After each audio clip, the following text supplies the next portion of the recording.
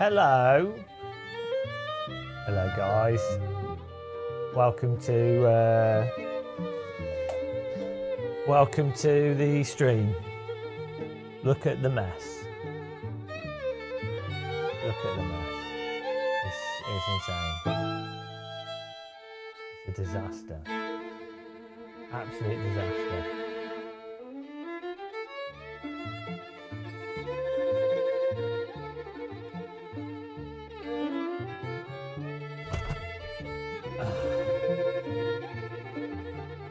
Hello, Dork.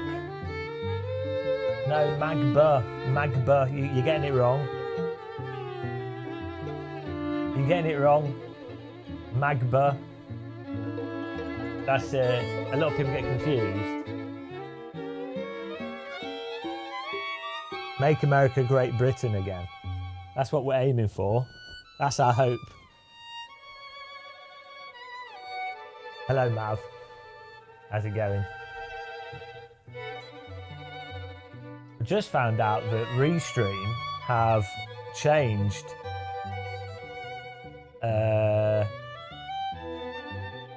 how chat works. I think Restream might have broken our chat room, which is fantastic. Oh, it's working on YouTube's coming through on the live stream.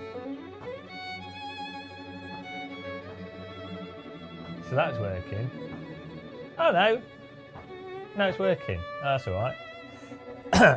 They've totally changed the oh bloody fireworks. They've totally changed the interface on Restream, which I use for my chat. What a disaster. Build the wall. Yeah, build Hadrian's wall. That's the wall we need.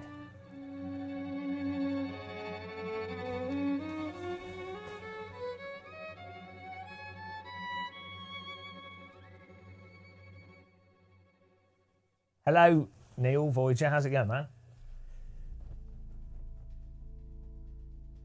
This is the opposite of a surrender flag. Finish. Or go. Hang on. Checker flag's just for the end, isn't it? Hang on, white flag's for the last lap. They'd have a flag for the start of a race, do they? Or do they? Green flag. Wildcat debate. About that.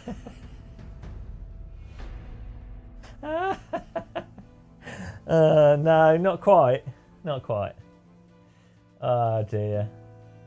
What am I up to? We're fixing stuff. Sorting stuff out. We haven't done anything on this rig for ages because we went to SimRacing Expo and then decided to catch European germs, and then yeah, and then that was good. So we've been editing videos. So I don't know if anything's working really. That's what we're finding out. Whilst the world falls apart. It's the way to do things. We'll drink tea. It's all good. Okay, we can talk about anything as long as we're all on the same. Everyone got the expo flu. I imagine a lot of people do. I don't know what it was that I got. It wasn't flu. It was like cold. Maybe it was COVID. I don't know. It wasn't that bad. It's just tiring. I don't feel that sick actually, but just exhausted from it. Probably caught it off Tortellini. He wasn't well when he's there, and I'm like, oh, and I was hanging around with him. And I was like, oh no. Probably Tortellini flu, ACC disease. The flight schedule thing. I've seen some of the stuff for Flight Sim. It looks awesome. Yeah, I think that'd be really good. Moser is sending us their force feedback joystick as well, so hopefully that'd be awesome. That'd be really cool to do Flight Sim with the force feedback joystick. Good day. You got the Sim Jacks. Oh, I want to try them. Yeah, I really want to try them. I know that the problem is they're a bit of a rip-off of Housing Veld stuff, and I don't want to promote stuff that's a rip-off of something, if that makes sense. But to be honest, I don't think Housing Veld probably care that much. They're probably like, oh well, you know, you don't. If you're the type of person that would spend £200 on pedals, you're not the same customer that would actually buy Housing Veld pedals, are you really?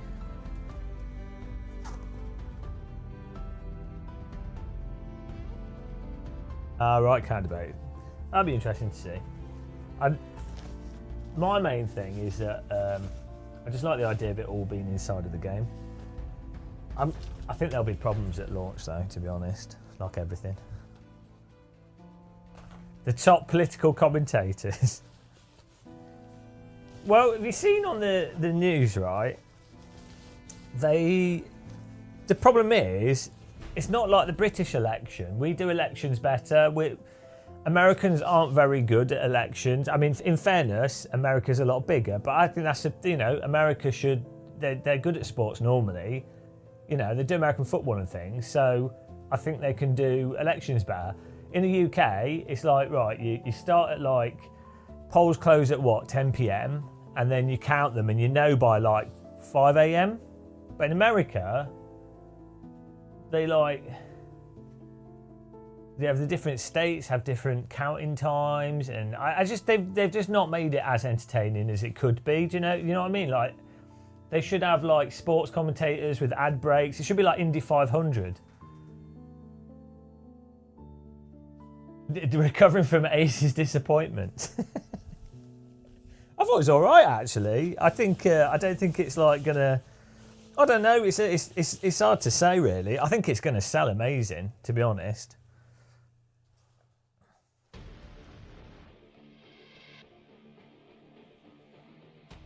Yeah, I don't think it'll be bad. I think it looks like it'll be a good game. They just have to get rid of that, whatever the input delay feeling is that's going on. Or whatever that is. That seems good. It's a bit dull. Might be next week.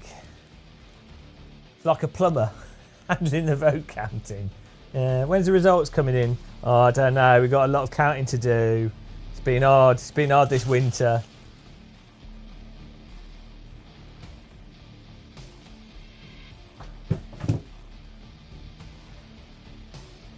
Well, it wasn't like AMS2 stardiness. That's the weird thing with Evo. It's like a weird. Well, first of all, the sim rigs were all set up bloody weird. A lot of them. But the difficulty is, in the demo that they had at SimRacing Expo, they didn't have any, like, you need a Formula car.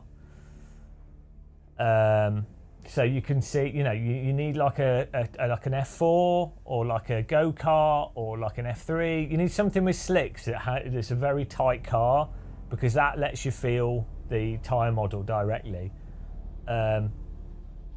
Everything they showed off at SimRacing Expo were not the tightest of cars, generally speaking. So, like the road car, I mean, it drove like a road car. The Alpine or whatever. That was on wet tyres. So, that's the thing. Like, you need a car. You need a car with slick tyres for you to then be able to really know what is the tyre model versus what's the suspension and everything else.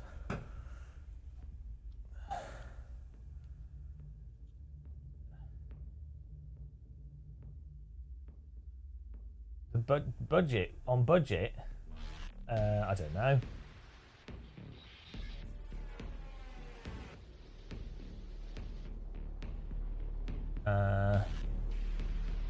iRacing's on sale. It's not on sale. Yeah, I mean, it might say it's on sale, but it's not really on sale. You have to keep iRacing costs like £300 a year. That's just how much it costs. Even when it's on sale, that's how much you end up spending if you play it. Doesn't really make much difference if it's on sale.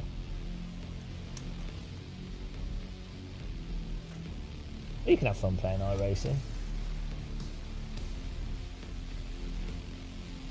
Plug my chat room in here. Here's this one.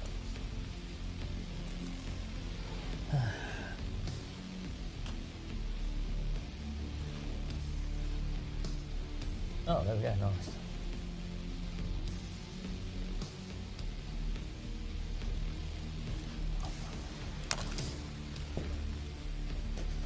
Ow. Did I get any new hardware? I haven't got any new hardware, no. I don't really... The thing is... What do you need? What do you really need? Like, once you've got like an OK DD wheel, then you're like done really, aren't you? Like, there's a whole industry around all the wheel rims and things. I think like a motion rig would be nice, like some motion actuators, but ultimately it's the software's the sticking point, isn't it? So yeah, this is the chat room. It's a little screen that plugs into my streaming PC.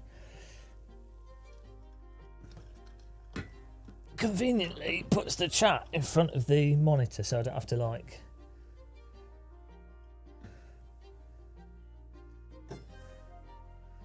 So I don't have to look miles to look at the chat. It gives me a headache.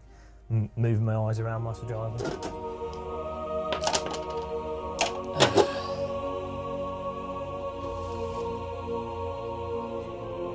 Oh, thank you. Hell Knight.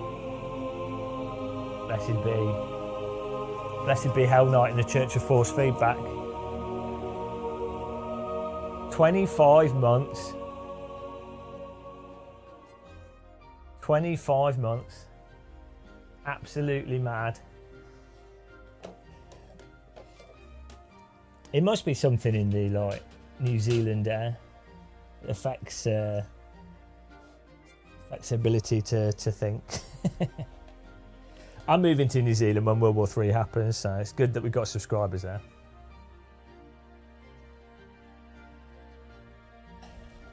Well, it's fun. I can hear fireworks outside. It's a bit weird actually, isn't it, having a bonfire night on an election night.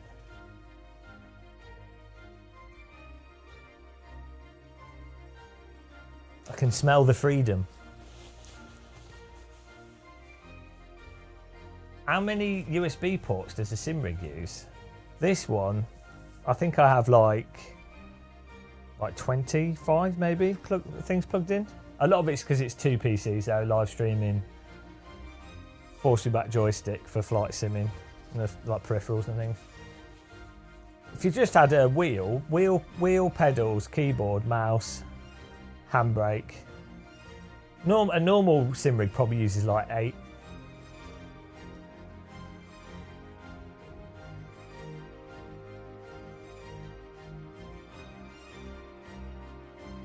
Well, I think if Trump wins the election, I think it would have quite a dramatic effect. I think it would force, if Trump wins, I think it will force the EU to build the European military, spend more on EU military spending. I think, weirdly, if Trump won an election in America, I can imagine it unifying Germany, Spain and France. And then I don't know what Britain might. I don't know what Britain would do because obviously we're financially tied into America. We're basically America. we're like America's little European aircraft carrier. So yeah, it'd be interesting. Economically, I think Trump could be an absolute disaster. But then who knows what would pan out from that? It could be really interesting. You have the results are absolute immediate economic disaster if Trump actually does some of the policies he wants to do, or managed slow decline through the Democrats. Although the Democrats do have some quite socialist policies, but then again they're neoliberal and also they're American, so it's very weird. Who knows? Who knows? All we know that will happen is the average person's going to lose out. That's for sure.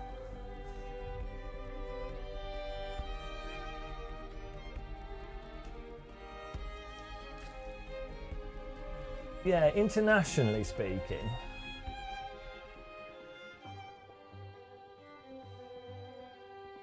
Yeah, a lot of the coverage is obviously from an American perspective. But I don't know, internationally speaking,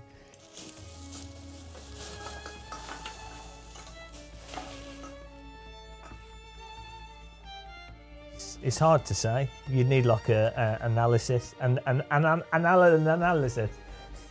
You'd need like a whole bunch of people that are military analysts that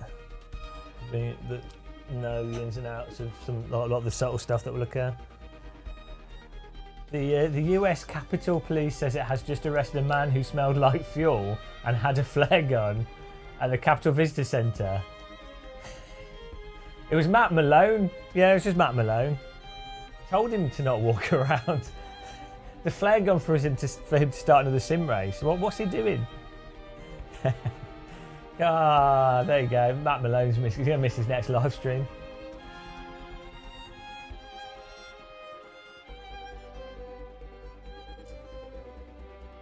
I don't know actually. I couldn't smell him at SimRacing Expo because there's just a general waft of sweat at SimRacing Expo.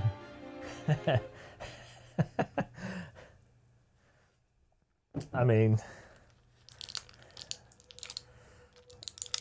that's pretty funny.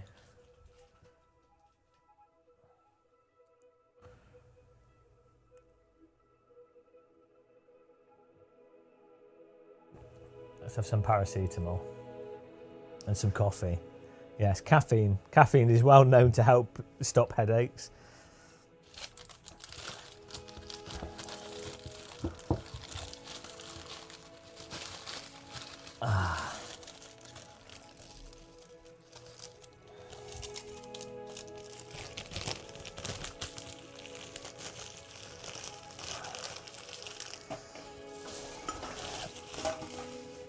Yeah, it's hard to predict how things will go because the problem with Trump is he's a chronic liar. So so regardless of if you like him or not, that's kind of beside the point. Like even he lies even for stuff that's within his interests. So it's hard to be predictable. You know, whereas I think the Democrats obviously lie still and they're useless, but I think they're more predictable. I suppose the problem that we had with the Conservatives in the UK is both Conservative and Labour chronically lie, but I think the biggest problem with the Conservatives, especially over the last 5 years, that put aside all the corruption and the terrible just them being shit in general, they're not predictable. That's the problem. Just completely unpredictable. So that's a bigger issue than being bad. It's like something can be bad. It's like iRacing, guys. Its time model can be terrible, but it is predictable, so you can learn to deal with it, right? Whereas if it's unpredictable, you can't learn around something that's bad. You can't work around something that's bad. So I think that's the problem with Trump, and that was the problem with the Tories, is they're just utterly unpredictable. Like you can't even work out their own goals because everything they say is a lie, or they're just incompetent.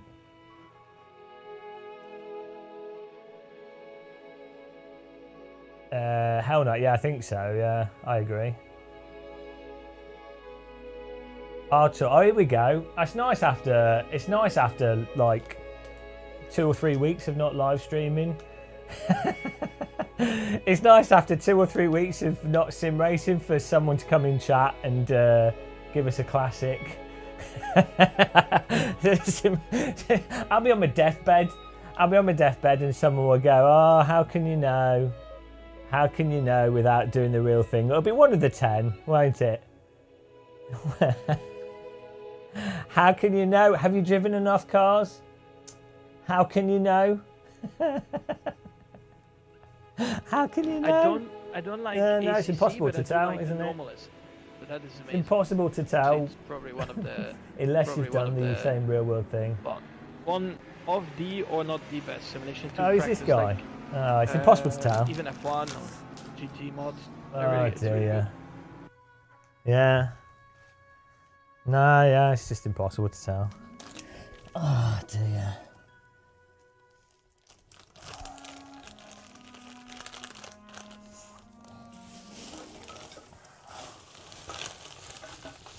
What would be better for trade with China?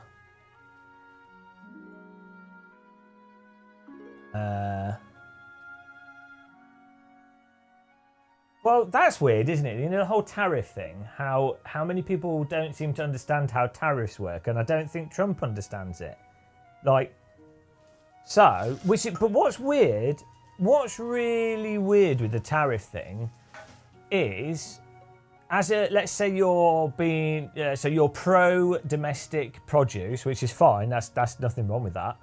I mean, you can make arguments either way. You're pro-domestic produce, and you're like, this other country's producing goods for cheaper than we can compete with domestically, so we're going to disincentivize people buying, we're going to disincentivize local businesses buying externally so that the local economy has a chance to compete with the external economy, because we've basically blocked those external prices, right?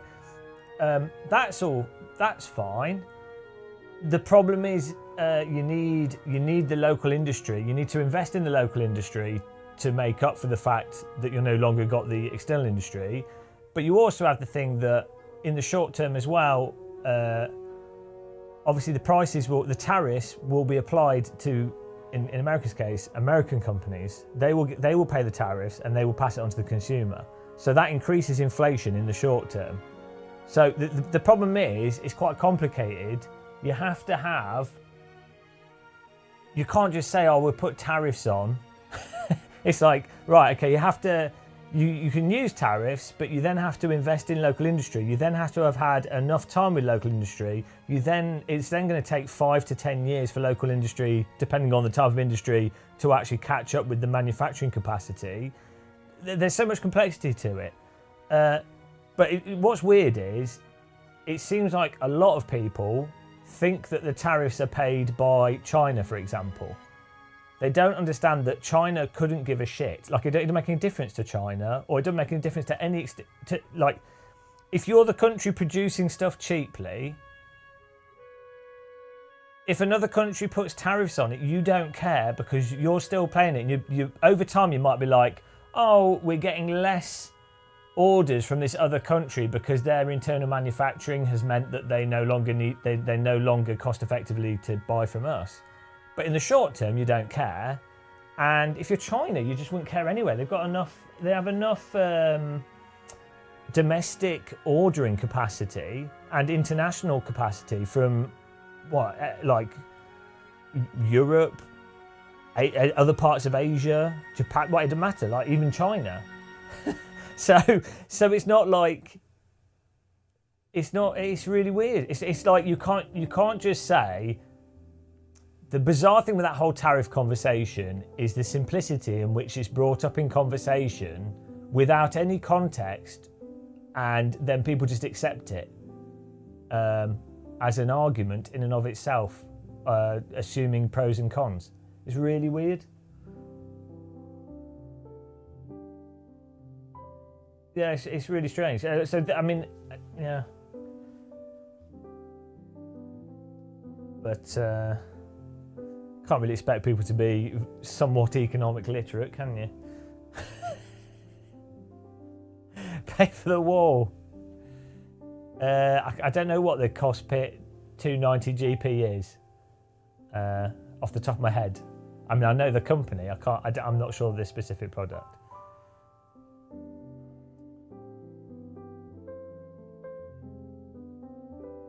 Yeah, hell no. Well, that's what I've just the Trump economics. The problem is, he's mental, just in general, but also it's like I don't think he understands anything. So, and yeah, it's just really weird.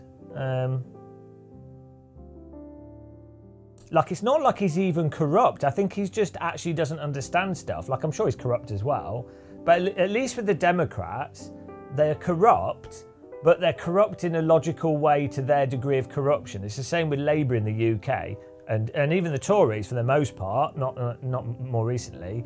Generally, governments are corrupt in a predictable way of corruption, which you can then work around. As I say, it's like iRacing's tyre model. You know it's shit, but you can learn it because it's consistent. So then you can work around the problems and get the best out of it, even though it's fundamentally flawed. That's what most economies and governments are like, you know, and business. Most stuff is crap, but if it's consistently crap, you can at least work out some logical, you know, you can at least use your brain to work around how it's crap to try and get the best thing. If something's like erratically crap and completely unpredictable, it's impossible. It's unworkable. It doesn't even matter what you like or dislike. It's just unworkable. It's like if you're in a thunderstorm in a boat and there's waves coming at you from every angle, you're bollocksed. You can't point your boat in one direction to not be tilted over by the big rogue wave, or, you know, you can't go, oh, the wind's coming from this way and the waves are generally coming, they're big waves. Oh God, we might capsize, but at least we can point our boat this way. So you're like, well, the waves are kind of erratic, but we kind of know how they're coming, and we know boats tilt over if they hit us on the side. So we're going to hit the waves head on. That's fine, okay? It's a bad situation, but you can do something with it. If the waves and the storm and the winds are blowing all over the bloody place, and the waves are coming all over the bloody place, and you're in a little boat, you can't do nothing. You just sat there like a prune. So that's the problem. That's the boat analogy. That's a good analogy, guys. I should write a book about it. Thanks for subscribing, Ryan. You can't string a sentence together. That's me. Oh, is that Trump as well? Maybe we can get Ukraine to pay for the... right, so Chris. So this is the thing. I don't think people understand economics. Right, so... with Ukraine, do you think that America and the West are maybe... do you think maybe they have some like old weaponry and stuff that they kind of want to get rid of? Do you think that maybe when you've got a country that's at war with another country that's an enemy of your country, and do you think that you'd be like, hang on a minute, let's just dump all our old equipment on them, and then we can manufacture new equipment and use that as internal economic stimulus, because we've got to employ people locally to produce the new weaponry. And so they're taking all our old stock. But what we'll do is we'll say, oh, well, we've given them £10 billion of weapons. It's like, well, yeah, technically, but they're all stuff that would have been in a shed. Like, and then also you have to think as well, if your goal as a country is to be a leading country, like a power, like you're trying to be, you're trying to be a top power, right? Would you be like, oh, shall we go to war with people directly? Or, hang on, we've got a country here that's got a whole bunch of people that are willing to die to save their country. Oh, hang on, we can use them to fight one of our enemies and not lose any of our own people. And we can give them old weapons. And, yeah, and then, well, it's, you know, it's win-win for, like, the empire, isn't it? It's not, I don't know why that's hard to understand.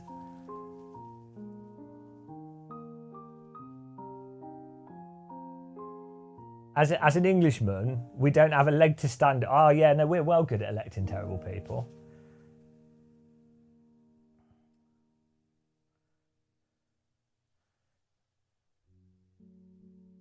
Yeah, you need to invest in weapons manufacturing company. Yeah, go for it. You were just no, I've stopped Leo from voting. Oh dear. I'm voting for SimRacing.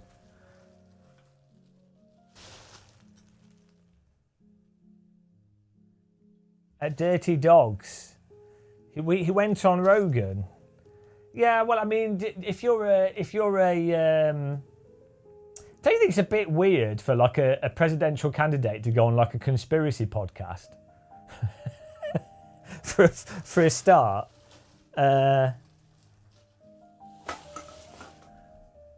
Also, you kind of do go on stuff that's aligned to you politically. So like, I'm sure the Democrats went on like media that's biased towards Democrats. You know, I mean, Rogan's insane. Honestly, like Joe Rogan's mental. The way that he just gives a platform to people and sits there and doesn't question anything that they say. It's really, and the weird thing is that people are like, oh yeah, that was good. And it's really weird. You've got a lot of these sort of grifter podcasters that do that. They'll have guests on, and then they will act that they're allowing the guests to talk and that they're open-minded, but they tend to only have a certain selection of guests on, and they also don't really question the guests on actual pertinent points, or like they'll let a guest say something that's categorically mental and not, you know, not really follow it up properly. It's really strange that people accept it. Who's the like Lex Friedman does it.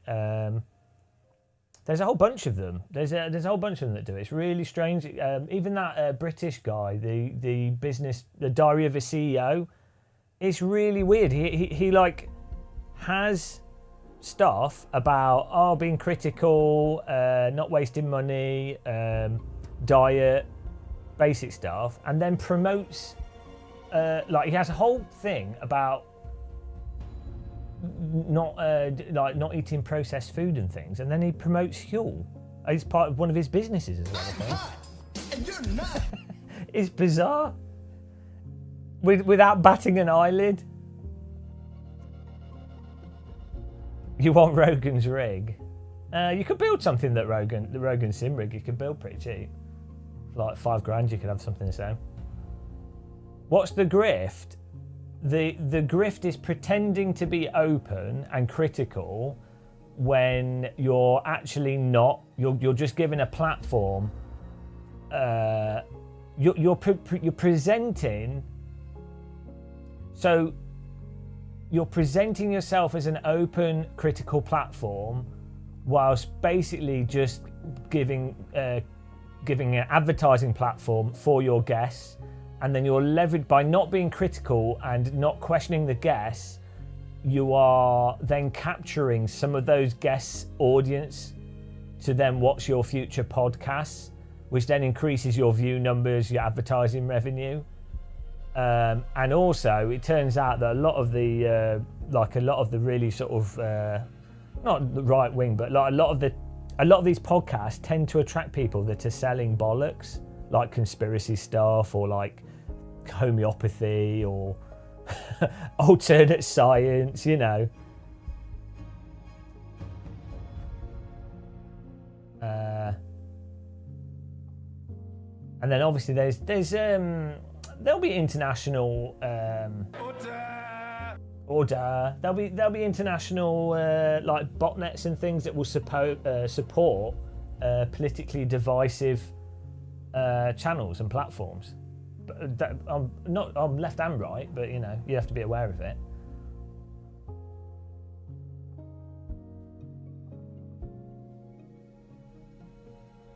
Yeah, people should change their opinions. Yeah, but people should change their opinion based off what's evident. So if quality evidence changes, then you change your position. But you don't just arbitrarily change your position based off who you happen to be talking to at that point in time, do you? That's the thing. Where's Techno Viking? I know he doesn't want to be famous, but Techno Viking's a legend. Let's see if I can get this camera working. Hello. Turds, how's it going, man? You've all been missed. Didn't miss me.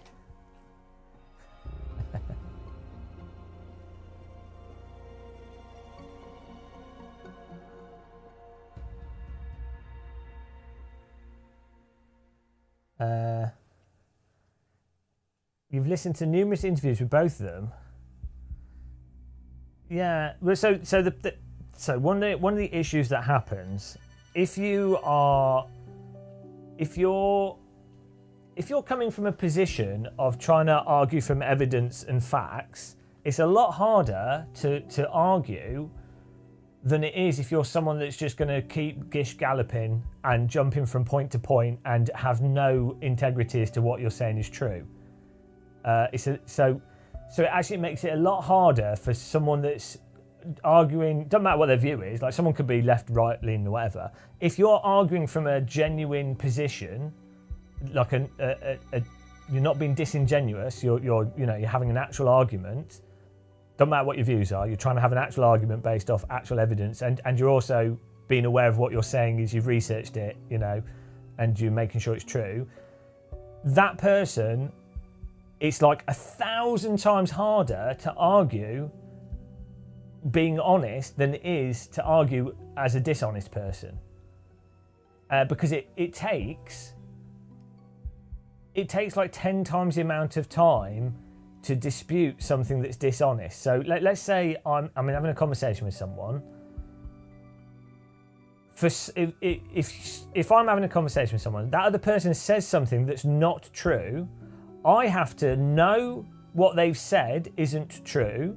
I have to understand the sources and the rebuttal to what they've said that isn't true, and then I have to be able to explain it in a way that they can understand it, hopefully, and that the audience can understand, which requires me to understand the understanding of them and the audience, whilst also having the facts and also probably having multiple examples, and also, to then dispute what they've said that isn't true.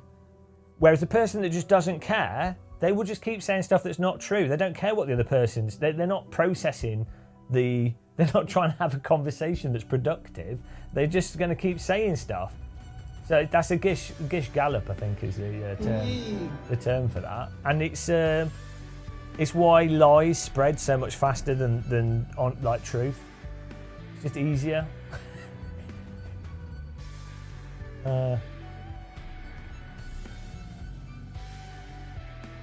Turge, people stop listening to subjectives. Adjective. I don't know what you mean. I mean, you might have a point, but I don't understand. Christian, have you heard her? It's insulting for average IQ people and above. Trump talks day one decisions. Is DD1... Oh, here we go. SimRacing questions. Craig, is DD1 equal to your current rig? Yeah, pretty much. Like, anything from like an OSW upwards, DD1, DD2. I mean, Mozart R12 smoother than the DD1, but it's basically the same. All the DD wheels are basically the same. The problem's the video games, the different sims.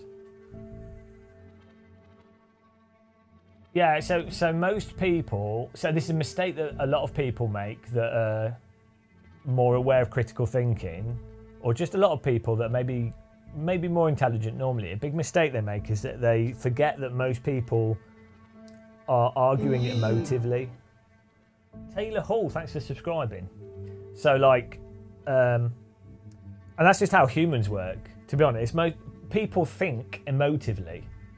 It's like they don't break down arguments and go, oh well, here's the nuggets of evidence for that argument, or here's the logical coherence. Basically, people go, how did that person make me feel? Oh, okay. I trust what they're saying, or what they just said. Oh, that feels like it's true. Okay, that's how most people think. That's how everyone, even critical thinkers, that's how humans just think. And so you have to really fight against that. You have to go, oh, okay, well, that felt like basically, you have to have, what's the mental condition called, where you have to sort of be inherently contrarian, so that, and part of that's a personality, and sometimes a personality disorder, which means that you'll basically go, well, you just don't trust anyone, or if you're agreeable, you basically just have to go, okay, well, that sounds really good, but let's just take a step back and let's just look at the facts of what you've just said, or the reasoning, and then let's work through it.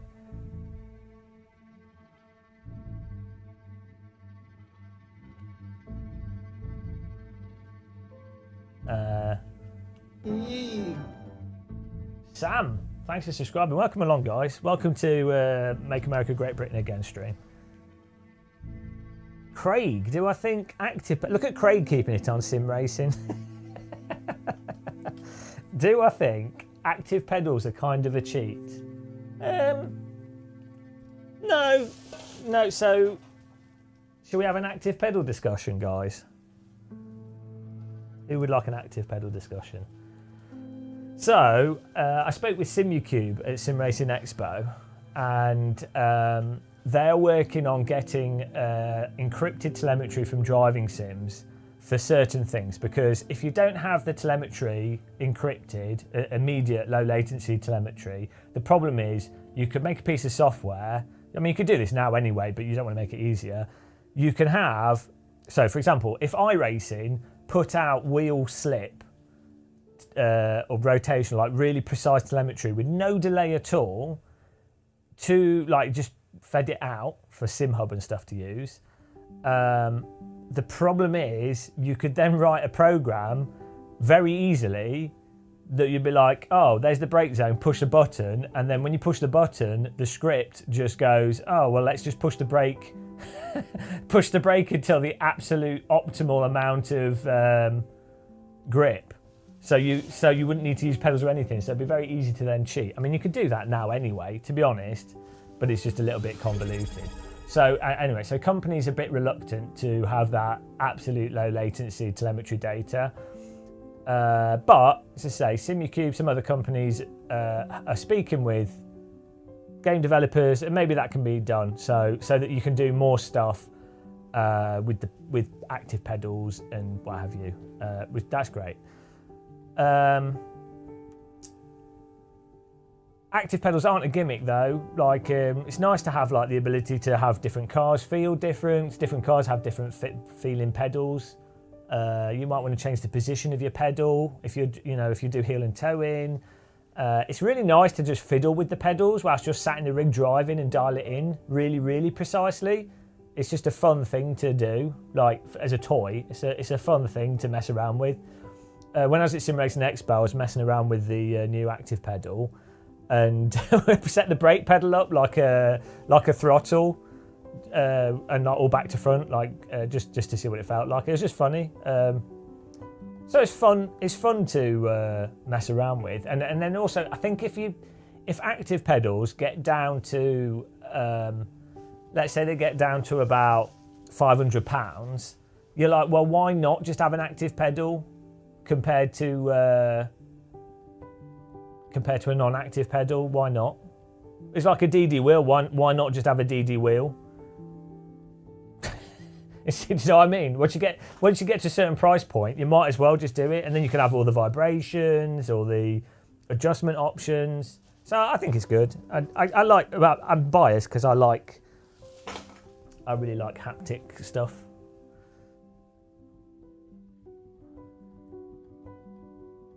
What do I think of the Lex Friedman podcast? Lex Friedman's an absolute idiot. He's a complete moron.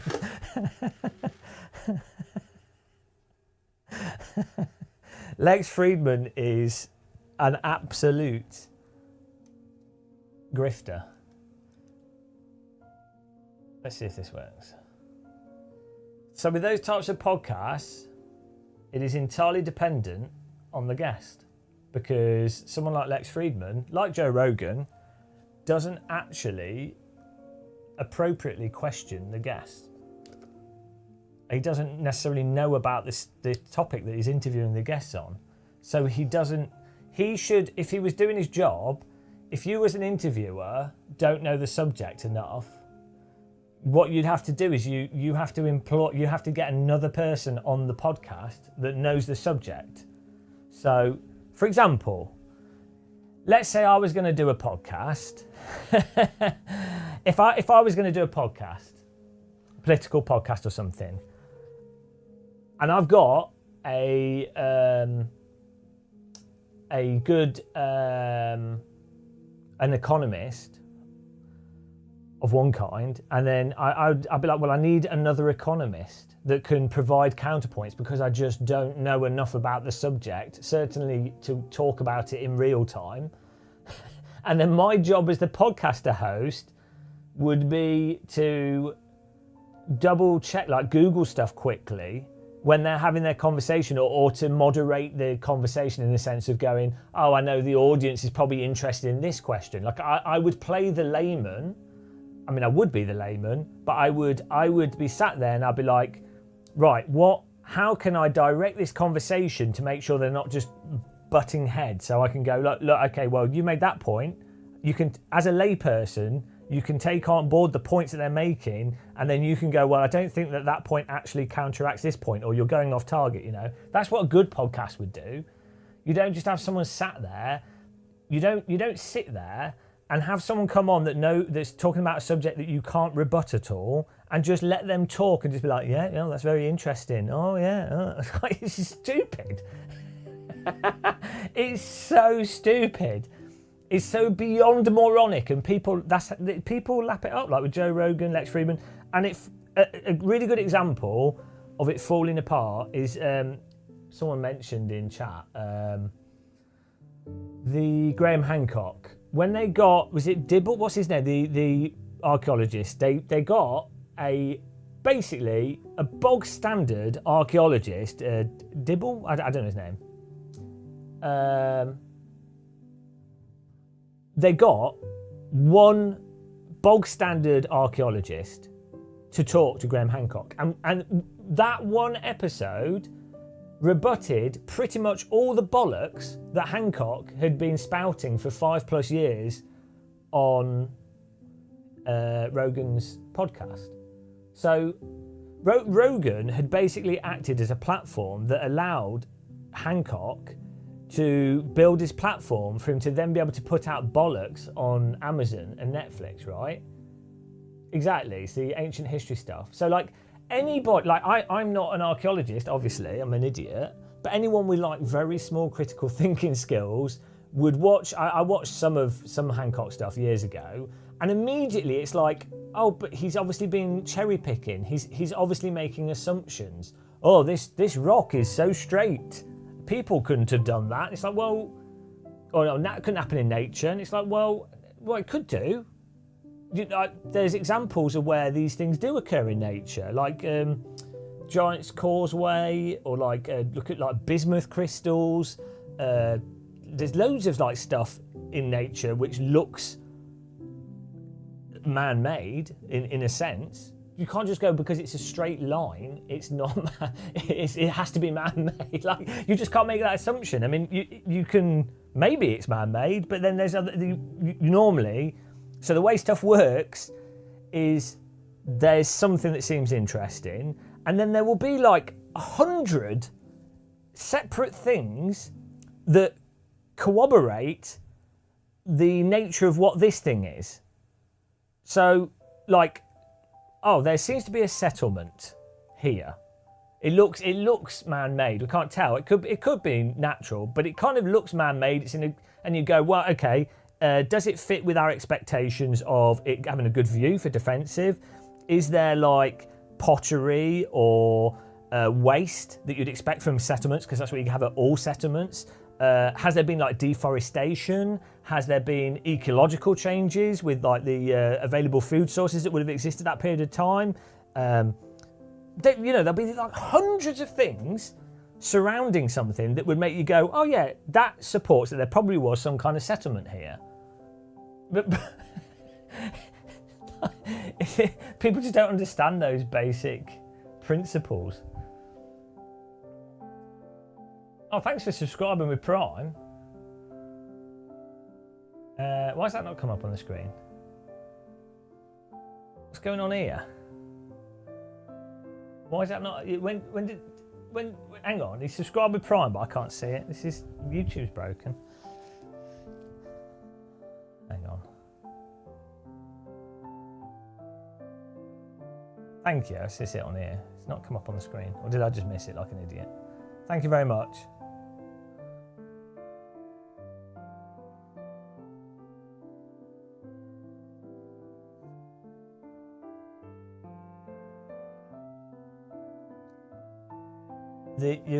What's that? Quite Bite? You think you should have watched the episode? Which episode? Oh, what, the Dibble Hancock thing? Yeah, I mean, I think for entertainment, I quite like the idea of ancient alien stuff it's not like Stargate or something, which we all know is true. It's entertaining, but people genuinely think of it as literal.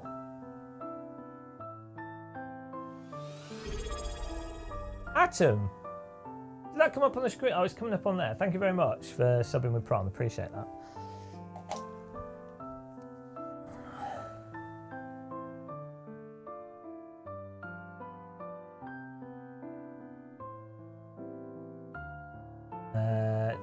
Tony, you think people can be persuaded and everyone has an angle to profit from?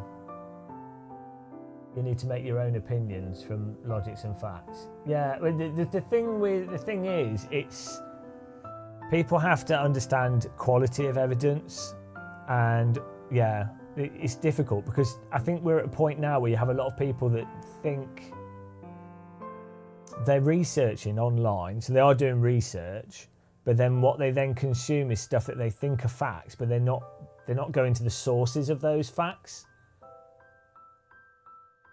So, it's like you get the people that say, "Oh, do your own research," and they don't do it in a good way. Like you can, it's totally valid to say to someone, "Oh, this is quite a complex topic. I've presented a few arguments. I can't add any more. Do some more. You should do some research into it." That's a fine thing to say. But if someone says something that's completely bollocks and then says, "Oh, do your research," as a way to shut down the conversation, that's a problem.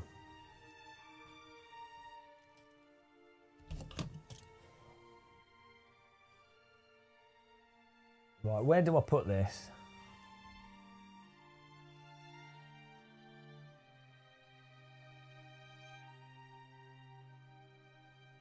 Shocker, you vote for Gamer Muscle to be president of the tea. I'd drink it all. I'd be a terrible tea president. All the tea would be consumed.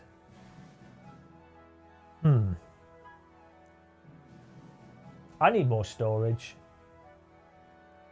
I've absolutely run out of storage. If DD Girl, Quiet Bite, had a podcast, Game Muscle's critical thing. Ah, wow, yeah. First, I wouldn't even argue with that. 100%. Look, when it comes to attractive German women, my brain falls off. drops out my nose. Ow! Just being tripoded.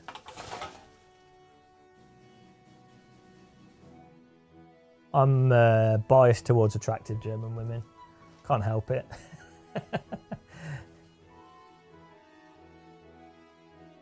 Interesting. I'm glad to see you're following from across the pond.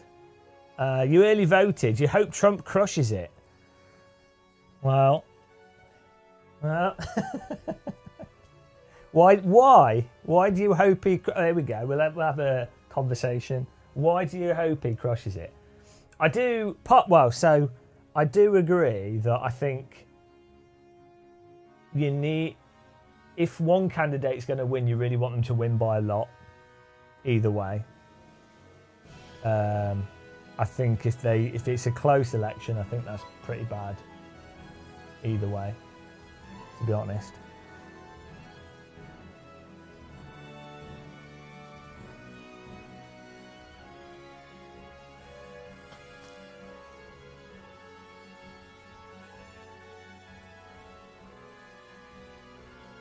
Do I think Starmer's doing a good job? I don't know. It's too hard to say. I mean, Britain's absolutely destroyed thanks to 14 years of Conservative rule and corruption. It's too early to say. Personally, I don't like the Labour Party that much. So, but regardless of that. It's just you can't evaluate a political party in a year. Like, they've not even enacted anything really. I mean, I guess they've just done the budget. It's not like the worst of budgets, but I don't think it solves the underlying problems. But yeah, it's just too soon to say really.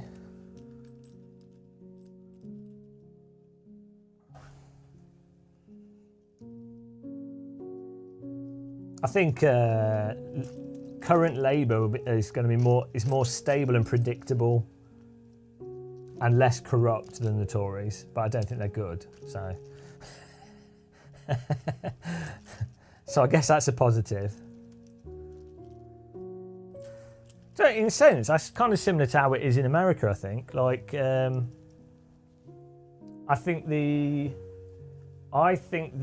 Democrats are more stable. Well, it's just a fact. The Democratic Party is way more stable than the Republican Party. I don't like them. It's just more predictable.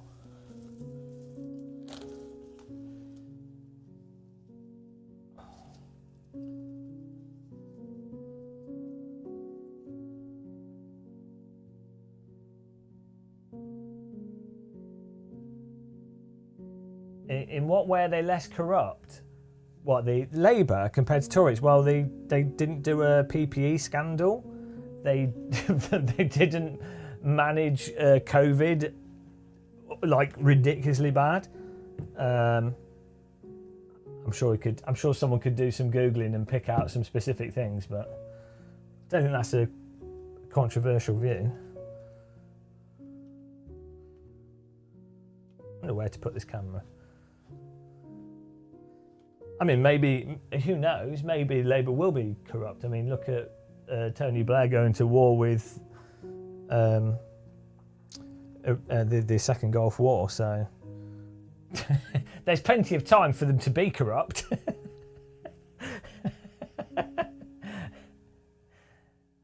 Yeah, well, yeah. Well, I don't think the Liz Truss thing wasn't, weirdly, I don't think that was corruption. I think that's just her being a complete moron. And there's more interesting stuff to that whole budget situation. But she didn't actually crash the pound. That's a whole nother conversation. That's a whole nother... There's the Liz Truss thing and the crash the economy meme is a whole nother interesting... So there's the media narrative of that and the crash the economy that both the left certainly jump on and the right also jump on, but the mainstream general press jump on it as crash the economy.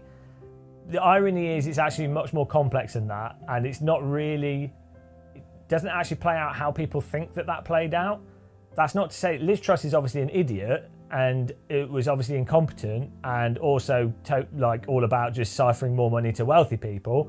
Don't get me wrong, I don't agree with her politically. However, if you actually look into the economics behind the crashing the economy and how money works and how deficits actually work and how government funding and how the Bank of England operates, if you actually look into it, you'll find it's a lot more nuanced and not quite as simple as Liz Truss crashed the economy.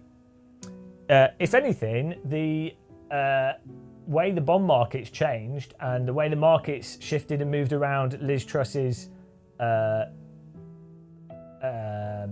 budget, it demonstrates some really interesting aspects of how the markets actually operate in the UK and how money actually operates. So it's worth reading up on and looking into at more depth. But yeah, no, Liz Truss is a moron. Don't get me wrong. It's just really weird. The general narrative surrounding that is so bizarrely simple and repeated.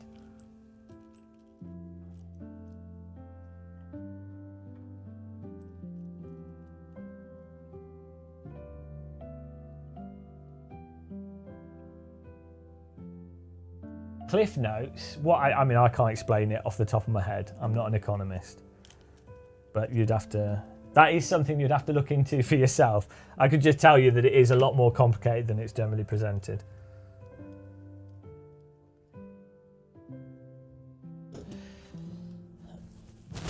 Needless to say, you don't as a government minister spontaneously announce far-reaching economic policy that's massively destabilising, having not actually consulted with the parties that it's relevant to, so that they can be prepared to then predict how they're going to move stuff around, and then for you to then know how that would affect the monetary flow or the presentation of stuff, for you to then enact other policies that mitigate the potential volatility that occurs from the initial policy change. Is that how we? But no, it's supposed to be like bamboo.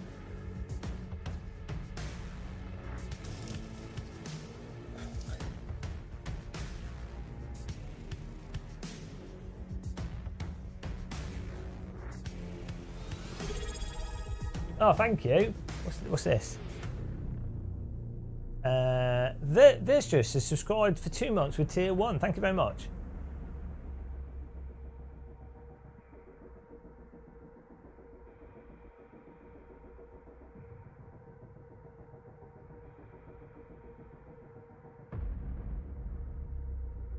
Hello Spitfire as well. Welcome. What? I don't think they do. Polls in the States don't close till 10 p.m, do they? Oh, I don't know where to put this. I don't know where to put my American wheel. My NASCAR. Officially licensed Fanatec NASCAR wheel rim. That's actually good with Fanatec. I think Corsair are going to do a good job with Fanatec. I do think that Thomas... What's weird, right, at SimRacing Expo is that Thomas, former Fanatec CEO, was like deleted from SimRacing Expo, which is really weird because I quite liked him in many ways. I'm sure, like, who knows what other business stuff's going on. I can see why people might not like him and, whatever. But from my personal level, I quite liked him in many ways because I quite like crazy people. It's really weird how, because Tom, like Fanatec and like Thomas and stuff, is like a sort of a part of SimRacing Expo going back, like because he's just a bit weird, and so he's just amusing. Just, like Amerce being at SimRacing Expo, or like, I don't know, there'll be other companies there as well.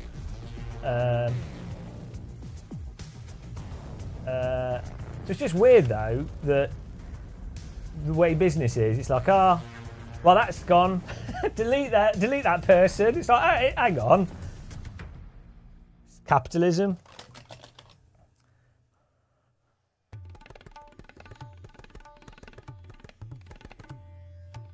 Everybody step in line for capitalism.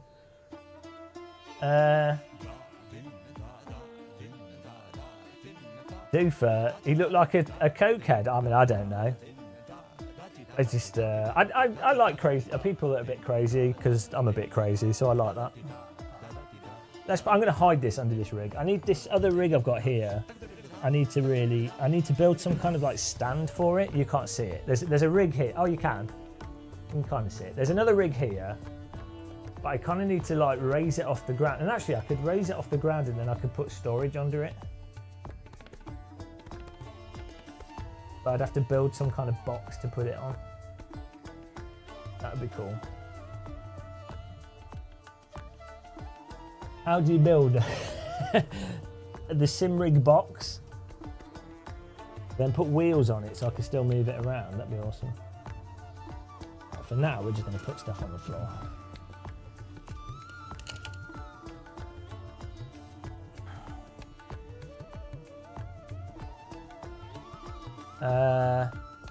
YouTube allow music now. I don't know what you mean.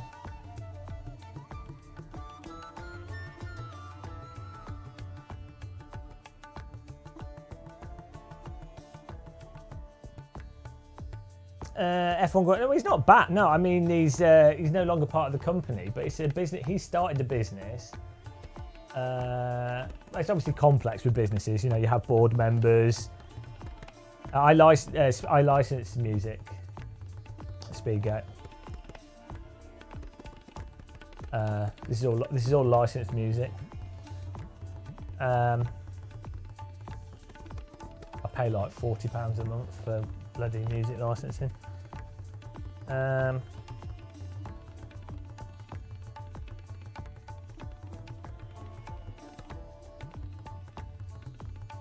still get DMCA claims.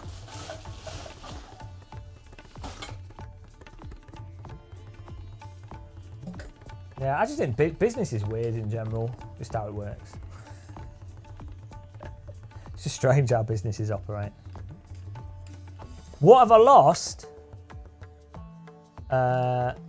Nothing. I know, I was just thinking, I've got another sim rig here. So the problem I have at the moment is this room's not very good for filming stuff on the sim rig.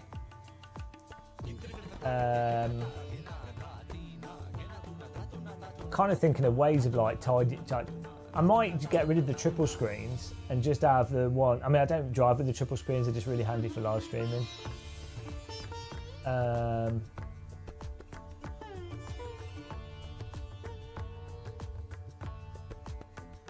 The problem is when you live stream, there's just so many cables. Whatever you do, it's really hard to get rid of the cables. And if you lock stuff away, like if you cable tidy stuff super neat, it's then very hard to remove and add stuff. But however you do it, you just end up with cables everywhere. It's all right if you're not doing live stream and you've just got a wheel and pedals and stuff. It's quite simple to have a tidy sim rig. But when you start putting lots of stuff on a rig, because you've also had the issue of cable lengths and maximum USB ports and things.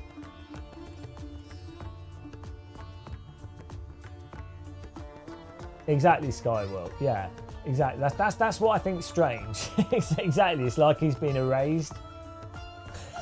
That's what's striking to me. Is like, so the reality is, you go, oh, business ownership has changed. Obviously, I could understand why there might be various beef with different people, and obviously commercially, you want to move forwards and all these things. So I understand that. And then you've got like interpersonal relationships and stuff. So it's the interesting thing is the capitalist motivation of, right, we need to move forwards from this and purge this memory, purge this memory of this thing to move forwards is more important than this is the reality of what happened, or this is what actually went on. It's just really weird. It's like it's not even about if you like or dislike someone. It's just it's not human. You know, it's like in a company when someone gets sacked or something, and like one day everyone is a colleague, And the next day, that colleague is sacked, rightly or wrongly, doesn't really matter. And then it's like, oh no, different dynamic now. It's like the humanity is just removed from it, but everyone just accepts it.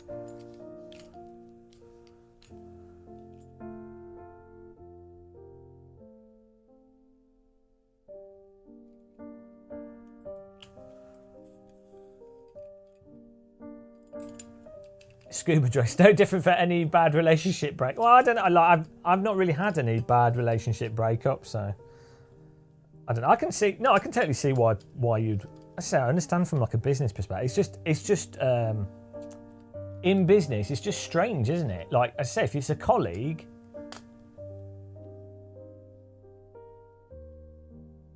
but corporate structures and capitalism makes people behave in a way that they otherwise wouldn't behave in, and it's completely artificial. And I think that's what's very striking. I think that's a good way of putting it. So I think it's strange with all businesses when that sort of thing happens.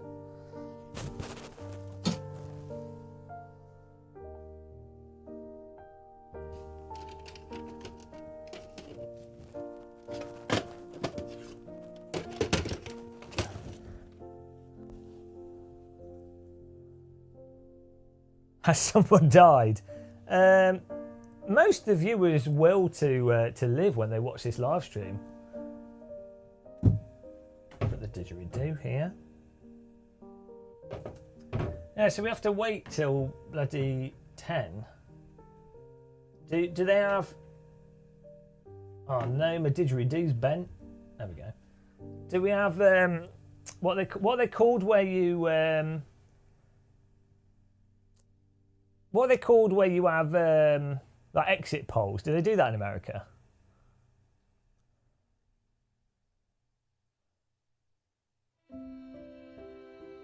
What's HH? What does communism have to do with anything? Right, hang on. Right, oh no. So, because I was talking about some aspects of capitalism, you've automatically, in your head, assumed I was making an argument for communism. Now, the problem is, as well, is that communism isn't a specific singular thing. So it's very weird for you to jump to that. Phantom Racer, 37 months. Thank you very much. They do have exit polls.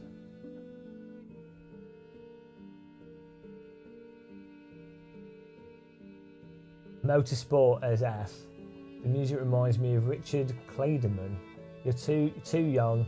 I'm proud to be too young. It's not normal anymore. I'm normally the old one.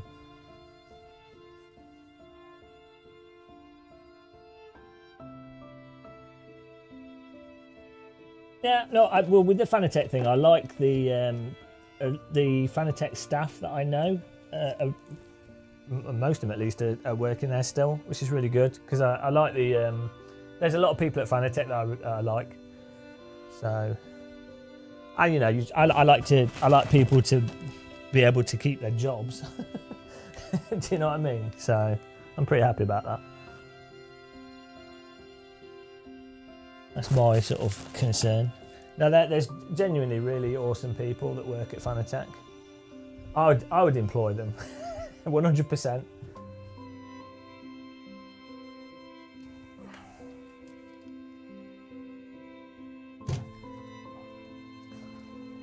I'm gonna hide. I'm playing hide the item, hide the camera rail. I've run out of storage. This is the thing.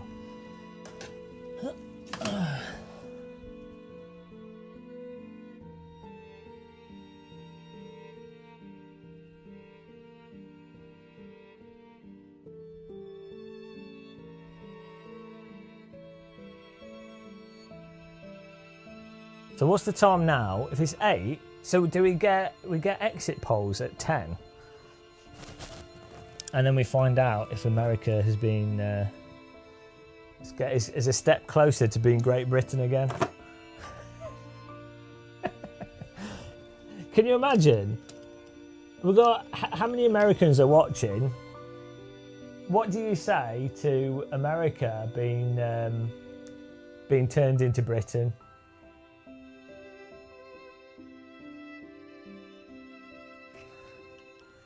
Well, hell no, it's difficult to count votes when you can only count to 10.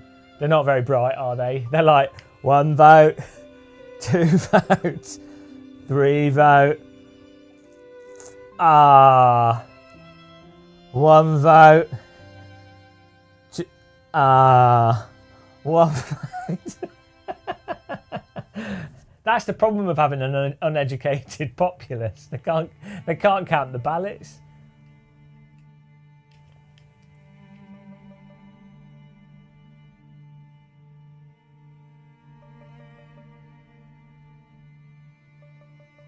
No, you don't want to be British. You don't like tea. No, like right. Think of it this way. So, just think how much better America would be if it was British. Like, first of all, you guys, they would have to change their accent. Like it would just happen. Day after the election, they would be talking with a British accent straight away. That's how that works.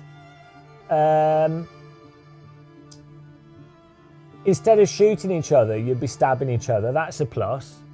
It's way more fun. Like, shooting people is pretty boring. Stabbing is where, I mean, look at medieval times. How cool is like jousting tournaments?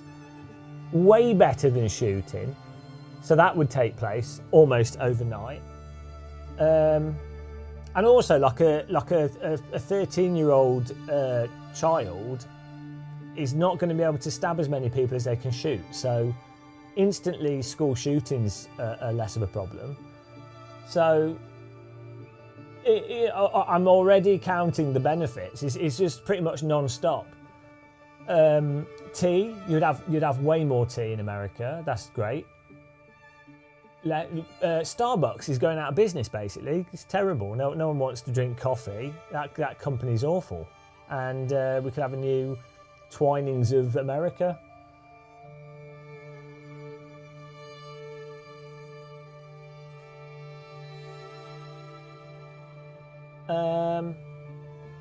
What other benefits are there? I mean, I'm sure there's plenty. It's just hard to pick them off the top of my head.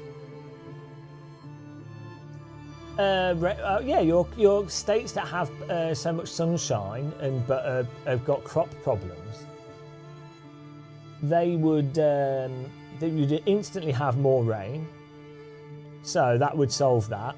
And there's quite an issue with crop problems in America, isn't there? So that's a massive. That would improve the economy for crop growing. Yeah,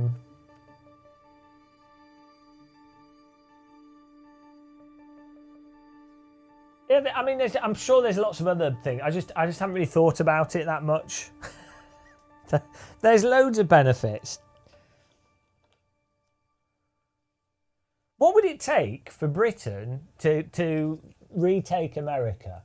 Like, we would have to invade, wouldn't we? But we could just invade. You could just invade the government. Like, you don't need to invade the whole country. So let's say you just parachuted over the White House. Apparently, you only need a few thousand people to storm the Capitol. So, I mean, that seems like a bit of a security oversight. So you could just get. We've got pretty good. British people have pretty good special forces. Parachute the SAS into the Capitol Hill building just before they're about to say who's won the election, and get them to say, "Oh no, the king won." the king won the election. The evidence is clear. There was a clerical error going back a few hundred years. King won. We're now British. That's all it would take, just to sign in a document. And would the country be worse, though? Really? Would it be worse?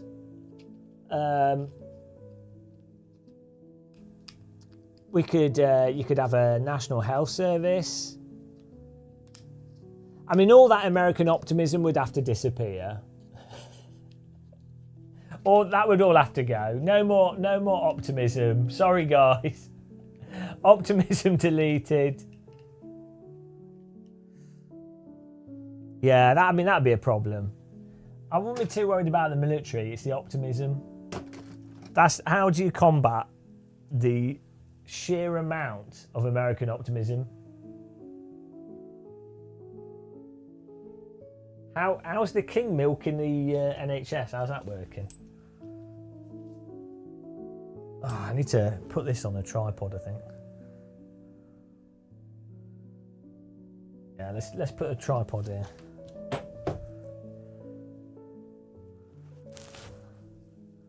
Oh, I found a adapter, camera adapter. That's good. I was looking for that.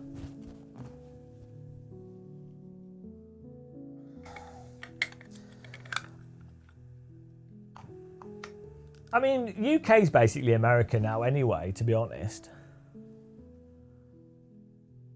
Oh, well, that's all right, Hell Knight. So, yeah, there you go. If we subject them to rampant British weather, they'll be miserable in no time.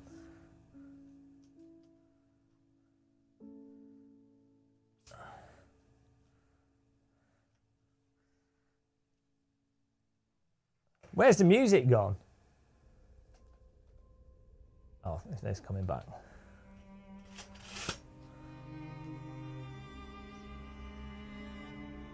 I was watching recently. There's that British spy ring from the 1940s to 1970s.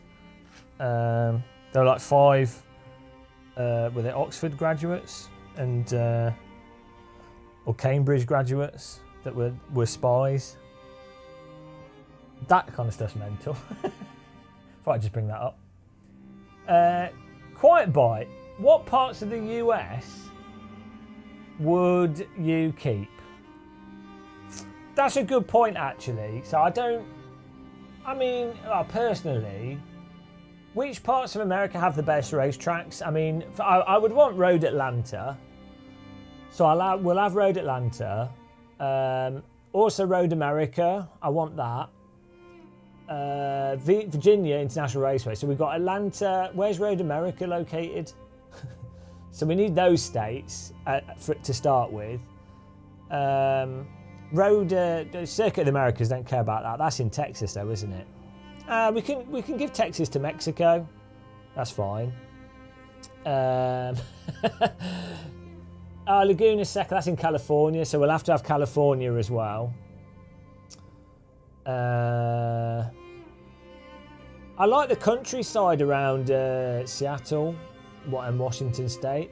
Is it Washington? Yeah, Washington State. So we'd have to have that as well. I don't really need Alaska. It's too cold. We could give that to Russia. I mean, I guess there's lots of oil there, isn't there? So maybe we want to keep that for the oil. I just can't be bothered with all the ice and polar bears. Do you know what I mean? Sell it to Canada. Maybe we can trade Alaska for Toronto or something.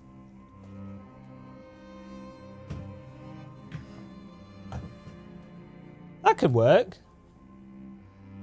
What would Canada give up for Alaska? Who would? I mean, because oil's going out of fashion, so yeah. But oil's useless these days. It's all about solar panels now. No one cares about oil anymore.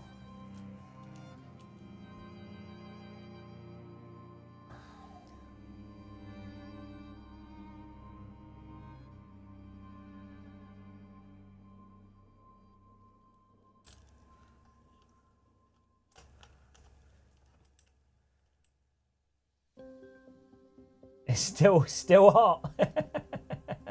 It's out of fashion, but it's still hot. It looks a mess if I put this camera here. It looks a mess. It looks like the nice Clean background is ruined.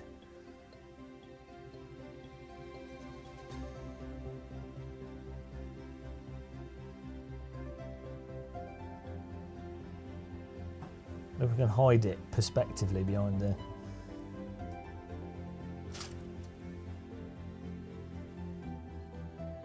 I think if we run on a platform of Magba, do you think it's too late to get our ballot in? How do you get on the electoral ballot in America? What do you need to do?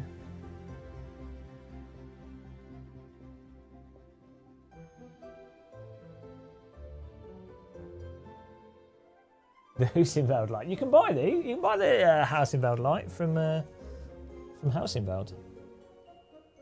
Oh, there you go. We can hide this here. I'm not sure if it can see the wheel, but oh well, it will do.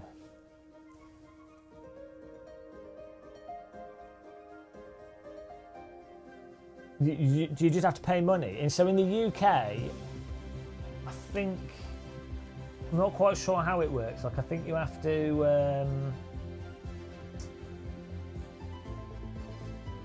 to get a certain number of votes in a local election or something first, or can you just pay? I thought you had to get a certain number of signatures. Let's have a Google it. This is important to know.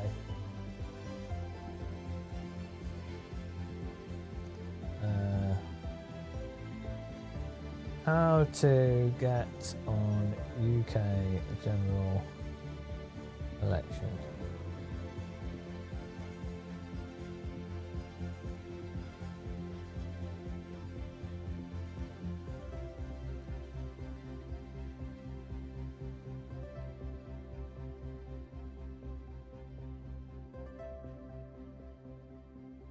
Oh, I don't know how you do it. But is that for a local election though? I think to be.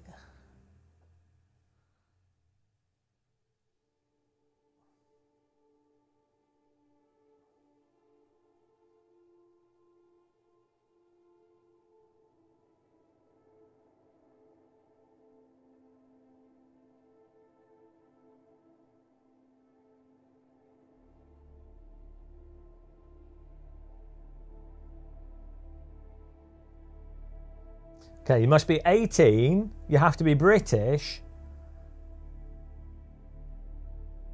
You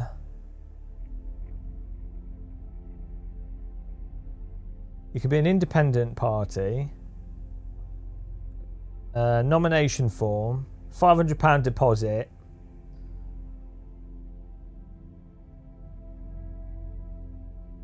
You can't. Yeah. So basically. The thing is, you can't win a general election because you would need enough seats in Parliament, wouldn't you? But so as an independent, yeah, you could only win a local election, and then you'd have to build your party up to then become a big enough party to get enough seats in Parliament to be the Prime Minister. The Prime Minister sounds like something from. Transformers. I am Prime Minister. The Prime. Sounds better than President, let's be honest. President sounds a bit lame.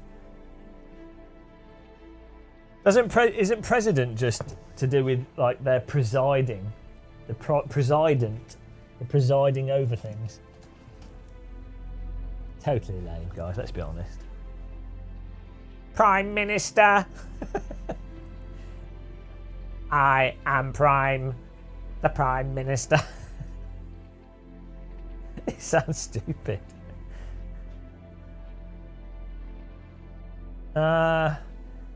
Do I use Google? No, I use ChatGTP for everything now.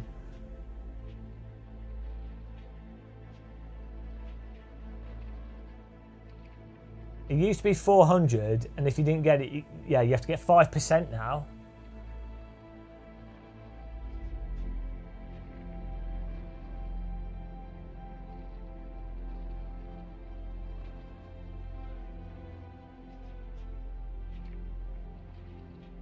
Hang on, what's this? TC Sim Racing, what were you asking?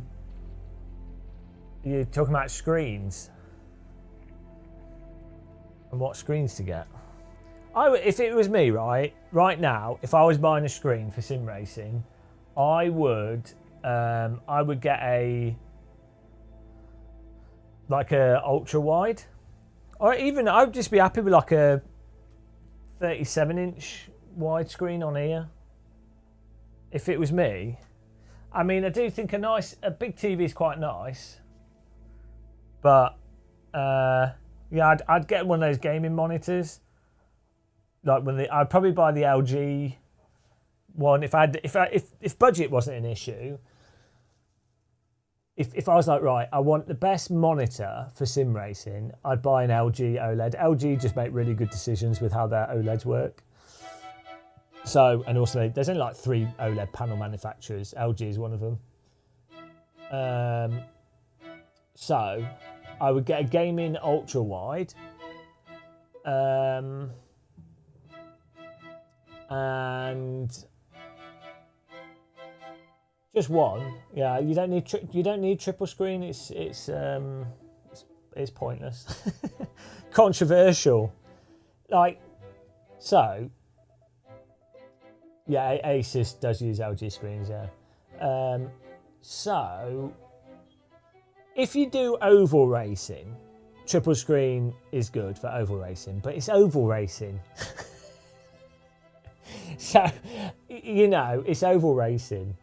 It's not real driving, is it? Let's be honest. Maybe if you do rallycross and stuff, but like, yeah, if you're doing normal sim racing, most people, you don't need it. You don't need it at all. Like you've got, most sims have like some kind of car radar now. Most sims have pretty decent audio, so you can hear where other cars are. And most tracks that people race don't have those crazy right angle turns on them, which having triple screen helps you see the apex. And then sim racing is more about repetition. So, yeah, unless you happen to drive a lot of really tight, windy tracks or like, you know, stuff that has like that Norse ring type corner, or you do oval, you really don't need troubles. You can also push a button to look left and right, and you know what people can and can't do. Like most people.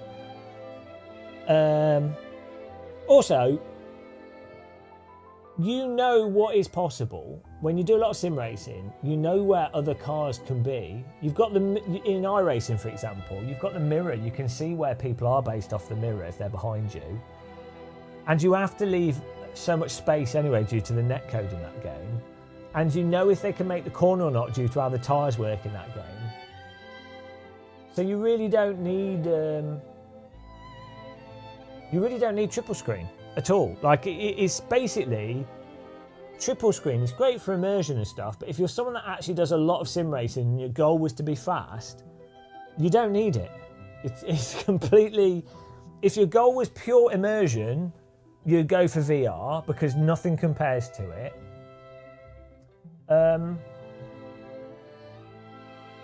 Yeah, triple screen is good for people that have not yet really learnt the reality of how sim racing actually works and how racing in sim racing is mostly hot lapping. The vast majority of it is hot lapping, and then outside of that, it's you just preemptively holding a line, like you're not reactively driving, because the sims like iRacing doesn't support it. And most people are driving GT3 cars, which are so sluggish. You're not going to be reactively driving with a GT3 car because they're too slow to reactively drive properly. It's like, oh, I'm going to do one move per corner. You know, so I guess if you drive a lot of Formula Ford, that the triple screen helps with stuff like that. But most of the content and most of the Sims people play, triple screen is basically pointless. From a, you know, it doesn't really help you that much. Says the man with this huge triple screen setup.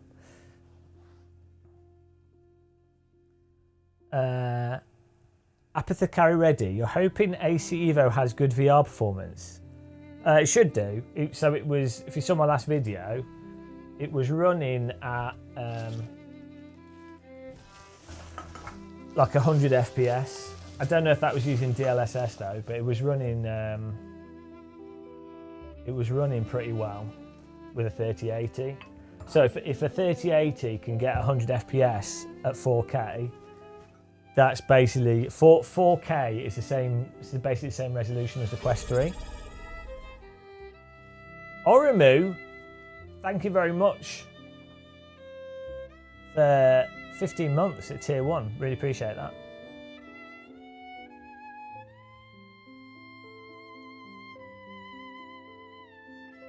I keep calling it that, yeah. Well, I wouldn't on purpose, but now everyone keeps having a go at me. I think I might. It gets delayed by a week every time I say it.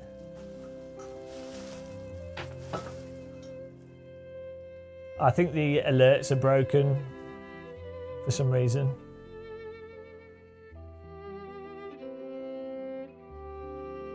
Oh yeah, drifting. Yeah, triple's good for drifting for sure. But then VR's better for that again. But yeah, I guess if you... But then, so like triple 27 inches is fine. And then you just tilt... It's just being able to tilt the side screens, isn't it, really? Let me refresh this and see if it works. This breaks when we have it, when we don't live stream for a while. I'm gonna get a drink. I need to put some food on. It's named Evo. That was well funny chatting with Marco. I'm proud of that interview. I thought it was suitably ridiculous. I need to try and mount this handbrake on here.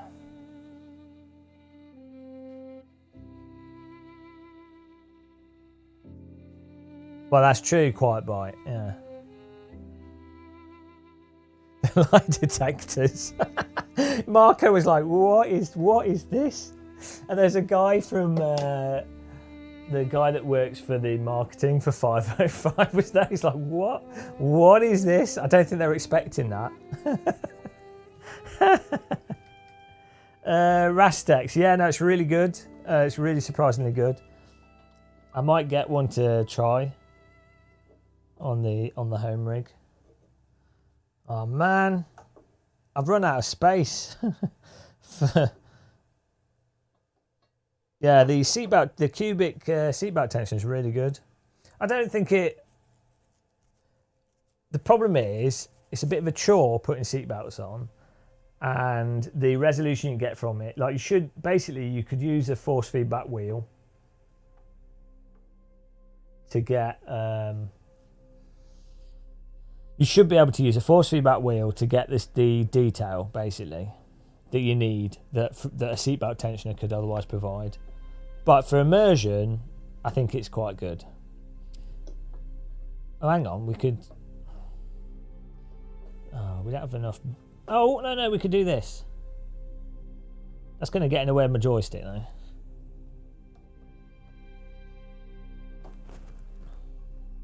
Oh.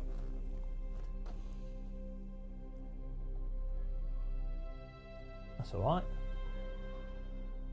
Might be able to fit this in here somehow.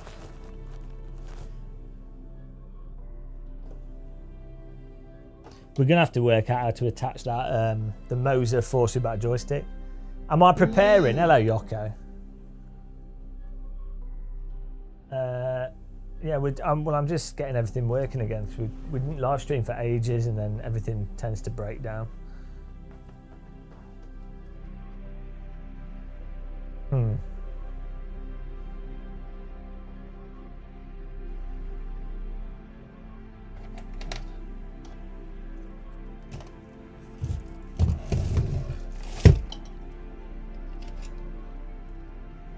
I can smell fireworks.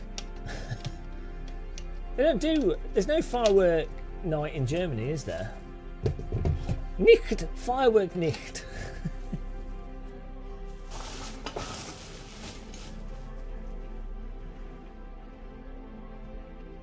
The knob sound, yeah. Come on. What? You can't stop using the knob sound. Once you knob sound, you can't go back. Yeah, no, I've got it on the rig. Although it's not plugged. I think I unplugged it when we went travelling. Thanks for reminding me. Let's plug it back in. Yeah, I don't trust leaving this plugged in when I travel. There we go.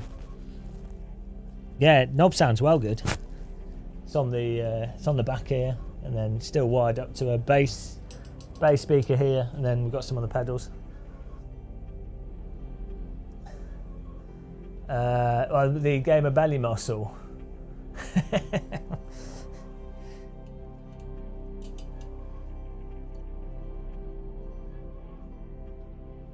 I need to find a bolt. Have I left one in here? I don't think so. Operation T-slot.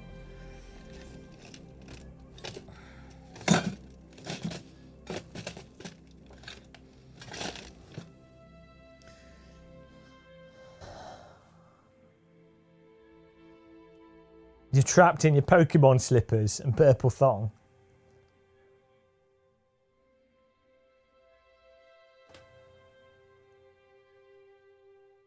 Yeah, no. So I have. So all this light, all the monitors, a lot of the rig is all on smart sockets. That's a good point, actually. Yeah, oh no, the reason why I leave the knob sound turned on is that it loses the. It can lose the USB address, but a lot of the stuff that doesn't have that problem is on smart sockets. They're really good, actually. I use them all over the house. Proper handy.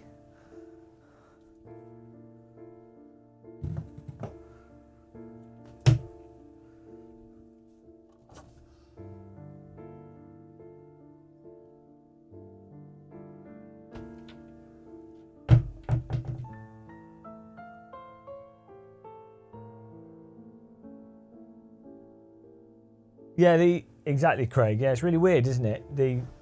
Basically just a slip effect, like the vibration for turning the car on, and then a slip effect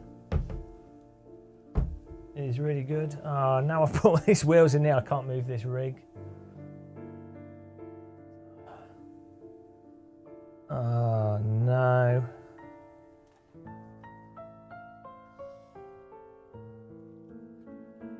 I really need somewhere else to store these wheel rims. Basically, I need a little warehouse. That'd be so handy. And I could just live in it. SimRacing warehouse. Whoops! There goes the camera. Don't even know where it's pointing.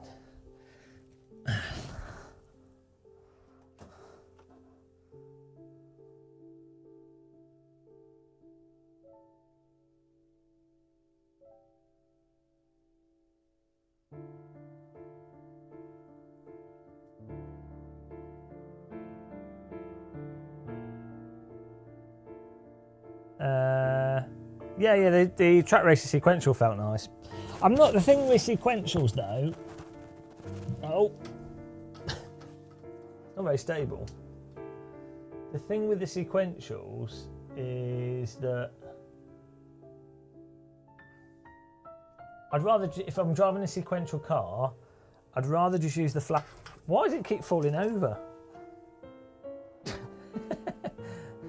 make any sense. Yeah, if I'm driving sequential, I'd rather just use flappy paddles.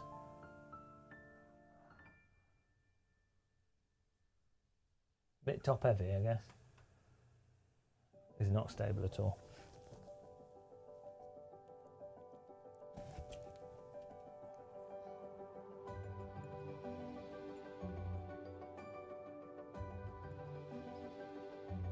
Okay, audio, yeah.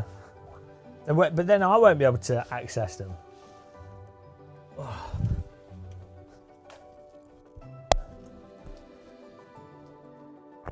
those wall brackets that people have, you know, so you can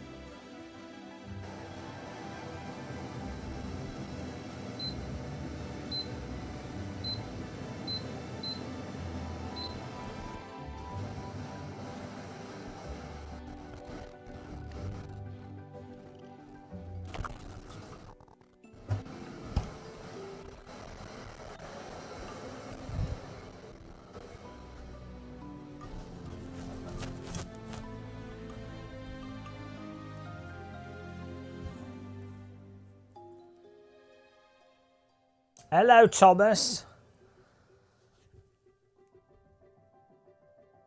What are you doing up now? What was the podcast you were watching?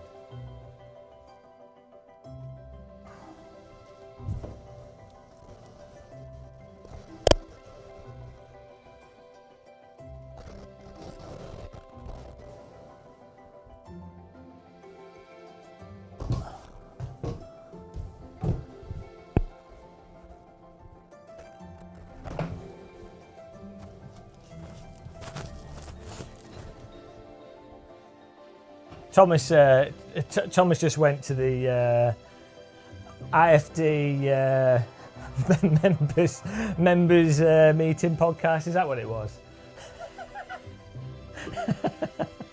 Can you imagine it? Oh dear. Oh, the world, guys, it's falling apart. It's been a while since the 1930s, so let's have it. Let's do it again for no reason at all. Humans never learn. Oh. My didgeridoo won't stay.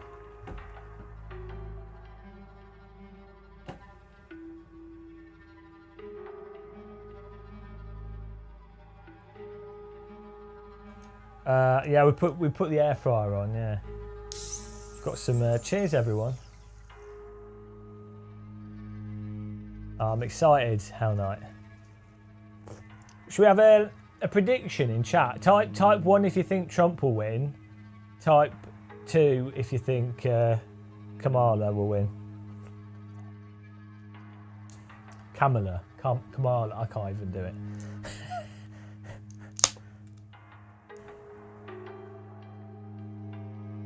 I think Trump could win, to be honest myself.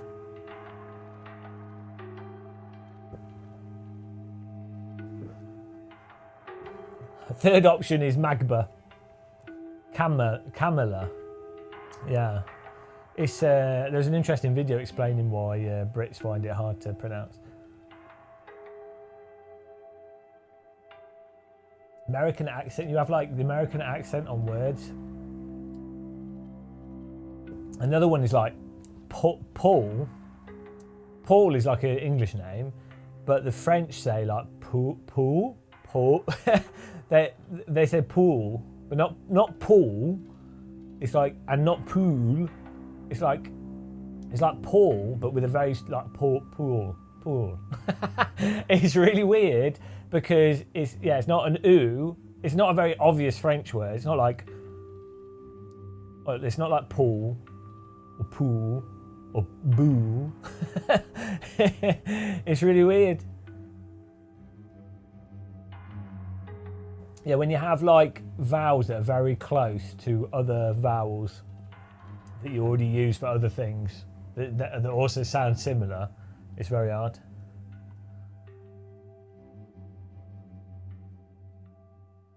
I have tried it, Rastax. Yeah, it's all right. I tried it when they were testing it. I haven't tried it recently. Cheers, everyone. Hello, James Betts. So you got, it seems like people are pretty mixed on thinking Trump or Kamala will win.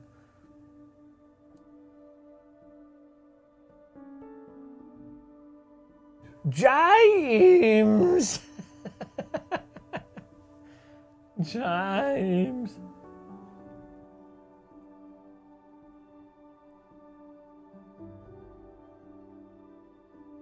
Ah, what have you done?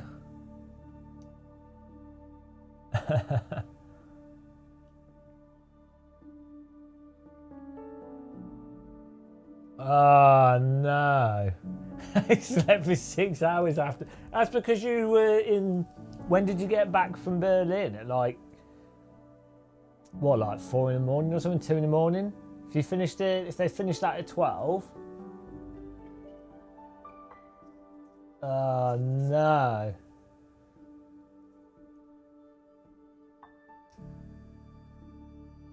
Yeah, that's it. If you miss the sleep, you're done. That's right. That's the problem I have. Gas Racing, you voted for Terry Crews.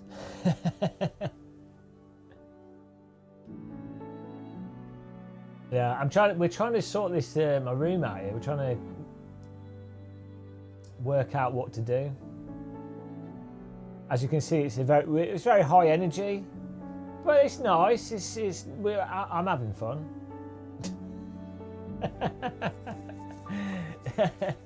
It's nice, nice and easy. We should put some techno on. Do I have a lot of rooms? No. This is the room. I might get rid of. See the shelf that's over there with the orange box on it. I might get rid of that. That is going to be an absolute nightmare to take up the stairs though. It's one of those IKEA collapse things, but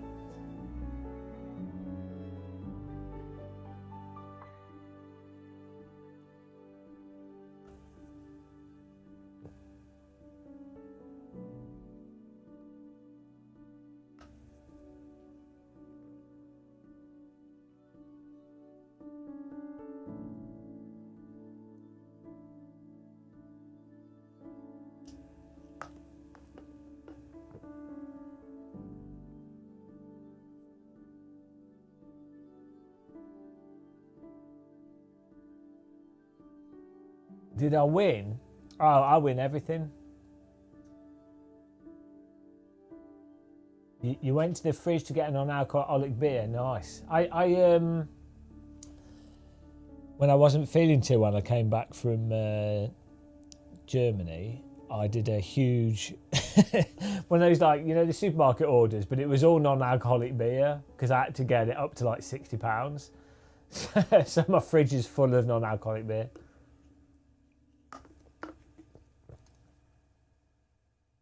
The Muscle Monarchy, yeah.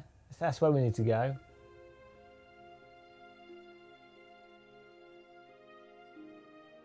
Headlines, Game of Muscle Cam is an improvement. Get all the AI ladies. No, we met at, look, I'll be honest guys, we met a German wife, but we have to, there's some work we've got to do on this. There's some work on this. There's some problems. So, oh dear. I'll get my pizza. Headless Monarchy.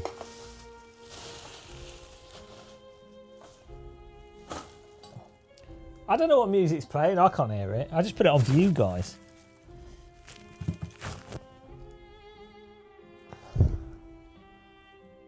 The helicopter mechanic fail. That was well funny. I wish I had her face on camera.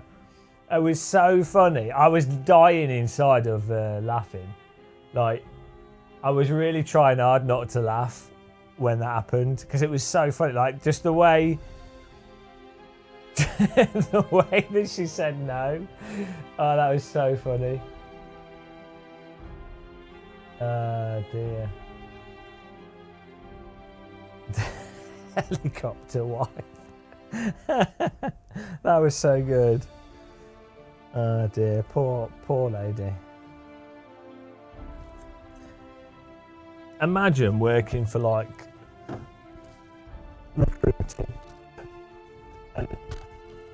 What, like 25 something?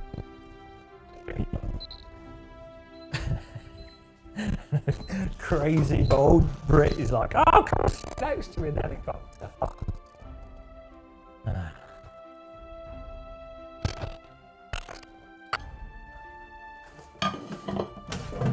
Oh, I burnt the pizza. 1 minute too far and the pizza's collapsed. What the toast?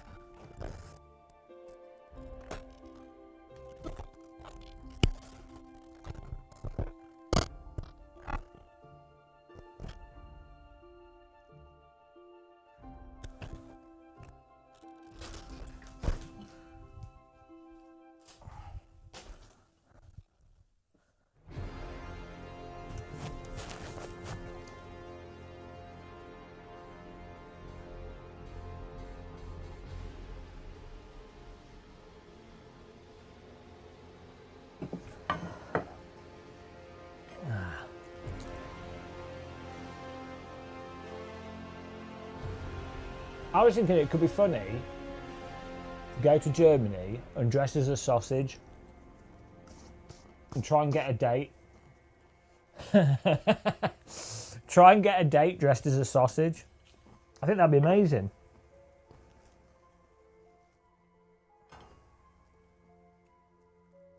I think that'd be good content as well.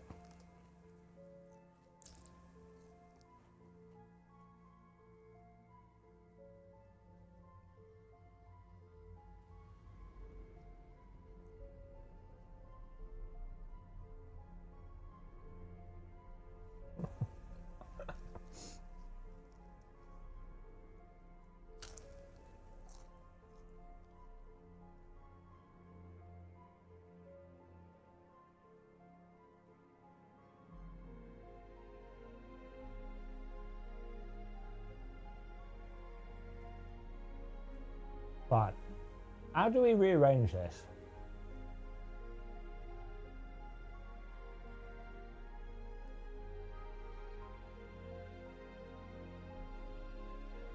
Problem is, with the TVs, I mean, I could screw them into the wall.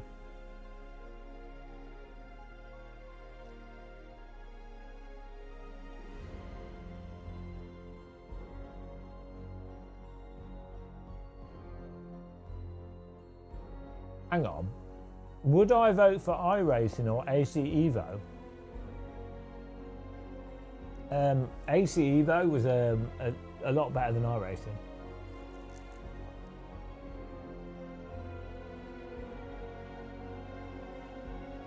Well, you can never have too many TVs, can you?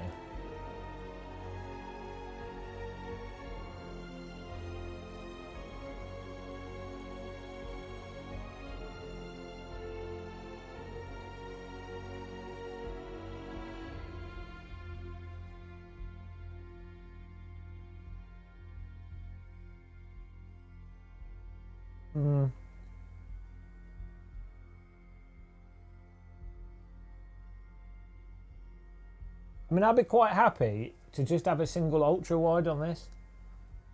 But the thing is, for video capture, 16:9 is better for capturing the footage and live streaming.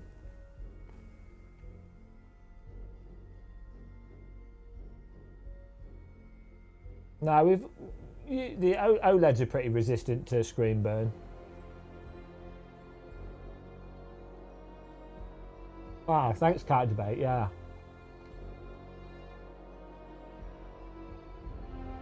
Yeah, great idea. Wow. If I'd only thought about that. We can all count on Cat Debate to come up with genius ideas.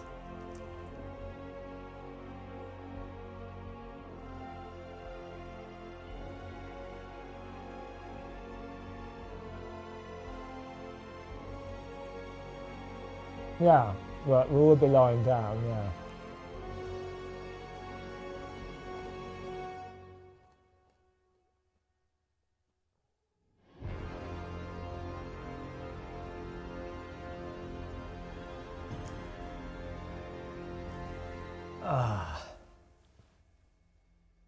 Nothing like eating overcooked pizza.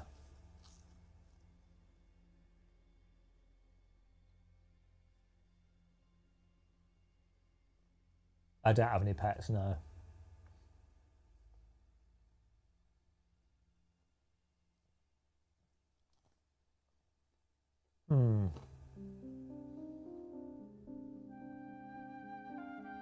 Yeah, I'm not...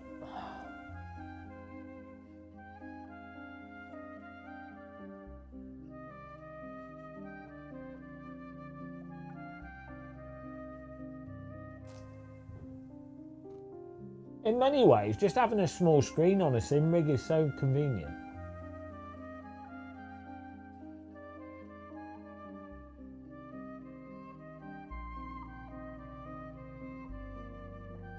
Yeah, I like the ultra wides as well.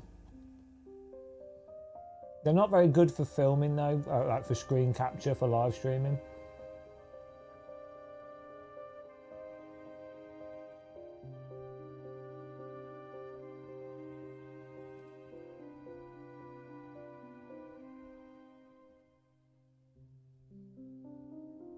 I mean, the thing is,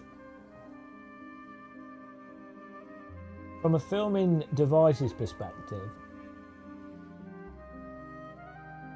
unless you're going for like the full-on pretentious film studio look, it doesn't really matter if it doesn't look that tidy.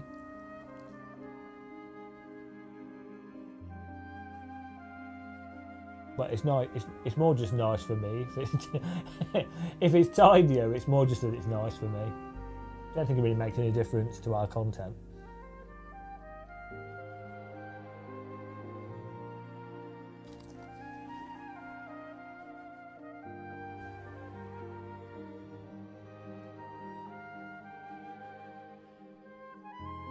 Bob, make America Great Britain again.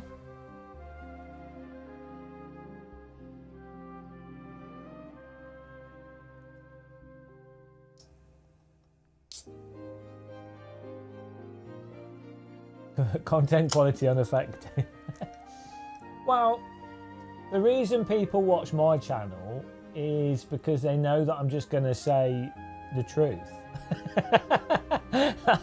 That's the only reason. You don't watch this for like nice filming and things.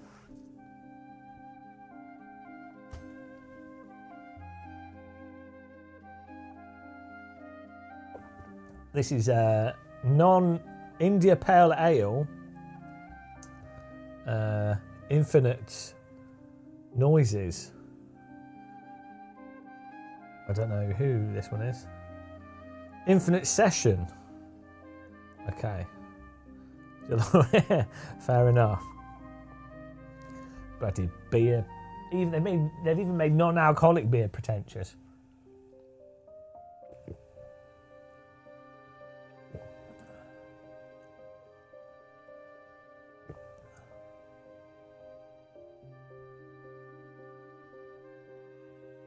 Well, there is a problem in sim racing right now.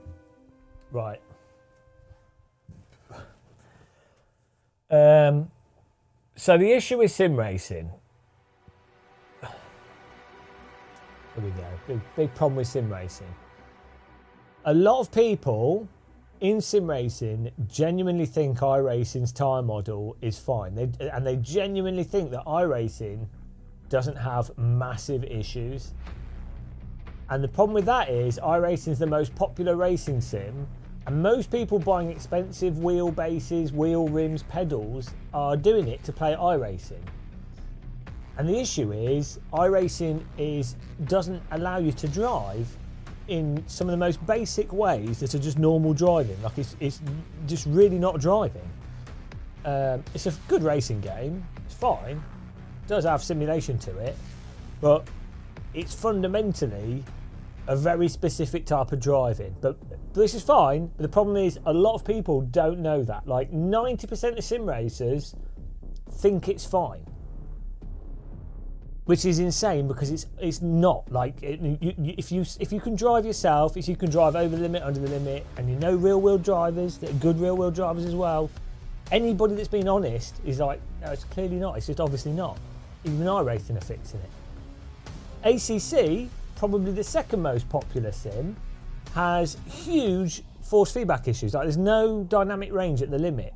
Rendering pretty much all DD wheels, all the finesse, all that stuff is largely irrelevant when you play ACC because the way you approach it is basically like robotically nudging the car at the limit because it goes on the limit, then it jumps over it, and then it passenger slides and it comes back. It's not balancing, it's basically do a process of nudging it around the limit. So basically, it doesn't matter what DD wheel you're using with that. Again, it renders all the technology and hardware redundant, basically, because it doesn't take advantage of it. But that is the second most popular sim. Gran Turismo 7 is probably the most popular driving sim game. The force feedback in that and the physics, again, are pretty terrible on the grand scheme of things. So the problem is, I would say 90% of sim racers think that iRacing, ACC, GT7 think that they all think it's fine, and me saying it's not is controversial. So the truth that stating the truth is controversial, and so you can't actually progress from that. You can't. It is so ridiculous. I can't think of another hobby where 90% of the audience are completely clueless. Yeah. What can you do? What can you do? Even R Factor 2, that has really poor force feedback, but it's become a meme that it doesn't because it has lots of detail for suspension compression. So again, as I say, the problem, I think it's less than 1% of people actually understand, like they're good enough real world drivers and good enough sim racers, or just for some reason get it. It's less than 1% of sim racers, less than 0.5% of sim racers actually understand this. And the vast majority think they understand it when they don't.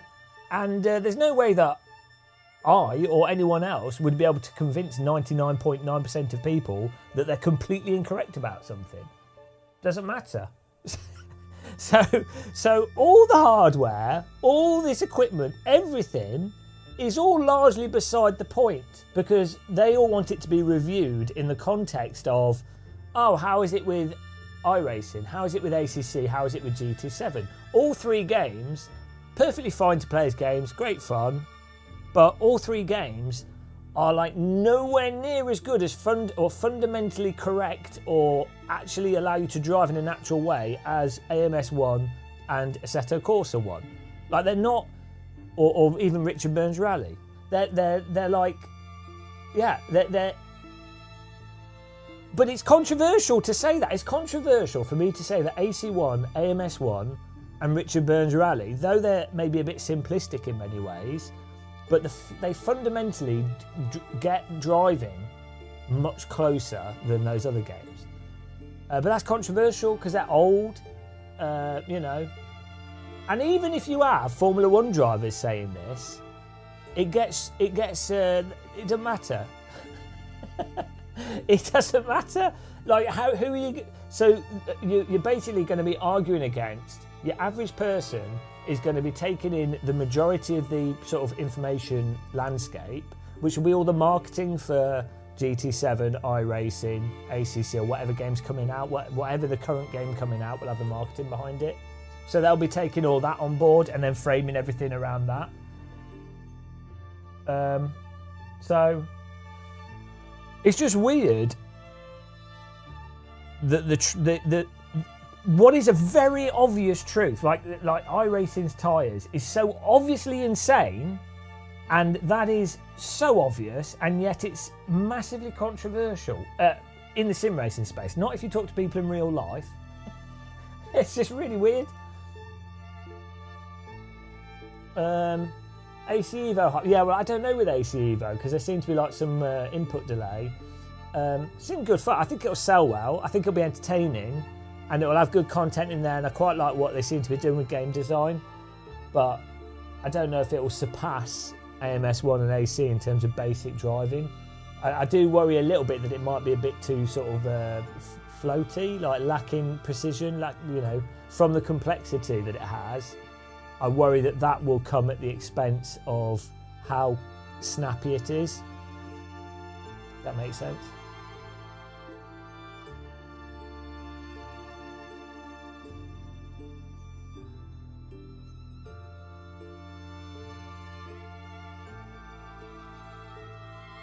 It's not unhyped. I think it's just we have to just wait for the actual release version of it.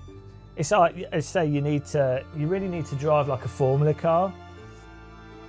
I get the impression that AC Evo will be another sim that's not bad, but will just have its own quirks.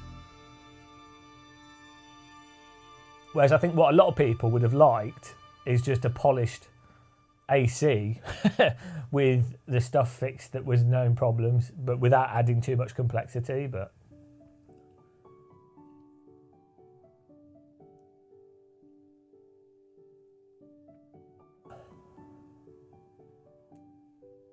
Cyberfry, which games are examples of outstanding physics? AC1 and AMS1 with cars that are set up well.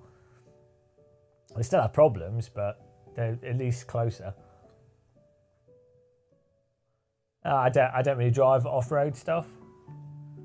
Off-road and dirt is normally a little bit easier to simulate in some, or harder in some ways and easier in other ways. I think my impression of AC Evo, though, I think it will be fun either way. So I think that's more important than absolute realism, I think it has a good chance to be a fun game. Like, that's the thing with Project Cars 2. I think there was a lot of fun with that.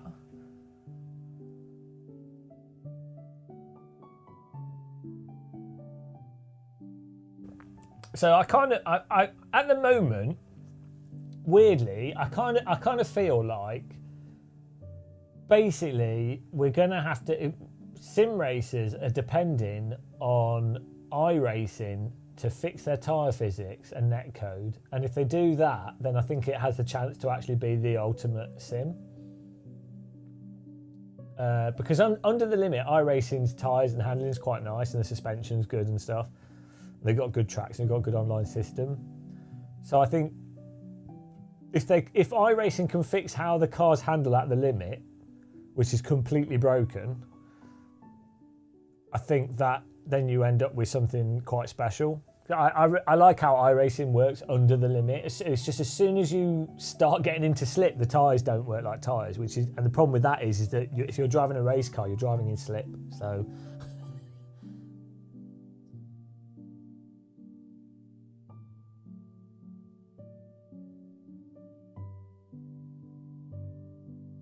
yeah, no, they're trying. They're always trying. No company intentionally has it wrong. But that's the big irony. Is I genuinely think it might be down to iRacing to actually get to that next point, like the online ranking thing, tyres that wear out properly and are responsive.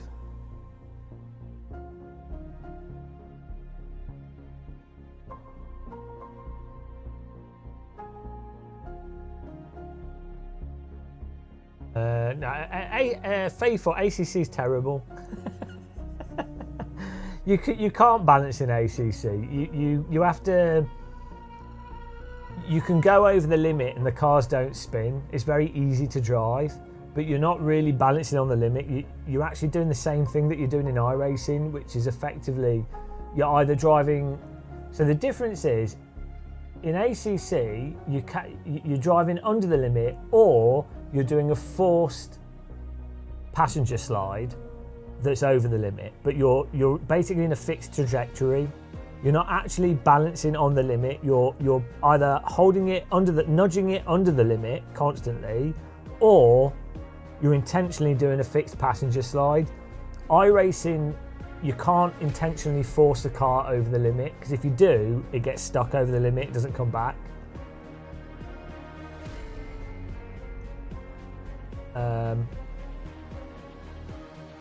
AC1, you can like just drift everything in a crazy way.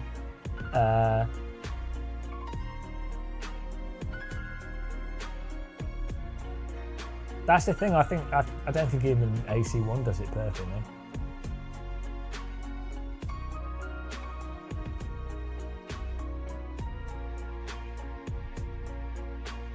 Do you think it's a coincidence? Or yeah, who knows?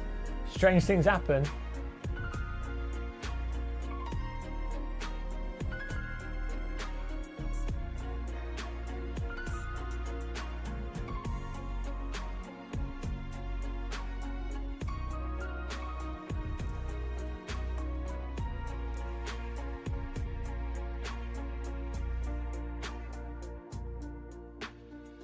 I don't know, like for me, I don't find ACC's it's not as frustrating as iRacing, but then iRacing is, once you know exactly what you can and can't do, and you just stay under the limit, iRacing is then not frustrating because you memorise what you can and can't do, but iRacing is just restrictive. I don't think ACC is as restrictive as iRacing, but then it still is. Like it's so. iRacing is unforgivingly restrictive. If you go outside of what you're allowed to do in iRacing, it will bin you, or you'll slide off the track crazy, right? Or the tyres will be absolutely knackered. In ACC, if you do what you're not allowed to do as per its physics engine, you will just get stuck in a little bit of a passenger slide, or you'll just run a bit deep. It's just dull. It's just boring.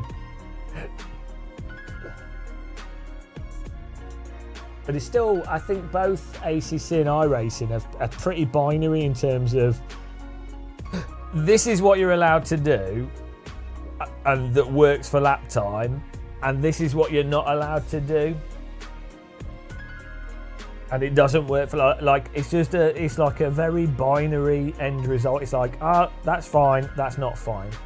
Whereas AMS1 and AC1, there's more range to what you can and can't do that is workable. Like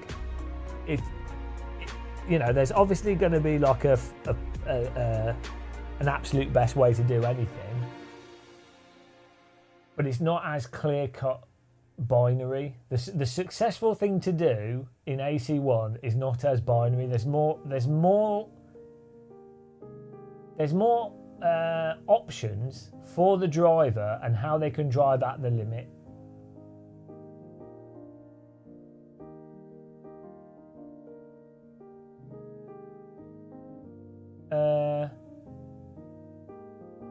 No, you can drift an F1 car. You can. I mean, did you see the? You can slide them around mentally. Even the new ones which are crazy. It's not the same drifting, is it? But did you see the catch that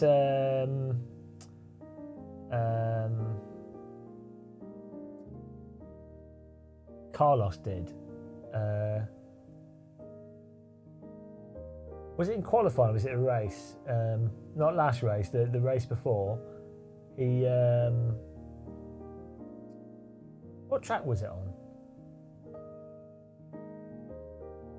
Can't even remember. But he got on the throttle too much through the corner and understeered off the track. He snapped on the accelerator and he caught it and brought it back to track. and it was fine. Like, obviously it's good driving, but like that's like what would happen in AC1. But the thing with ACC is it's GT3 cars. Like, GT3 cars are terrible. So, like in all sims, I can't think of a single sim. Like, even, yeah, they're just not very good race cars, I don't think.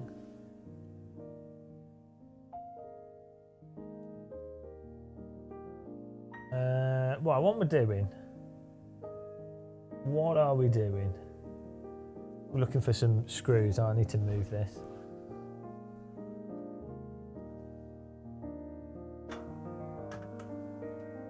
Ew.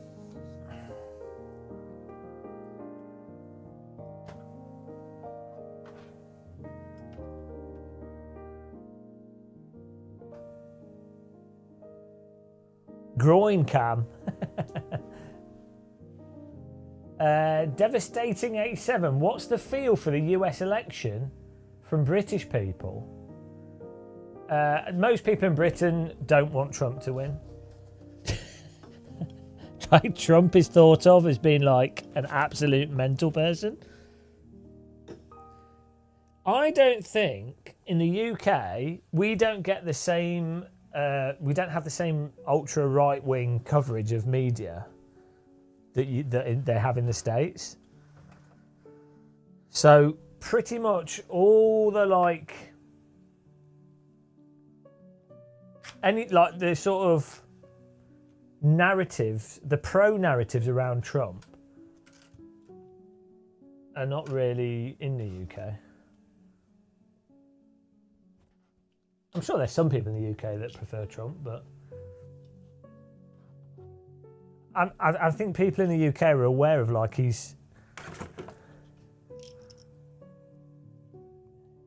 you know, all the mental stuff, which is weird. The British media is pretty conservative in many ways. It's certainly neoliberal. That's why it's funny when Americans are like, "Oh, you've got to be consuming communist media." It's like, no, Britain's pretty. The media's pretty conservative in the UK. It's just that the American media is even more conservative. I never really understood that, actually. You know, when Americans are like, "Oh, the mainstream media is socialist or something," it's like, hang on. It's like, hang on, what? It's like, it's American media is like really capitalist, at best really neoliberal, imperialist towards American interests. It's not left leaning in the slightest.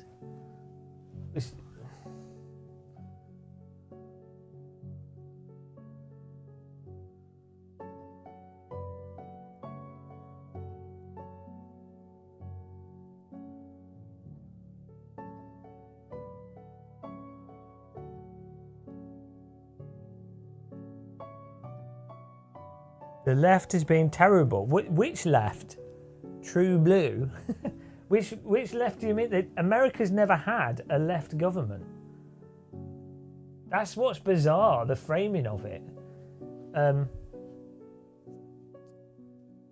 America has never had a left-wing government. So when you say the left, what you mean is pretty still right-wing. But because the media context in America, so because the Republicans want to frame the Democrats as being right-wing, any media that's like not pro-Republican is framed as being left-wing within that context. And it's like, but that's not how it actually works in reality. Like, you have like that national context of what's left and right in that nation, but they're not on the grand scheme of things. Like, you go, well, hang on, what are the actual specific policies, and how do they operate, and how will that distribute wealth? And how, you know, America is really right wing. So when Americans say, our left-wing media, it's someone signalling that they've actually been propagandized by their right-wing media to think that their left-wing media is left-wing, because there is no left-wing media in America whatsoever.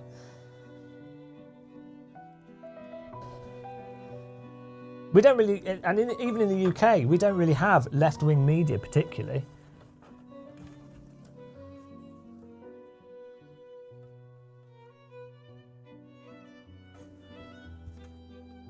Yeah, you have, you just have different different capital interests and different groups.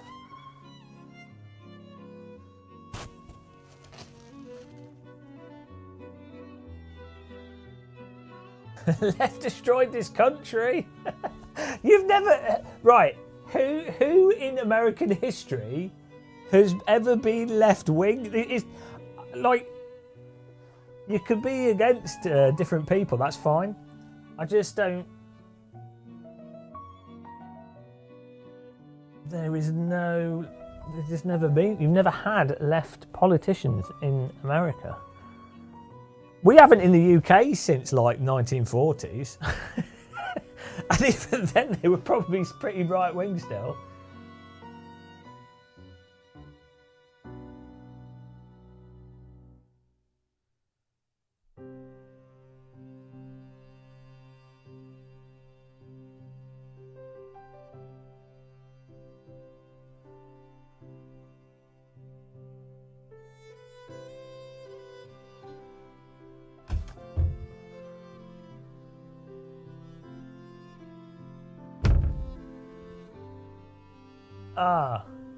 Is my stream still working? Yes.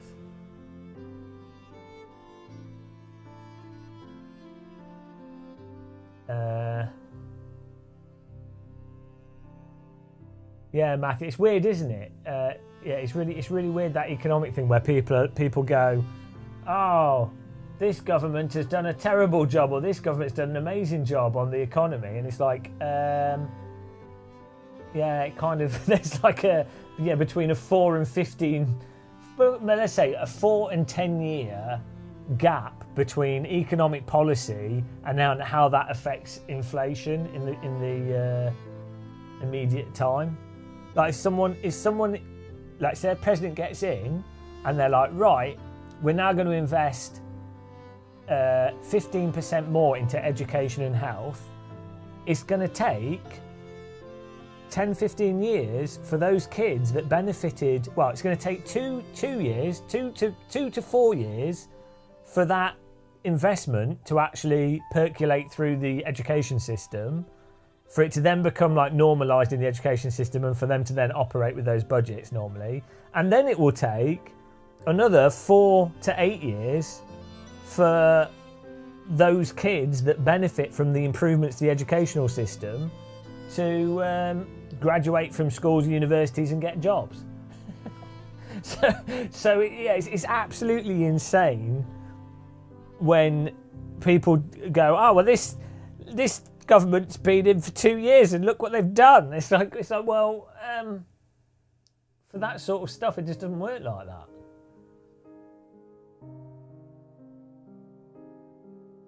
Oh, you blame China? Yeah. Yeah, but China made up for it. They've got well good food. It's fine, it's worth it. And they do make good electric cars. I like Chinese. I mean, okay, the government's a little bit spicy, but oh, here we go.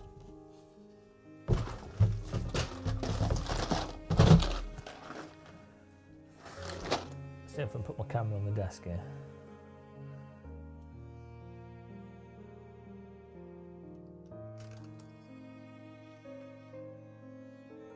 Someone said we get some exit polls soon. It's going to be interesting. Who doesn't like polls with exits on them?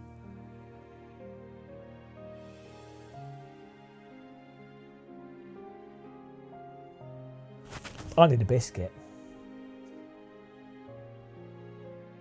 Yeah, days of plunder. I kind of stopped caring what happens over there when Trump got elected for the first time. I just gave up. I just gave up. Yeah, well, you know. Well, so the thing is, on a personal level, in terms of, it depends if you're like emotionally invested, doesn't it? Like, I think when you're younger, you can be emotionally invested in stuff, and then you know it's quite tiring. It's quite mentally fatiguing. But as you get older, I think you can still be invested, but it's not emotionally invested. So like, you learn that you can't control. You know, if you can't control something, or if it's out of your control, there's nothing you can do. Then there's no point being emotionally invested. Like, it is what it is. I mean, I guess some philosophies, there's no point in being emotionally invested in anything, really. You should just be content with everything. But yeah, there's no why be emotionally invested in something that you have no like, you have no chip in the game on it. It's irrational to be emotionally invested in something you can't control.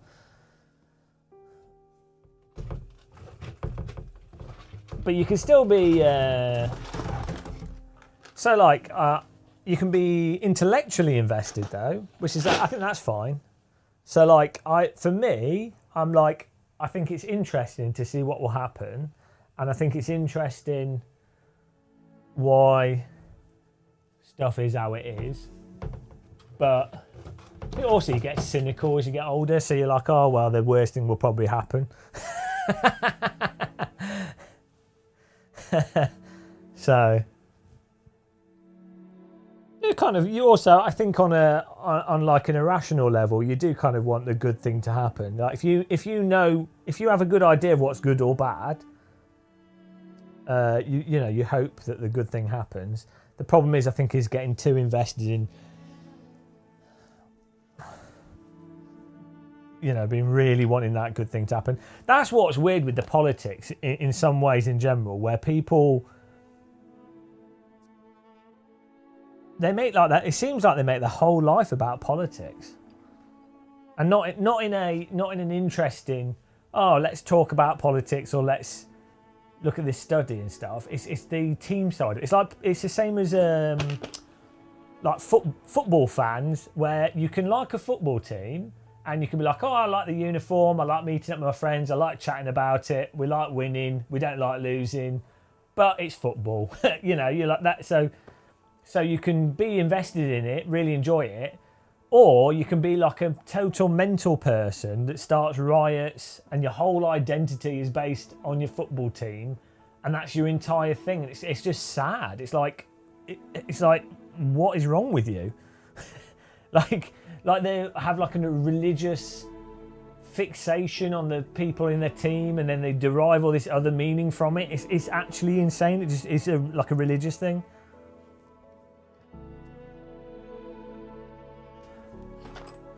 It was a disappointment about the choices. Yeah, but the thing is, that most people are not making informed choices. So ultimately, it's not really down to those individuals. It's more an example of how powerful propaganda is. So yeah, it's depressing that critical thinking is at such a low level, and that humans are so irrational in general, and that people will make decisions based off arguments from authority or like stupid shit, and that humans have not moved forwards at all. But then, yeah, it's just inevitable, isn't it? It's the joke of humanity.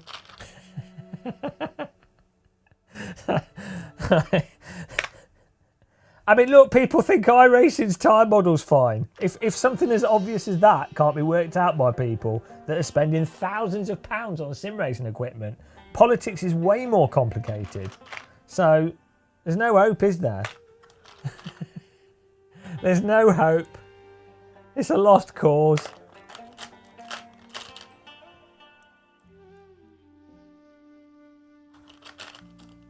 Yeah, it's so obvious that we're stuck in like basically,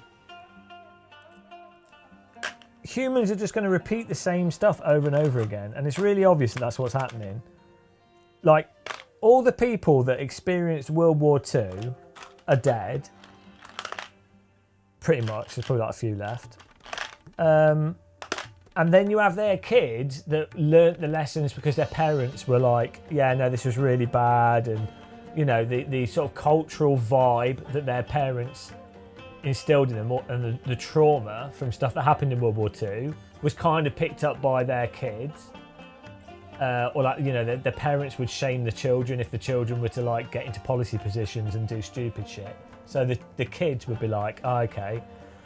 But then now we're at a point where we're like 3 generations effectively away from people that experienced World War II on a sort of day-to-day, like a lived experience of the policy, ground warfare in, you know, mass war, and how unproductive and shit it is, and the effects of actual like fascism and everything.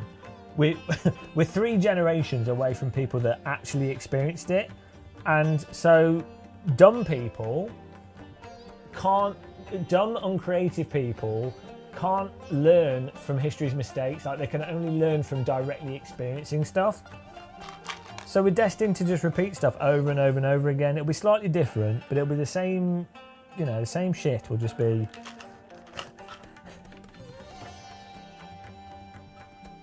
Yeah, well, to be fair, I do think, like, you're right, Counter Debate. I don't know how anyone can watch like the footage from the Ukraine-Russia war and be like, oh, I want to be a soldier. How could anyone watch some of that mental footage and be like, yeah, that looks fun. Oh, I'd like a drone to fly into my face.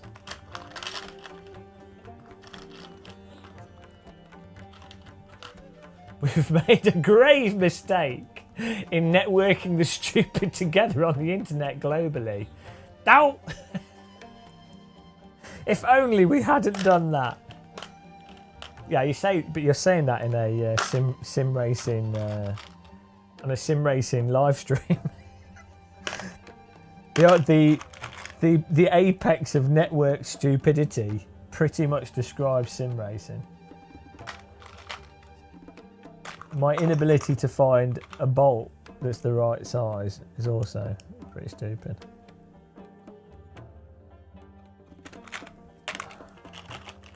I've like 3 different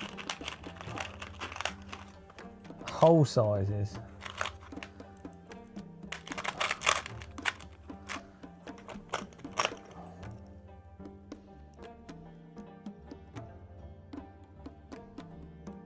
Okay, well, this works with these large ones, but I need my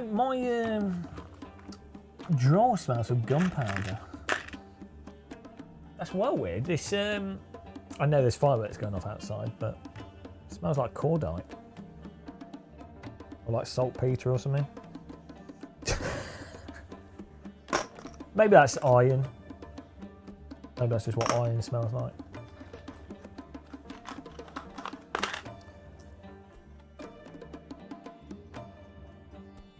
You speak from experience.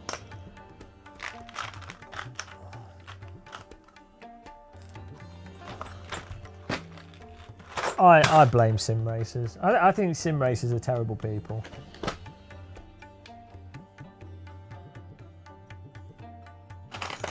Oh no, I don't think I've got a... Oh, I've got some chubby ones here. Come on. See, the one downside of T-slot is you end up with boxes of screws and things.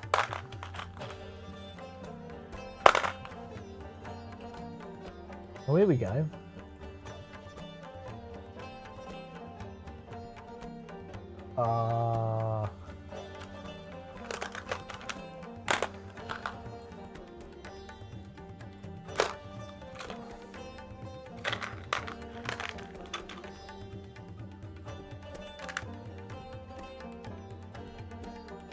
This might work. Do some washers on it.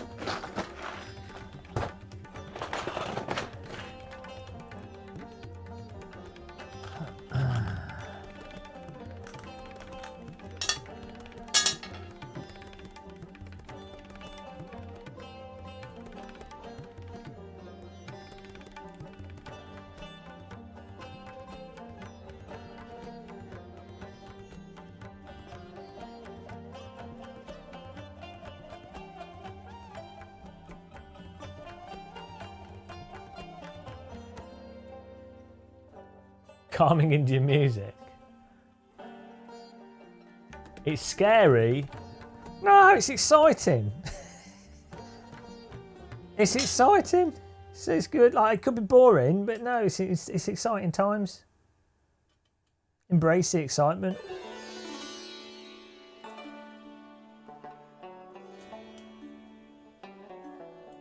I mean, just think you're fortunate to live in exciting times because it, you know, it's entertaining, isn't it, really? Like, at the end of the day, everyone's going to die at some point from, like, disease or old age or something. So that's going to happen inevitably. So the death is inevitable. So you might as well have some exciting stuff to happen. Like, if the world is going to be blown up by, like, nuclear war or something, right? It might as well happen whilst you might as well see it. Why not? Don't want to miss out on that. So it's lucky, really, isn't it? Oh, no, I'll put this in the wrong way. Oh, no. This is going to be well annoying to get out. Huge error.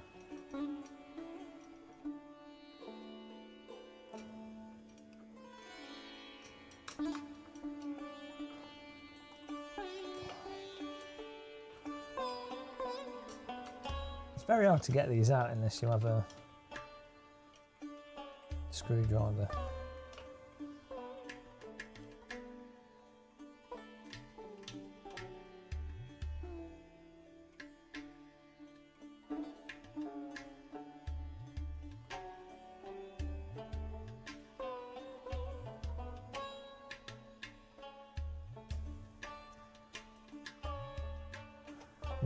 No one gets out alive.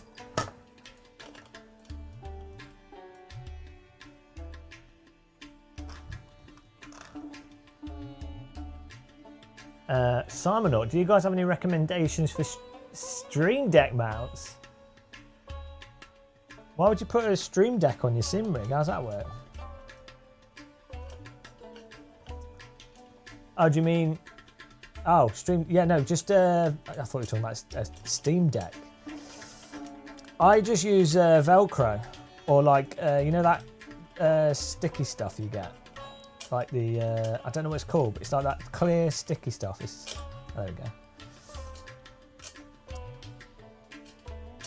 It's like reusable glue tape. I just stick it on.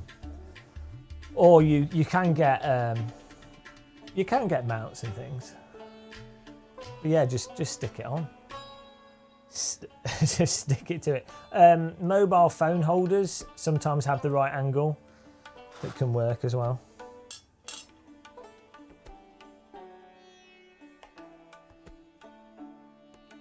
Right, let's see if this works.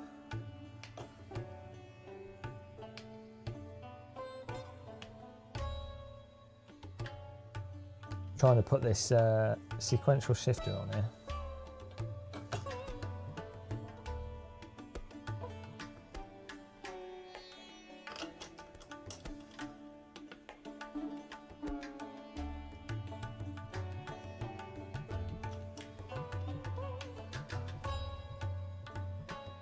Oh, now I want curry now. Someone said, I didn't know we were playing Indian music.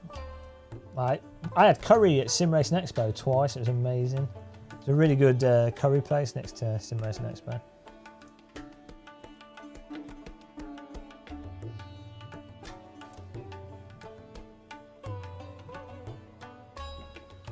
Okay. All right then. CKTL, you're just assuming that everyone has a 3D printer. Yes, who doesn't have a 3D printer these days? You pathetic peasants.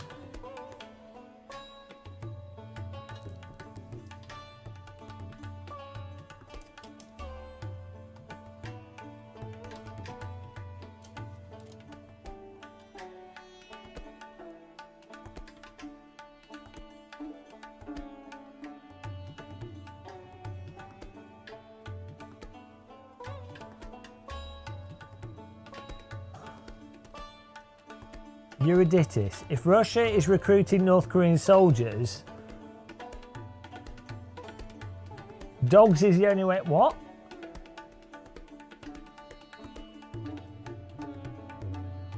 Babe Station.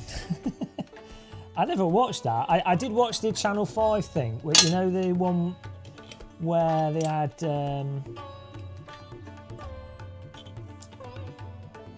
it was like a woman. It was Channel 5. It was a quiz show thing. So they had a woman that would do, you know, they'd have like questions. It was just a late night quiz show.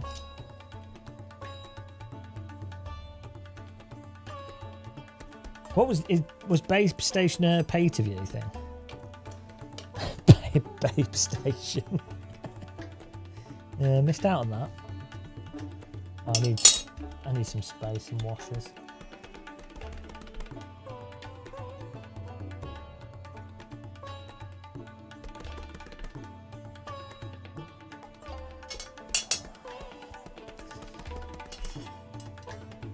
Why, whenever you need like a random washer or like,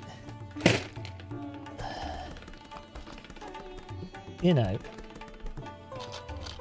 whenever you need washers and things, you never have the one that you want, even when you've got like a containers full of them.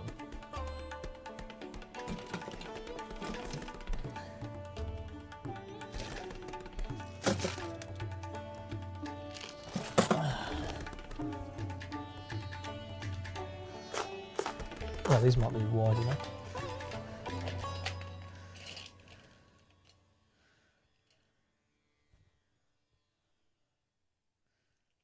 Please be a big enough hole. Ah! I knew it wouldn't be. I knew it wouldn't.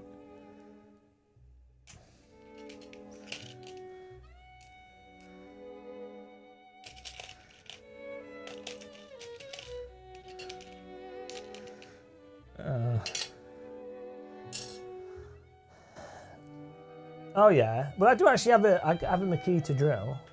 We should have a box full of them, washers, somewhere.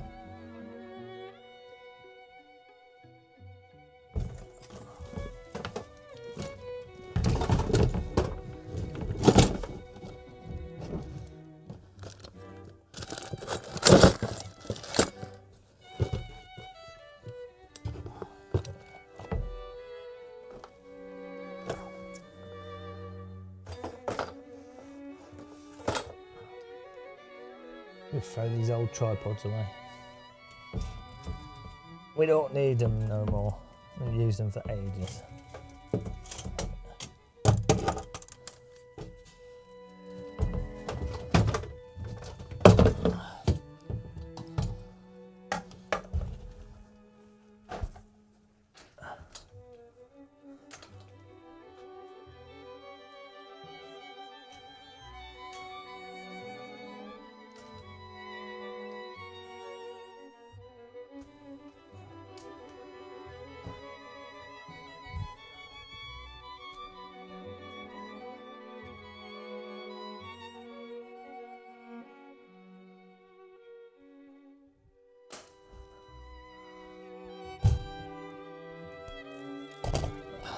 Definitely T-top.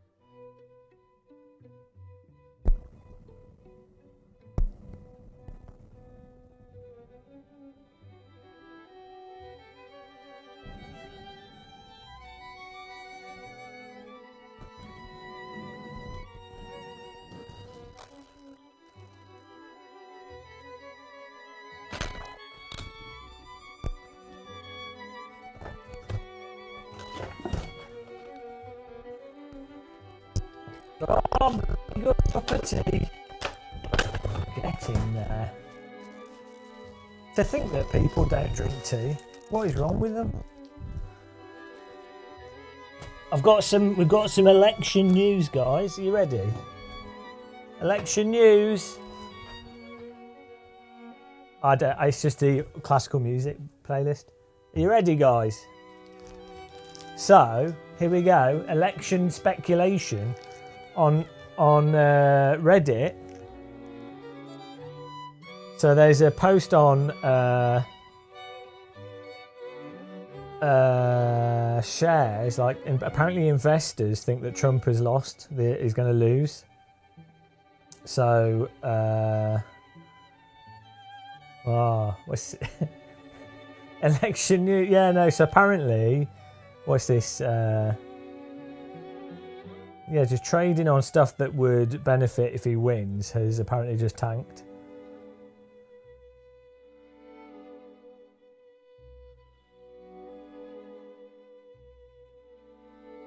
How would the markets come to that conclusion? Who would know in advance? Let's have a look here. Let's have a look at them.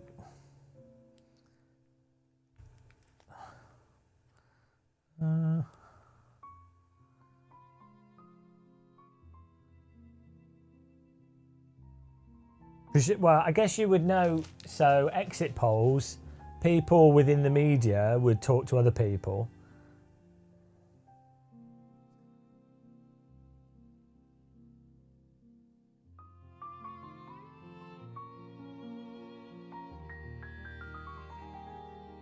Yeah. So the last thing I saw is that the markets thought that Trump would win.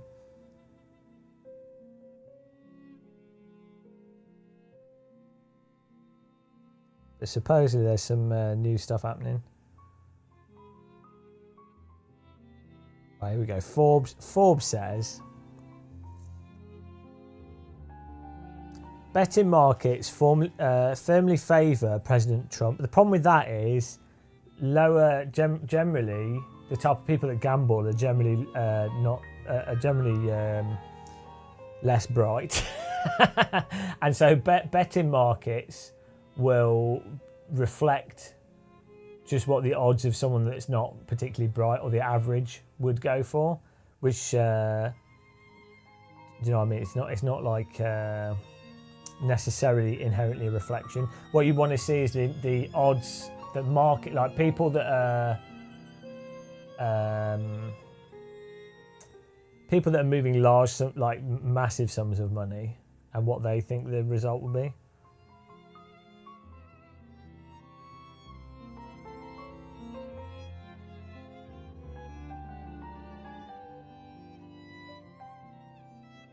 The best.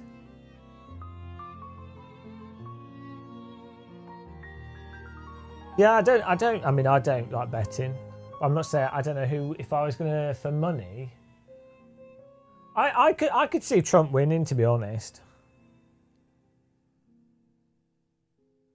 Yeah, most of the polling suggests 50-50 still, but the problem is, it looks like there's been more of a voter turnout this year than previous years. But then that can be on both sides.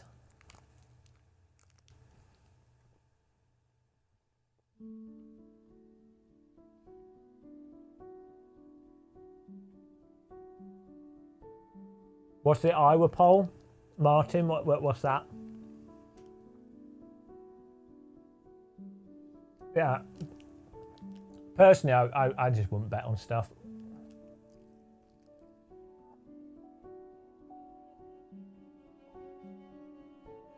That's true, Apothecary. There's always a silver lining. These are 4K.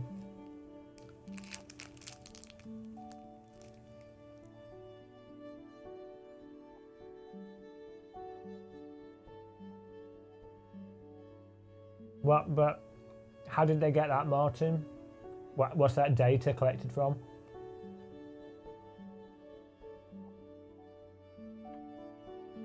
Who do I want to win?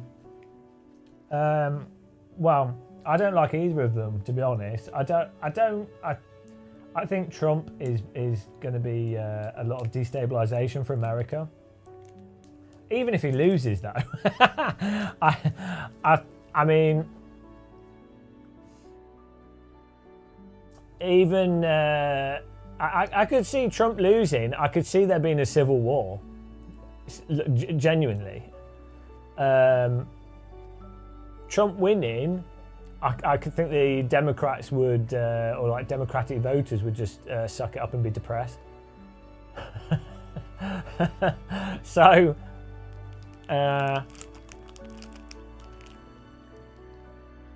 well, I think if Trump won, I think Democrats would accept it, right? They'd be like, oh, this is shit, but they'd accept it.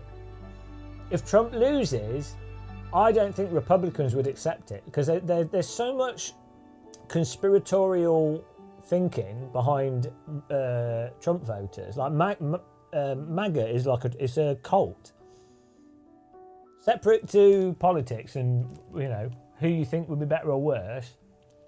It is a cult. Like, don't get me wrong. There's cult-like behaviour for people just picking teams and stuff for any politician. But the degree of the cultism behind MAGA like is insane. Like, it really is crazy. Don't get me wrong, there's going to be loads of dumb voters for everything. And there'll be intelligent voters for everything as well. But I don't think it's controversial to say that Trump has collected more cult-like people than Kamala. So, I mean, can you imagine like a Democratic Party storming the Capitol if they lost an election? Can you imagine that happening? How like, seems like a lot of Americans are so blasé about it. Like, oh yeah, no, we just had a whole group of people that were against the election result, stormed the Capitol building, didn't kill a police officer. And sure, yeah, maybe they were a bit stupid and maybe they were just protesting and maybe they weren't like the most hardcore terrorists or anything. Fine. But they did storm a government building. Can you imagine? Imagine if like some British people stormed the Capitol building. Or imagine if like some Vietnamese or Chinese or whatever, Mexicans or whatever, stormed the Capitol building. Imagine what people would say. Like, can you imagine that? But apparently they're like, oh yeah, some hardcore Trump supporters, encouraged by Trump, stormed the Capitol building, and it wasn't much. Like, and the fact that they just accept that is bizarre. Like, I'm not invested either way personally. It's just obviously such an obvious outlier in bizarre behaviour that's just accepted.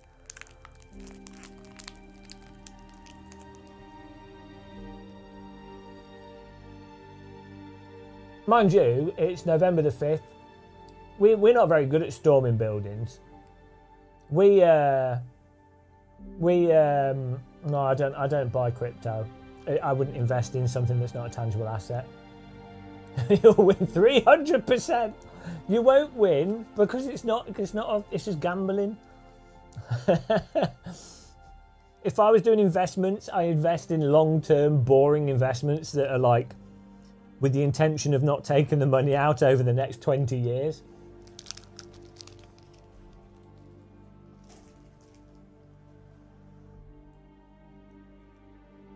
There's no point.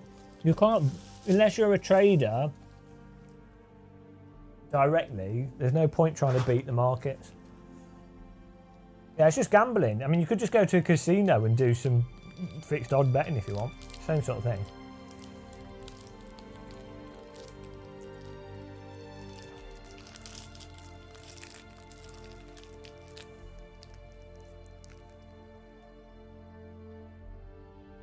Yeah, I wouldn't gamble. So, I mean, I've said this quite a few times. I have quite a lot of I have friends that have been that have had gambling problems. I know a few people with mental health issues, and gambling really exacerbates things.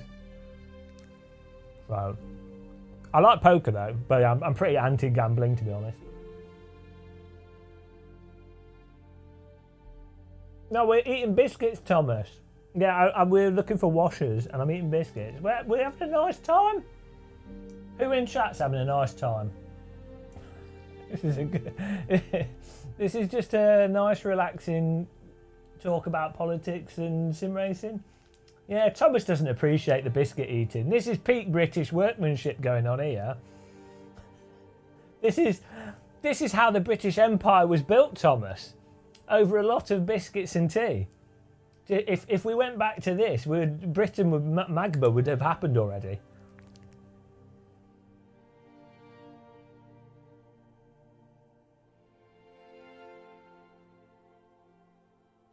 And trying promo codes. Why do you use Deliveroo? Just do a supermarket order. Deliveroo's a piss take. It's so expensive.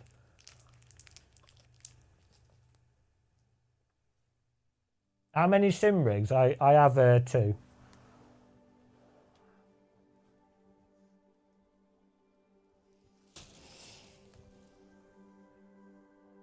Two down here. 2 down here, 3 upstairs. I only really use this one, to be honest. Tea time.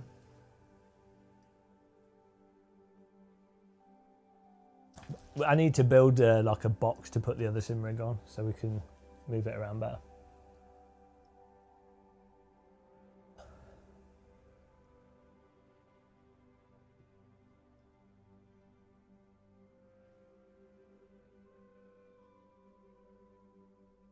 Yeah, the thing is, the American election, the motion rig with the omnidirectional. No, I didn't try it, but like it's pretty. I could. I didn't really need to try it to have a reasonable idea of what it's like. That the reason why I didn't try it is that type of motion makes me really sick straight away. When you that lateral movement of a motion rig.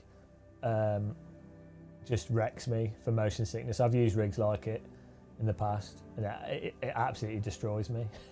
So I was like, no, I'm not going to go on that because I would have been wrecked for the whole day. I used some high-end rigs that move like that, and I was like sick for a day. Oh yeah, no, he was doing that guy was awesome. And also, fair play to him, and I do I wouldn't necessarily use it as a sim rig for training, but if I had a sim centre and I wanted like an awesome ride for people to go on, that's way better than a lot of stuff. So I liked him, yeah, and he was a really nice guy.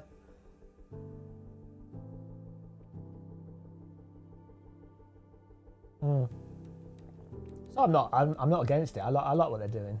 But yeah, for me, just makes me sick straight away, that type of rig.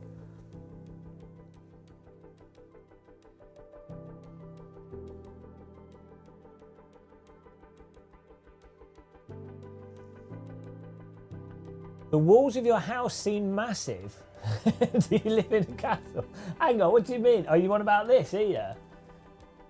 No, so this is underground. The walls of your house seem massive. This is like a stone out to here, but no, it's just a standard old house. Which walls are you looking at? Yeah, I'll come clean, guys. I live in York Castle. No, Leeds Castle.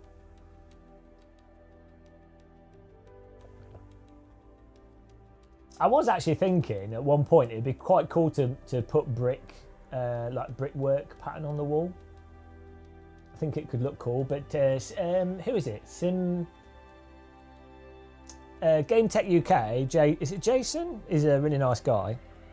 He's got a really good sim studio.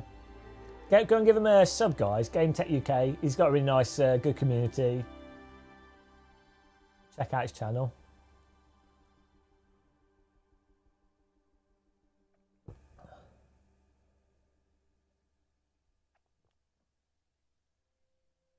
you're posted up, like you're waiting for the nukes to launch.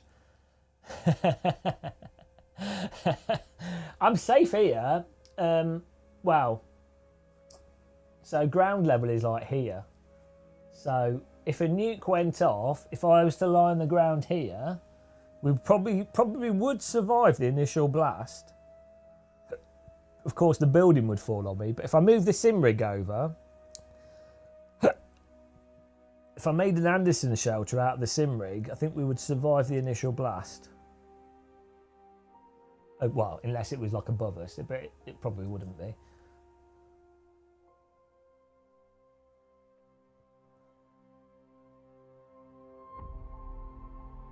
You don't really want to survive the initial blast, though.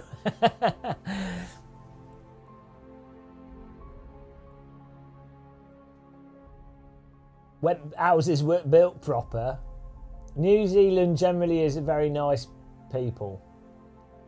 Yeah, I think because it's more remote, isn't it? And there's more of a community. You kind of have to help each other in a lot of situations, so you end up with that kind of community culture. I like New Zealand, like, or what I've seen of it online, and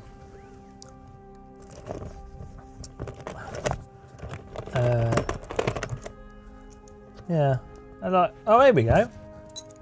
Oh no, they're magnets. Yeah, no, I like it. But it's just the problem with New Zealand is it's just too far. It's too far out the way from anything. So it's a problem that I know a few influencers that are Australian, and they just can't get to anything. Like nothing happens in Australia, and pretty much all sim racing, influencer, VR, events are all in Europe and America. So Australia, weirdly, the best place to be positioned is probably somewhere like Saudi, Dubai.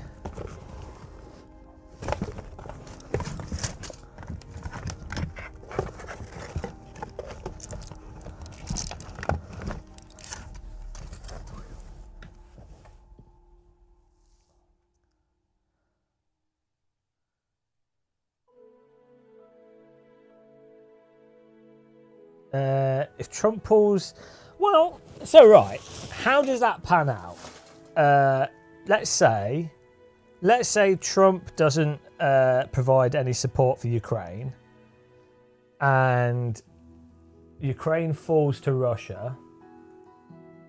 Then you have to go, okay, well, what about all the Ukrainians that will then want to leave Ukraine? Where do they all go? So that massively affects European stability. Because there's a lot of people in Ukraine. Like there's obviously you've got the front line of Ukraine, which has a lot of people who've had to escape from the war, but there's a lot of people still living in Ukraine, right? That wouldn't be refugees. But if Russia took Ukraine, you would end up with a lot more refugees for sure. So politically, how does that pan out? But then also Russia would presumably be like, oh well, we've got Ukraine now. What can we have next? So either way, Europe would then be like, oh well, hang on. The Poles would be like, shit, and Germany would be like, oh shit, Russia's a bit close, and then yeah. So it's not like it stops. I think some people have this idea of like, oh well, pull out American support for Ukraine, and okay, Russia gets Ukraine, okay. Oh, well, that'll sort itself out. It's like, well, not really. Not really. It's probably, I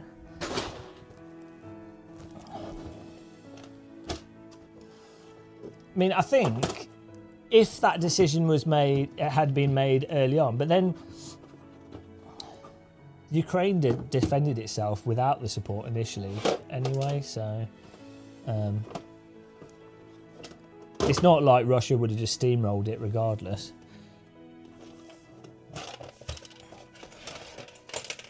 Oh, we've got two more washers here. They're too big. I'm just going to try a smaller bolt. Hopefully we can still reach it.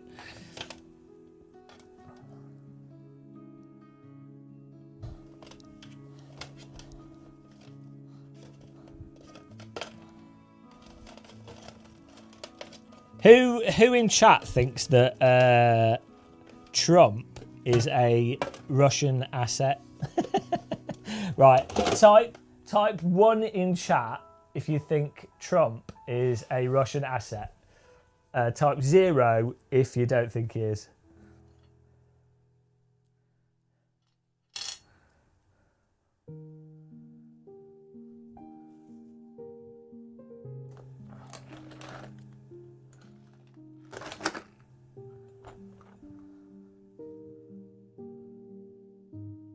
Do anything for $1.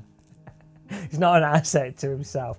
Right, so the thing is, though, right, my theory is, basically, Trump always accuses other people of what he's doing.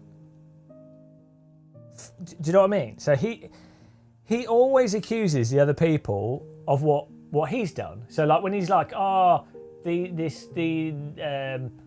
emails or whatever, or documents are missing. It's like, well, because he's obviously taken documents. Or he's like, these that politician's a diddler. It's like, well, it's probably because Trump is. He always accuses. It's exactly, it's the whole thing of like people accusing the other person first of what they've done, so that when the other person goes, hang on a minute, no, you're actually guilty for this, they go, no, you're just saying what I said back. So because Trump is so like accuses the Democrats of being in cahoots with Russia, that is the single biggest piece of evidence for me that would suggest that maybe Trump has like connections. It's the same with any politician. It's not Trump. It's like if a politician accuses someone else of something, it's normally because they've already done it themselves and they're trying to protect themselves. It's like how North Korea is called the Democratic People's Republic of North Korea. Well, it bloody isn't democratic, is it? Obviously. But they've called it that because they've tried to preemptively claim what they're not.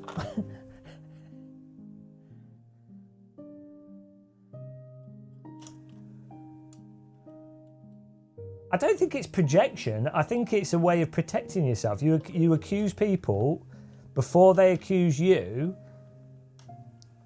Even if it's made up, sometimes it's not made up, but even if it's either you make it up or it's like a non-issue or a very mild thing, but you make out it's a big thing, because then it means that other people have heard it from you first, so that then when the other person accuses you of that thing, you then go, oh no, they're just repeating it back. And then, yeah, it's a really... Well, that worked. It's just it's a pretty transparent thing that a lot of people do.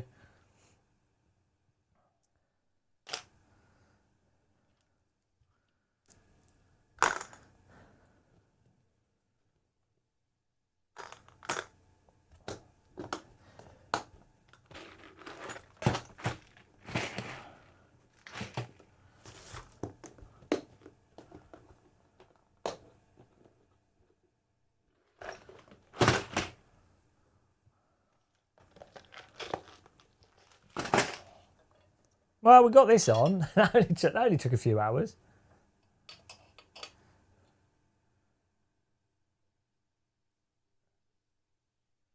Hang on, Freudan.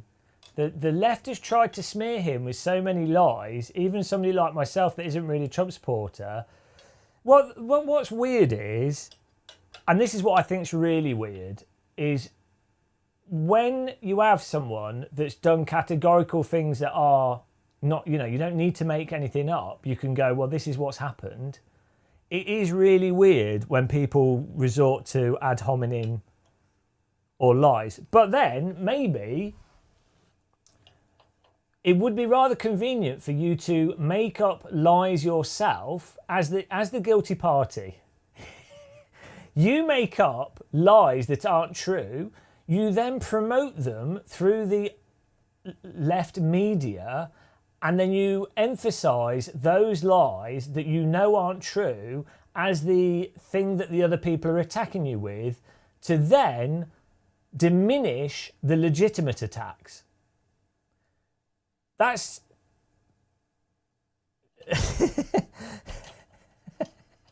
Do you see what I mean? That wouldn't be, it's not hard to do, is it? And that's what happens a lot. So you double triple agent. No, but that's what you do. It's obvious. Because then you go, look, they all they do is attack me with lies and conveniently forget the things that are like actually just obvious.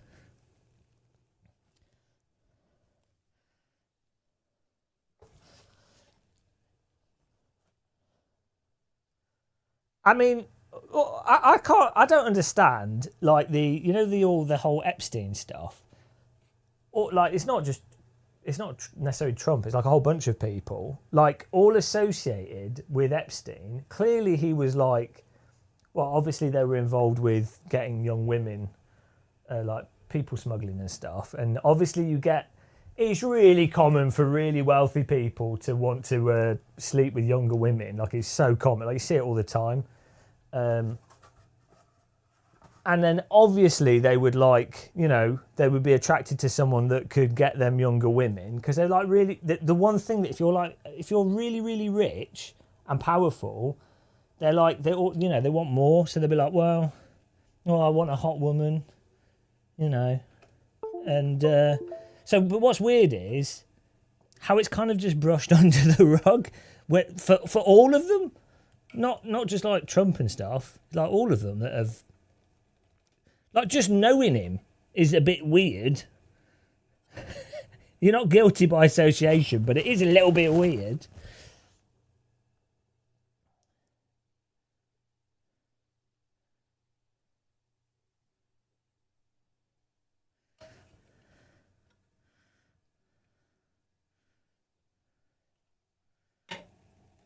Like the Prince Andrew stuff as well. It's just bloody weird.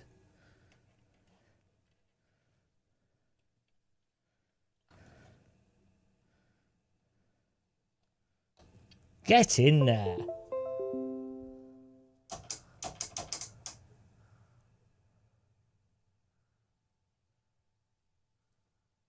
Yeah, cosmic jellyfish, exactly. It's like you can't...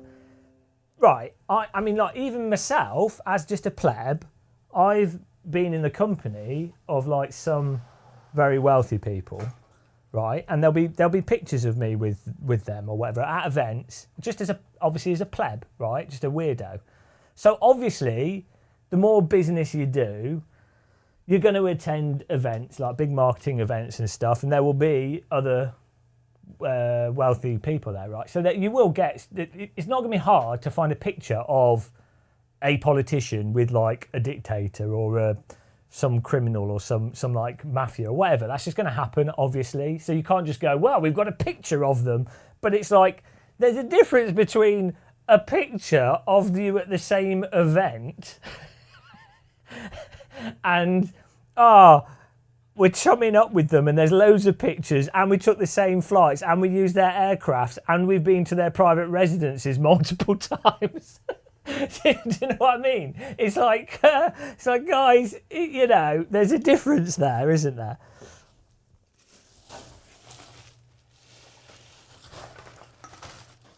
But I just don't get how that's just glossed over with any politician.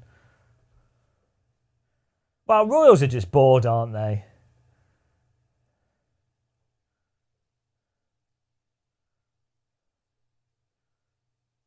Doofy, yeah. Well, that's the thing. Like, I think that the weird thing is that people don't get that there's a very obvious class system on Earth, especially so the Western class system. The way it works is you have very politically connected people, and that are sort of the type of people that went to the same like Oxford, Cambridge. They've been born into families that are part of that politically connected group. So they've been going from a young age. They've been going to the same stuff. They've got like little societies and things they go to. So you have that class, that system that are those culturally connected people like royalty and what have you.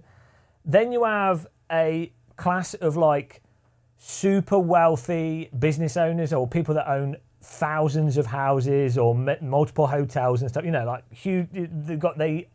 they're like a huge class of like mega business owners, like multi-millionaires, like 100, 200, 300 million plus billionaires and what have you. And in the West, that is a class. That is a separate class of person that are the actual interest groups that control pretty much all the politics and what gets decided on. Then, separate to that, you have your plebs that are all the people earning under 200,000 a year. You have like a group of people that are earning between 150 and say 500,000 a year, who are basically still plebs. On the grand scheme of things, they're plebs. They're comfortable, they have nice lives and everything, but they're basically plebs. And then you have your sort of slave workers that are people that are earning between 15 and let's say 15 and 50,000 a year. They're like the slave workers. So we have this like class system that's basically more to do with like connections and wealth. But we pretend that we don't have that for some reason. And also we pretend that there's like different nations which are irrelevant. If you're in that 200 million plus category, or you're connected with the royalty, stuff like Britain compared to France or Europe or whatever, or America compared to these other countries, the national boundaries are completely irrelevant. Like, it doesn't make any difference. So it's really weird, given that most people that vote are in that 10 to 50,000 salary bracket, and they seem to think that those people care about them. Like, or, you know, it's like, oh, okay.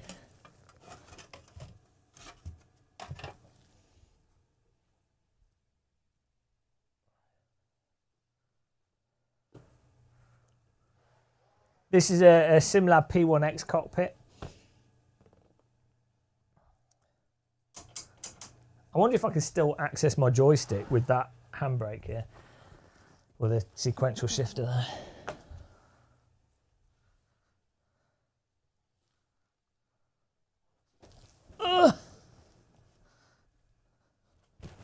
Ah, yes. And we can do the H pattern.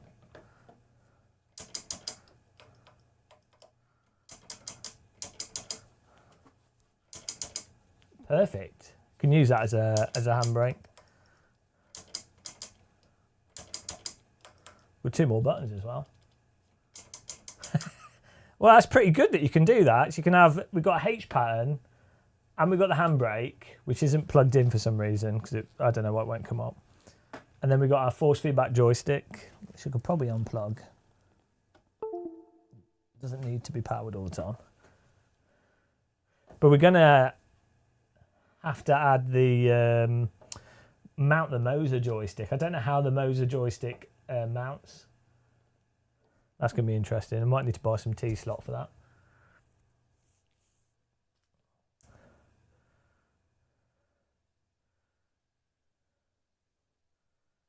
You put AB9 base between the legs. Oh, what what cockpit do you have? Oh no, my TV's going to turn off. Oh no. Oh, there we go.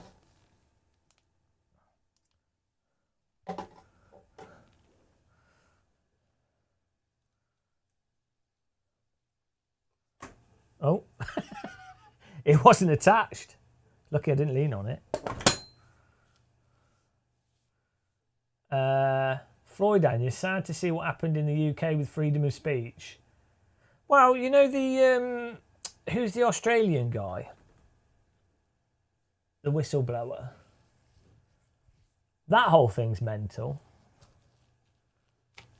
I mean, I think he was a bit of an arse as well, but the way that all panned out is pretty crazy. Yeah, well, Julian Assange, yeah. Yeah, that whole thing. Well, see, that's when you get into like spy territory, isn't it? And then the real politic. And the problem is the way that power works is it's to do with specific people holding specific secrets, and that the power comes from whoever has control over those secrets. And normally it's just boring secrets. they're not exciting secrets, you know, but it's whoever controls the distribution of that information has the power, basically. And so when you have someone like Julian Assange or like hello Twitchy, or you know, someone that's revealing stuff, it basically, they are taking away power from the government, which a government obviously doesn't like. Reduce the brightness a bit. Look at that. This is our what do you call that? A key light? A fill light? I'm not using it right, but I'm using it in a way that works good for me. This is a new. Look how bright it is. We turn it off. Full brightness. Bloody hell.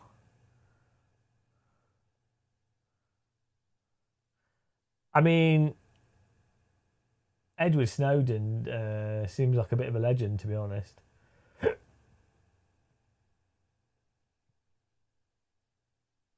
Yeah, well, so what I do is I use this light. It replaces two 200 watt LEDs. But the advantage of it is it produces a very diffuse light, and then I've angled it so it's bouncing off the ceiling. So it basically just works as a sort of diffuse fill light.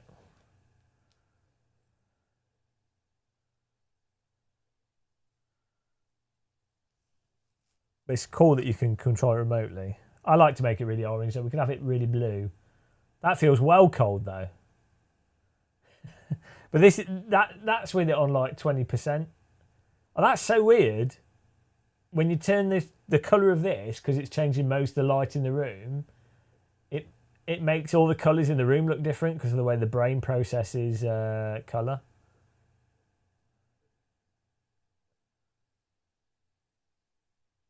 That's so weird. Yeah, those hexagonal lights are just background lighting. Just to break up the background. They look quite nice out of focus, but I couldn't be bothered with that. What's the audio mixer? What do you mean? What audio mixer? Oh, this is a Go XLR. Stream Deck, got 3 Stream Decks on here.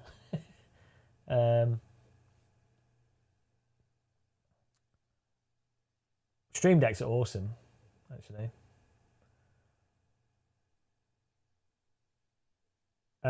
These are LG C1 OLEDs. The throttle is the HOTAS Warthog. I don't know if Moser are going to send us their throttle. I think Moser are going to send us a force feedback joystick. It'd be nice. The Moser throttle feels way better than the HOTAS Warthog. But this HOTAS Warthog's all right, to be honest. I've had it for like 3 years. I've used it with this force feedback joystick. I'm surprised that we can put this sequential shifter here, and it doesn't actually get in the way of the joystick. It just misses it. So we've got the full range of joystick movement. Well, can't move it forwards there because of that, but pretty much. I mean, normally you're not moving it more than this anyway, so. Yeah, I probably look orange because of the white balance on that camera. But I'm all right looking orange.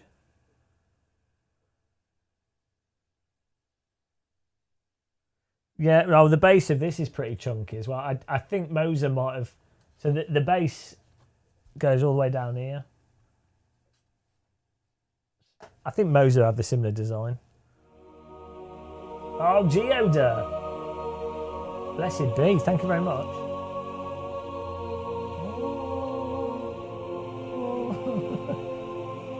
Thanks for being a member. Appreciate it. Oh, hang on.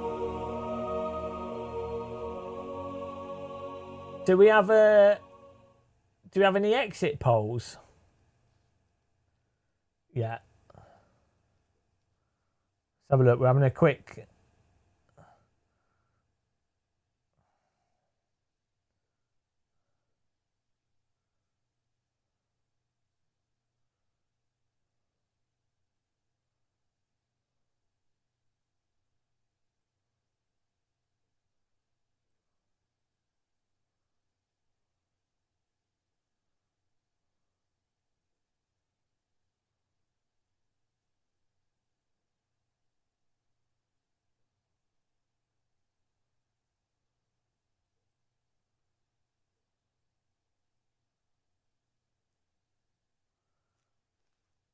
Let's have a look.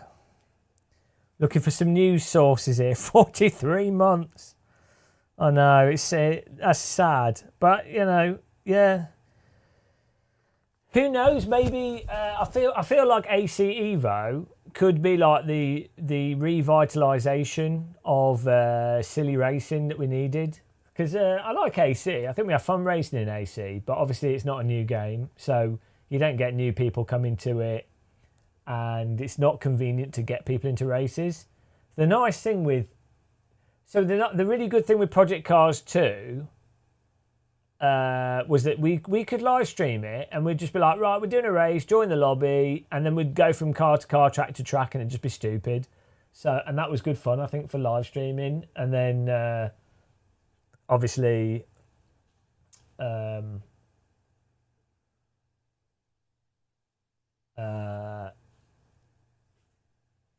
Project Cars 2 died. But and then obviously AC is a better driving sim as well. But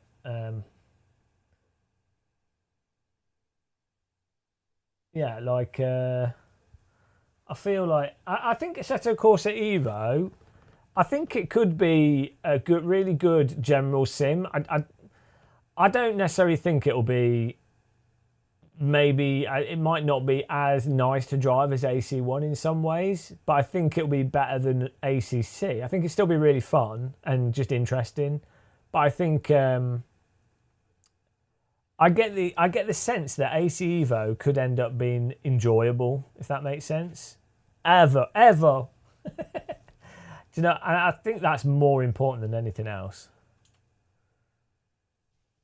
And I think ACE will put pressure on Gran Turismo. It's not coping. I'm saying the reality is, as I said earlier, I think we're probably going to have to depend on iRacing sorting their tire model out for people that want the absolute best physics, or cars that drive like cars with online racing that's competitive. I think we're going to have to depend on iRacing.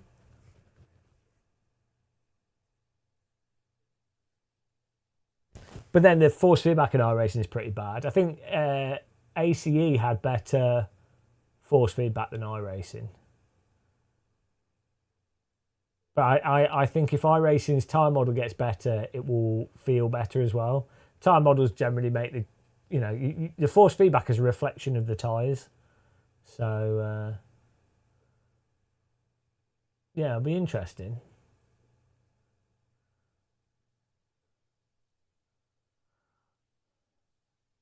Other than that, though, I mean, I think that what's that other game by what's the other game? What? Yeah, no. At the moment, the force feedback in AC Evo is worse than AC1, from what I could tell. There's no way to know like the handling and stuff on the rigs. So like. It's hard to say. Also, the way they had everything set up, you'd have to like actually use it properly, on your own equipment. But yeah, definitely with Evo at SimRacing Expo, I wasn't like, oh my god, this is miles better than anything that exists. It was like, oh, it's like if you got a bit of R Factor 2 and a bit of AMS 2 and you mixed it a bit with AC, and then it was also its own thing as well. That was the sort of impression. But if it's got, if it has online ranking built into the game, and if it's got interesting single player, and they keep working on it, and it has good content in it, you know, I think it'd be really good. I actually think as well, if ACE is worse than AC1, right, what's going to happen is ACE will come out, it'll have hype behind it because it's new, it will kill ACC because they're not developing that anymore, and ACC's shit. So ACE will kill ACC, but AC1 is kind of like the Wild West of sim racing, and if AC Evo has interesting stuff in it that's different, modders for sure are going to go, they're going to want to make AC have the same things that ACE has, but better, right? It's a challenge, isn't it, to modders? So, weirdly, ACE could end up making AC1 even better. And I don't know how Kunos can compete with Ilya, who is insane. And how do they compete with modders that are insane? It's almost impossible for a developer, a formal developer that has to do things by the book legally, to compete with mental people that are doing things purely from passion and purely out of like spite. Wait, I don't think he is, Dom.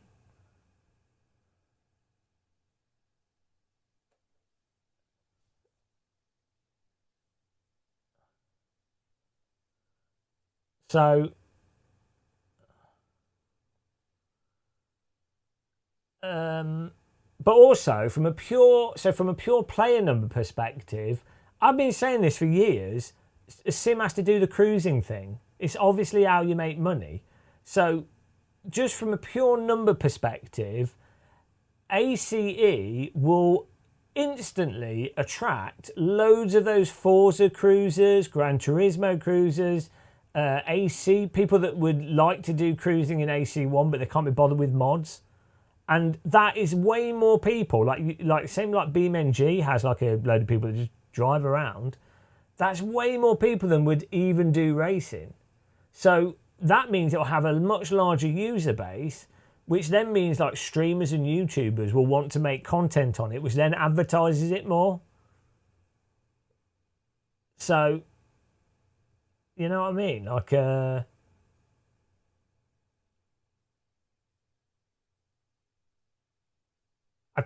don't think, unless ACE is like messed up at launch or like super buggy, which given how good the demo at SimRacing Expo was, I don't think it will be totally messed up. Like, there was some stutter at Expo. The demo had some like occasional stutter at times, but I think it was only when it had been left on for a long time. It's probably a memory leak or something.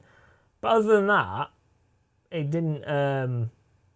It was running pretty well. It's running better than other games that have come out in recent times.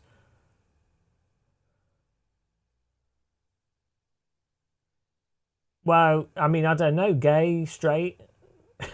What's gay cruising? I don't know. I don't know that term. I'll have to Google that. I don't know my gay slang. Gay cruising. Do you mean like with a boat? What is this? Hang on, gay cruising area. Oh, is this like how you pick up guys? Is gay cruising? What is this?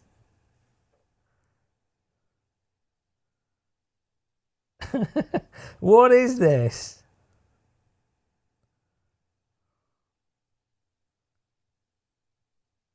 Gay cruising, but right, I need to. I'm learning here. Oh, here we go. It describes the act of searching for about a public place in pursuit of a partner for romance, shall we say. This activity has existed in England and Wales since at least the 17th century. Well, I'm pretty sure it existed before that, to be honest. Has a colourful legal history. It differs from the P word in that the parties involved do not want money. And from nightclubs and bathhouses, as they're not private premises. Oh, that's fine. I mean, that's all right.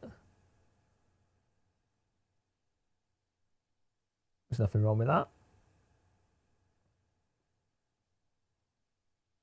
And then we've got cottaging. Is a slang term originated from the United Kingdom referring to anonymous romance between men in a public lavatory. Why don't straight people have this? I mean, I to be honest, this seems like a very good way of catching diseases, but yeah. I mean, as a straight guy, yeah, I wouldn't want to just pick someone up off the street. I'd be too concerned. I'd think they were a murderer or something. Do you know what I mean? Especially imagine if you're like a smaller gay guy and you, let's say you like more butch guys or older guys, bigger guys or something. Surely you'd be like, oh, I'm going to get murdered. Surely that's well dangerous.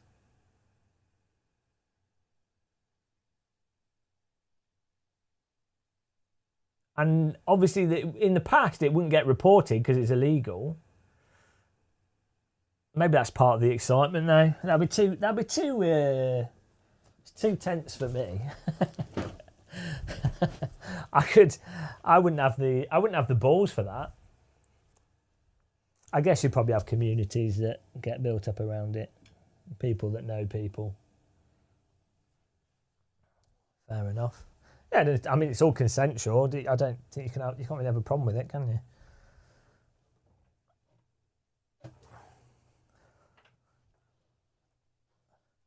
Oh, I've trapped myself. I've trapped myself in corner. Have we had any exit polls?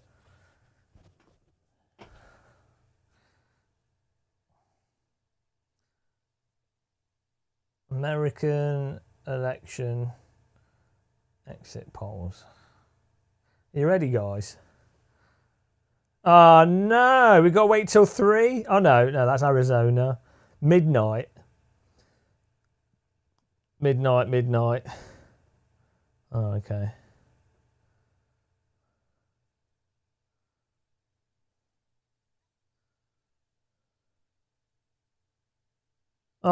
Trump favourably drops among white voters. Favourability.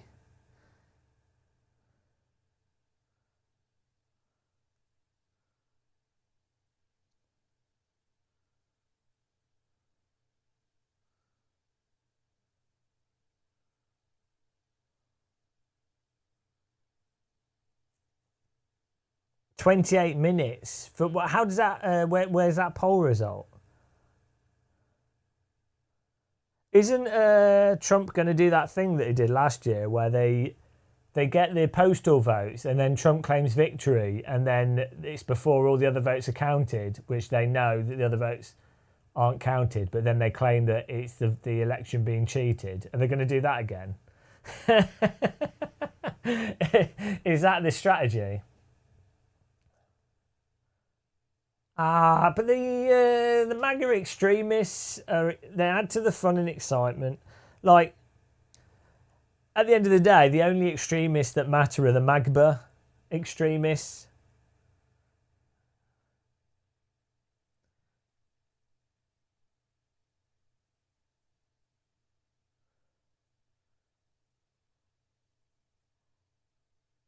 It's the clown show. No, that's my live stream.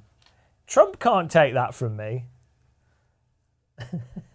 I am the clown show. How dare this bloody American try and steal the clown show from me?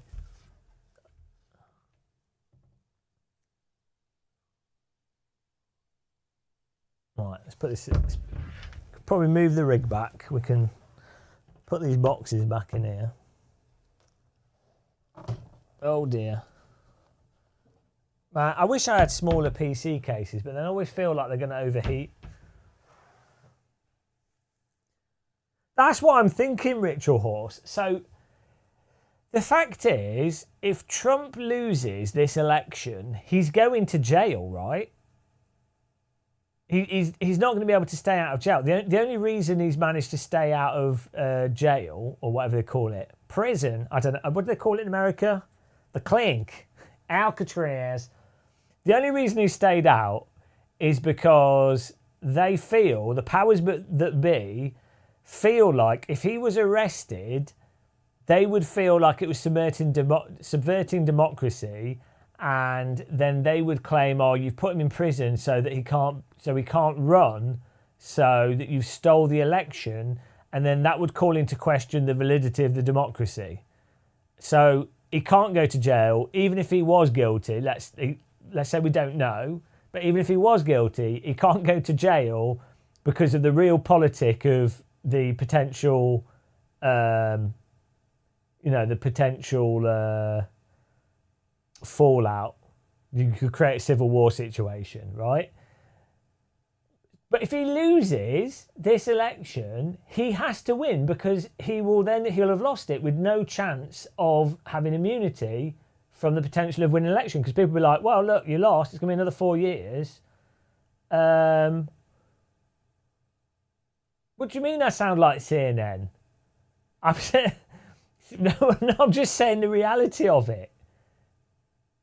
That's just, no, it doesn't matter who I sound like. That's just the truth of the situation.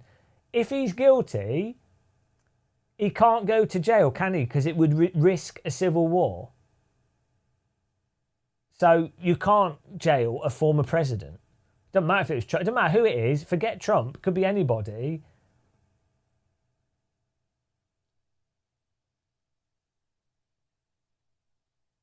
I don't know what he's guilty of. Wasn't it like having documents, undeclared documents in his bathroom? What was it?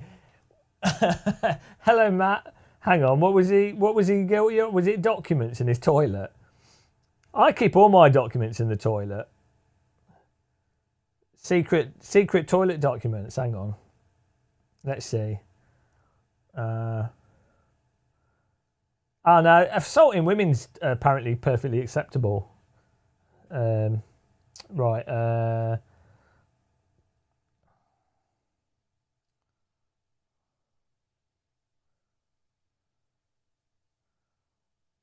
He's guilty of everything.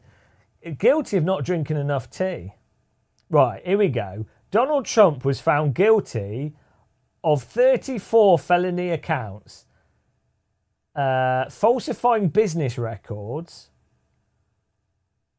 Of 34 felony accounts of falsifying business records. What would a normal person get for that? These charges were related to his efforts to conceal hush money payments made during his 2016 presidential campaign. So, like, that's enough to put a normal person in jail normally, right? The Manhattan District Attorney argued that Trump had falsified records with the intent to cover up payments to silence individuals alleging extramarital affairs, notably adult film actress Stormy Daniels.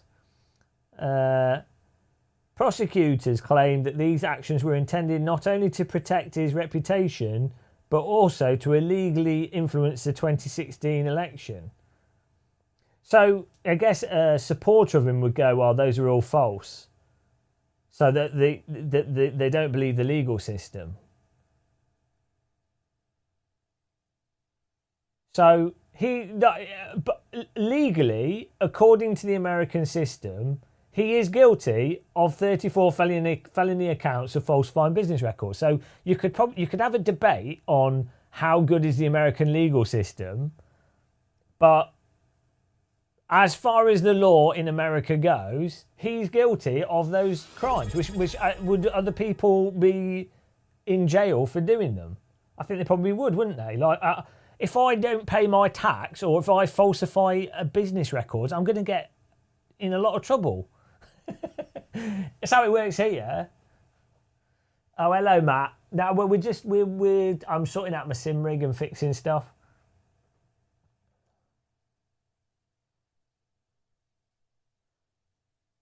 Yeah, I'm not saying I fully believe in the validity of the American legal system. As I say, you probably debate that. I don't know how bad it is or how fair. I mean, from my understanding of an American legal system, but it seems to be that if you've got enough money, you don't go to jail. I've seen enough films on this to know. I've been dead. Yeah, I picked up like a cold or something at SimRacing Expo, and then I just had like pretty bad fatigue. But I've been all right, so I've just been resting and editing videos. Yeah, so right, here we go. Trump's conviction on these charges marked a historic moment, making him the first former US president to be found guilty of criminal offences. He faces a potential sentence of up to 4 years, although as a first-time offender he may receive probation rather than prison time. But aren't there other cases as well?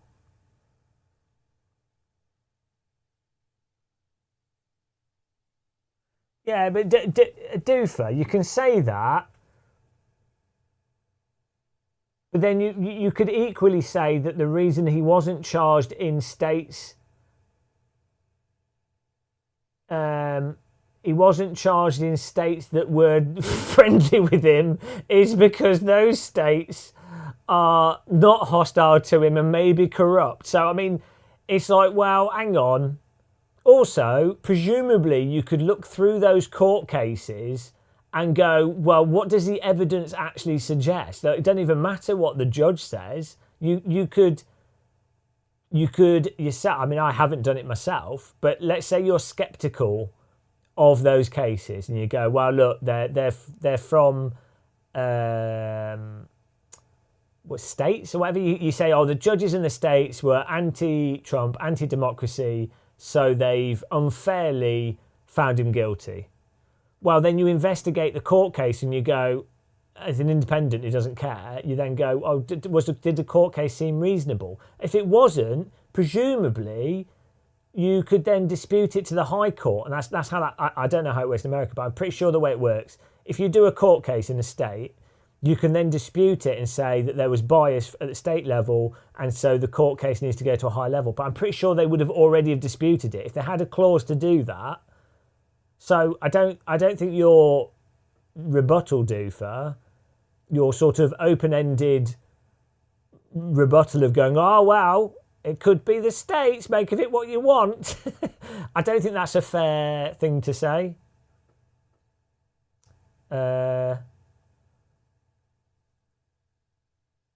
So yeah, and so what was the question? Like, the fact is, he's been found guilty of falsifying business records, which would seem to me to be a pretty significant thing for a presidential candidate. Like, if you're just going to go by the facts.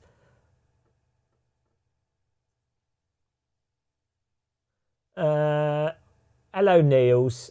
The reason Elon is now a Republican might keep him out of jail. Well, this is what's weird as well. It seemed to me like a bunch of billionaires were like, oh, hang on a minute, it looks like Trump might actually win this election. And guess what? If he does, we really want to be in his good books. Because if we're not, and we have this, what seems to be somewhat fascist, maybe not completely, but he seems a little bit dictatorial and a bit unhinged, generally speaking, it might be better as a billionaire to be on the right side of whoever controls the politics in the country.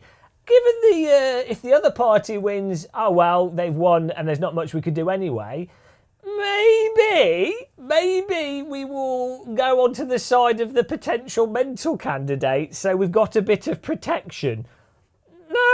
And maybe we'll end up with a sort of oligarchical situation that happened in Russia during the 90s and 2000s. Maybe that's what we'll do. Now that might be a cynical view of things. But that seems kind of likely what might have happened from an external perspective of looking at this.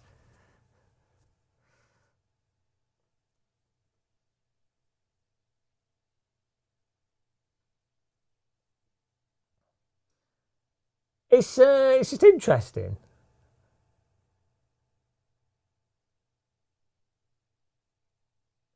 Oh, I think America in general is like, and the UK, we clearly have like an oligarchical situation with like huge business interest and business owners dictating policy. That's not exactly a new thing.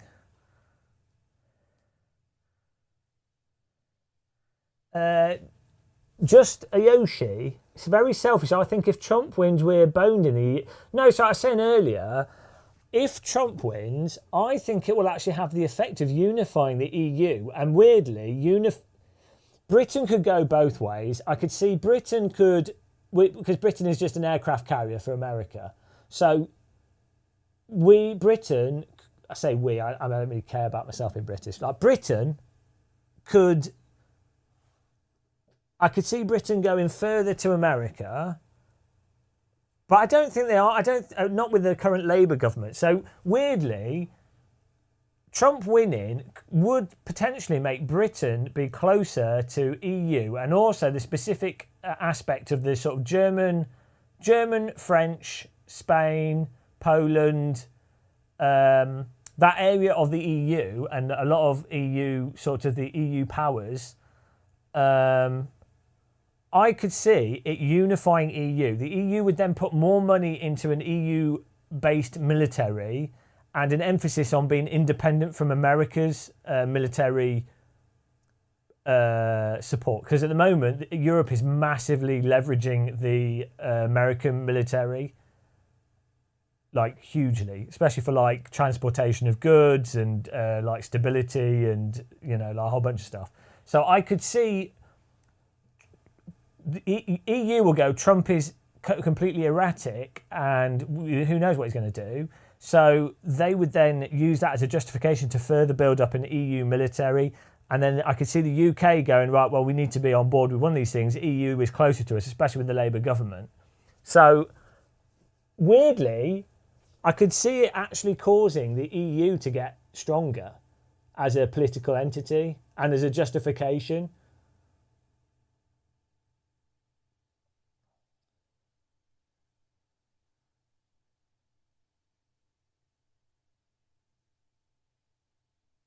So I think that's really. I think it's not as clear cut as you might think.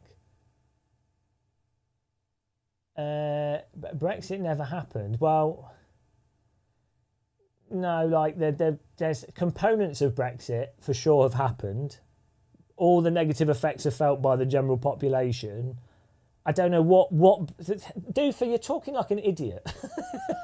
You right. I'm going to ban you because you do this all the time. You type messages in a really unspecified way that basically is a really open-ended and unproductive way of typing messages.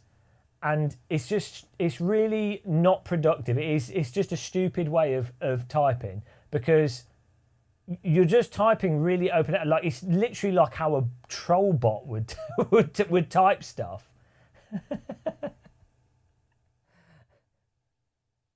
Yeah, but you're not answering them. So, like, you could make an argument. So, the what you would say in response to. So, if you want to make the argument that Brexit hasn't happened, you would have to say, well, you'd have to specify exactly what you mean. You're not saying anything, but you're acting as if you are saying stuff. It's a really bad way of communicating. So you could make an argument that, so the problem is, it's so like, first of all, you have to define what does Brexit mean and what type of Brexit did people expect? You can't just say Brexit; it doesn't mean anything. So you'd have to say. So your comment is making like 5 assumptive claims that are open-ended that people could interpret differently.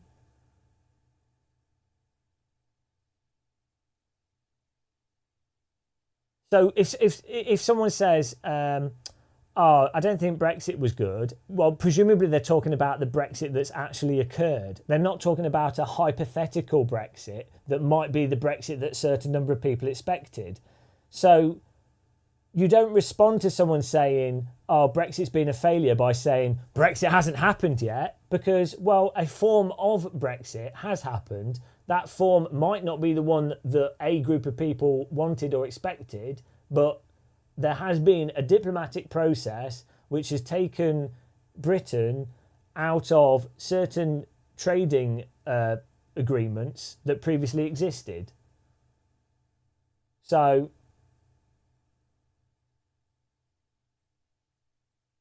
no, but I've just explained why what you're doing is disingenuous. You don't know which Brexit are you people voting for. Do you not see how your typing is very disingenuous?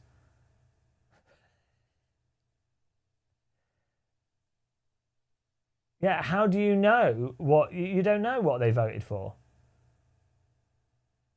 I mean, the whole thing was purposefully vague because it's a lot easier to defend a vague, non-defined argument than it is to defend a specified argument. So,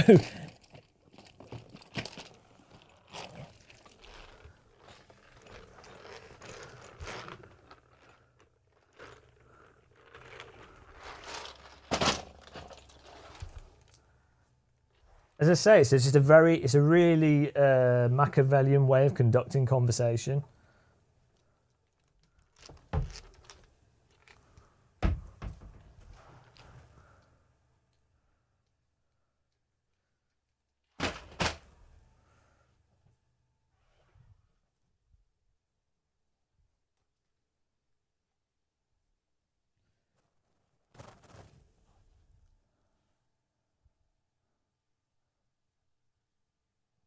Would you?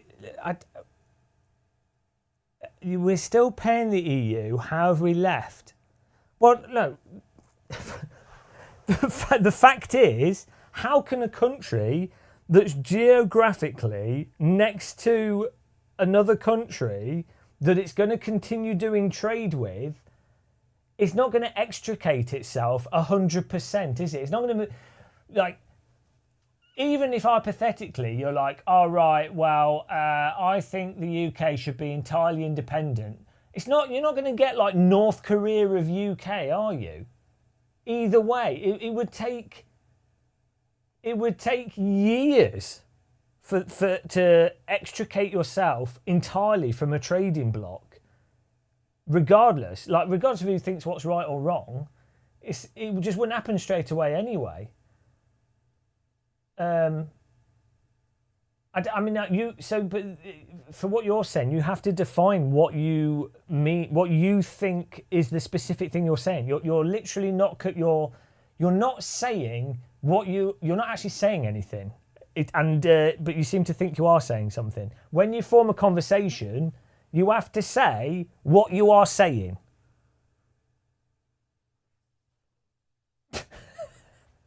I don't know why that isn't a natural form of conversation for people, because you would think in your own like way you'd be like, oh, I'm not actually saying anything, so this is pointless.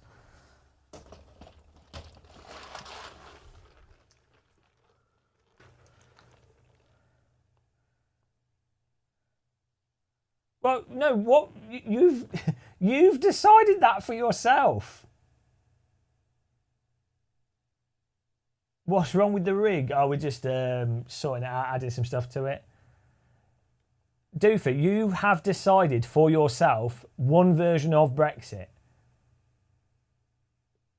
And the problem I think is a fundamental problem with the voting for Brexit is that, first of all, it was a non-binding referendum. It was an undefined referendum. And so no one's going to be happy. Like, nobody even said to what degree was what the specifics of Brexit were. No one said, oh, you are voting for leaving this partnership, not following this regulation, not having these trade agreements.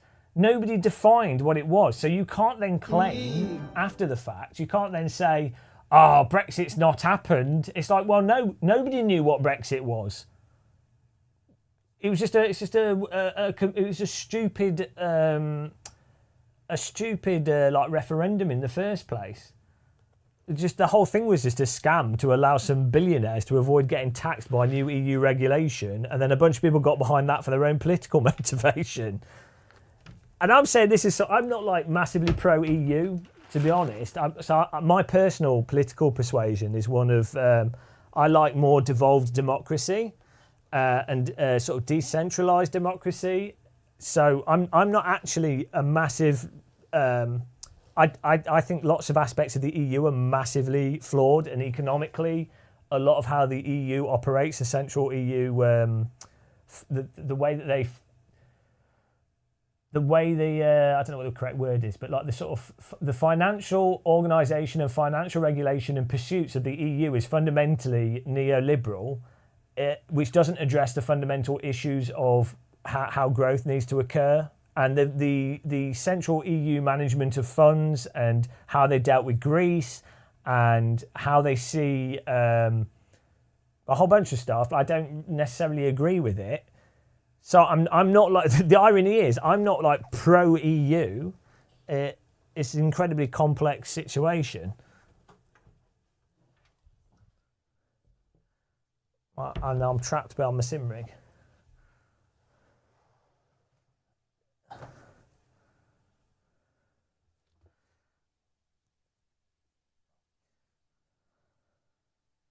Well, the wording, should the United Kingdom remain a member of the European Union or leave the European Union? Well, even from a conservative view as well, I think a lot of people voting for Brexit assumed that there would be some kind of like trade agreement still in place. Like there was a perception that they didn't want to be beholden to the EU Parliament because, yeah, I can't even explain it because people have so many different views on it. It's just that there's so much ridiculous stuff around it. That's why doing a referendum on that kind of thing is actually insane. Right, I'll be back in a second, guys. Getting a cup of tea.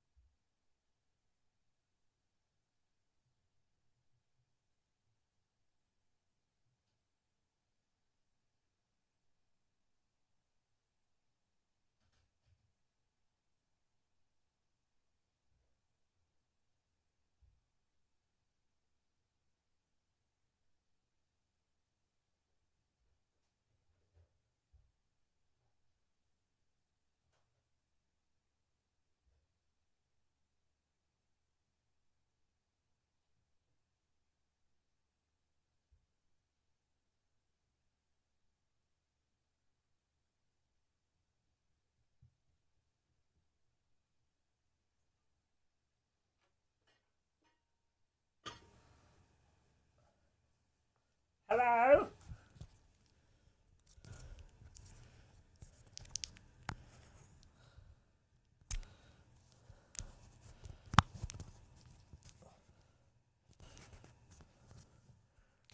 Oh, UK could have done a Norway.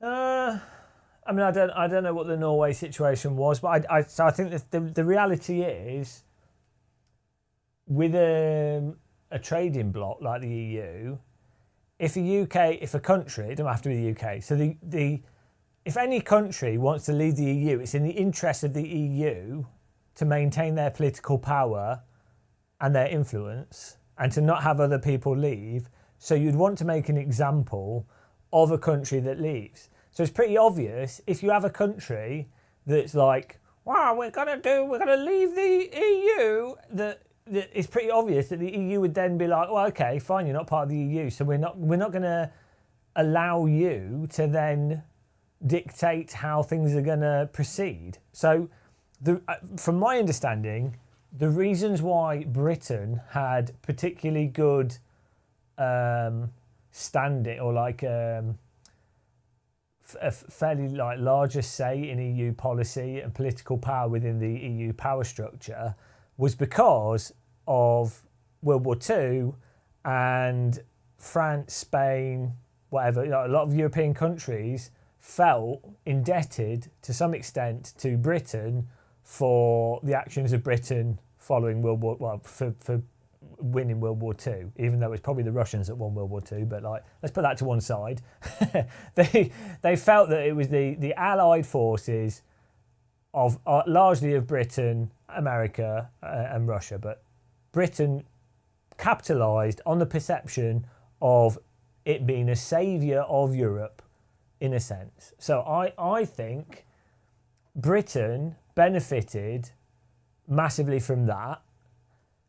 Also, Britain also has because of its positioning and its relationship historically with America, its geographical positioning and the corrupt nature of the City of London, financially speaking, Britain is also financially positioned historically very well for it to be a highly relevant trading partner, again, for EU interests. So that gives the UK, or gave the UK, a very strong position within the EU.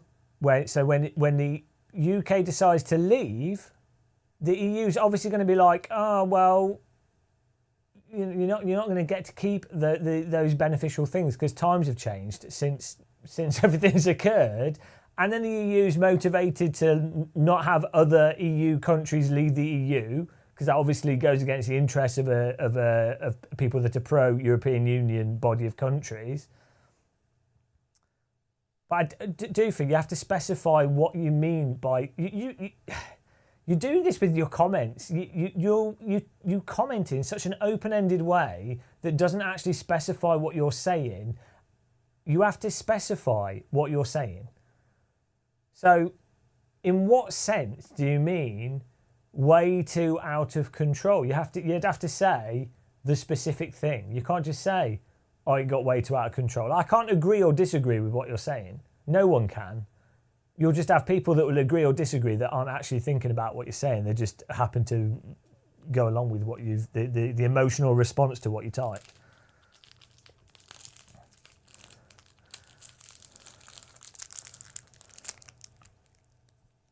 Well, so the problem with the hard Brexit thing, I'm not saying what I'm pro or con personally. The difficulty with the hard Brexit, if you're going to say, right, we're cutting all diplomatic ties, all previous regulation, well, that's going to be very difficult to do if you have a completely incompetent government in power at the time when you're doing that, which was the case with the Tories. It's also not exactly practical when you've already sold most of British assets, or a lot of British assets, off to European countries. Like Germany owns like half the trains. Like, so much of British assets are owned by Europe that you can't just go, well, yeah, we've come out of the EU. Okay. Oh, but we're still doing business with you guys. It's just not, that's the thing is, the problem with Brexit, the promoted version of Brexit is actually physically impossible. Like a hard Brexit is physically impossible. But just the logistics of it. It's like, look how long it's taken for basic stuff like passport control. You might be able to do it over a long period of time, and it might be like an end game. But I'm just saying, like, it can't happen quickly.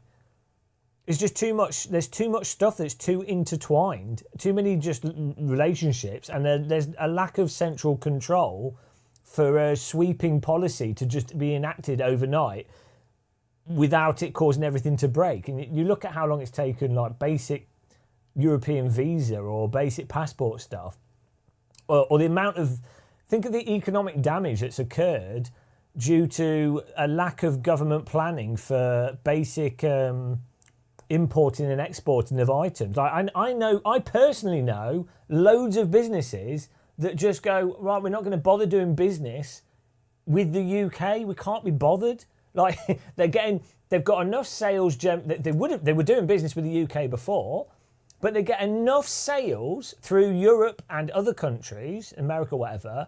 And UK is not the biggest of countries. It's big. There's money to be made, but they're doing well enough, and they can't meet the demand within Europe.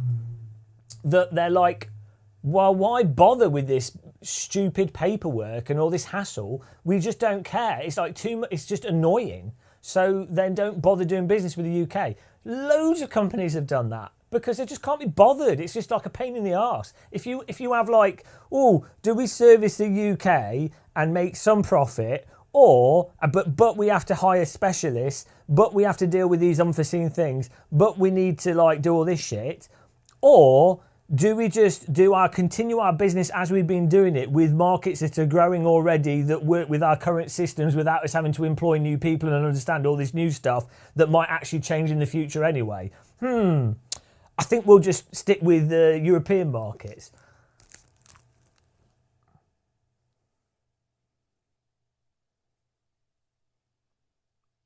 Yeah, there you go. There's loads of people. The UK has loads of people travelling to the UK. Yeah, you can't just do a hard Brexit. Like, even if you wanted to, even if you were like politically, we 100% wanted to do that, it just doesn't work.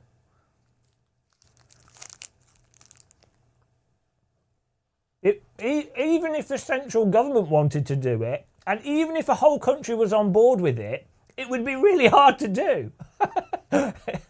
Like, it's like the immigration thing. Let's say 100% of the UK, for some reason, didn't believe in any immigrants coming into the country at all. Illegal, legal, educational, temporary work visas. Let's say everybody 100% went, we don't want anyone to come in. And then the politicians were like, okay, we 100% don't want that as well. Well, good luck policing that. Good luck implementing the processes that, so now we need to spend billions on airport infrastructure, billions on border crossing, billions on restructuring the whole university and education system, billions on how all businesses operate and deal with different workers from different countries, billions on like how of all the businesses that would have to close and all the unemployment that would occur from all this shifting around of what businesses exist and don't exist now from this dramatic policy change.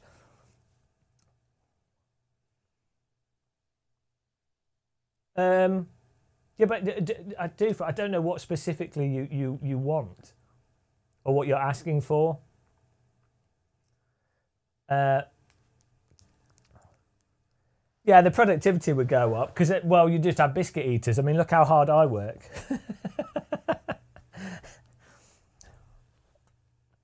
Oh, dear. No, lockdown would be a good example of, first of all, fucking hell, Doofer, I'm going to ban you for, I don't know, I can't take it. First of all, the lockdowns were not 100% or even 90 or 80 or 70% effective. The bloody Prime Minister didn't follow the lockdowns. So there's a pretty good example of things not working as you probably want them to work. I don't even know what you're saying. Fucking hell. If you type one more comment that's like an open-ended, moronic comment, I'm just going to ban you. I'll time you out. You have to make an argument. No, again, oh, Jesus Christ. I hope you're like using ChatGPT to type like these comments. No, so just because something doesn't work perfectly doesn't mean you don't try it, but you're conflating two separate things here to make your argument. So you might try to extricate yourself from the EU. I think this is a connection you're trying to make. And you might aim for a certain political process. That's a separate conversation to the reality of what's actually happening, or the reality that most people didn't know what exactly they were voting for with Brexit, or the specific reality for certain specific things. Dealing with a potentially a virus that's overwhelming the hospitals due to a sudden increase in patients in a short period of time is a completely different situation to dealing with the economic policy and economic structures and the reality of economic relationships. And then tying lockdowns into that is a whole nother thing as well. And the effectiveness of lockdowns and the efficacy of it is a whole separate conversation and with its own pros and cons.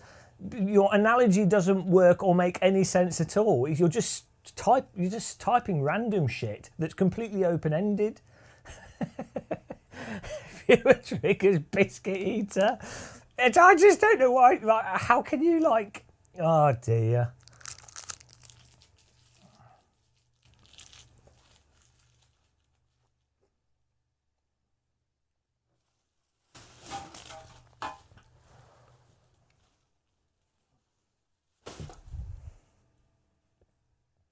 I think you can make an argument. This is the thing, like the argument that Doof is making. If you were actually making a coherent argument, you can say, like, I don't 100% disagree with someone saying the government should have pushed harder for a more Norway type agreement. Despite the initial economic turmoil. I don't necessarily disagree with that. That could be a position someone could take. Also, if a government said, right, what we're going to do is we're coming out of the EU trading bloc, and as a result, we've planned this. So we've got a plan in place because we know it's going to cause a massive shift in economics and manufacturing and everything. So we're coming out of the EU because we had a referendum.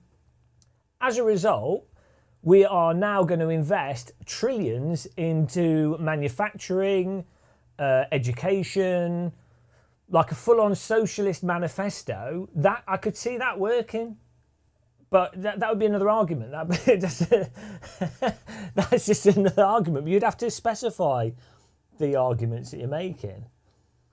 Like, if you came out of the EU and you had a full-on socialist government in the UK, I could see that potentially working. Well, yeah, I don't think they didn't plan because the Tories are just complete muppets. Yeah, they planned. They didn't want to actually win they didn't want Brexit to happen. But even so, you don't, as a government, you don't put forward a referendum. And it's first of all, it was an unbinding referendum. So you would go, right, you put it forward as part of political gamemanship. You intend to lose, but you want to make it look like to the population that you're democratic, even though you're not. So it turns out you fuck up and, oh shit, we lost the referendum. Well, then what you do is you go, yeah, it was a non-binding referendum. Clearly, this indicates that the country is interested in changing our relationship with the EU. So now we need to put together a plan and a process for how an actual leaving of the EU would operate, and then we'd need another referendum on that. But the problem is that the reason why there was a load of money behind Brexit, and largely why Brexit actually was successful, wasn't for people voting for a left exit of the EU or people voting for a Norway agreement. It was all the money and promotion, because there's a few billionaires that were worried about the new European tax regulation and legal changes in the EU, law changes that would make it harder for people to hide their finances from investigation. And so they wanted a Brexit so that they could avoid those legal changes. That was the reason. And so those people have enough money that they can spend 200, 300, 400 million pounds on promoting politicians to get into a position of power, or promoting Brexit to then avoid them losing even more money if they were investigated, or their offshore accounts could be investigated. So, but I mean, it's just the politics, isn't it? The reality, the end result is always a shit show.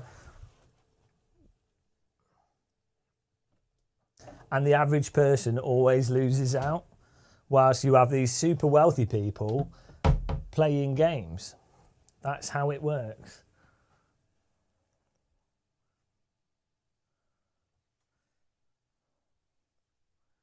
If everyone just drank tea, it would be a much better world.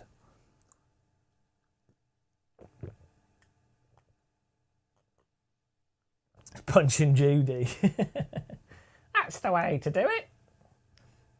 Sky, the right to vote should start at 30 years old. I don't know if that's the case. I know what you're saying. But then even stuff like, like in Australia, it's, you have to vote. Like you can't not vote. But then what happens is you get people voting who just don't care and they're just ticking boxes. I think the problem is the solution to all these things is education and critical thinking. And the problem is it takes 15 to 20 years to actually install that in a person. So it's one of those things where the solution, it takes 15, 20 years. It's not, you can't, once someone's got like cancer all over their body, it's too late. Like you have to go, you've taught them about skin cancer early on, so they've noticed a lump and they've got it checked out, and okay, we can treat it. That's unfortunately the solution to a lot of the rubbish that we have now. Requires 15 to 20 years of education and educational policy changes. It will take years to decades to fix things.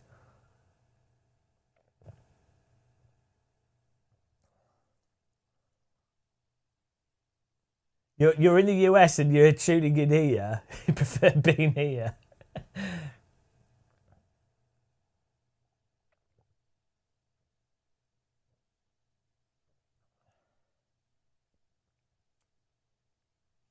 I think you could have a test. You could have a critical thinking test. But the problem is, democracy exists purely as a protection against despotic leaders. That's its only real function. Like, well, I'm using a different microphone, Mr. Joe Dynamite. Yeah, I mean, ideally, democracy works in the sense that you can actually organise and get stuff done that needs to get done, and it takes away power from people that are just wealthy. But in reality, all that democracy really works for is if you have a leader that's absolutely batshit mental, the population can go, shit, that was a bad choice. Let's have something different. That's about as far as modern democracy goes in terms of like the president and the prime minister.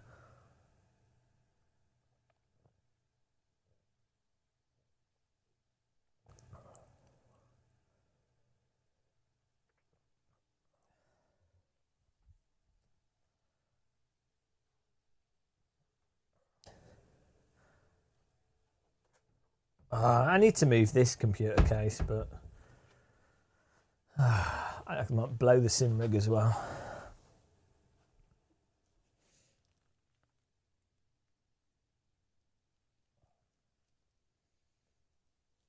I need more space.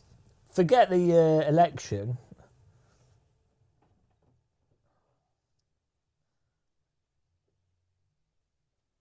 I need more space.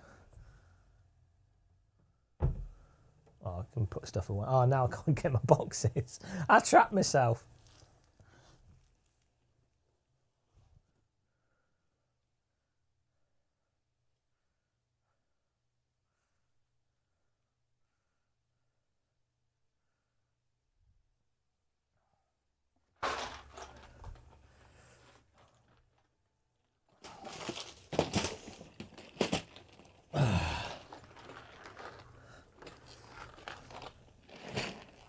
Tell you what's really interesting, because I speak to a lot of Europeans, more so than most people do, I think, in Britain.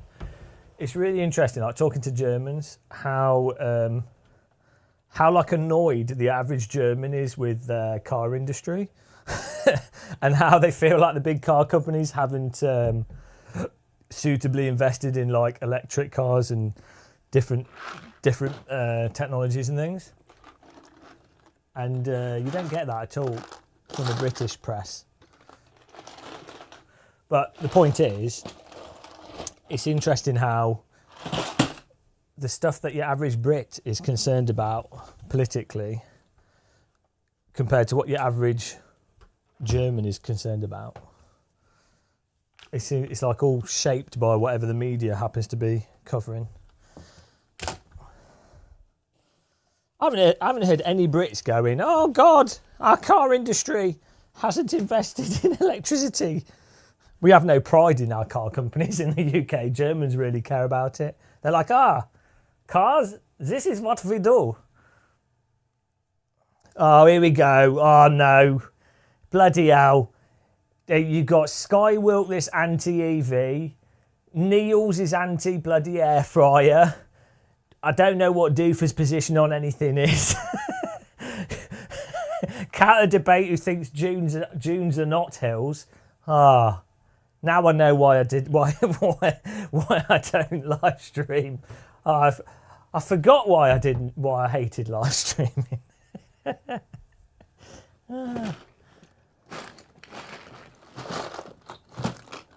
Masochism on tap.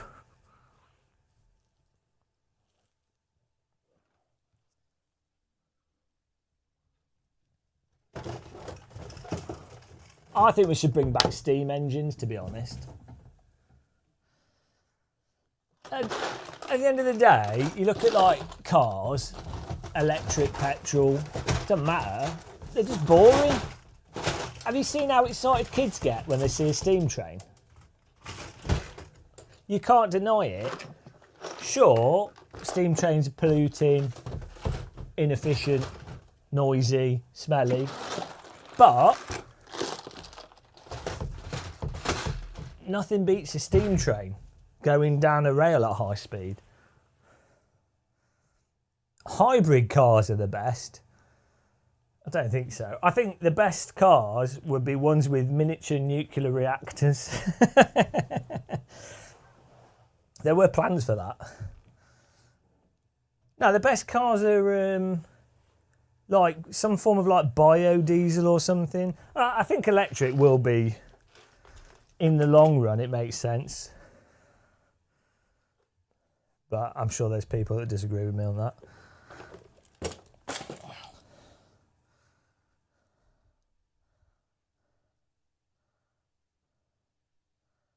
Well, to be fair, electric car is basically a nuclear car.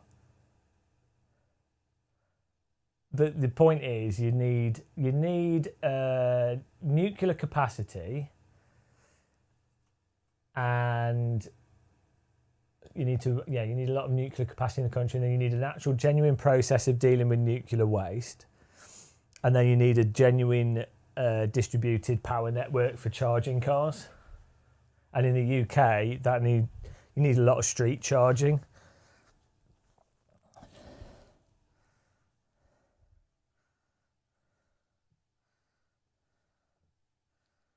I mean, the nuclear thing though, like, because the thing is, cars are obviously polluters and stuff, great, but it seems to me like it's beside the point is that most pollution, I don't think is cars, is it? It's like big factories and stuff, and it's like, well, surely can't they just use nuclear power? Like, why? They should all be using nuclear.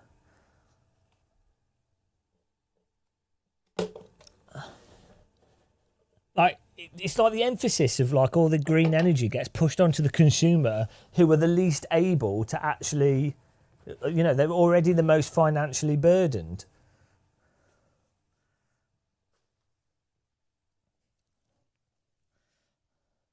I've just found a USB-B cable.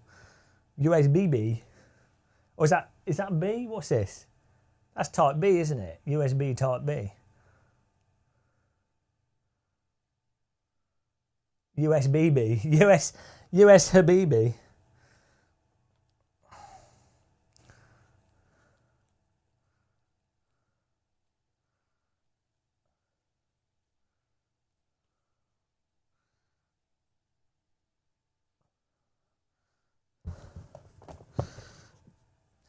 I think we should replace all motorsports with sim racing. I don't think that's unreasonable. Like, why do we need race cars? They're just mostly shit. Like, GT3 cars are terrible.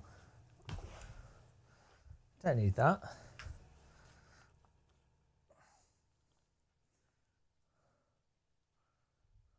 Have we got any polls? Have we got any poll results yet? Or is that in like half an hour? Should have a chat room sit rep. What are you guys thinking?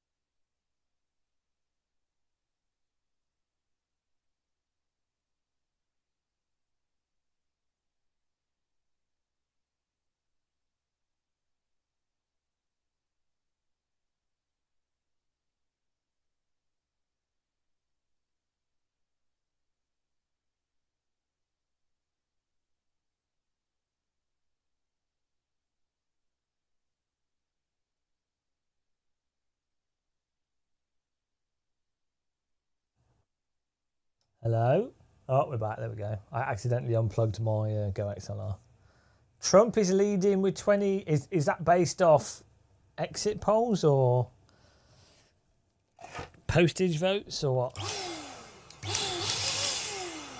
By the way, guys, CompuCleaner, high pressure output, electric air thing. Really good.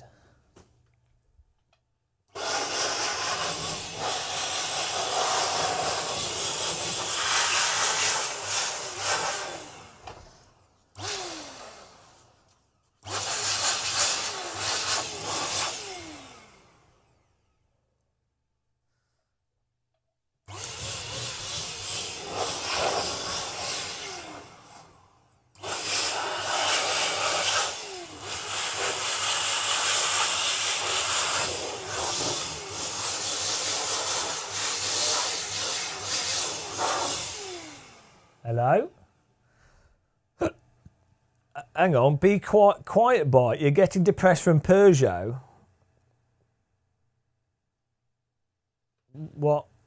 Peugeot race team or what?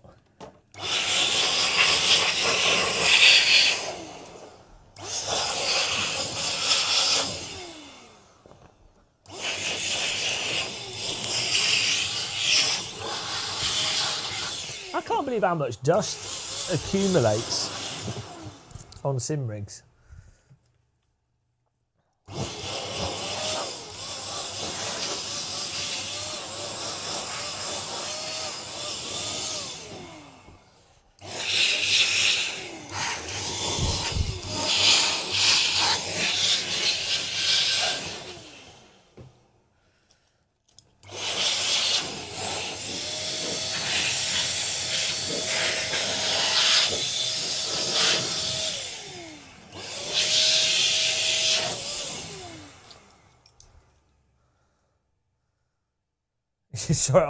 You saw it on one guy. Well, that's it.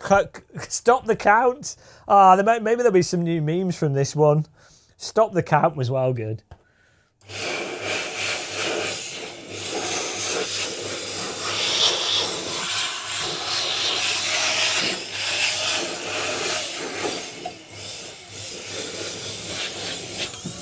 Oh no, my nozzle's come off. A cover? What do you mean, your sim rig? Oh yeah, you could get just get a plastic painter sheet. My nozzle blew off and I don't know where it's gone. God damn it! Oh, it is. Nozzle went flying.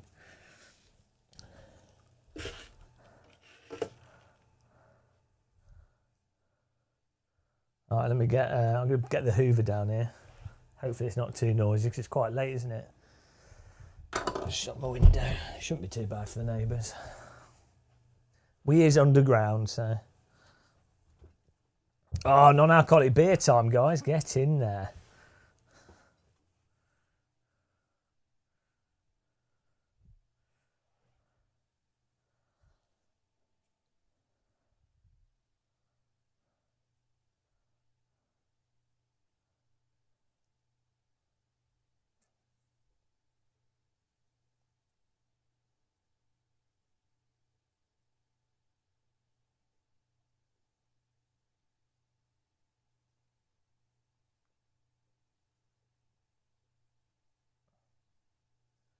Oh, I bought a Microsoft Sidewinder force feedback wheel. It's gonna be well interesting to try out.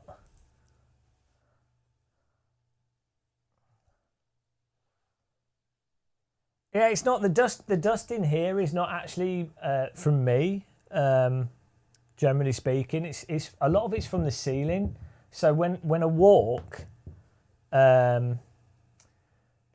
on the other side of the ceiling, it knocks the ceiling, which then has loads of like shit in it, and it comes through the light fixtures. It's really bad. Because I have over here, we've got a good like an extractor fan on the wall with a filter and everything. It sucks. It's a really powerful one. It sucks loads of everything out of here. But yeah, it's really weird.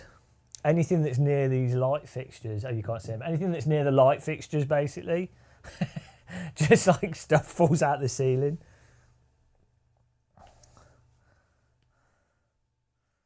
Craig C, it's sad that out of all that tech you have, yeah, handheld vacuum cleaners are awesome.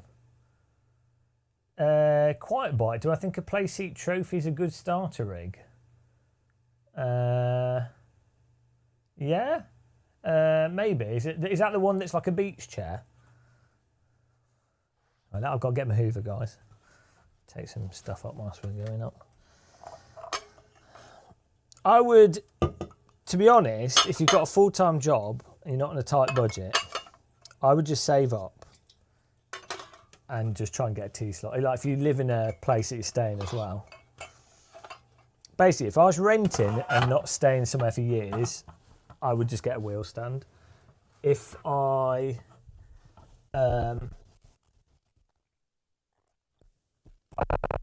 live there for a few years,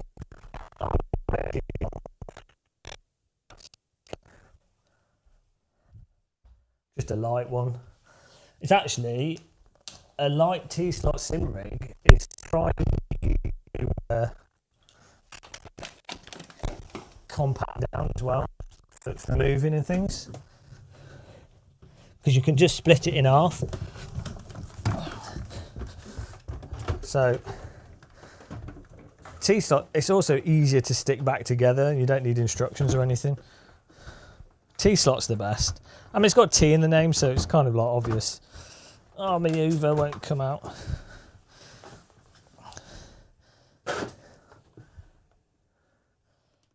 You can never beat T, let's be honest.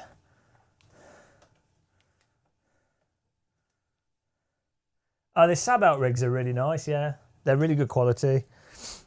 They're quite chunky though, but they're out of T-slot sim rigs. If you're going to spend money, I like them. I mean, I've done work with them, so I'm biased.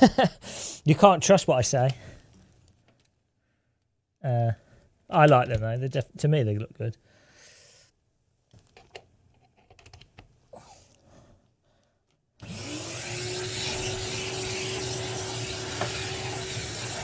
Oh, we've got the Uber out. It's happening.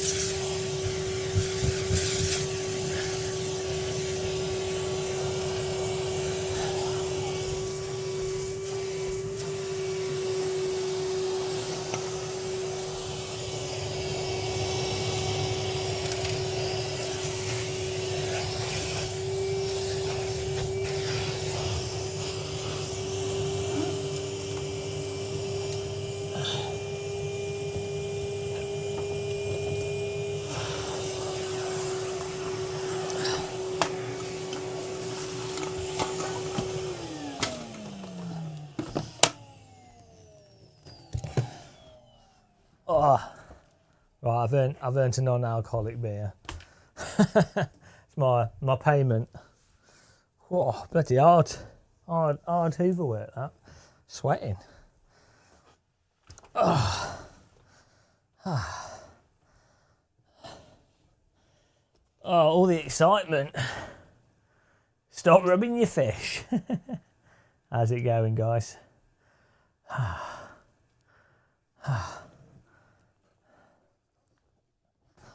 Oh.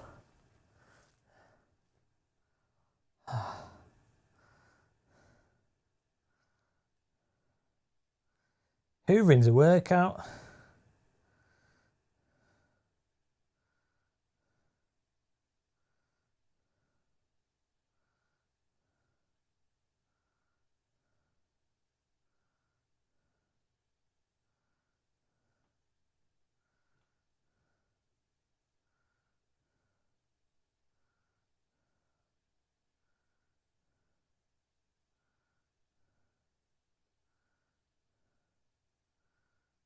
You need to raise the hype level. Well, we're on hype level 2 accidentally. We started on 2.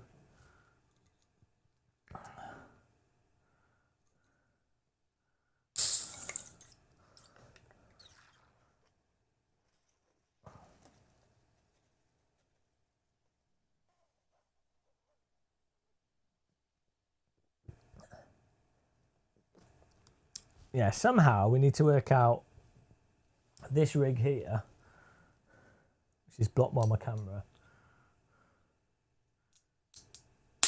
how to get that higher, like a build a box. We could put the PC in that. That'd be well good.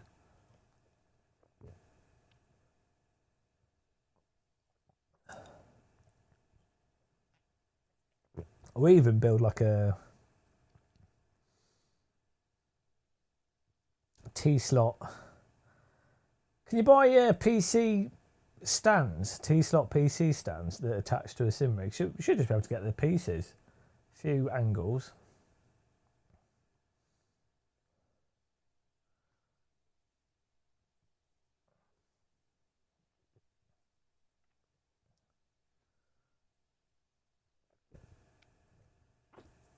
That'd be good.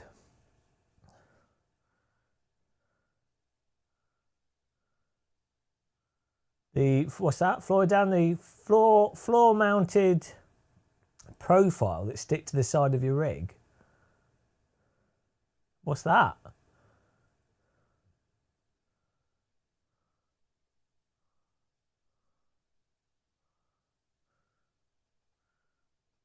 Where do I want the piece? Oh, so there's another rig that my foot's resting on, which is like there's a desk. Where I am, there's a desk here. So I could do with being able to put that computer behind a rig.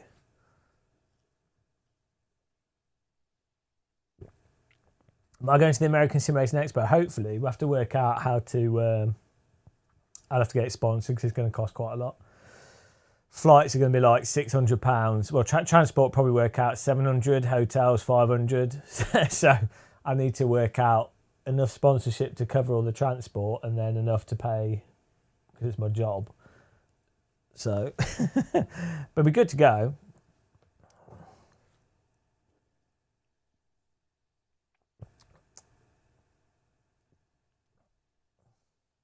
But yeah, I'd probably work out about £2,000 budget.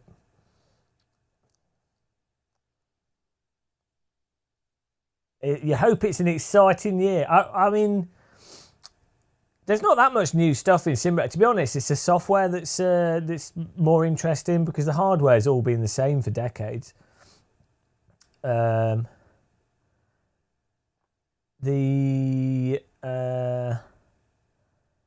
Hardware-wise, the cubic seatbelt tensioner is interesting, but it's good for immersion. It seems like a good piece of equipment, and I've used that. It was good fun. The different active pedals are quite interesting, but basically the problem with SimRacing, or the thing that needs to improve, is the software. Because we already have amazing, like, DD wheels are all great. Even like a 5 Newton meter DD wheel is way better than stuff you'd had years ago.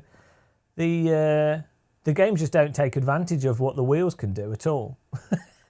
So it's kind of ironic, actually. Like, I wouldn't have predicted that hardware would have overtook the software to the extent that it has.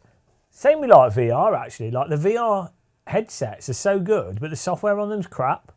Like, most VR games are terrible. You could genuinely have games that were like gold, N64 GoldenEye, where you just got levels. You just have to go through the levels, shoot some bad guys. That's fine. And you could have loads of VR games that were just that, with different places and different stories. That would be great. But no. Instead, we have like all this like weird, like, I don't know. Yeah, it's really strange. But yeah, with the driving sims, we're stuck with iRacing's tyre model, ACC's force feedback. Gran Turismo 7 has really bad force feedback as well. And then we've got all these really nice wheels. Oh yeah, I saw that, Floyd, Dan. Yeah, I'll give that a go. That's just, is it just come out, I think?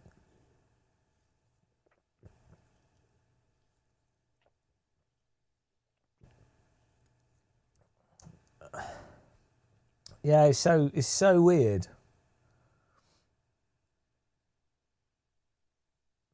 So I mean, it's happened with a lot of things, like with a lot of graphics. Like, computers are pretty powerful now, and you can do like netcode's pretty decent. You can have like 50, 60 people in an online server with physics and all this stuff happening, and yet the games are worse than Battlefield Bad Company. Matt, AC1's holy. No, I'm telling you, right, this is my prediction that occurred to me at SimRacing Expo. If Assetto Corsa Evo, if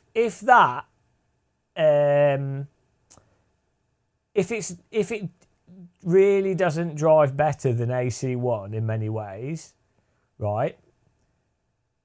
And they make it a bit stifled commercially, but it'll still be popular. I think Assetto Corsa Evo, I think it will sell well. I think it'll do well regardless.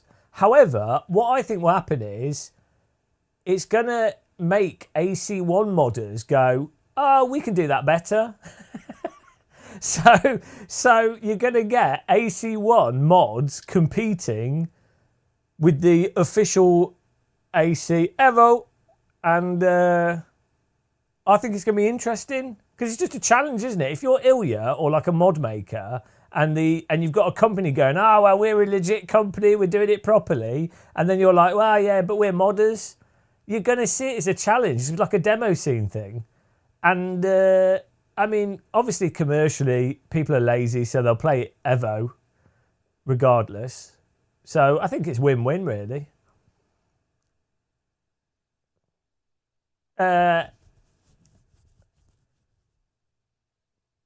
The AC Evo livery wheel. Is that your? I thought it looked really bad. I thought maybe Matt had something to do with this, and it's terrible. So Evo. Yeah. What? Sorry. What were you? Did you design it?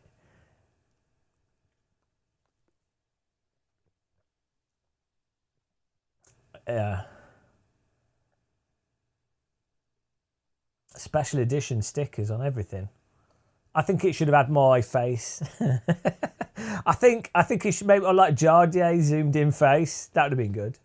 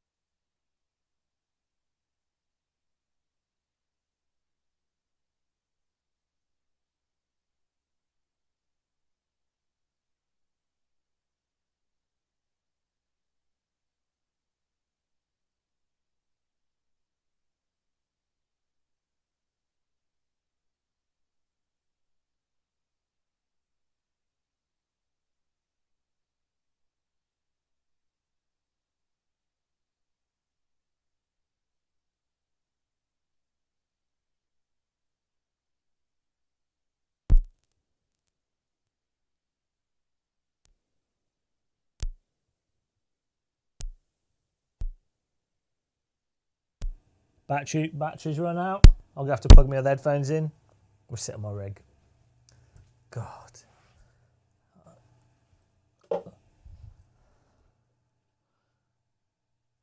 Oh, give me a second.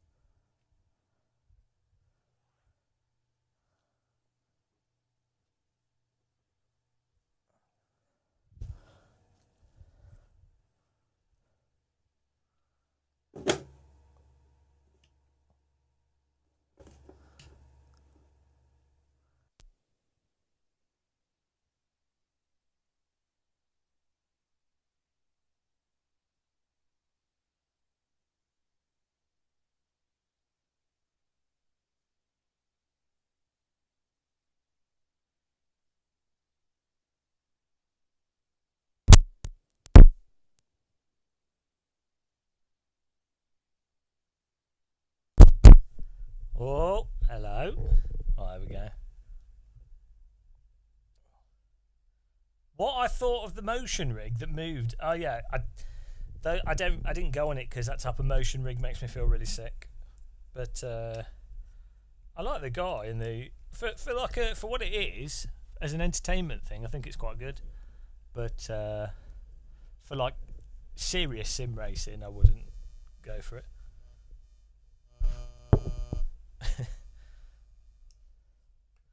We've detected a bug in the room. Oh.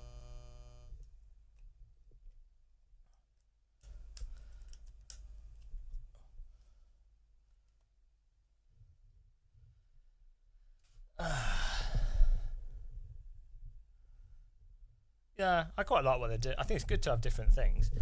Absolutely mental.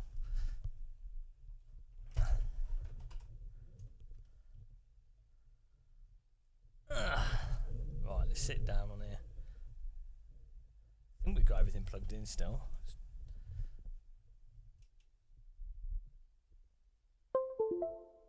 Oh, we might be okay. Ugh. Okay. Well, we've plugged stuff in, we've hoovered, we've added a sequential shifter to the rig.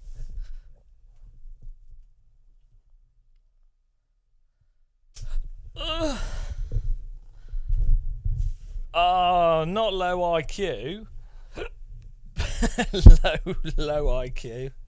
God.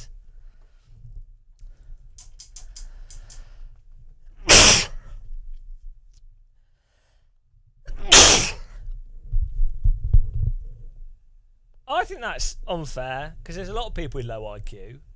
Surely that's a selling point, being low IQ.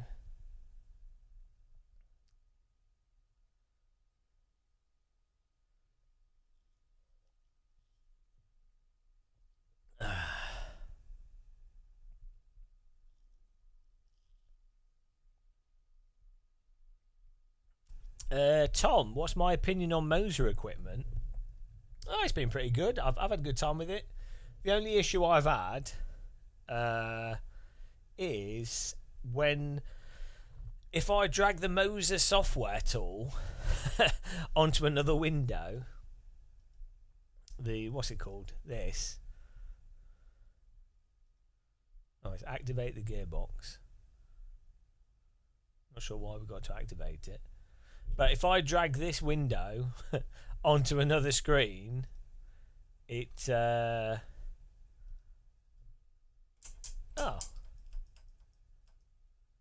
works. Yeah, if I drag this window onto another screen and then reboot my computer, then it doesn't load up and have to reinstall it. That's the only problem I've had.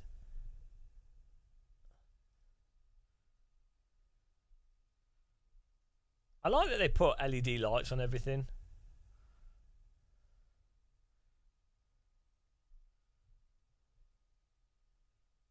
Attention seeker enters chat. That's everybody.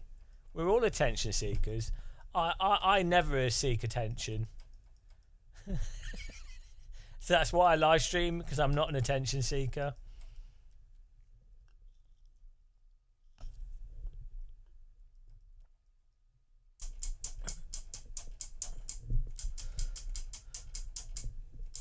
Yeah, this Moser sequential shift is pretty good, you know.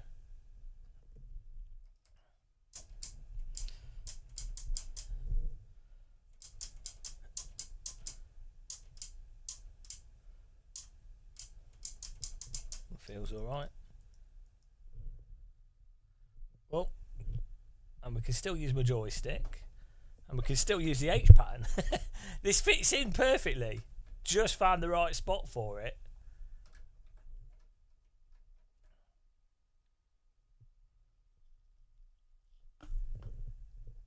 Yeah, it's not expensive either, is it? It's quite affordable. So what I think, I was talking to some companies about this. If you're doing a sequential shifter like this, what you need is some like load cell on it, right? A load cell sensor. So this would obviously increase the price, but you have the normal clicky thing, but on the top, you could have a button detector for like the sequential, but then behind that and above it, you can have a load cell. And as you pull back, so you pull like this, it does a sequential click, okay, right? But if I pull it harder, it can then be a load cell. Or you could even have the load cell could be in the handle. It could be anywhere. Like there's loads of places you could put a load cell, totally separate to the mechanism for sequential, so that you've then basically got a sequential shifter, but you've then also got a load cell. It's just a static load cell. Like it's not like the Fanatec thing where it pulls. Just a load cell, so you've got a handbrake, but a load cell handbrake based off how hard you pull it, and that would work fine. And you could add that to this. like for £50, 40, £50, probably less than that, like £15 for the actual mechanics of it. But like, it's too late now. But a company could design it with the load cell in mind. The load cell hardware does not cost much these days. They've already got the software and everything. They've already got all the other stuff in place. So you can add a load cell to something quite affordably now. That's the point I'm making. I'm just surprised that no one thought, oh, it's a sequential shifter, but it's also a handbrake. Because most of the time, you're driving cars with a sequential shifter, you're not using a handbrake. A lot of the time, not most of the time, but a lot of the time, like I would like a handbrake available when I'm using sequentials on my wheel.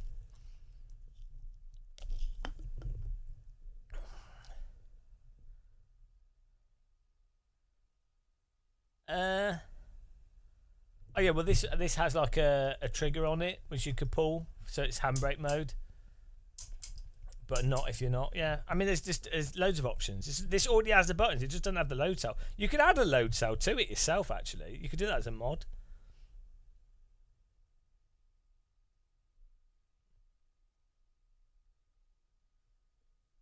You could literally attach it on top of here, and you just put a bit of. You have the load cell sensor, and then as this pulls back, you'll be pushing on the load cell, and then the harder you pull on it, you know.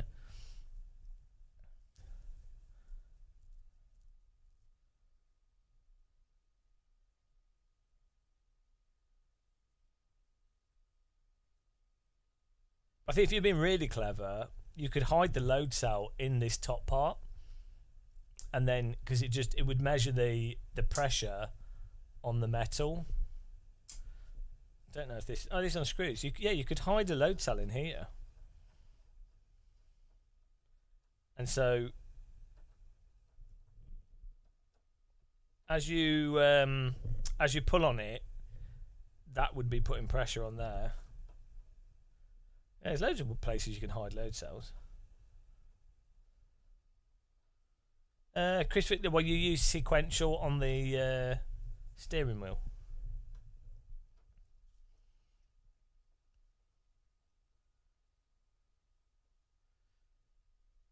I mean, I use flappy paddles with rally games.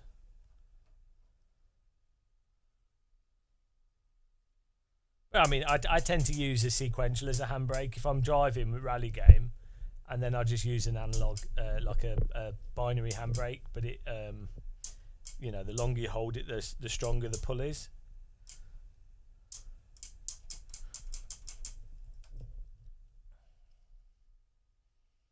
That's it, Jared. Yeah. There's loads of places you can hide a load cell. This is the Moser sequential. Just attached it to the rig.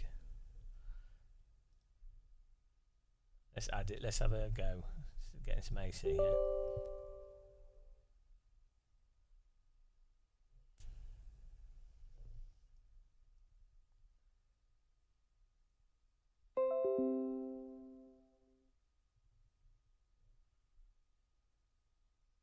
My server's still up. We've got Filderberg ring. Updates ready. What are you updating?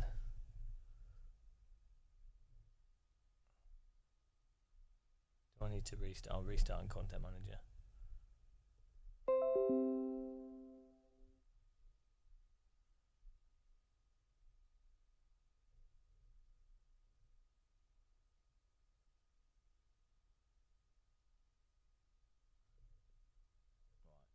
Well, let's binder thing here. Settings.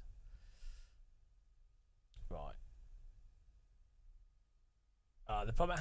Can you bind two things if you want sequential?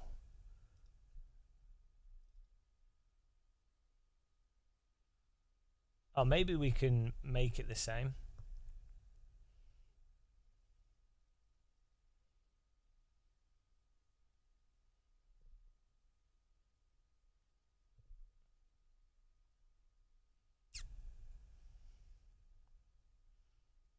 No, I don't think you can. It'd be good if in this software you could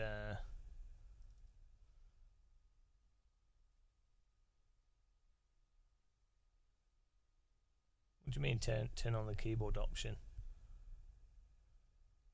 Yeah, you could bind it as a keyboard option, but... Oh, that's weird. There you go.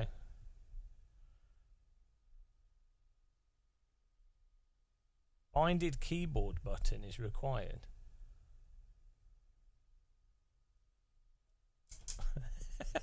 Okay.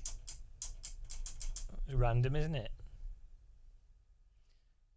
It's weird that you have to click that to get it to do it. Thanks for the tip there. Wow, we had a good chat room tip, guys.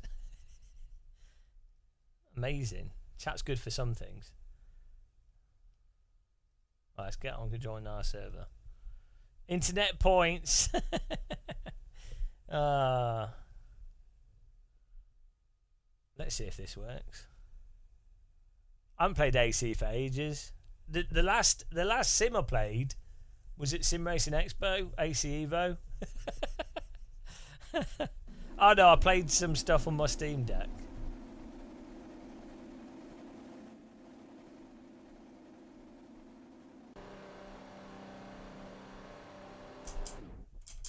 Oh.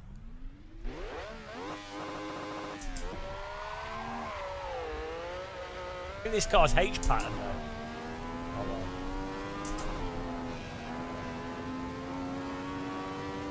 well. Oh, this feels better than the Seto Corsa Evo. It's so precise. Oh wow.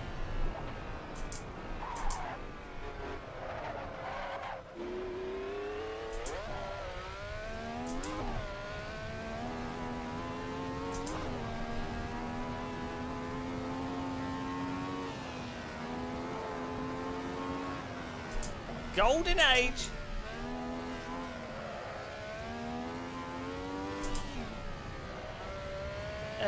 If you say that, Skywilk, I've driven real cars. The point is, they have depth whilst they're sliding. They're not sloppy. They're still precise. They still bite the track. They're controllable, but they're grippy. They don't like float all over the place. Such a straw man of what I say.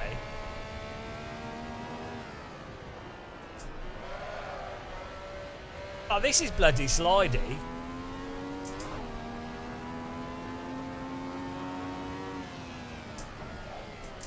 You are. You're like the Wicker Man.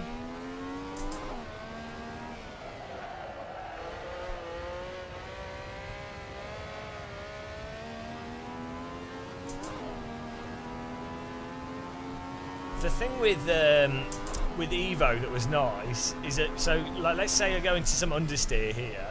Okay, that's a bit too much. Alright, let's say I go into understeer in AC. It's overly consistent. Like, you see this? That the path that's taking is like a very consistent path. So I mean, like the trajectory is very predictable, like overly a single trajectory, whereas you could definitely tell in Evo that the tyres were like sort of purchasing and unpurchasing the road, and you know, it wasn't like a flat understeer. There's like more nuance to it, so that was good. But to be honest, I've been in a radical round of track and that was pretty direct, so that was kind of, you know, it's like a go-kart.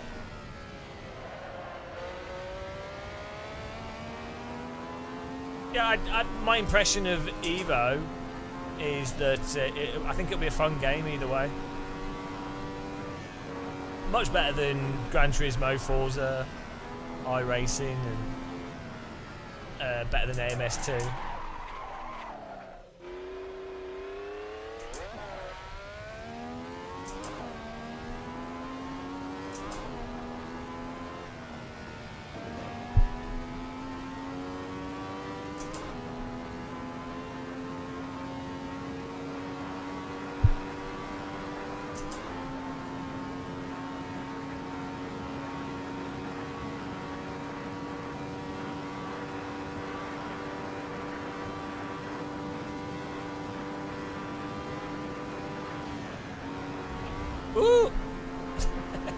into the wall.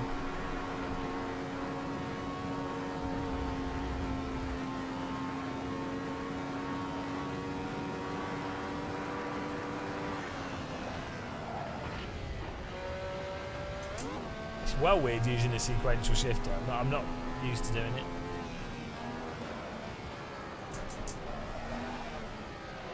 Also, it's weird how tall this sequential shifter is. Like,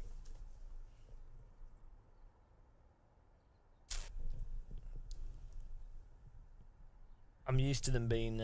It's weird that they didn't go for Allen keys on this. I'm used to them being a lot smaller. So if we can make this smaller, you can tilt it.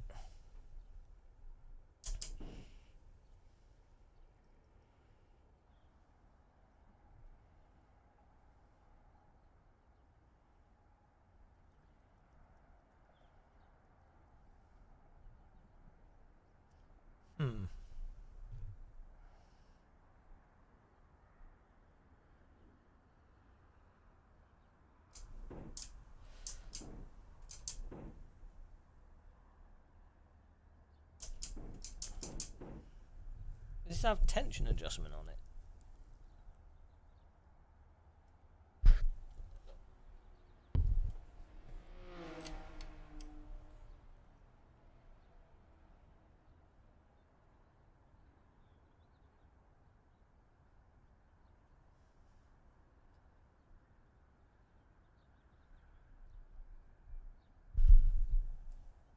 Yeah, I mean it's a. I mean I don't think they're expensive, are they? Let's have a look. The 911 GT1 next level. I'll do the 911.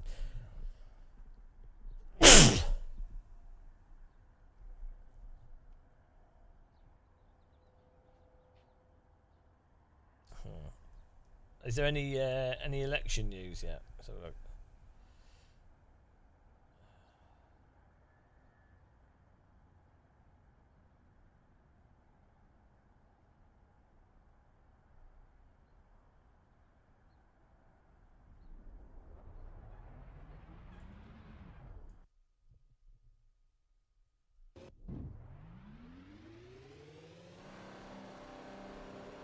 Alright, here we go.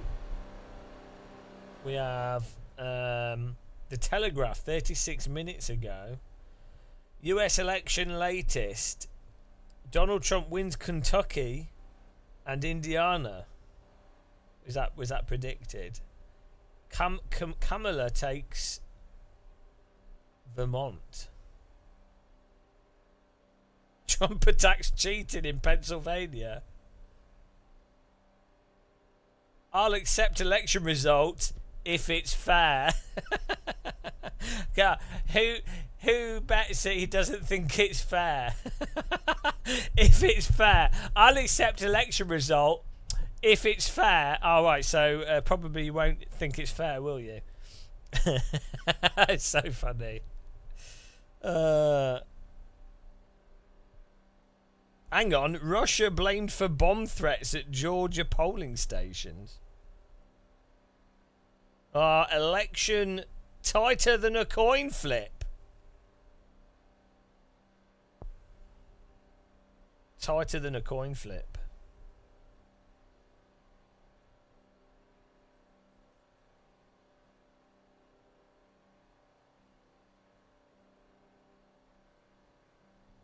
I mean, that's just 50-50, right? Tighter than a coin flip. Hang on. How can it be tighter than a coin flip? If it's 50-50, how could it be tighter than a coin flip? I mean, obviously that's hyperbole. You can't, but you couldn't have tighter than a coin flip because that's just a binary 50-50, right? So it's not. It doesn't even make sense.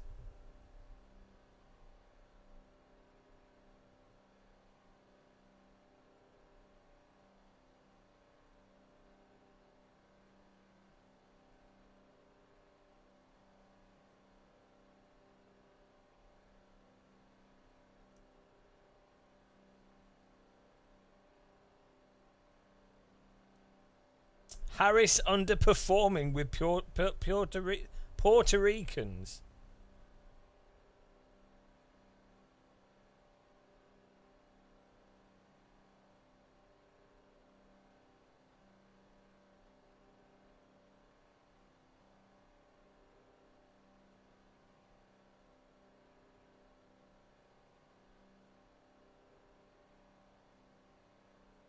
Hang on, women voting for Harris are making a big mistake.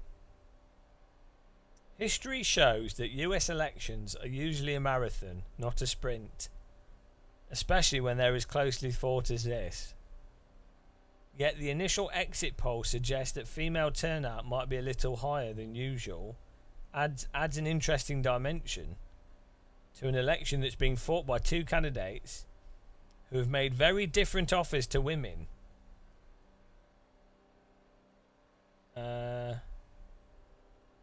What? Especially when it comes to trans men competing in women's sport. Where'd that come from?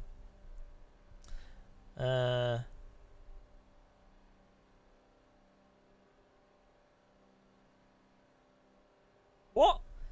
Women voting for Harris on the basis of my body, my choice appear to have overlooked the fact that her pro-LGBTQ plus policies may end up doing significant damage to her sisterhood of fangirls. What? Like they're two completely unrelated issues.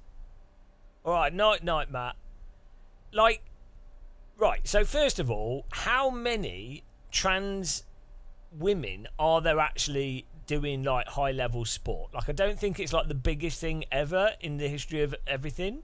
Like, you might think it's a really significant issue to you and you might be for or against it, whatever, but it's not. That's like, well, there's like let's say there's 100 trans women at high level international sport. Okay, well, that's 100 people compared to, and let's say it affects a few thousand people that might compete with them or something, you know, compared to being able to choose if you are forced to bring a baby to term, which is going to affect like hundreds of thousands of people. They're not even connected issues. It's like, yeah, they're women. One's not even necessarily an issue that is specifically affecting like just women. Like, neither are. It's so mental. Like the framework of conversation around the issues is actually bonkers. Like the people will say stuff as if it's like, well, you all understand the conversation and the narratives, and so here's my statement. It's like they're just making a massive assumptive statement that doesn't actually say anything. It's exactly like Doofer's comments. They're statements that don't contain any specific argument or point. They're just like vaguely emotive. We've presented this as like, this is a bad thing and that emotionally makes you feel this way, but no specific actual point. And then what people should do is, when people do that, they should say, that's not an argument, that's not a point, you're not saying anything. Like, you should be embarrassed when someone says stuff that isn't a point but they think they're saying something. They should be shamed for wasting everyone's time.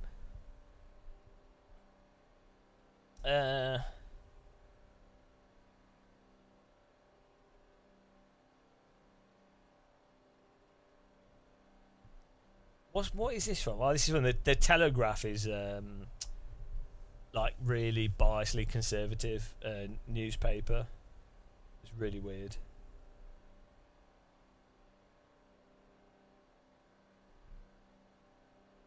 Lack of embarrassment.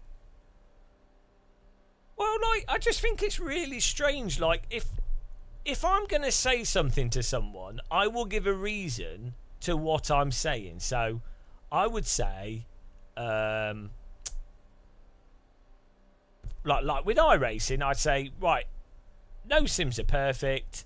iRacing specifically, its tyre model doesn't work well at the limit. The tyres overheat at the when they get warm, and they lose grip, and that means that you can't actually dance the cars at the limit or move them around at the limit like you can in other sims and real cars. Right? So I've given a specific reason as to what the issue I take with that thing is. So someone could then say, oh no, you're wrong, here's the data that shows that this is exactly what real tyres do. And then I'd have to go, oh, that's interesting, I hadn't considered that. Or they could go, yeah, but you know, that's that game's issue. This other game has this other issue, or real cars have these other things, and they could make a different argument based around that. And you'd be like, okay, fine, understand where you're coming from. But you can have a conversation, right? If someone just says this is shit, or this is the best, or non-statements that just don't actually contain any inherent information, there's nothing. You can't have a conversation. So I don't know why people feel happy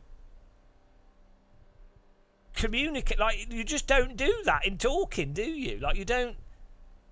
I guess you might, if you're enjoying food, you might go, oh, this tastes great, that's fine, because you're just stating that you subjectively like it. So for that kind of stuff, it's fine, but that's the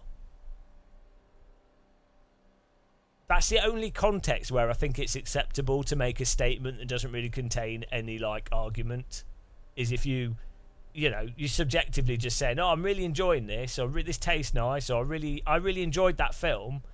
I don't know why, I just enjoyed it, because all you're doing is affirming your subjective, difficult to quantify subjective experience of something, which is perfectly valid, and that's fine. And someone else might go, oh, well, it's interesting that you like that. I might like it as well because I know what you're generally like.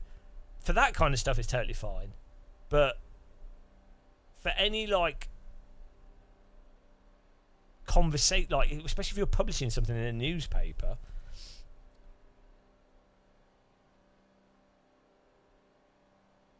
maybe it doesn't grate on a lot of other people though. Maybe they don't notice it, so it doesn't bother them. Like they'll just hear, they'll be reading an article and someone says something without actually making a point, and they just interpret everything as subjective, and so they're just like, oh, okay, that's interesting, that's their point of view. So it doesn't bother them because they're perceiving everything as a subjective point.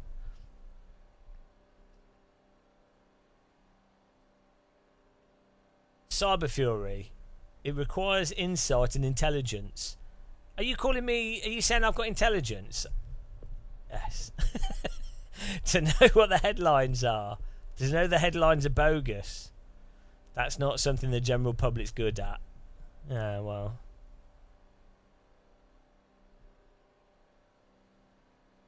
Hang on, I switched from Hillary to Trump. Eric McShears County in Pennsylvania has voted for the winning candidate in...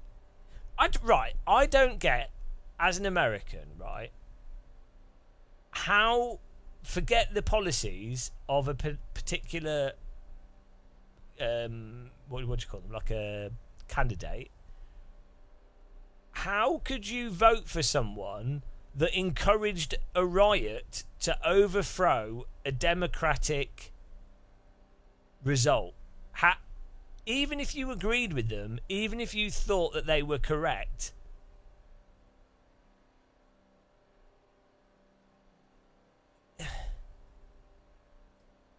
you wouldn't vote for someone, like, especially when it comes out that they weren't correct and they actually didn't unfairly lose. You would be like, well, so I guess if you were, let's say you had an election anywhere, any country, and the election was stolen through corruption, so like it's like a regime of some kind, well then you would not believe in the democratic process at all, and then presumably if you were really committed to it, they would form a militia or something, right? If they genuinely didn't believe in it at all, you wouldn't do like some half-arsed... I don't know, it just doesn't make sense. It's like either you're going to overthrow... Either you feel like your country has actually been stolen, and maybe it has, so you're gonna form a separate government through a militia because it's genuinely been overthrown. Like, let's say another country invaded your country, then people would be like, oh, okay, we need to defend against this, and we don't believe the government. So you would not just half-arsed riot.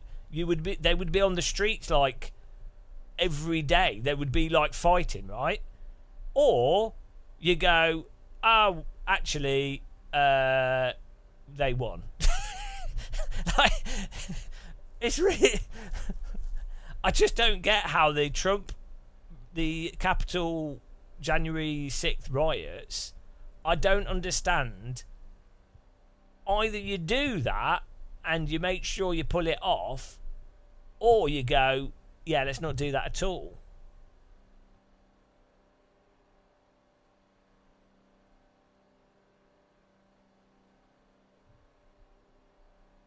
So it's really weird.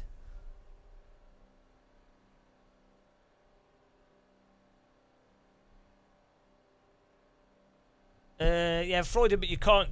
You can't. With all politics in any country, no side's going to be. Like, they're all going to be flawed in many ways, aren't they? So, and something's going to be more or less demonstrably worse than another thing. Like, if you look through it, you'll be able to find.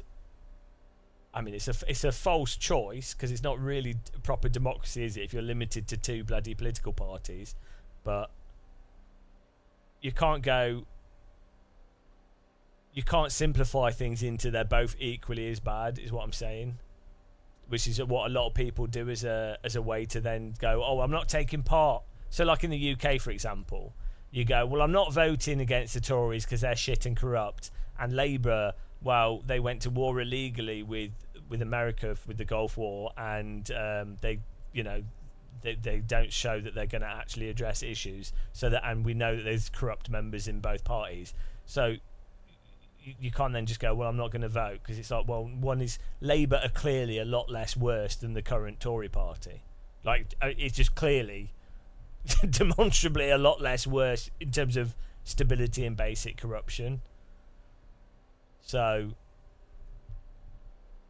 it's good content.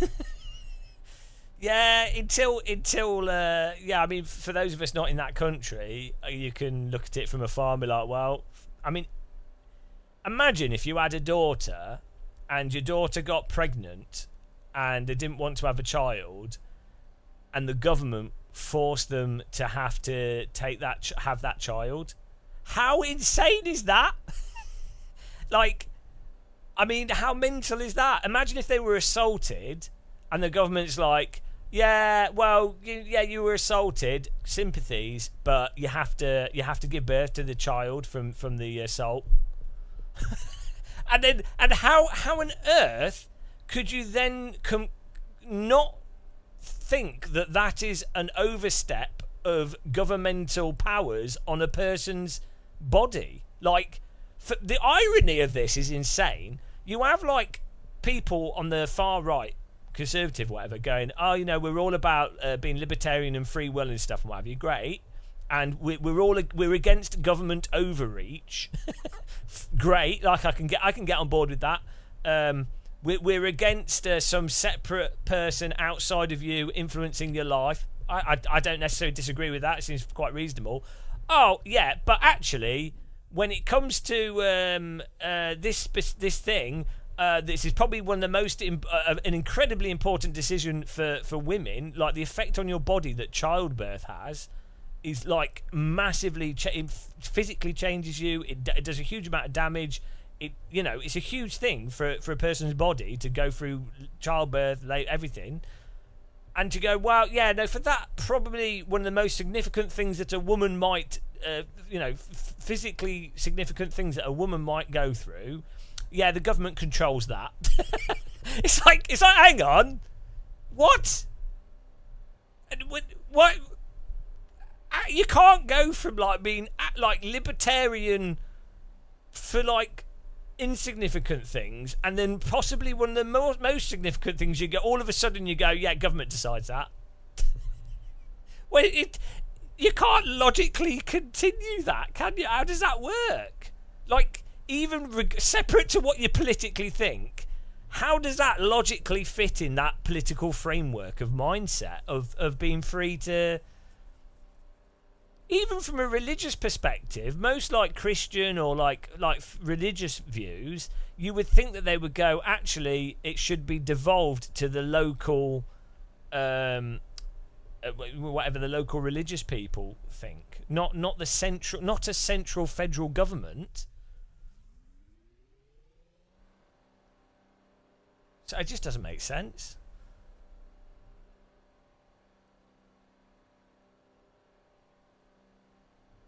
I have a tortoise in this race.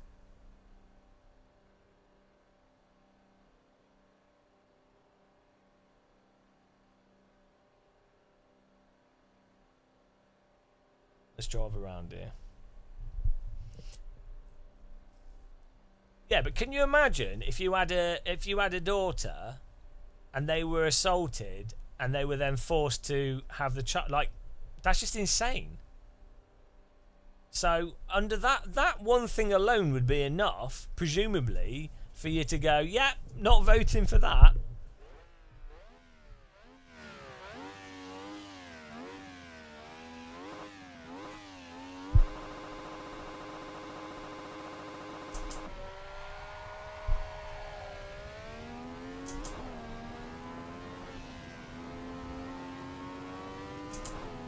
It's all a big game. Yeah.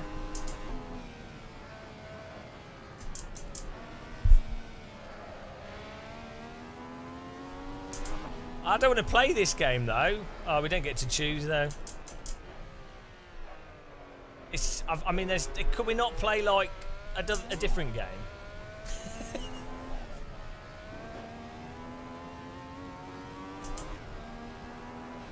Oh, what? Talking about games.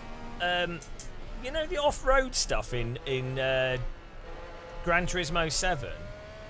It's like surprisingly good fun. If you have an off-road car, I'm surprised that GT7 doesn't have more off-road stuff in it.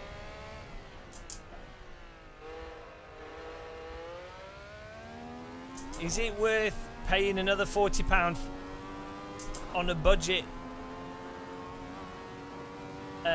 Well, it depends what refresh rate. I mean, I don't know. It's not going to be just about raw refresh rate. It'll be more down to... Well, it depends. You know, it's not just refresh rate.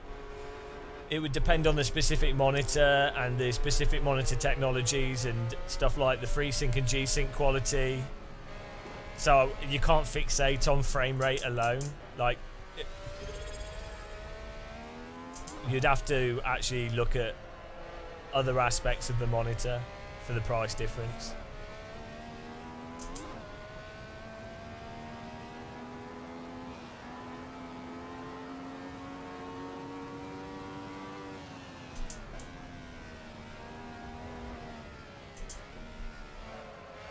It might be that the higher refresh rate monitor, it might not be the refresh rate that's better. It might be that the monitor just has better processing or less ghosting.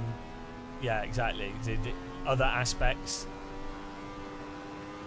which justify it. Like the 144 hertz refresh rate in and of itself is perfectly fine, but it's not really about that.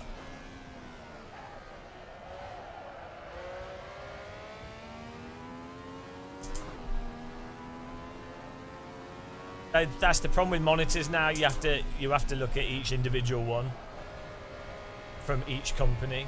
Like even different monitors from the same company, you have to evaluate them individually.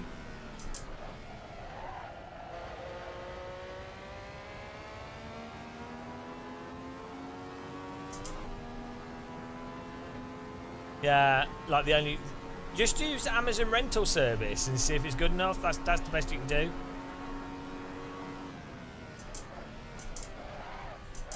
That's the key. Yeah, look, double check on like Artings or like people that have owned that monitor. Check those. And then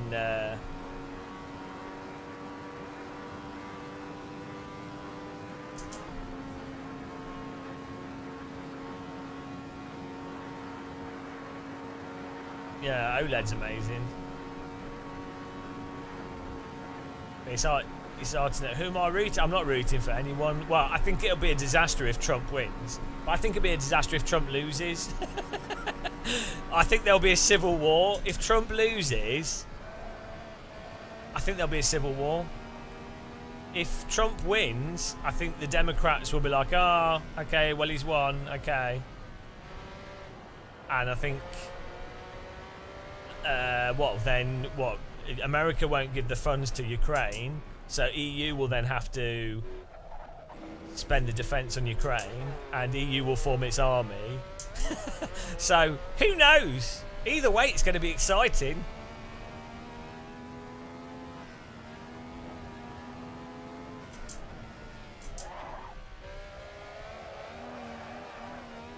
I get called babe by lots of people, I'm used to it.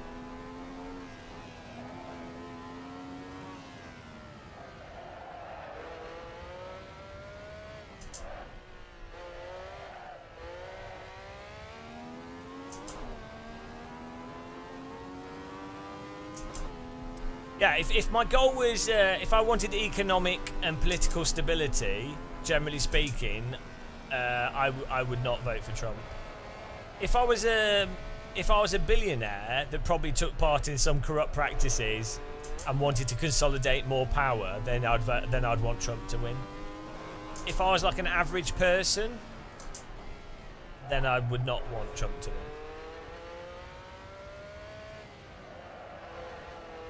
As a European, I think Trump will probably cause a lot of political instability.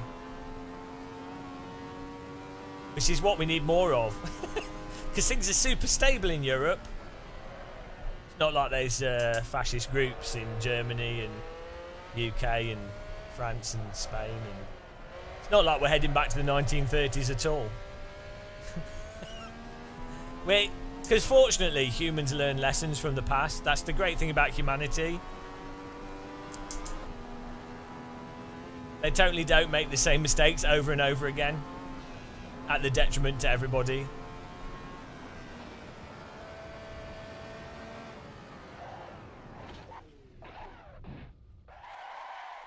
What's a flyover American? I don't know what that is.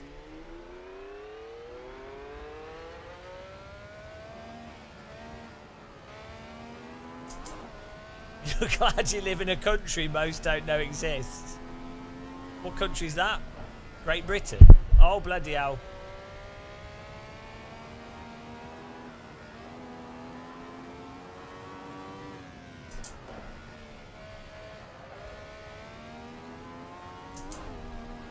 Middle Earth.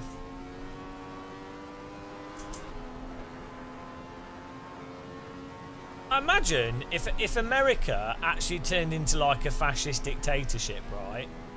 How on earth would anybody fight it? Like if you think of the resources, like America's military is so vast.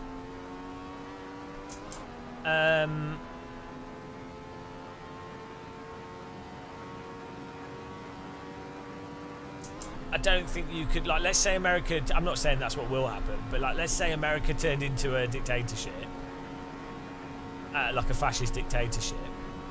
There's no way that anyone would beat it. Like, it's not like the 40s where countries had to ramp up and build things up. America is in such a controlling position with its military. Like, it's got twice the military of any other country. So there would be no way of no one would win against it. I don't know how they would. Like, at no point in history has a country been as powerful as America. Yeah, it's not the same though, Skywill. It's bigger in terms of numbers, but not in terms of resources. Also, that's of the military that you know of. pretty sure America has a lot of secret military stuff, a lot of secret navy, and then also navy's also just a small part of the military.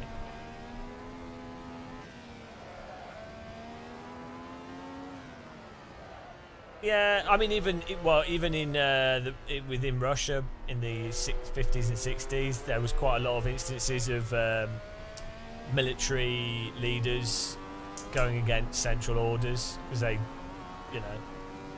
weren't stupid.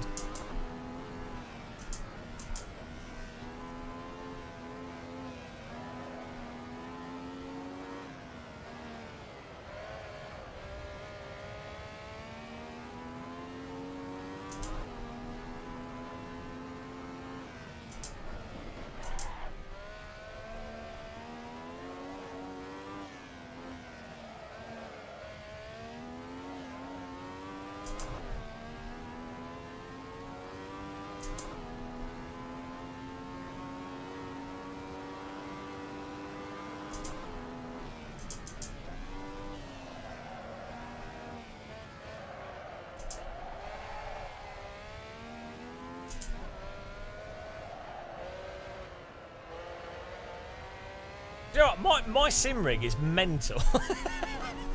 having gone around SimRacing Expo and played on loads of sim rigs, the rig I have, not to brag, sounds like a right brag, the rig I have here at home is better than a lot of, like, to drive. Oh, here we go, driving to the bloody hell.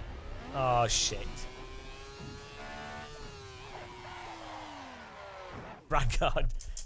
Like, the screen, how the game's running, how we've got it all set up and everything, how solid the rig is better than, like, 20, 30,000 pound sim rigs.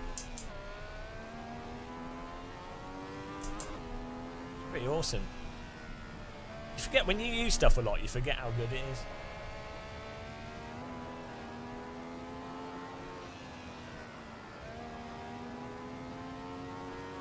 Guys, stop calling each other names, please. Take that, ImSim. Oh, well, the ImSim thing's not really the screens, it's the actual, the rig's good. That's a different type of rig. I wouldn't necessarily have an ImSim rig at home. Although, saying that,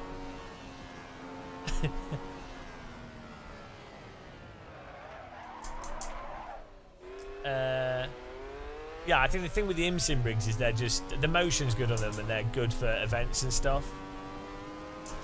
I'm a bit of a T-slot fanatic. for home rigs, I don't think you can beat T-slot because I don't really care how it looks. It's just about being able to stick stuff exactly where you want it.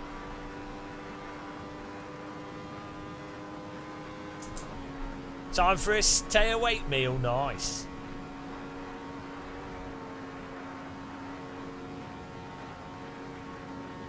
Yeah, I wouldn't necessarily go for the problem with T-slot if you did events is that it's got quite sharp edges and can be a bit tricky to get in and out of.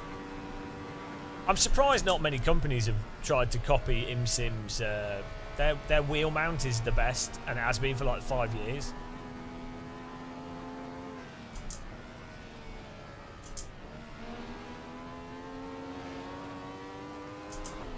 We've got another video on ImSim on the cubic seatbelt tensioner thing as well.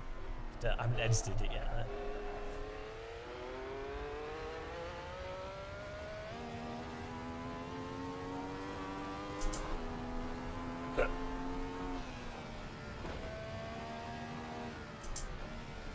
Yeah, I mean, I think a large part of sim rigs, a large part of it in general is just get used to it.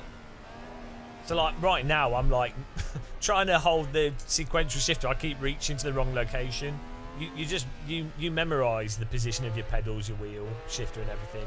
And then that just becomes comfortable. So it doesn't really matter. In a sense, you could get any rig and just get used to it.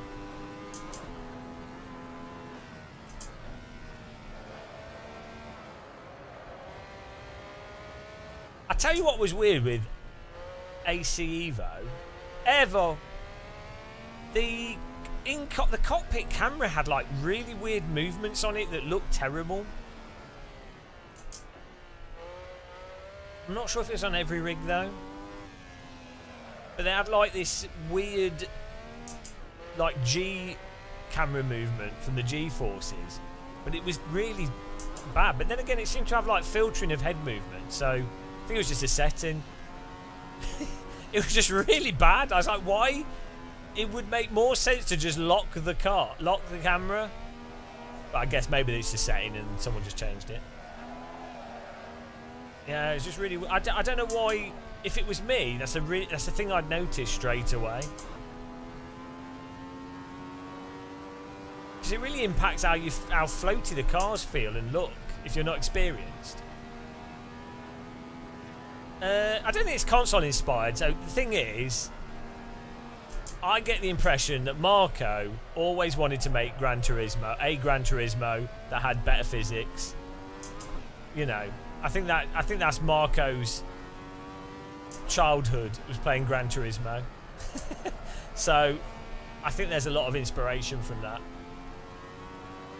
But at the same time, I think they're definitely PC gamers, like going back.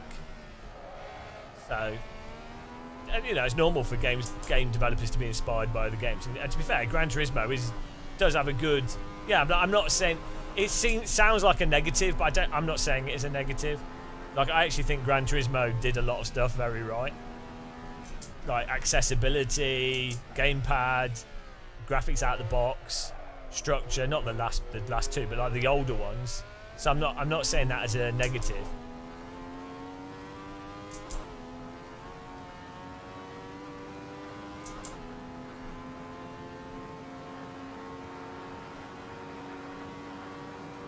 Yeah, I don't know what went on with the new ones. I think they got distracted trying to make it more realistic, and failed at making it more realistic, and also failed at making it a better Gran Turismo game, which is a trap that it seems a lot of developers have fallen into in recent times. Oh! Ah, dead. Wow, they built cars back in the day really well, didn't they? I'm surprised there were so many fatal accidents, given that you can drive into a wall. Right, let's get some music back on it. I need to get some food as well.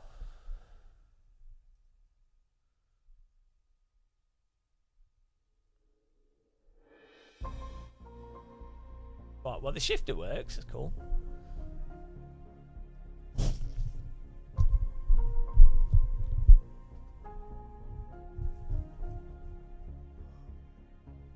I have some other headphones that I need to try plugging into this. Oh, don't drive into us at the end. Oh, bloody hell. He's dead. There he goes.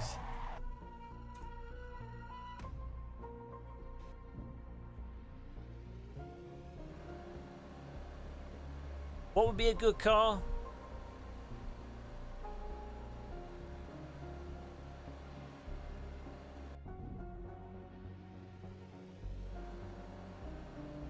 All right, Tej, good night.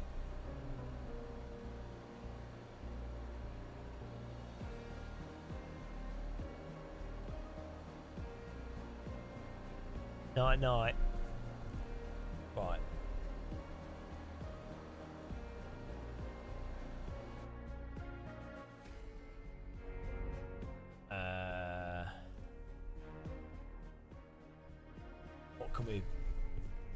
What can we put on the server to test the sequential?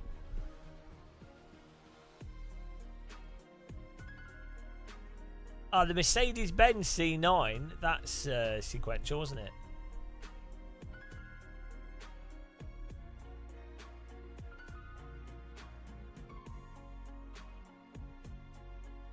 Oh, is it not? There's that weird period where cars were sequential rather than sequential steering wheel, but a sequential, you know, sequential separate gear lever. So radicals were for a bit. Weren't the DTM cars? No, they were H-Pan. They're like dog box. What's the seat? What? It's like 92, 93. Oh, that front wheel drive what was it? Front wheel drive. The BTCC cars were sequential, I think.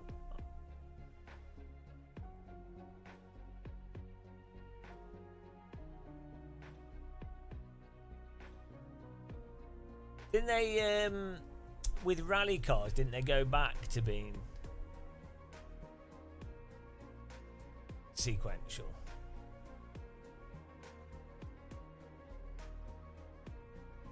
With a separate thing.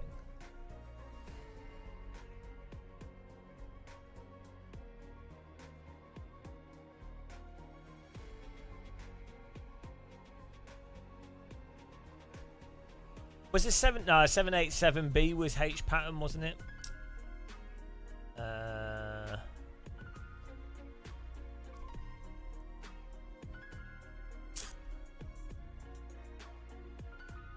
Let's do a 90s DTM. GT1. What was a GT1 car? Well, that's why I thought the Mercedes C9 was GT1.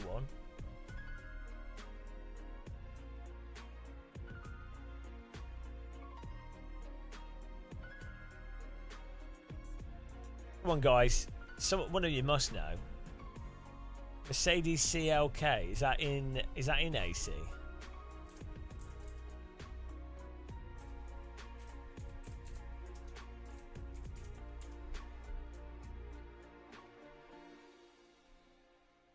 No. It's in was it Porsche GT1?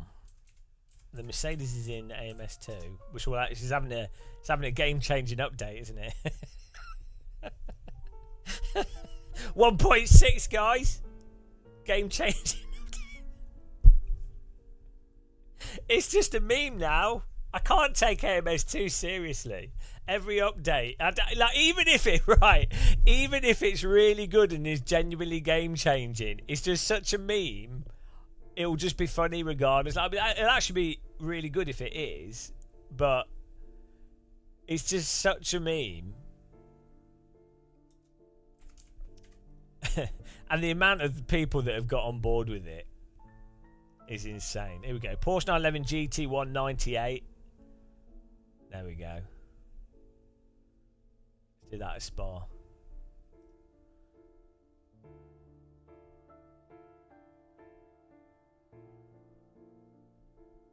Oh, track's loading.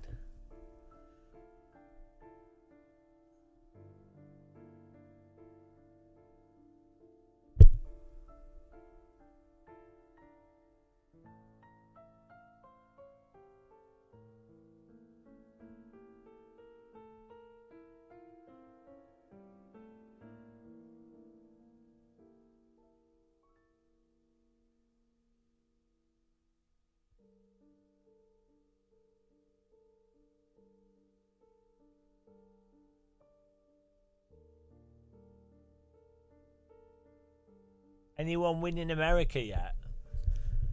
I want to be an American. I don't know.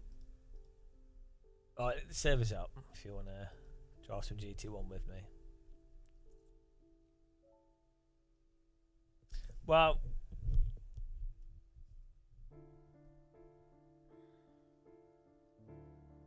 let's have a look at the news. Avec une...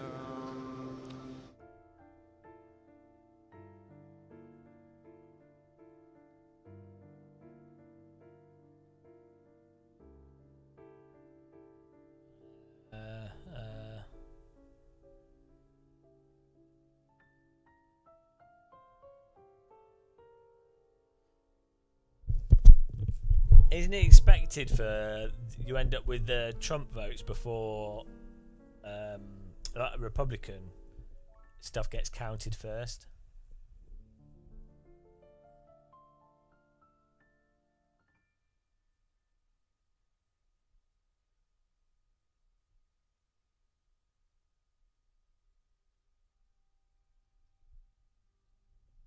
Also, actually, how does it work in America for the Senate and stuff? So, like, who controls the Senate?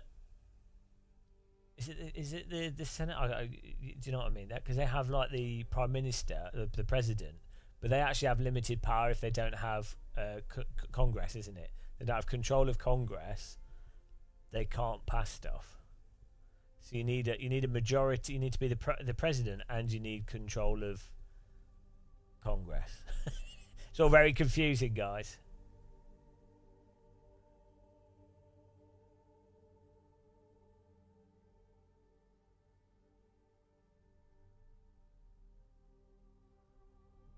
Do you think 1.6 is game changing?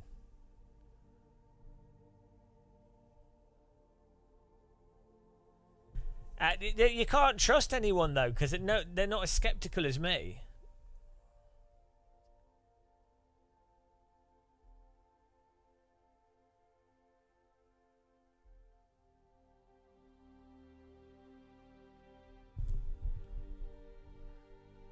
This is the I'm fanatical. What about good physics? Yeah. Like, I've just like noticed when a car's diff behaviour is completely mental, or when a car is sliding all over the place, or when the meta is welly the accelerator and then just point the steering wheel, regardless of what you're doing with the throttle pedal. Just point the steering wheel. Yeah, I kind of notice those things. Weirdly, I don't know why other people don't sometimes, but.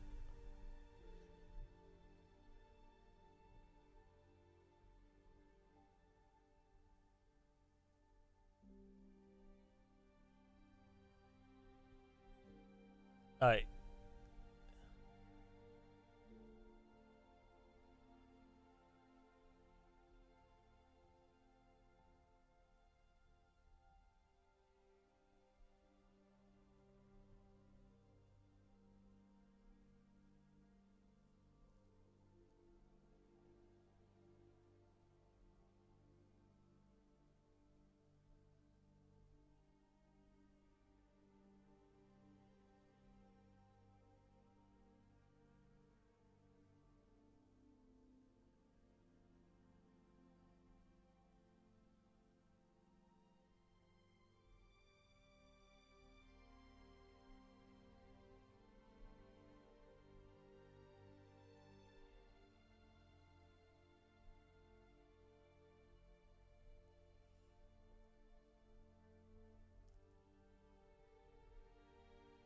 Let's try this.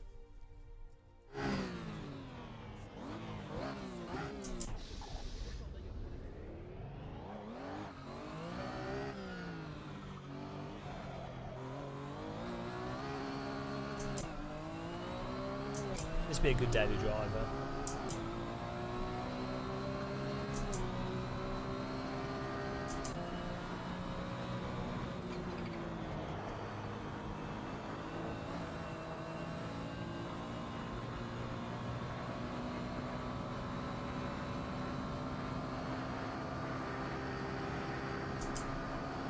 I've only got 6 gears.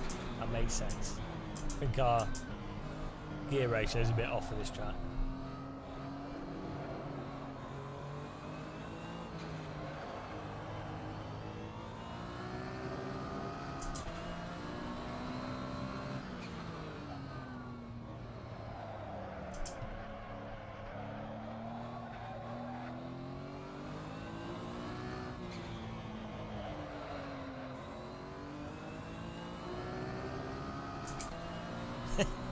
You just have to hit them fast enough, Jared, and it's fine.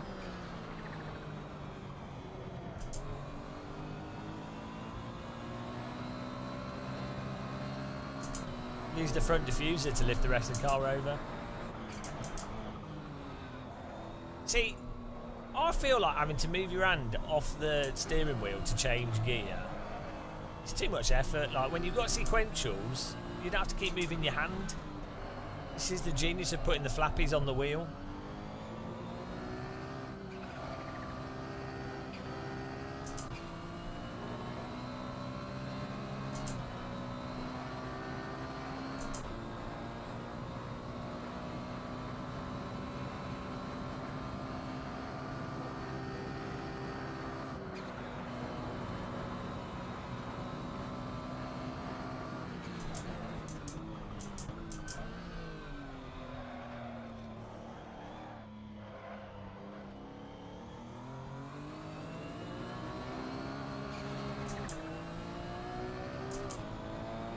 No, we're running this car because we're just testing out this Moser sequential shifter.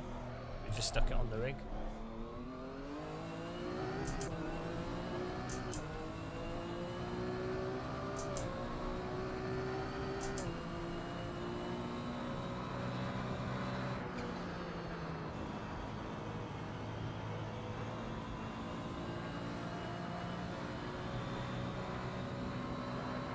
Yeah, it feels good.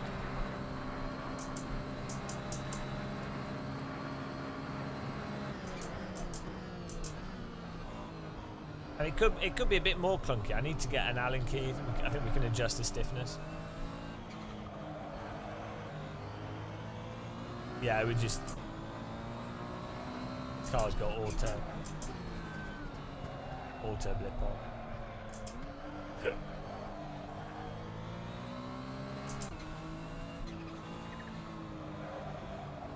I think AC1 is overly forgiving for RPMs.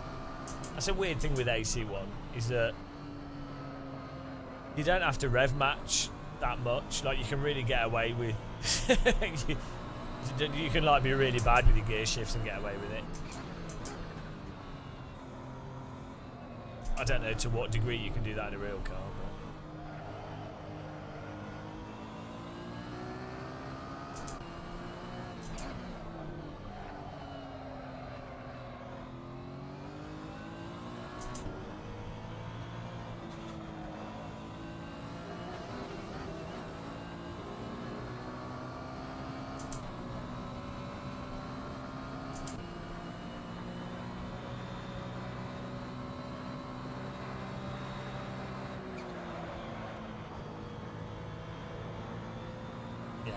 it's gonna depend on a lot of factors.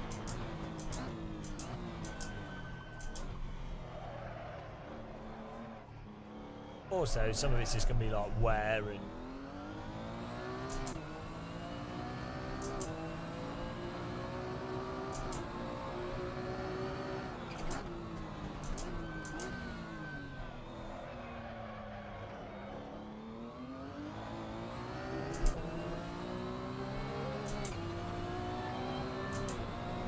got a violinist in the cockpit with us.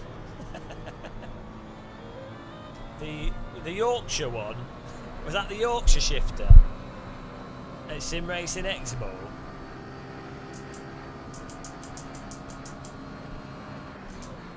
Oh yeah, no, it felt good. Yeah, it felt nice and chunky. It reminded me of the Quaith.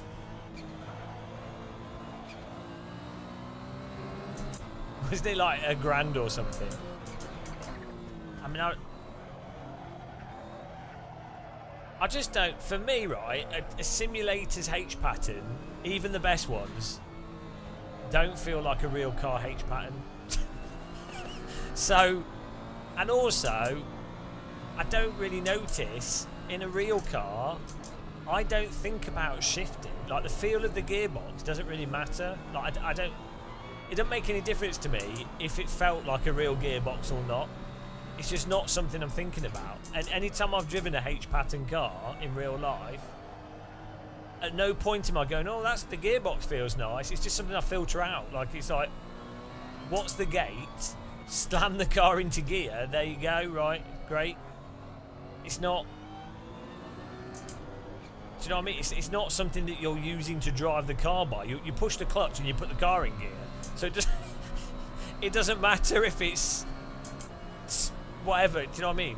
The only thing that really matters is the size of the gate, and if the gearing, the arrangement of the gears is different, so that you have to be aware of that. So I've never really quite understood it with sim stuff to go so crazy on making it feel super clunky. Yeah, well, that's the thing, Jared, is like, if you had a force feedback joystick that was also a H pattern, and then it was linked to your clutch pedal so it can't go into gear. But to be honest, you're never not pushing the clutch to get the car into gear. Do you know what I mean? You're not if you're driving a car, you're not, and you're trying to go quick, you're not like feeling out the clutch, or is it ready? You've slammed the clutch down and you put the car into gear. It's irrelevant. You're just going to assume, you push the clutch and you assume that the gear's going to go in. The only time that then the clutch thing makes sense when you're coming out of the pits or something, but it doesn't really matter, Jared Paul, because once, aside from the start of a race, you are just pushing. You might as well just be a button. Basically, you're pushing the clutch and then you're changing the gear. I don't know why people obsess over it so much.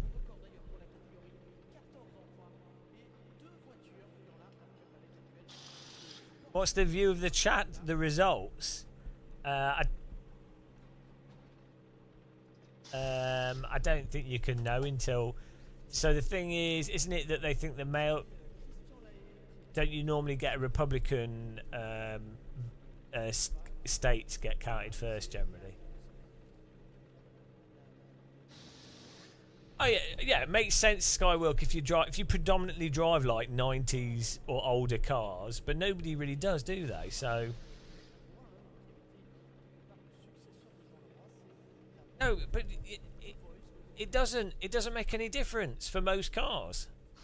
If you're racing, you would just push the clutch and change gear.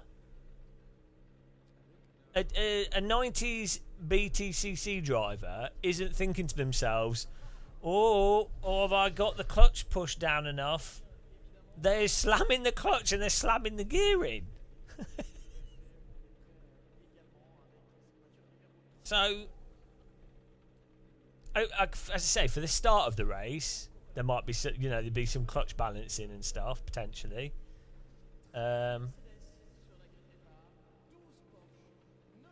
The mechanics care.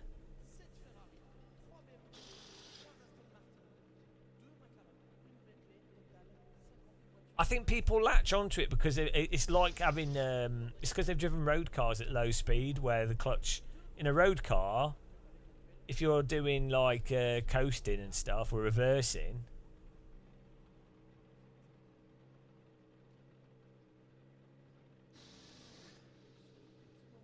Skyward, yeah, but you'd just learn the timing, wouldn't you? That would just be learning the timing. Again, they wouldn't be feeling out the bloody H pattern. Oh, my rev matching, it's nothing to do with the H pattern. They'd be like, oh, they would know from pushing the clutch and the general clutch feel and the sound of the engine and then the feel of the acceleration and deacceleration. So, again, the H pattern component of it doesn't really make any difference.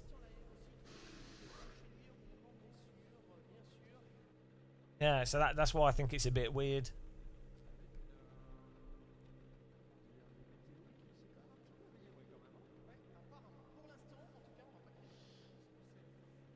Yeah, I think, to be honest, I think you could get away with clutch bite. You could do with a rumble. To be honest, that's one of the few things where I think a vibration that increases and decreases could give you a good sense of where the bite point is.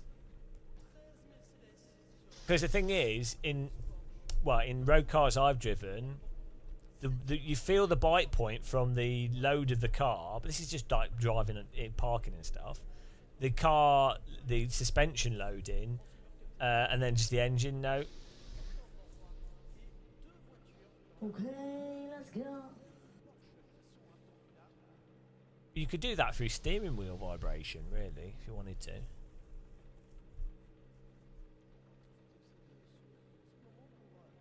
I'm just going to get some food, guys. I'll be back in a minute. Starving here. I'm going to raid my freezer.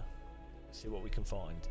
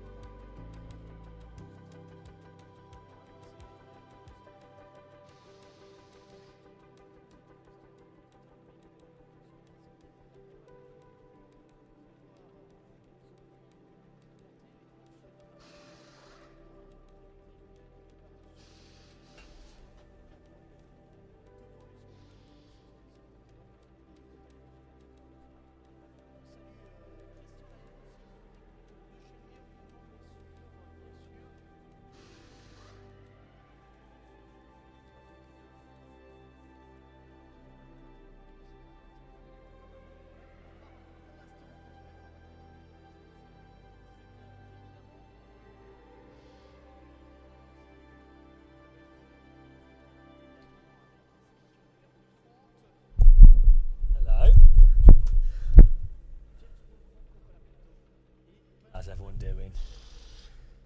I've put some nuggets on.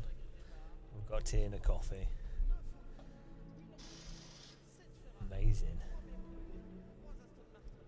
Has there been any developments?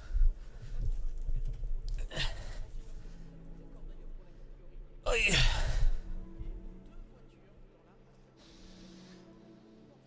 yeah.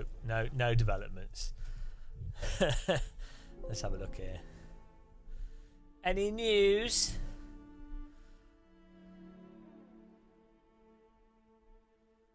Here we go.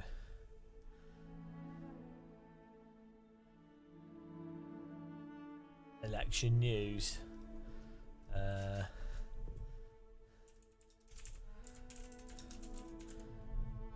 Did they? Oh, no battleground state. Right, how is... Right, Indiana... How is that so Republican? Like, how is such a high number of people voted for Trump in these areas? Like, it's really weird. Like, how do... How do 61% of people in Oklahoma go, yeah, Trump seems good? Like, do you know what I mean? Alabama, 68% of people were like, yeah, now Trump seems good. Well, if you're religious, right, if you're religious, how could you vote for Trump? Surely he goes against, like, basic religious Christian principles. Do you know what I mean? Like, if I was really conservative, how would I vote for Trump? If anything, I wouldn't vote at all. I'd be like, oh, I don't know. I think Democrats seem like they're probably quite religious, but I would have gone, oh, Trump's definitely not conservative in his views.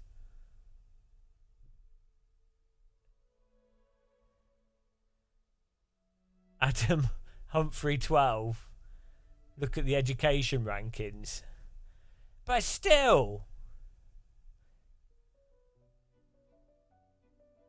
Yeah, you've had what? How many years of America being Red Scare and anti-Russia, and then in the course of just 5 years, apparently America's now pro-Russia. Wait, how did that happen? That's how long it takes?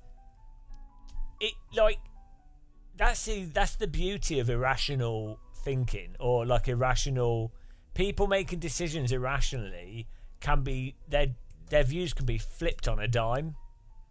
Whereas if someone's making views critically, it doesn't matter what the views are. If someone's views, they could be conservative or liberal or whatever, but if you're coming to those views through some kind of critical process, you're not going to be flipped on a dime, are you? Because you would have presumably consumed a lot of information. And so it's not like, oh, that one person has said this one thing, I've now completely changed my views on everything. It would be a gradual process of you going, oh, I thought about this, and I've thought about this, and that's changed my view on this thing. You're not just going to instantly flip-flop between...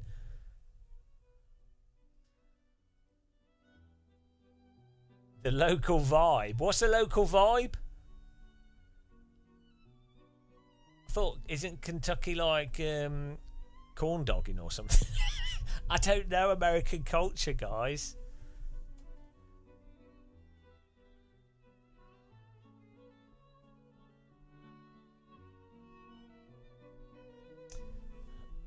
Right, let's learn about Florida. Floridians, education. How do you define average IQ in Florida?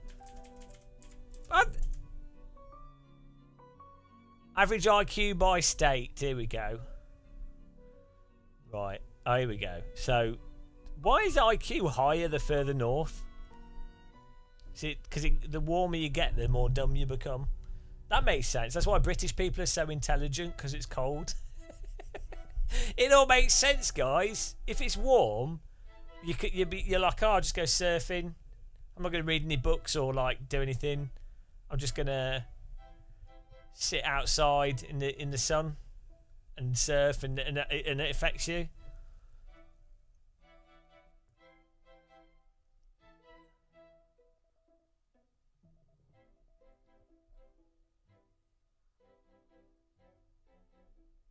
Are there a lot of Cubans in America?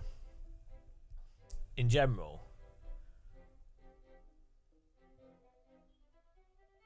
That's what's interesting, actually, is like the like in America, just because of South America and stuff, like obviously completely different to how things are in Europe. I don't know how people view each other in the different cultures. You live in one of the 3 or 4 blue counties in Kentucky, which contains its largest city, and the rest of the state will go hard. Well, this is what's weird, right? Trump's economic policies will not benefit financially people earning under $100,000 at all. Like Trump's economic policies will benefit people earning over $500,000, like large business owners, but not your average employee. So it's really weird when you have states that are lower income states, and it's amazing how you can convince people to vote against their interests just by, drumming up some like secondary issue.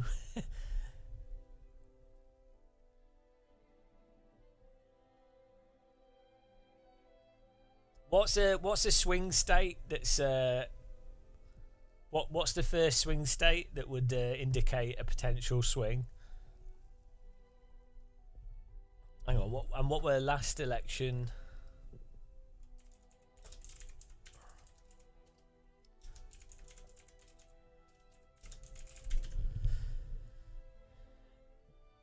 It wouldn't be a fair election. Yeah, no, but okay, look. Was 2020 the last election? When did Biden win? In 2020?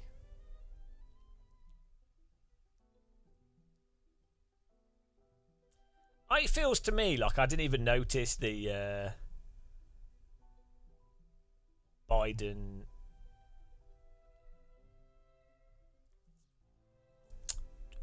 Trump thing, like the Biden presidency, apart from him just being a bit senile. Oh, okay. So far, so at the moment, it's at Georgia. They think Donald Trump will win Georgia at the moment, but Biden won it last election.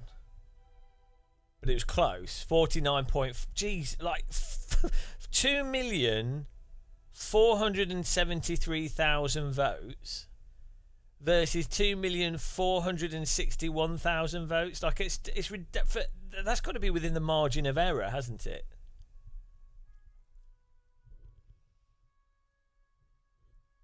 Like this is a thing that a lot of people underestimate.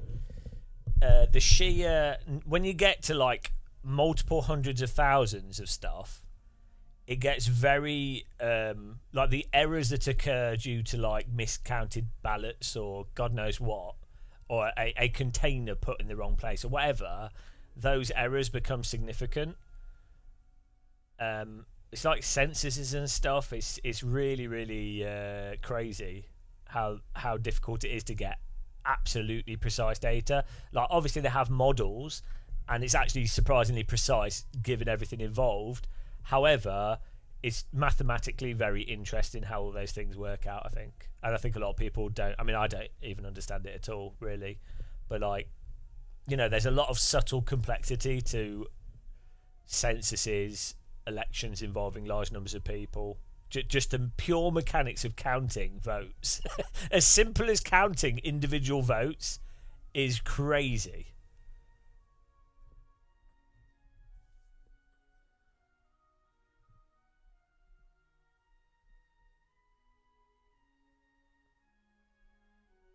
So Washington voted for Biden, but quite a lot compared to Trump.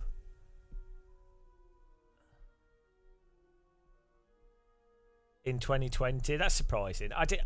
I didn't get the impression in Washington. It felt quite conservative. Like when I was there in 2019, I was talking to quite a few people, but maybe that's just compared to European. I know, like, it's because it's there's a lot of tech there, a lot of wealthy people, but it didn't feel to me like it was Washington State, like in the northeast, northwest, Seattle. Is that Washington State? That is Washington State. But what's the other one called? Hang on, it's Washington DC. So what's D? Hang on, what is DC? What state is DC? Is it just DC? What does DC stand for?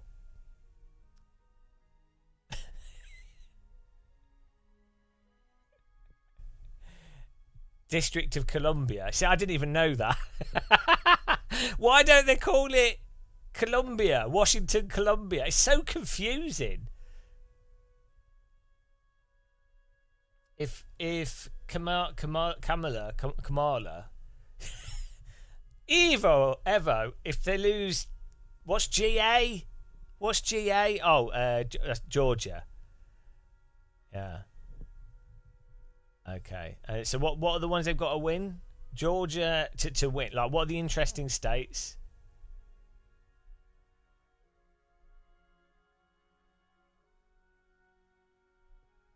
Hang on, why is my Streamlabs not working here?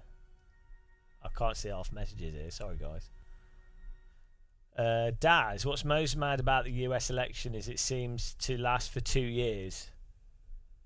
Yeah, well, because they do their Senate or whatever it is.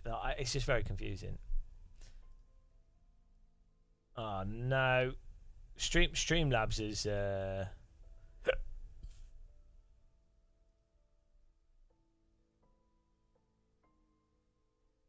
Streamlabs have changed settings and now I don't know how to get the chat.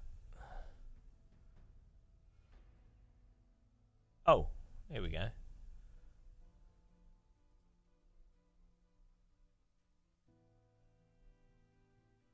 No.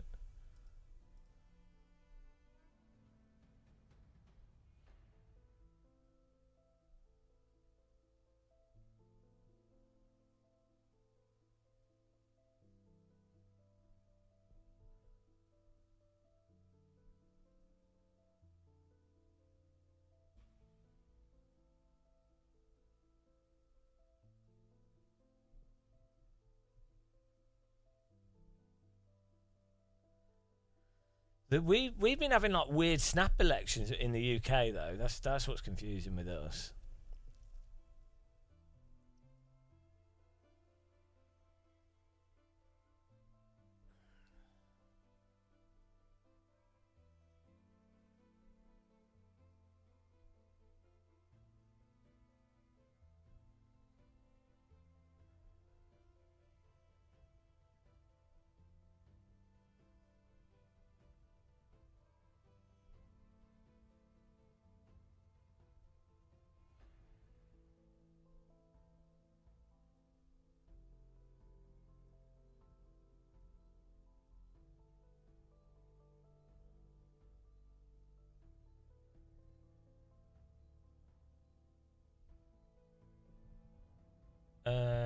Yeah, midterm. How does the midterm election work?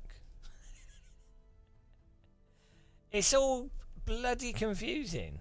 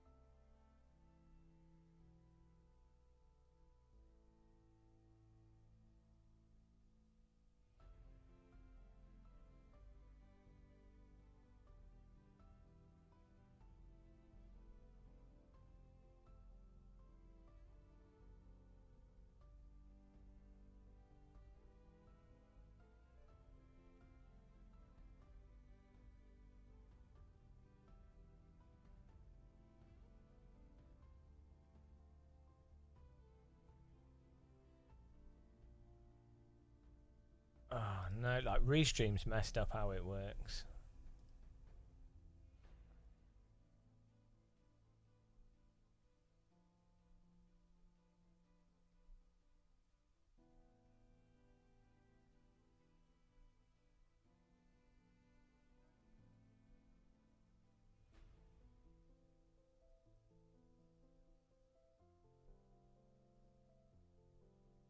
Someone type something on YouTube. Let's see if this comes up.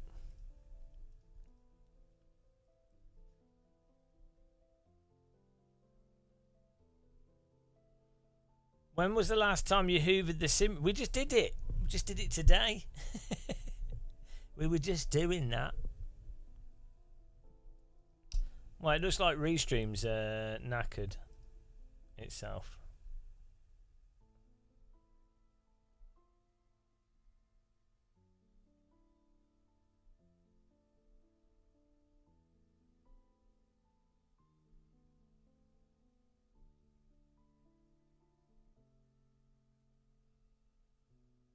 That a Fanny. Because we were using Restream for me to be able to see both chats on a single screen, but it looks.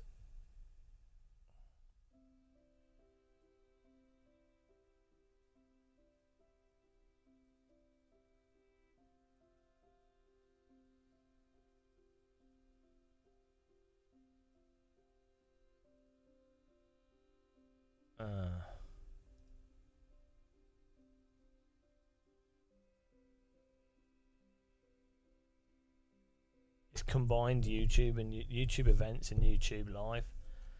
It's a bit of a problem. I've got to get my nuggets, guys.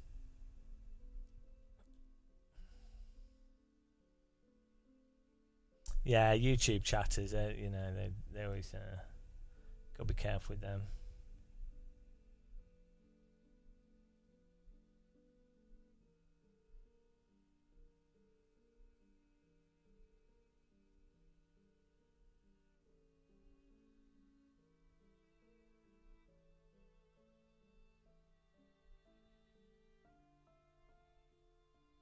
This is not working.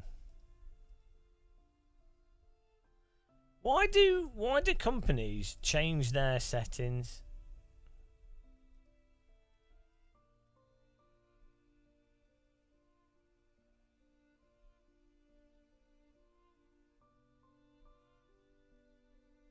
Oh, thanks Restream. Why we had it all working? And then I come back and they change the settings. Right, let me get more nuggets. I'll be back in a second.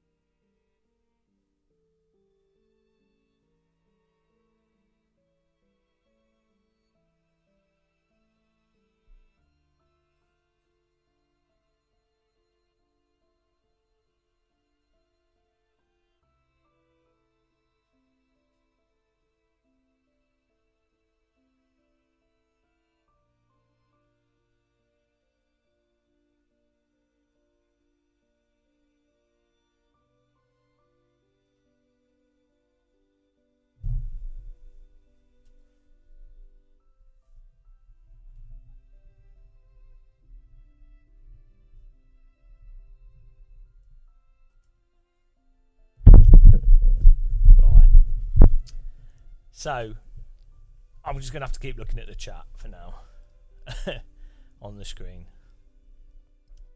Right, the data. So the analysis so far, the crucial Georgia is the crucial, the linchpin. And at the moment, pretty close. 55 to 44. How are they counting the votes? Also, do the postal votes get counted first?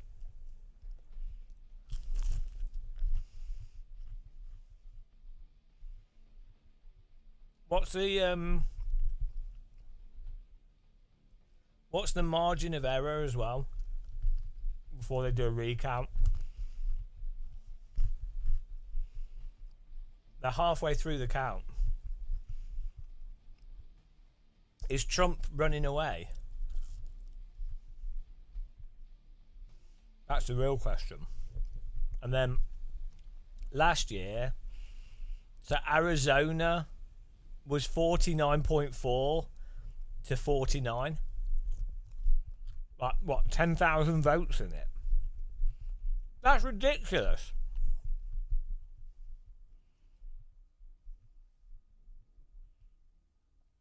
No one knows his answers. Early votes normally prefer Democrats.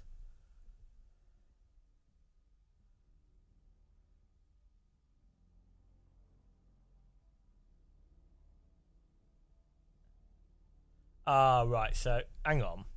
You mean the real result? So, the postal votes get counted last.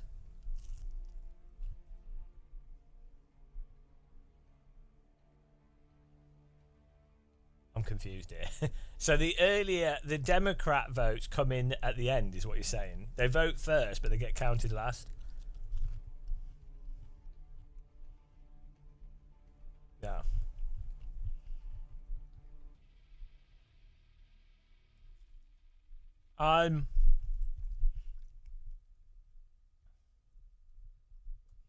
Well, what else was so far there's been no states that have been different from last election. There's no swing-a-ding states yet. I'm looking at the last year's results.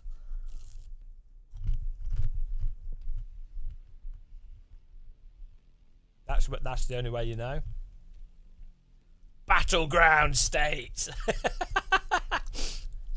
Fighting for the election. Are they projected to be identical? Well, the thing is, there's going to be, with Biden, so for sure, there's going to be more racist people that wouldn't vote for Harris. And there'll also be sexist people that wouldn't vote for her. However, there's also a lot of people that would vote for Harris purely because she's a woman and she's got dark skin. So I don't know if that offsets it though. So what's the population in America? And then what population division is racist versus not racist? Versus sexist and not sexist. So it's hard to know if it cancels itself out, if you know what I mean. Because obviously, there'll be a proportion of people that are racist, but a proportion of people that aren't. Or racist in the opposite direction.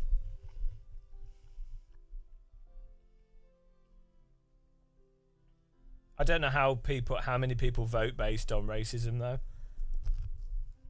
As well, that's the other thing. I mean, people are pretty racist, aren't they? So...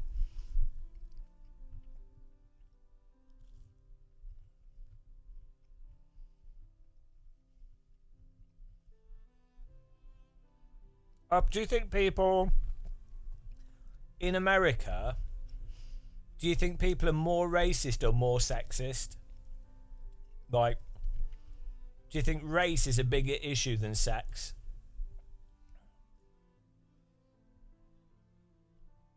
There's more racism than sexism. Like, I'd imagine there's probably... Oh, I don't know. It's hard to know, isn't it? Yeah, and I'm just saying, in the US, do you think there's more people that would be... So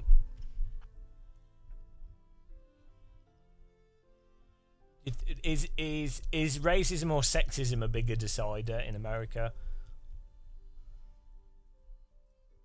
I find it really weird when I'm listening to podcasts how much America fixates on skin color, even not for racism, but for just general discussion. It's like really jarring how like racially focused stuff is, and it's like, which then sort of signals that actually there's a lot of race issues still going on. But there's the same with like how they approach gender and stuff as well.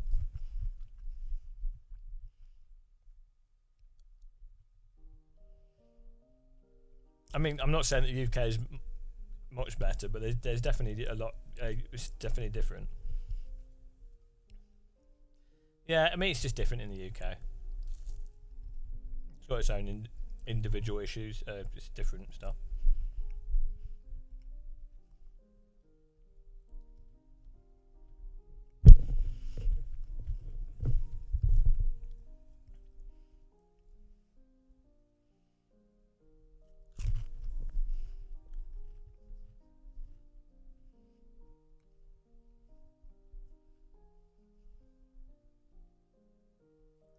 Boy, damn, rush hour traffic was no fun.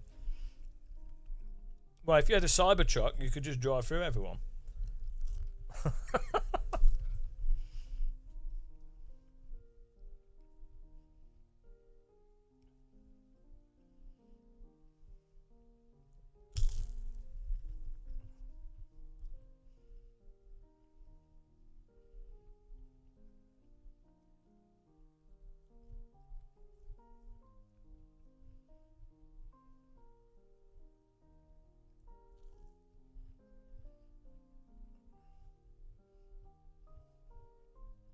Politics and religion.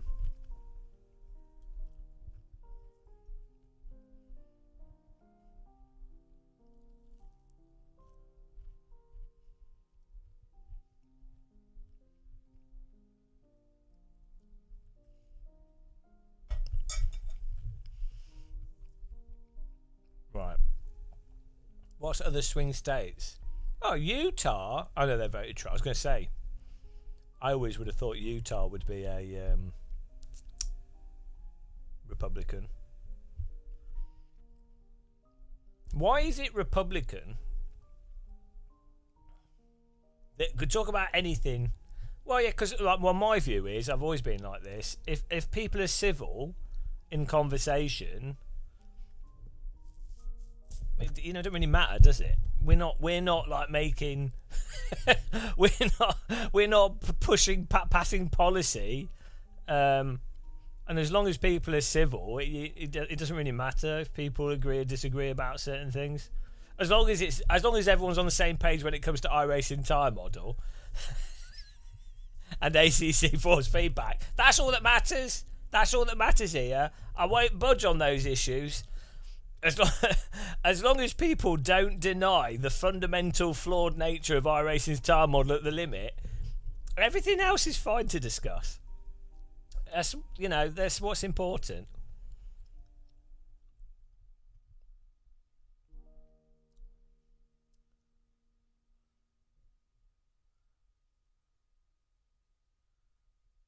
Wisconsin, Pennsylvania, Georgia, Michigan. What, those are the swing states. Arizona. I just can't believe it's that. 10,000 votes is mental.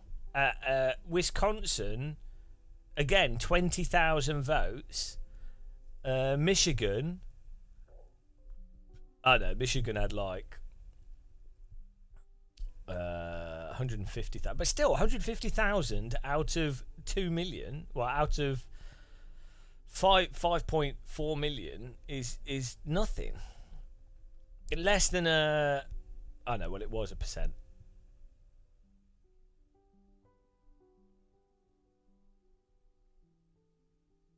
But like, you're talking 0.4% for some states, 0.2%. Like Georgia's the closest one. So to be honest, I think Georgia's probably the best indicator. Also because it's geographically south. So I think Georgia would be the one that would indicate the closest. So, and by what margin? Like, if Trump won Georgia by a clear margin, you'd be like, wow, that's probably a good indicator for other states, given that's one that's in the South. That would be me guessing. Yeah, but also Georgia's East Coast, so it will have closed the count sooner. Well, obviously it has already closed it, so it's a good...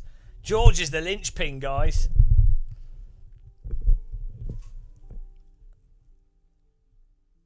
We've got to wait to see. I'm banking on Georgia. We need the Georgia Georgia on the screen. But I wonder how it will affect things for people travelling to America. If you have if Trump goes mental, if he wins and he goes mental, will I still be able to walk the Oregon Trail? They'll be like, not letting you in. I know. I guess we'd have to get a business to sponsor us.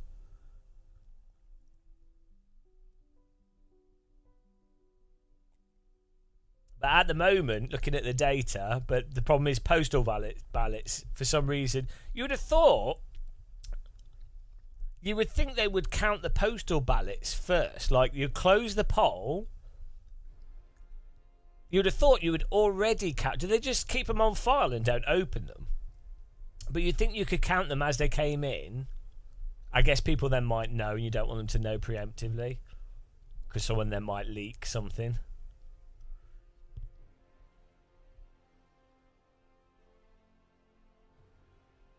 Oh, but do they do it as soon as the poll closes, or do they count them as they come in? I'd imagine you wouldn't let them count it until the polls close, because otherwise the risk is that you'd have preemptive knowledge as to where things might go, which you could make a lot of money off.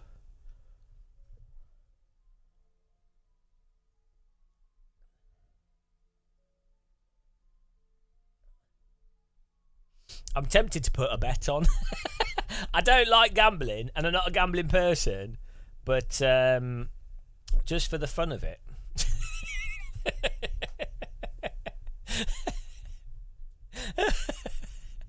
I don't even have any account. I don't want to sign up to anything.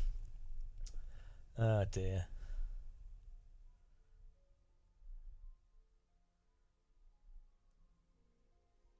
Insomnia Nut, probably. Well, why not? It's a failure.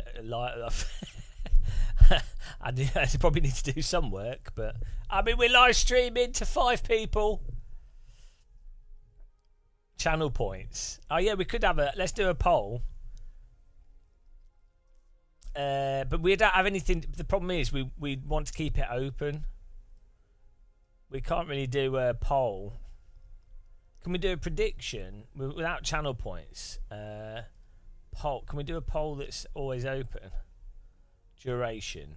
Only 10 minutes. Well, let's do a poll on Twitch. We've only got like 5 people watching on Twitch. Do a poll. Let's see what Twitch viewers think. Is there a poll website where we can have a link? That'd be good. Hang on.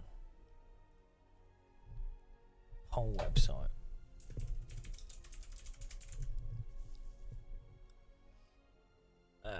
Poll maker.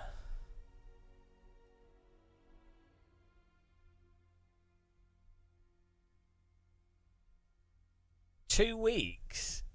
How does that work? Oh, what do you mean? Because they send the votes from remote. But wouldn't the military be are the military normally Republican or Democrat? How does that work?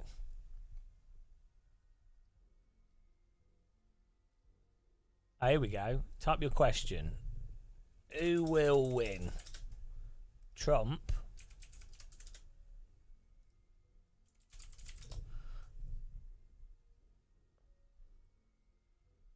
What's an email address? I don't want to put my email address in.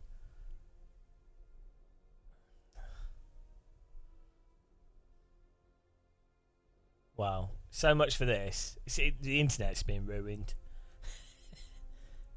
Simple free poll website. Surely someone's done that. Easiest poll creator ever. Create a poll. I bet it's going to ask for my bloody email. Oh, sign up with Google. No, we just want a simple poll. Doodle online poll maker. Right, what's this? Free, no email poll maker. Oh, hang on. We could do it on Twitch.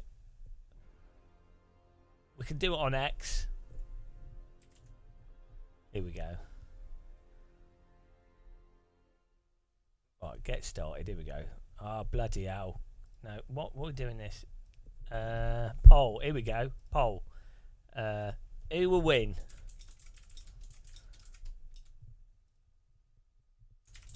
The big T or the big K? Trump. Or I'm gonna. How do you spell her name? Is it phonetic?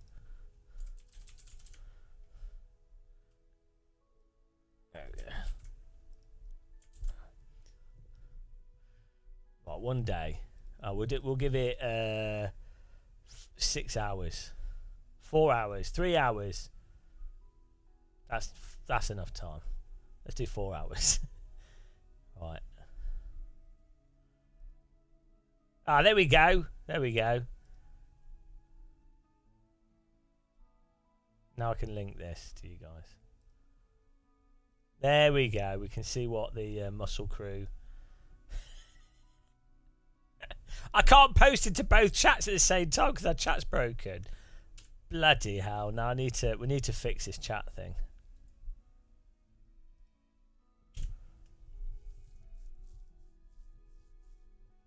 There you go, guys. You threw some tea leaves into the arbor. That's. I'm not happy about that. Off to the gulag for you. Gulagged. Right, here we go. What have we got so far?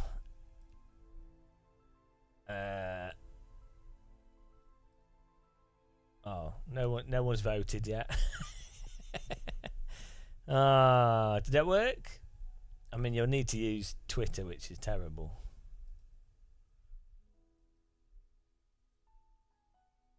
No votes. Guys, get voting. What chat service can we use for Twitch and YouTube?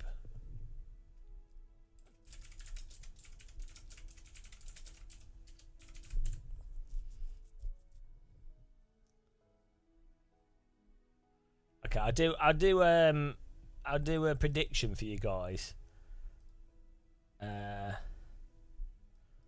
Thumb debate 24.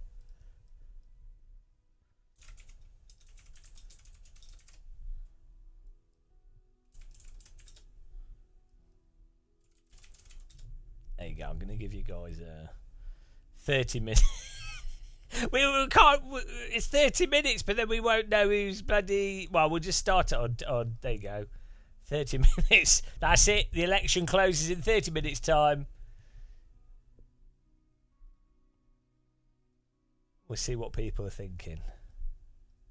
Oh, it's 50-50 at the moment. 6 votes on the Twitch. Right. What is a best way to combine chat? Here we go. Nutty. This guy does good informative stream videos. Wasn't Kennedy assassinated? He's won the Catching Bullets prize. Multi-streaming trade lately, you've probably found it really hard to keep up with all your different chat windows for all your different platforms at the same time, especially because a lot of you have multiple YouTube streams now. In case you didn't know, you can stream in both horizontal. Oh, here we go. We should play some arcade games whilst we're waiting for this. We could do Minesweeper.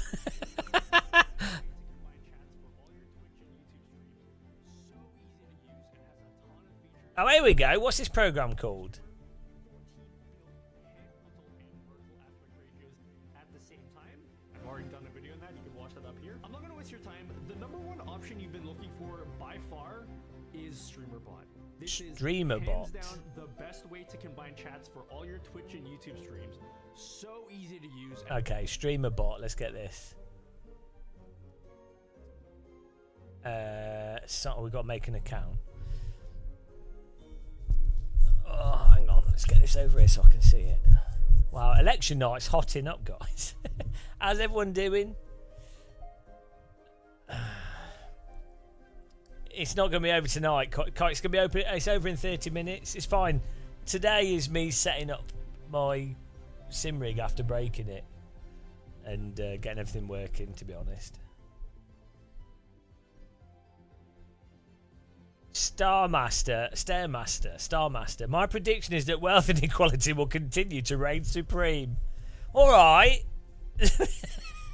Yeah, right. That might be the case, but let's not be too negative.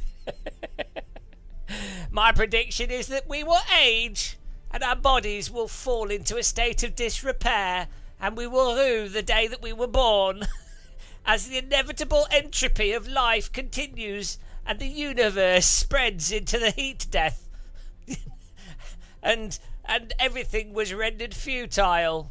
That is my prediction. All right, thank you. Thanks for the motivation. The inevitable progression of disease and famine will consume all. All right, thank you. Great positivity in chat.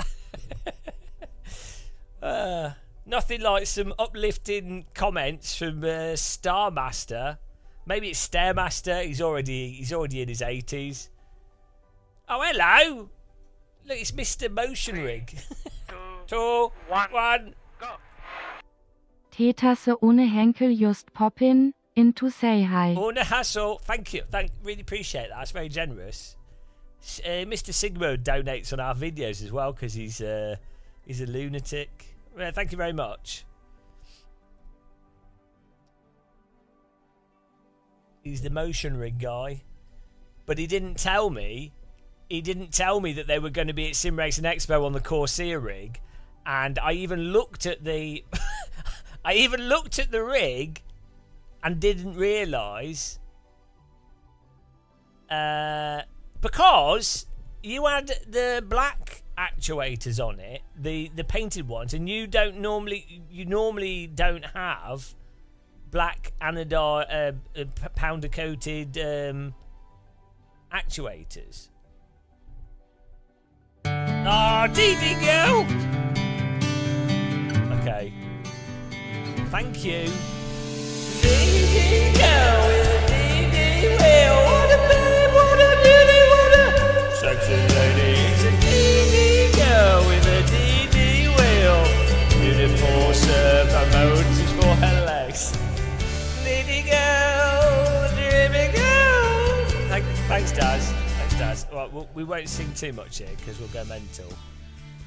Really appreciate you gifting the subs to Euclid as a membership, Torchbearer, Sir Wellington, and Perstorgard are now all members. Music is so annoying.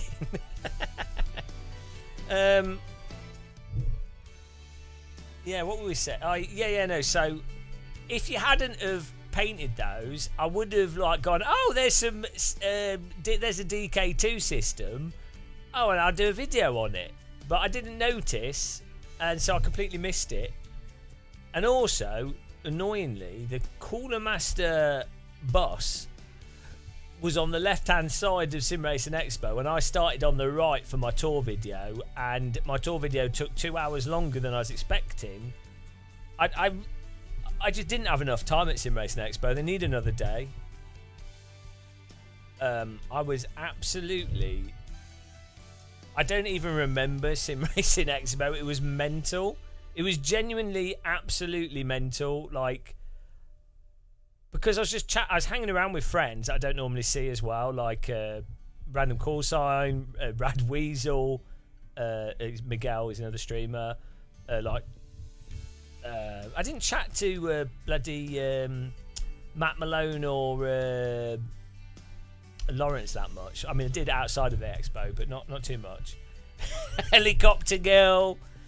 There's a whole bunch of people that I only normally see at expos or whatever, and then people in companies. So I'm just chatting to people because I like people. I don't give a shit about business and stuff. so yeah. So then I was like, oh shit, I need to make some videos. I had some stuff booked in. It's an absolute disaster. It was mental. But yeah, thanks guys. Thanks Daz. Thanks Sigma. How does the election affect you? Sigma Integrali? Does the result affect you in any way? I guess it probably doesn't actually. Oh, hang on, we've just had a new state. Indianapolis. Oh, Indiana. I think has just been confirmed as a trumpet zone. Was that a swing or?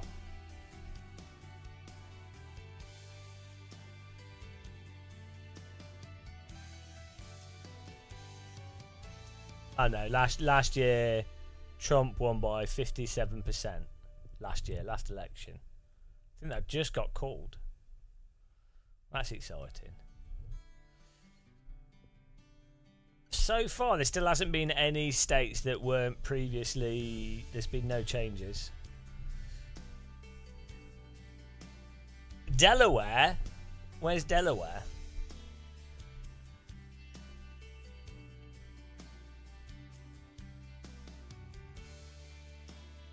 You what? 3 votes? What are you typing, Jeff Minster? I don't understand. I don't even... Where is Delaware? Did I learn about the Electoral College? Not really, no. It's very confusing.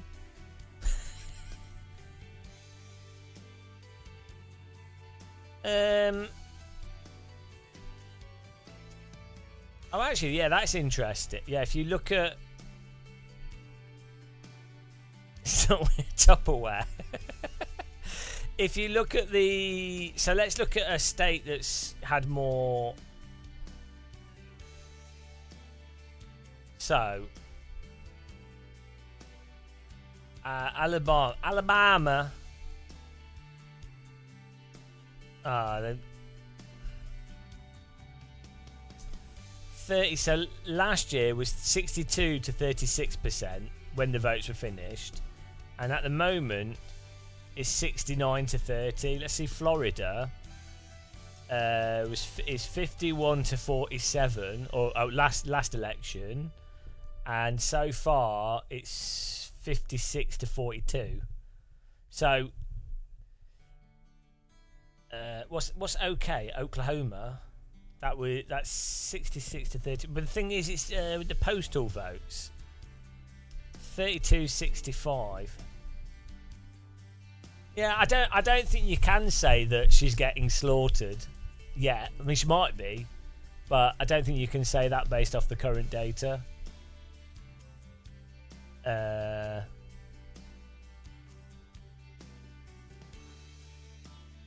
Where's Rhode Island? Is it an island? What's the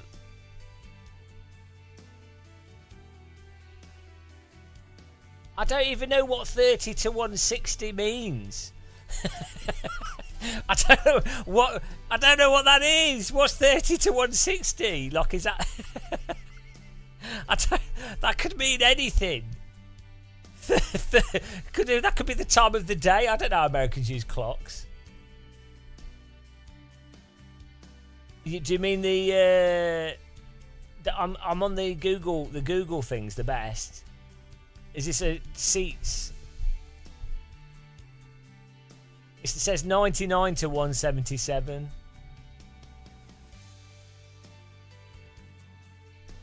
Yeah, but the problem is, we're trying to extract stuff before they've done postal votes in certain things. So basically, it seems to me like Georgia's the linchpin, guys. I'm telling you, Georgia's the Georgia's where it happens. If whoever wins Georgia wins America, they should just delete all the other states. They should just hold the election in Georgia. Save everyone time. Why bother? You could have a big Georgia part, like basically. If you live in Georgia, like you know you can vote, but no one else in America can vote, and then you just have a big election party, and the Georgians decide it. That saves you so much time and money and effort and campaigning. She needs to win a few. No, she just needs to win Georgia to win. So it's the ones that have to be won, or the one that have to be won. The ones that make the difference is Arizona, Wisconsin, Michigan, Pennsylvania. Why is it called Pennsylvania? It's a weird name for like an American state. And Georgia, that's it. Those are the flip states. Or they're the ones that are crucial. Yeah, no, but we've simplified it, Jeff.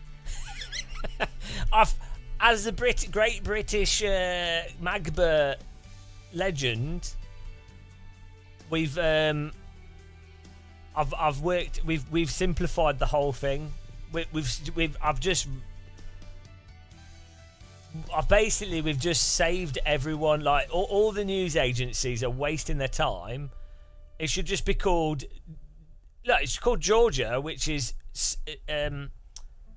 Thanks for the membership gifted, Daz, again, and Sigma.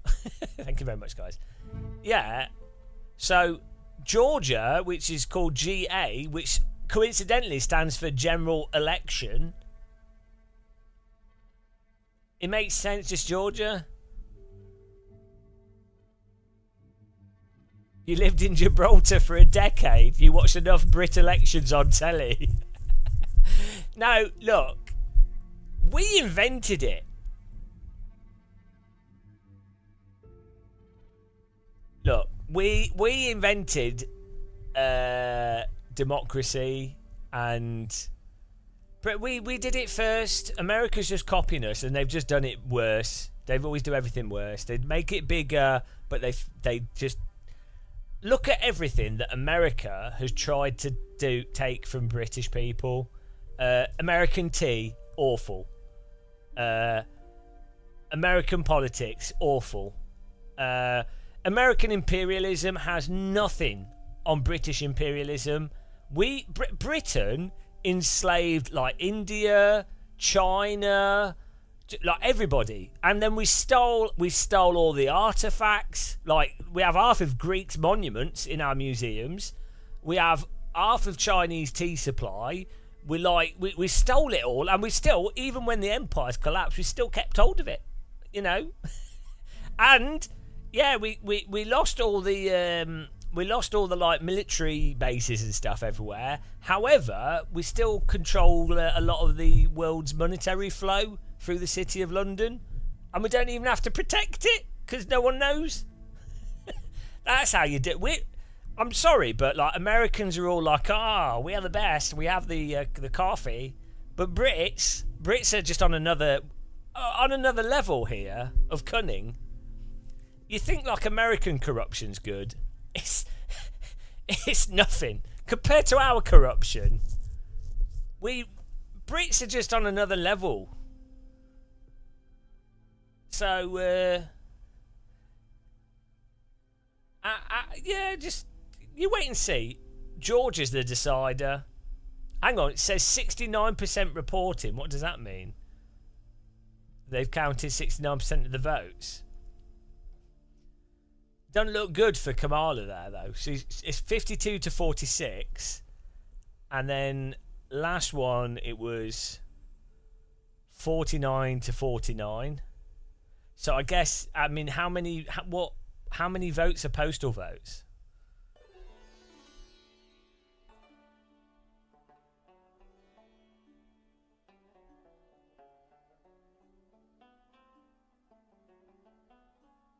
Trump will ban tea. Yeah, you can't do that.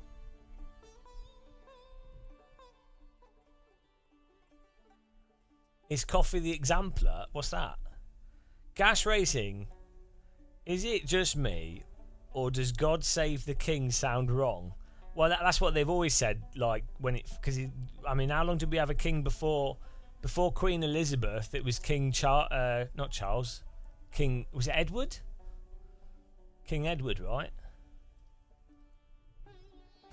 British kings and queens. Probably should type in monarchs. There we go.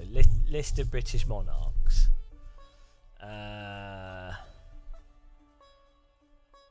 Anne, George II, George III. They're all German as well. That's what's funny. The royal family is just... Here we go. George. That would make sense. Yeah, so we had... Basically, you had Victoria from 1837 to 1901. But then you had Edward for 9 years. George for 25 years. Edward the 8th.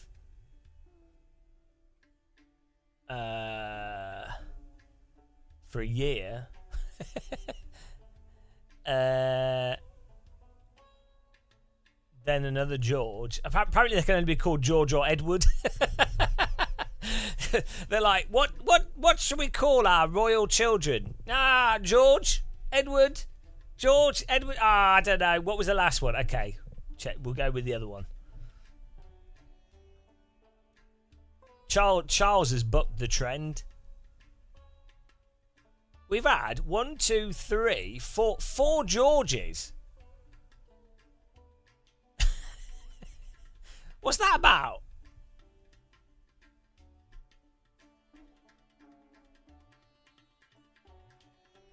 Hang on. 1, 2, 3, 4, 5, 6. 6 Georges? How is that helpful? They might as well just call themselves King. Edward and George.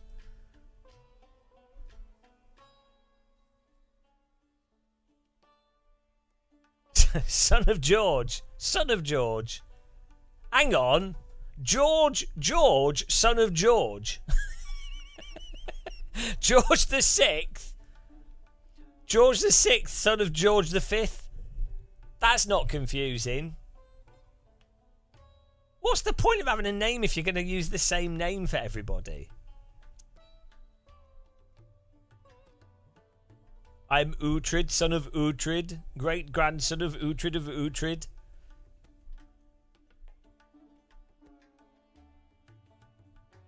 Yeah, that is true. You get a number. It's like iPod generation, like Apple products, isn't it? It's like your the iPod 2S. So really, the next queen should be called Elizabeth 3.0, Elizabeth 3S. Charles the Third, Charles the 3GS. Oh, that's it. That's a good video. If monarchs were named at like Apple products. Oh, here we go. Look, ChatGPT can do us for us. Chat. Bloody hell, content, guys. The work's done for us. Here we go. If rename British monarchs as if their names were Apple products. Here we go. William the Conqueror, I Conquer 1. Henry II, I Forge 2. This is missed the point here. Richard the Lionheart, I Heart Pro. John, I Loss. Edward I, I Longshank Pro Max. Edward III, I Warrior 3. Oh dear, this is not too bad actually. ChatGPT did an okay job. Here's the recent ones. Yeah, they didn't quite get it right. George the 6th, I Resolve. Elizabeth, I Legacy.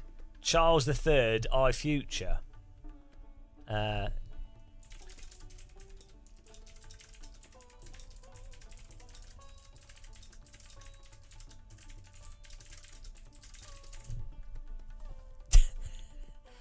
I've asked it to do it more like product numbers. William the Conqueror, I King 1.0. William II, I King 1.1. Henry I, here we go, I King 1.2. Stephen, I King 1.3. Henry II, I King 2.0. Richard I, I King 2.1. There we go. This is what I was looking for. They needed the right prompting. I'm a prompt engineer.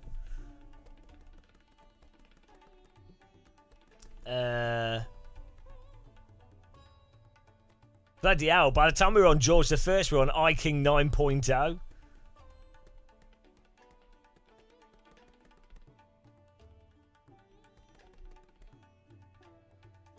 It's got confused though, because it's called Elizabeth II I King 10.4. It should be the I Queen. It doesn't. It's not really applied the same logic. It's just they're all I King.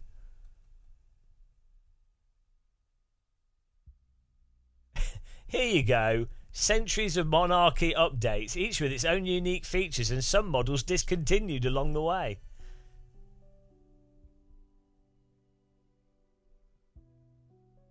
Apart from the old Q building, the sewers, what did they do? What do you mean? Yeah.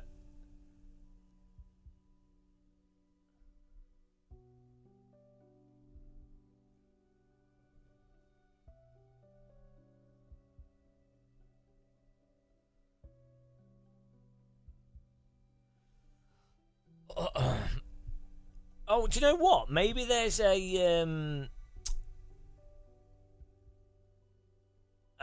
for the election, maybe there's like a real-time election results from 2020. Maybe ChatGPT has that. For the 2020 presidential election, 2 at 02:27 on the day how many vote sent did Trump and Biden have? Let's see if we can work that out. It doesn't have the real time. It should have it from 4 years ago. Yeah, that's what you need is hang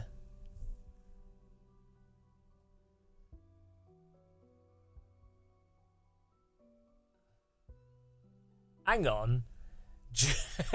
German news outlet reports that one of Harris's phone calls today with random people may have been staged.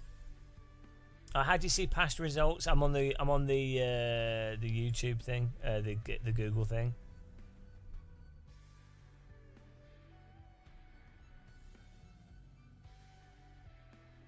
It'd be interesting to see like previous, a comparison side by side.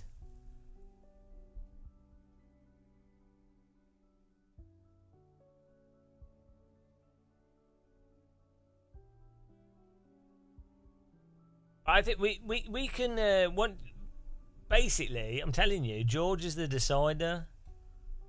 So once we know George, 74% reported. Once we know what George is going on, well, that's it. Trump's won. If they win Georgia, which looks, I don't know. It's hard to say because the postal voting isn't.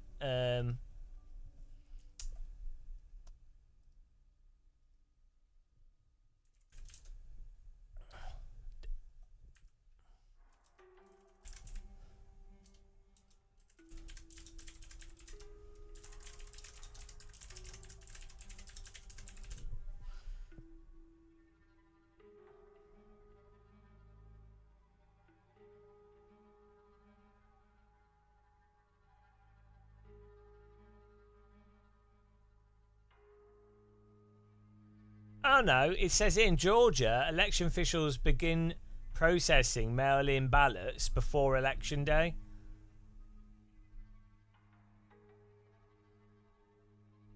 So yeah, so I mean, I guess maybe Trump's probably won then, based off our scientific analysis.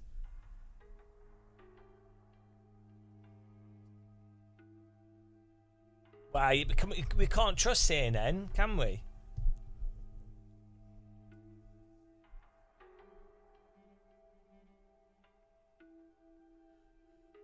It's pretty remarkable how close. I don't know, because that's what someone else told us, that CNN's a biased news source. I wouldn't. I mean, I don't know. I don't know any of the American news media. It all seems a bit crazy in general. Yeah, it's really interesting that you have such a close elections in America. Given how different the candidates are, it's surprising.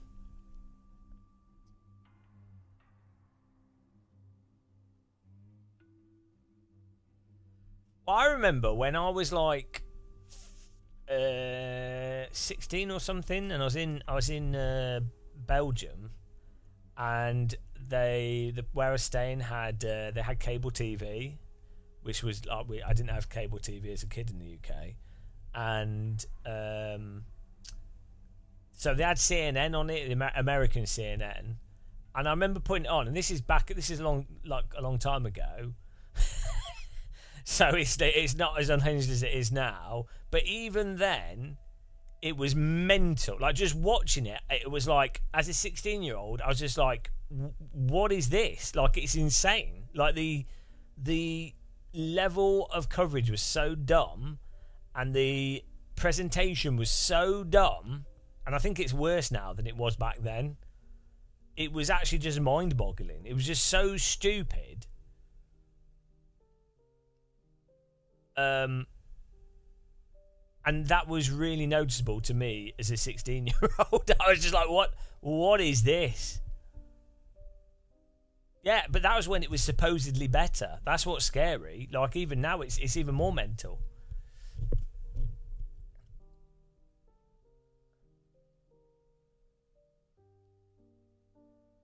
Yeah, well, so my theory is Trump wins the election. And then Trump does mental shit that's unpredictable. So like I think the Republicans are more predictable. You might not agree with them, but I think they're generally more predictable. They're just sort of pretty standard neoliberals, whereas Trump is just going to do whatever. So I think what will happen is it will cause Europe to unify more. I was just saying this earlier. It will make Europe want to create its own army more. It will make UK potentially join with Europe more in a weird way. Because if Trump doesn't want to support Ukraine financially, and also Trump wants to withdraw American support from Europe, which is fine, it's a political choice. The European countries are gonna go, oh, hang on a minute, Russia's on the doorstep and they've just invaded a country that's very close to Europe. And then even people that are skeptical, the problem is you'd still have parts of like more Eastern Europe or Poland or parts of Germany that would be like, oh, hang on a minute, Russia's very close. And so the population is going to be feeling anxious that Russia would potentially do random shit on their borders, or even potentially invade at some point in the future. So basically, I think Trump winning the election could create a much stronger European Union, bizarrely, over the next 5 to 15 years. But it's entirely possible that Britain would go, so the thing is, we have a Labour government that I think is quite Eurocentric, but it's possible that you could end up with a some kind of bizarro new Tory government in the future, which then would make UK even closer to America. No, it's not that simple. I'm not Floyd. I'm not saying that. I don't know how that's not related to anything I've just said. Obviously, the thing in America is there's the whole the way laws get passed and the way that they have the president in America can't just unilaterally pass things. Well, you've just invented some. Oh, you're talking to someone else. Okay. Yeah. You need to at someone's name in chat if you're talking to someone else because it's hard for me to follow. Many people missed the events of July the 1st in the Supreme Court this year. The president can do anything now without fear of legal consequences. Yeah, doesn't it depend? Okay, let's go. Doesn't it depend how much of the? Is it the Senate? Am I mixing up Star Wars stuff? Congress, isn't it? Hang on. How do laws get passed in America? So, right. Someone has to write the bill. Member of Congress writes a bill. A committee reviews the bill. Chamber vote. The bill's put to the chamber. Right, then it gets passed there. Conference committee. Both chambers, so presumably that's Democrats and Republicans have to pass it. Then there's a final vote, and then the president signs it into action. So for something to pass, here we go. Yeah, basically both. So it depends. You have to have the president can veto something.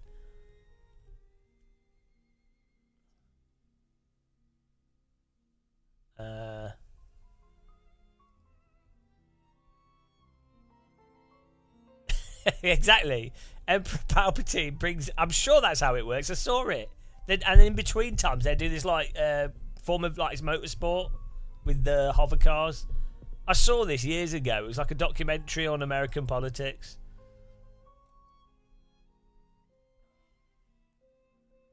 So who? Right.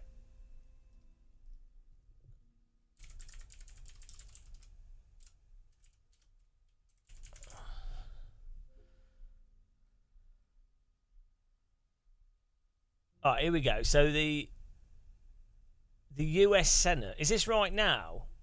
So you got Senate results, and at the moment the Republicans have 46 seats versus 36 Democratic. So yeah, if you have a president and Senate seat majority, then they can basically just pass anything the president says, right?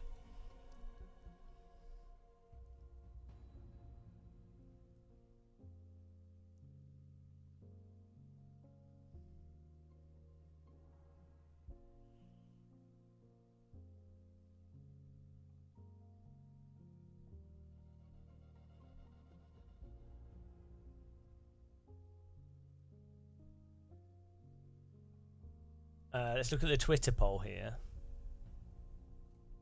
55.9% think Trump's going to win. 44%. Well, I mean, look, our viewers, if they think Trump's going to win, then that's it.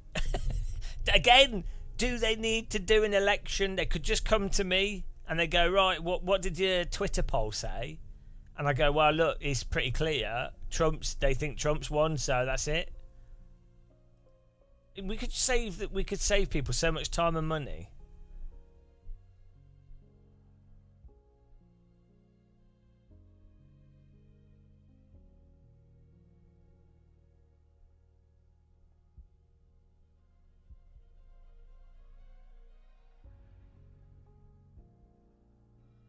Don't they have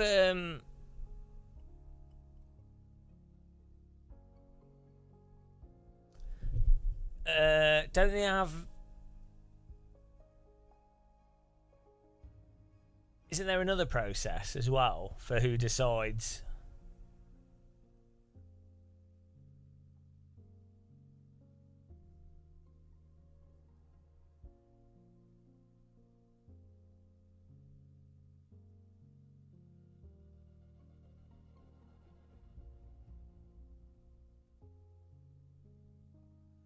She's not a fascist.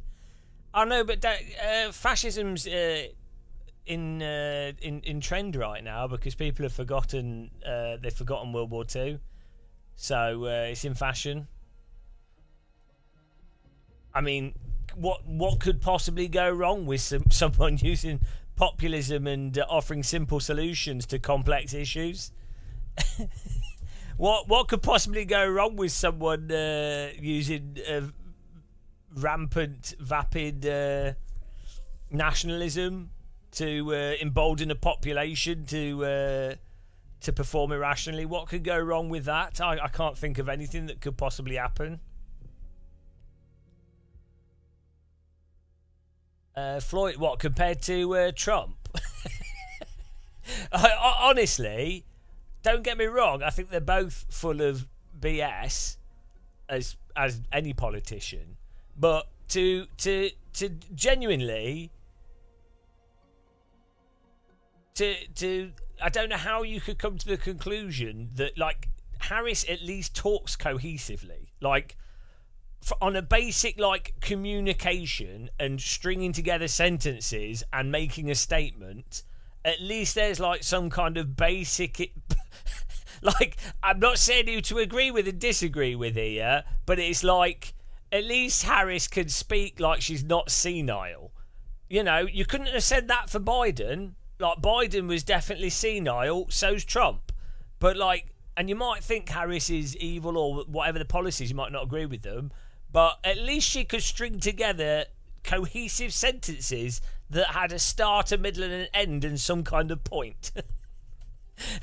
The fact that people can't detect that is a little bit disturbing.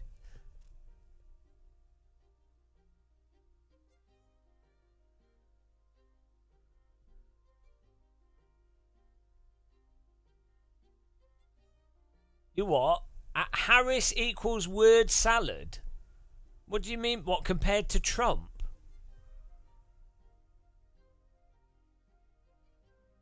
In what way?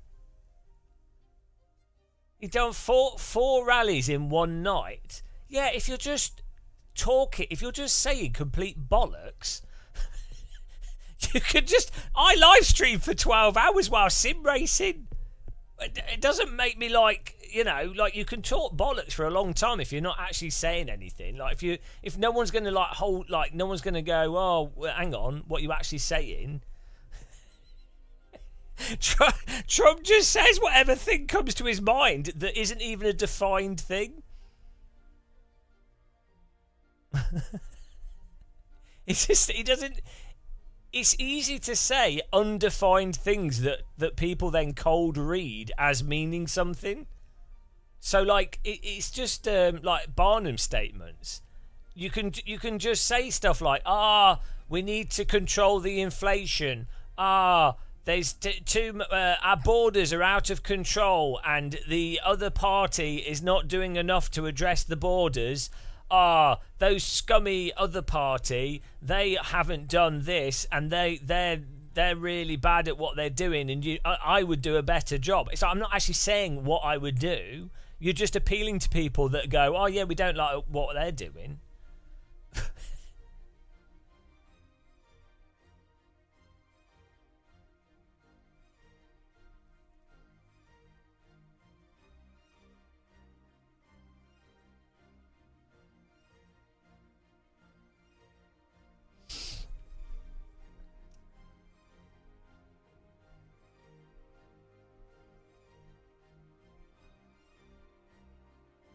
It's a lot easier to talk absolute bollocks than it is to not talk bollocks.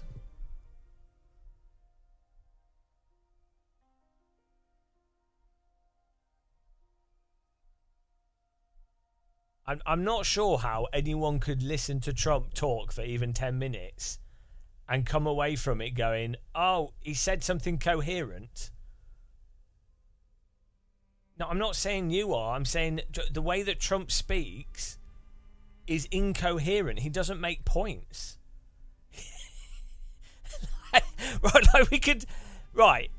You could look like, you might disagree with Kamala and the Democrats, right? You might disagree with what they're saying, but they are actually saying points. They are saying stuff, something, some tangible thing that you can agree or disagree with, right? Trump doesn't say anything at all, and the fact that people can't detect that is actually crazy.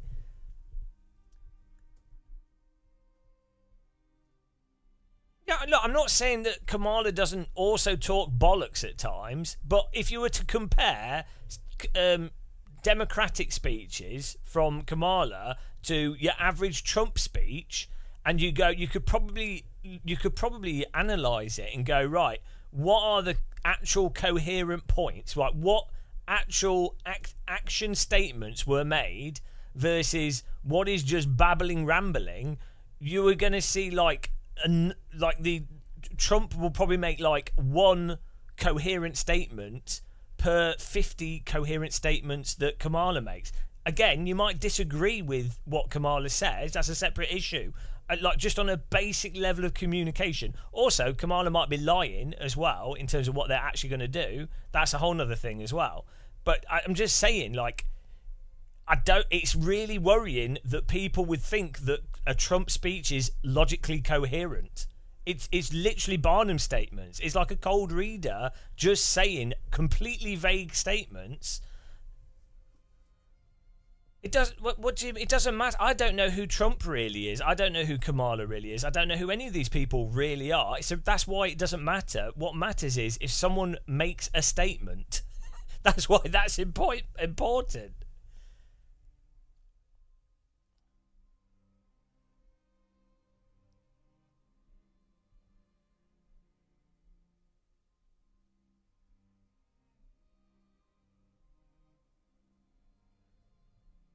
It's who would I vote for? Democrats, easy. Like you honestly, you'd have to have a lack of critical thinking to vote Republican in this election. like you really have to be something.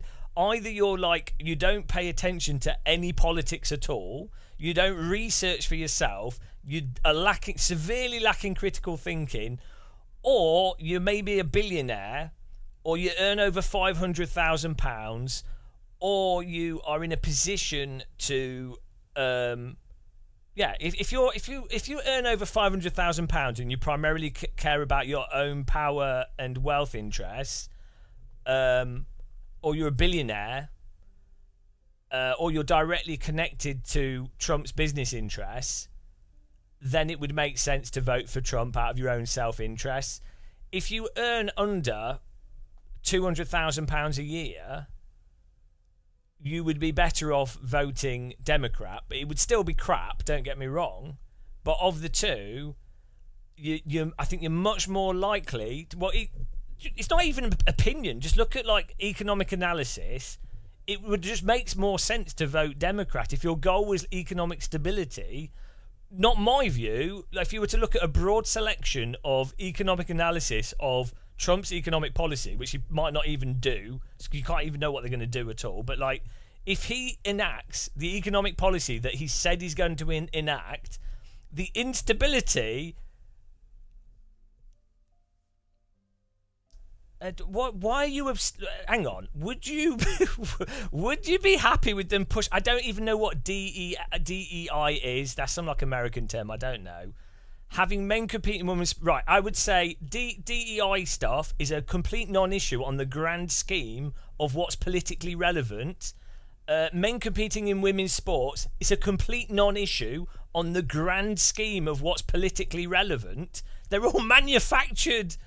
they're all manufactured political issues that are just divisive. It's to distract you from fundamental economics. Like... I think there is issues with like how you address racism, how you address sexism, how you make people of different backgrounds welcome and involved, and there's a lot of complexity to that. Sure, you could have a debate on what's acceptable in sports for when it comes to the degrees to which how you quantify to what extent someone is male or female biologically and how you define that.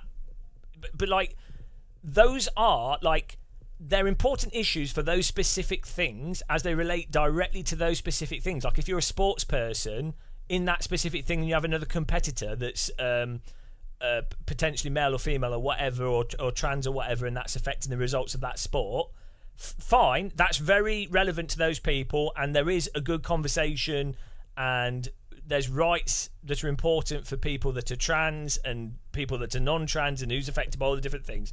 That's it's fine. That is an important issue for a lot of people in that context. However, on a grand economic and political context, those issues are like they're not relevant.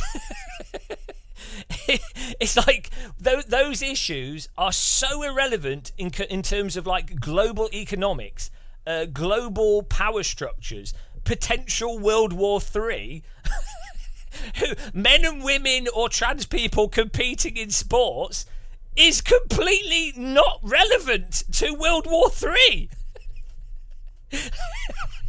Like, the fact that those seem to be the predominant issues for people shows how like brainwashed they've been by media. It's insane. Right, what's weird is getting really wound up about male and female toilets and stuff when it's like the bigger issue is, what about people with like bowel disease or people that can't find public toilets, which is like hundreds of thousands of people can't get to a toilet in time, so they shit themselves, or they can't do activities they would otherwise do because they have like an irritable bowel or some other condition, which is very common. Hundreds of thousands of people. That is a bigger issue than trans people using or not using toilets. I'm not saying trans people, and now you decide to do that, isn't an important issue. I'm saying on the grand scheme of issues, there's just basic fundamental things like accessibility for disabled people or accessibility for everyone, issues that affect non-trans, trans, whatever. There's just like the hierarchy of issues. This is how you know it's so bullshit. This is how you know is because the issues are distorted from issues that are important issues but not as important globally. But people are focusing on hyper-specific things that are purely focused on for emotive reasons. Diapers for all. Diapers for all. Oh dear, it's so stupid. It's so dumb, and I can't believe that so many Americans have fallen for it, and British people do as well. So I'm not saying that British people aren't as stupid as Americans. They certainly are. I mean, we've had our own politics, mental stuff.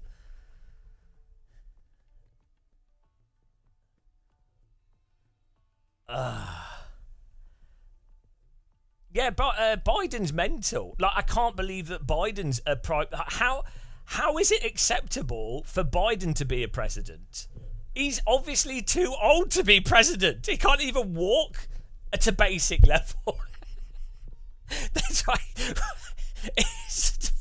Right, the current president is in, like, that situation is insane.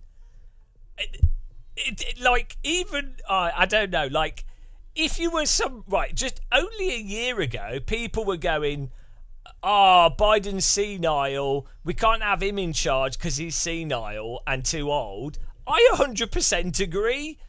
How old is Trump? He's clearly a bit senile. He's clearly way past it. So, on a purely basic logistical thing of having someone that can stay awake for 3 days in a row or be coherent to deal with some crisis that's just occurred, and with the mental faculties to be able to make decisions coherently, when they're tired. You do not want a 70-year-old in power.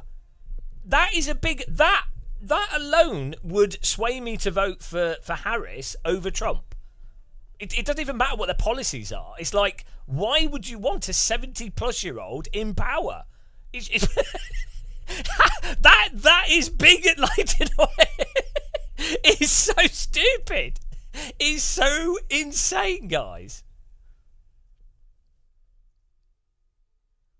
Look, can you imagine if World War III happens and you've got like a 70-year-old, doesn't matter who it is, a 70-year-old cannot stay awake for 4 days in a row or 3 days in a row. Like, they're going to have to keep having naps, by which point the other countries invaded you.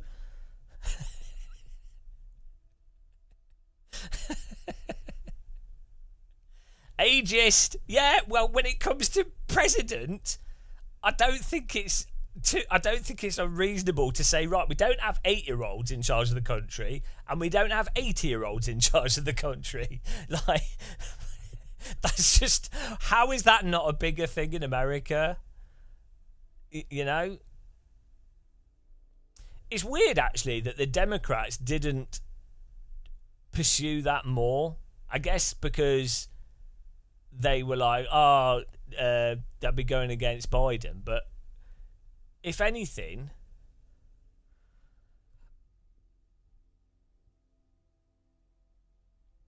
I mean, if you see it, it's just insane, isn't it? It's actually insane.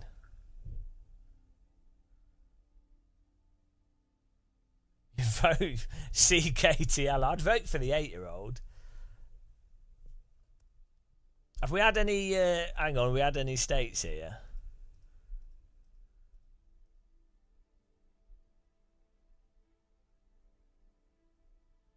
No, nothing's changed. Although I think they do think that Kansas, 52% reporting. So, yeah, I mean, it does look like Trump's probably won, to be honest. Well, it was mental and insane.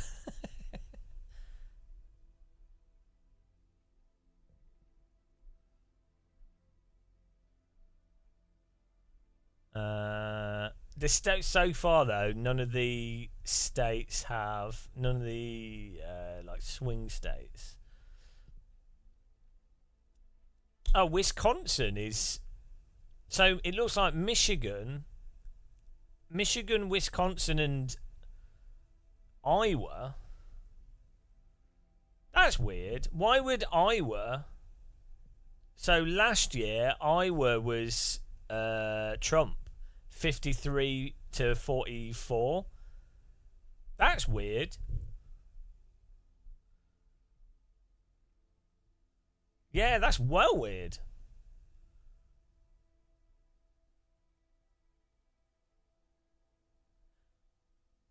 Why would that happen? So this will be really interesting from a demographic perspective. Why would, so Iowa was not that, I mean, it's quite close. Last election, it was 53% Trump, 44%, let's say 45% Biden, 53, which is, as far as the percentages go, not huge, but like quite a big difference for a swing state. So like quite strongly Trump for a swing state. And at the moment, it's only 24% reporting, so they probably haven't counted the votes. So probably just a number thing. Michigan, I know Wisconsin is neck and neck. So actually, it might still be close, but I don't know, how do seats work for those states in terms of the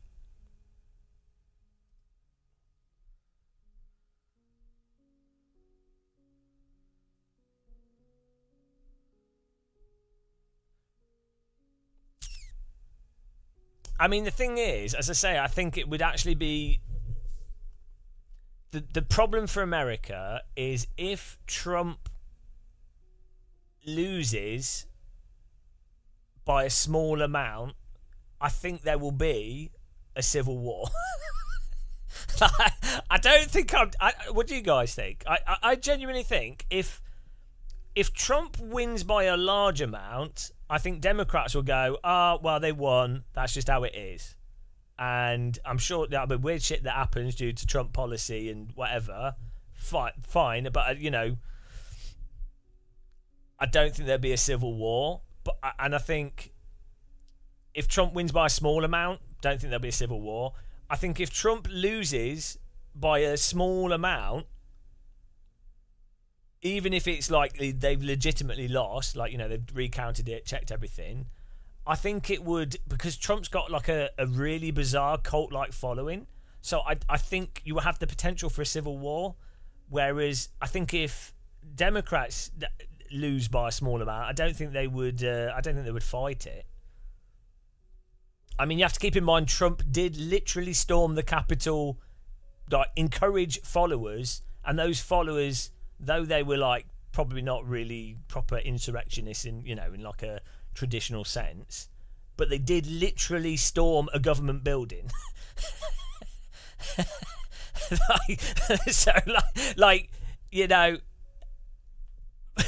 It's not like, oh, they've not done anything. It's like they did literally storm a government building, and I think officer died.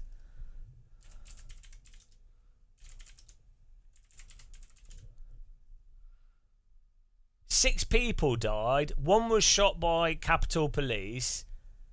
Another died drug overdose. Hang on, what's that about? Hang on. Okay, so says this is a difficulty when you've got a lot of people in something. You have people that die just through old age and things.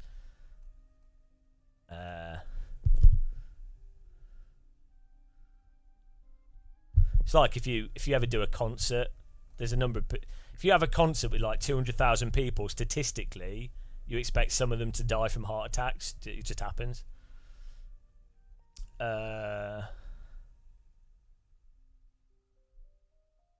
Okay, so right, here we go. So at least one police officer died in the Capitol riots on January the 6th. So a police officer died. That's pretty significant. And 174 police officers were injured. So it's not like you can just palm it off and go, there's historically no Democrat has invaded a governmental building after losing an election. I'm just saying, if you're looking at the data, which party has already done action that has resulted in the death of a public worker? What's this about? What are you on about? What's the second? Oh, what, the golf course thing? Yeah, because I don't know what happened with that. I think there's a lot of security issues, to be honest. In general, I think it's I don't think that I don't think the Democrats or the political establishment want Trump to be assassinated, because I think if Trump was assassinated, I think that would cause a civil war as well. So I don't think anybody wants that. So it would actually be beneficial to the far right or groups for Trump to be assassinated. And so the conspiracy theories of people going, oh, wow, they were trying to kill him to get him out of the way, and they don't make sense. Like, imagine if in that the shooting that happened, all your scenarios.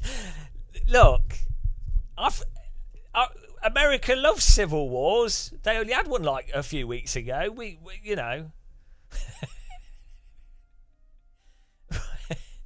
when was how many civil wars have they had? Like 2. And there's look, Brits were not involved in it at all, I can promise. Yeah, the first thing was weird. Well, not weird, just like an oversight of security. The problem is, this is what people often, they look at events that happen and then they go, well, why didn't they do this? And it's like, well, yeah, after the fact, it's quite easy to go, oh, they missed that. It's after the fact, it's the same with a lot of stuff that happen, not just like political things, just anything that happens. Like, when just a basic car crash, you could, like, even when you're sim racing, you go, well, why did that person not turn left or right? And it's like, well, yeah, now everyone knows what actually happened. Yeah, it's pretty obvious. But yeah, I mean, the policing was obviously woeful on that first attempt. Like, how, given that they have bloody, so from my understanding of it, they had snipers protecting, but because of you can't just shoot someone. So the difficulty is, if you're a government sniper, right, and someone seems to have a rifle, but you're not quite sure. So someone's on a building, they seem to have a rifle, but you're not 100% sure, and maybe it's just teenagers dicking around, but you're not sure.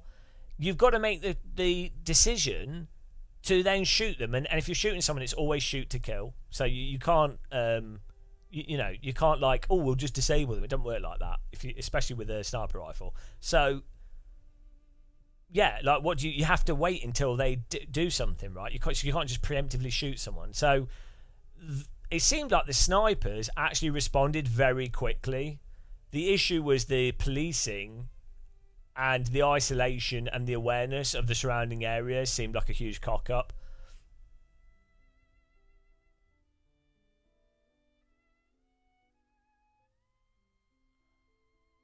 You don't think there'll be a civil war? There's too much division for anyone. Well, it's hard to organise, isn't it? That's the thing.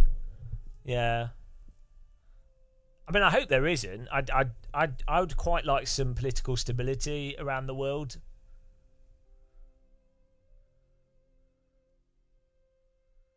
I was well close, guys. It keeps flip-flopping between the two.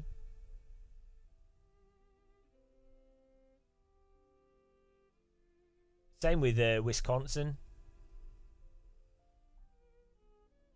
Yeah, I would say my suspicion is that Trump was going to win. That's what it looks like to me at this point in time. What's an interesting question?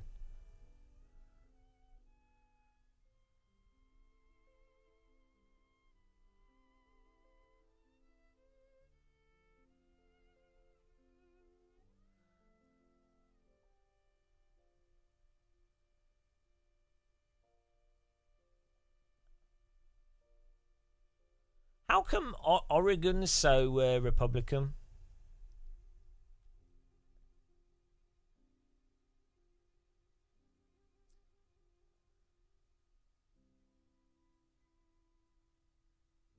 The Democrats have lost a seat somewhere.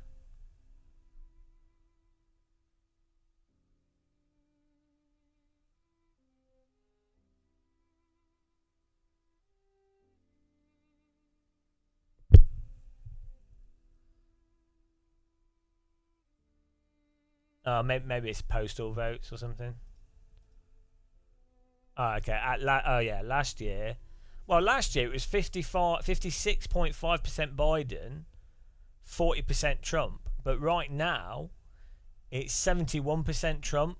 But maybe that's to do with postal ballots. They've only counted 1% of the. Okay, ignore that. I mean, Georgia looks like it's gone Republican. It's 300,000 votes up on Republicans, so I'm thinking Trump's won. That's my advanced analysis. You were speaking of when they tried to. Well, who tried to kill him? It was mental people that tried to kill him, though, isn't it? It's not. It wasn't like the people trying to get Trump were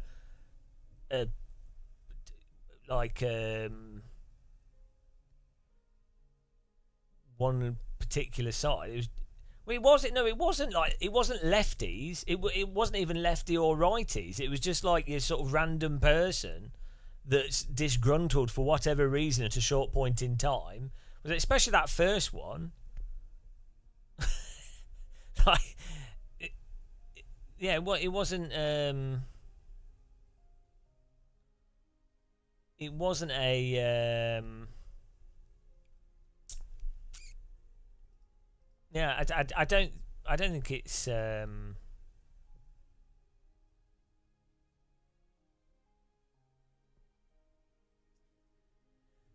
For those types of things as well, you have to not really be. You really have to not be patriotic if you're going to try and assassinate political people. It's not really a left or right thing, is it? Like obviously, if it's someone that's right wing, you'll get people on the left going, "Oh, it was a right wing crazy person," and if it's someone on the left, it'll be someone on the right will go, "Oh, it was a left wing crazy. It was a left winger. Oh, this is an indictment of left wingers." Do you know what I mean? It's like, no, pretty much, like the type of person that's going to go to the lengths of assassinating a bloody politician in their own country is probably someone that's a bit unhinged. It doesn't really matter what they're at that point. Their general political views are pretty beside the point, really, isn't it? Like,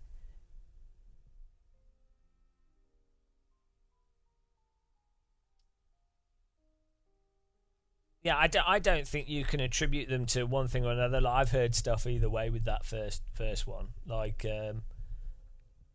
but again, you know, the other thing is people assuming that you can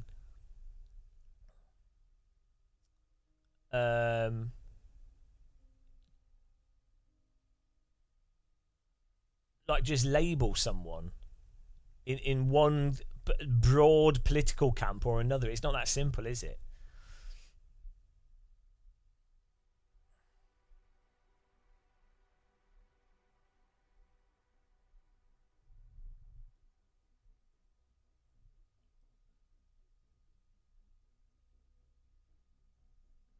I definitely think that first one was a failure of the Secret Service, though. Like, I'm pretty sure they reevaluated a lot of their staffing procedures. I think that's the that first attempt was demonstrated a massive failure of how you isolate an area. But then I guess they were probably thinking, oh, maybe there's not going to be an attack on them, and it's a former candidate, so the resources are smaller. But I guess then they just analyse afterwards and go, well, actually, no, we need to, because of the impact it would have, you actually do need more protection there.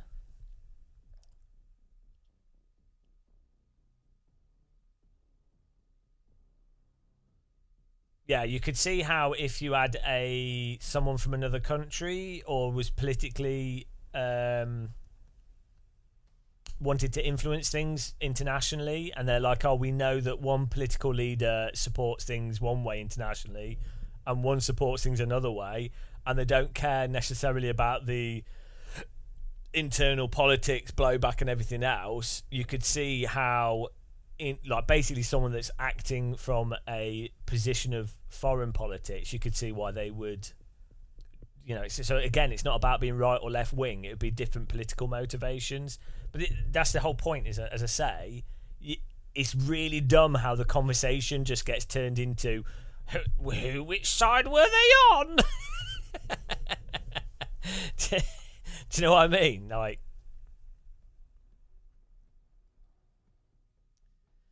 I think you can blame the Republicans for the political division in America, largely, to be honest. I don't think that's controversial to say that. I think the way that Trump has conducted his campaigns is designed to promote division, and I think you can very clearly see that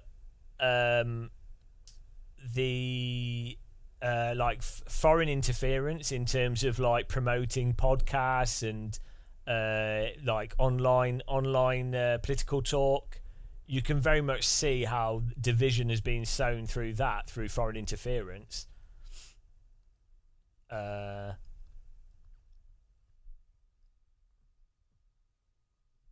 sure you'll get divisive stuff from all political candidates, but I don't think it's controversial to say that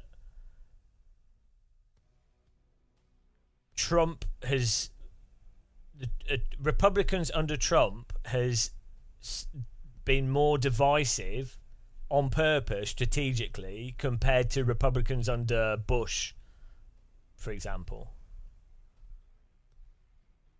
I don't think that's controversial. Well, it will be for some people. I don't think from an external perspective. I don't know how you would analyse that, though, to make that argument. I guess you could look at political statements and you go, well, which political leaders, look, going through history, like Republicans, Democrats, or different leaders, you could probably do some kind of you could probably analyze it and go, well, what quantifies as divisive? So talking to political issues, or talking to emotive populist issues, or maybe like baiting culture war stuff. I don't know how you quantify that. Let's see. How would ChatGPT? How would you quantify how divisive a politician is, or a political candidate, in terms of them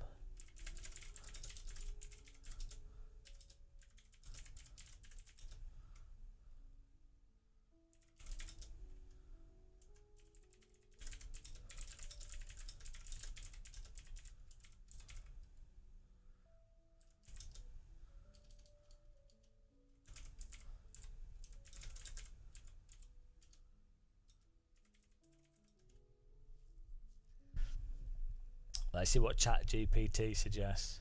I asked, how would you quantify how divisive a politician is? So like, I think it's pretty fair to say in the UK, like the Conservatives under Boris Johnson, and even politicians like Nigel Farage, are way more divisive than even like David Cameron or Theresa May or Tony Blair, or whatever. You have politicians that particularly they use division to gain traction.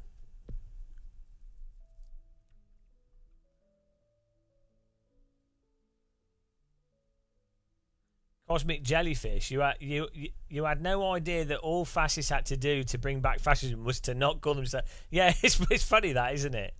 Yeah, basically you can do all the stuff that a fascist would do, or a whole swathe of stuff that's typically what fascists do, but as long as you go, oh no, I'm not a fascist, it's fine.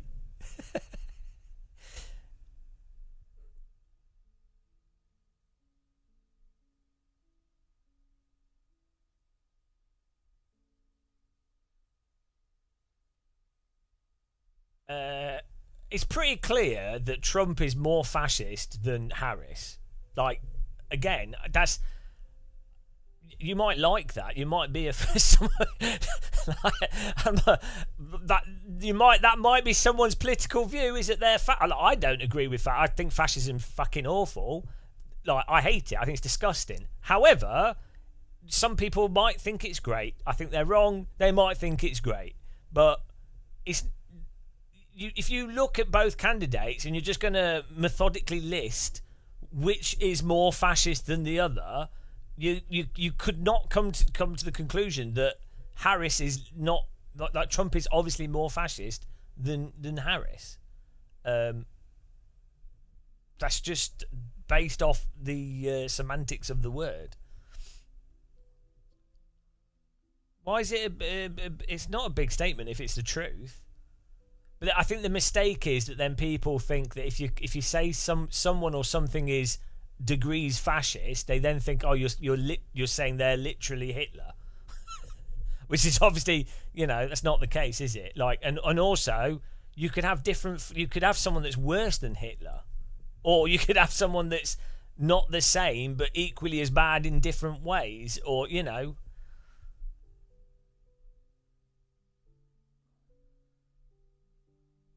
or not even equally as bad. You could just have someone that's not as bad but still pretty terrible.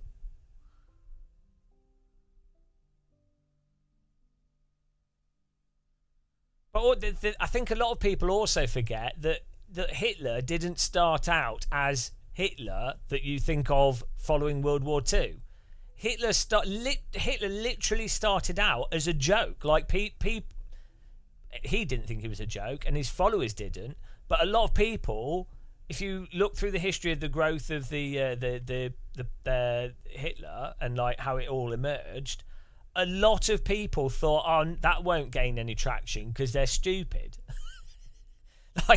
They were like, they're a joke. So, you know, it a lot of people look at the time would have looked at Hitler and gone, oh, look how stupid he is talking. People can't be that dumb to fall for that, or that's an overly simplistic view of the world. So, we don't need to worry about that. Like, that's how people underestimate it, and then it only takes for that person to gain a certain number of followers, and all of a sudden you have some cult leader with shitloads of people listening to them. So.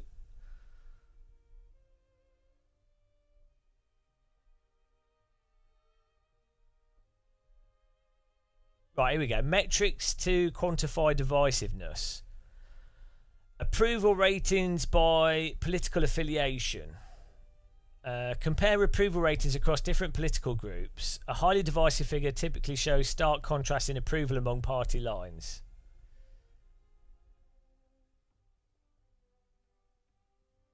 Public opinion polarization. Social media and media sentiment analysis, voter turnout engagement. Yeah, this is different to what we were saying though. Like, so we were trying to quantify in terms of a candidate's. If a candidate, when they are trying to run for their thing, if they are using division as a tool, I don't know how you quantify that.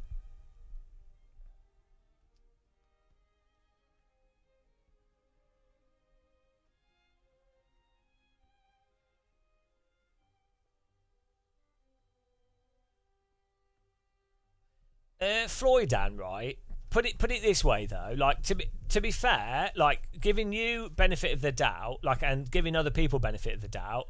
Yeah, some people might be joking, right, when they say stuff, and that's fine, right? I would say someone that's running for central government as a political candidate generally isn't a comedian, but you know, they might still be able to make jokes about things. Fine. But put it this way, Freudan, imagine if Harris said exactly the same thing. how much leeway would Harris be given if Harris said jokingly, guys, let's emulate Stalin, and I think we should nationalise the entire healthcare system, and I think we should centrally plan all the farming industries. Just kidding. How do you think that would go down? Can you imagine? Like, this is the easiest way to spot, like, racism, bigotry, and complete bollocks from people, is all you need to do is you go, what if the other person basically said exactly the same thing? And then think how people would respond to it. And, you know, that's how... And then you can go, oh, hang on a minute.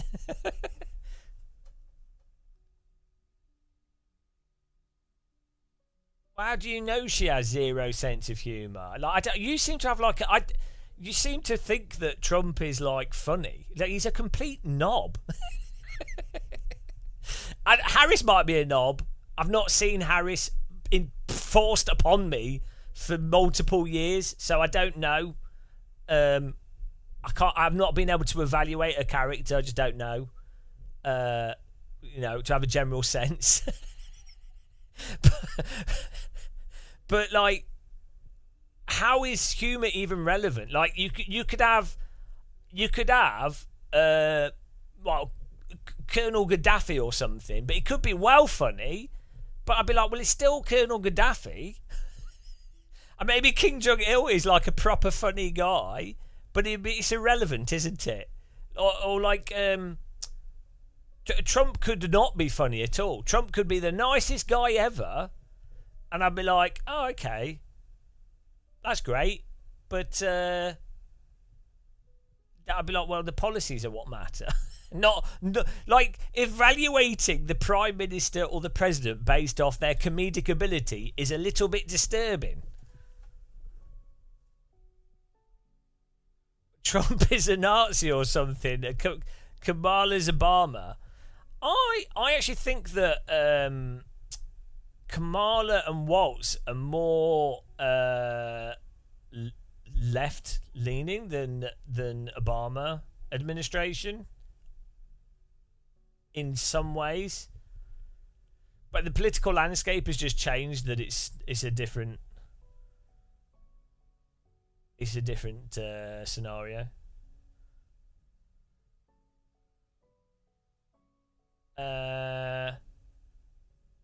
Why would that make you a fascist? I don't even know why. Why would you even type that? It doesn't even make any sense.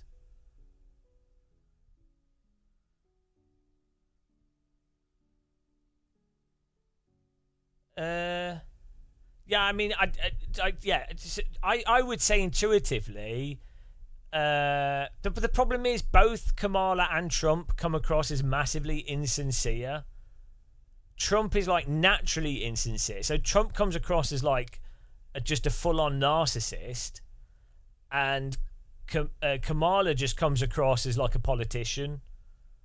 In fact, I would say that in many ways, Waltz, the vice president candidate for the Democrats, it's the same with like Obama. To me, they come across as really insincere, in like a rehearsed politician way. So Starmer comes across that way to me. There's just so Trump, I don't think he's insincere. I think he's just a narcissist, and he's comfortable with being a narcissist.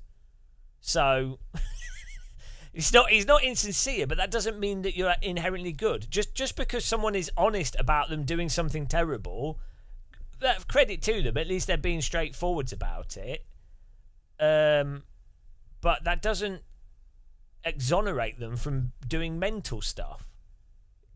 That's weird that people would be like, "Oh, this guy, his policies are mental, but he's at least he's truthful about he's not hiding the fact that he wants to do X, Y, Z. That's terrible what he wants to do, but he's at least he's straightforward about it. It's like, yeah, I guess in a sense." Why are you, Freudan? Why are you saying to you guys as if like you're automatically framing stuff as if it's people in certain camps? Like, it's not really about like that's not how it's.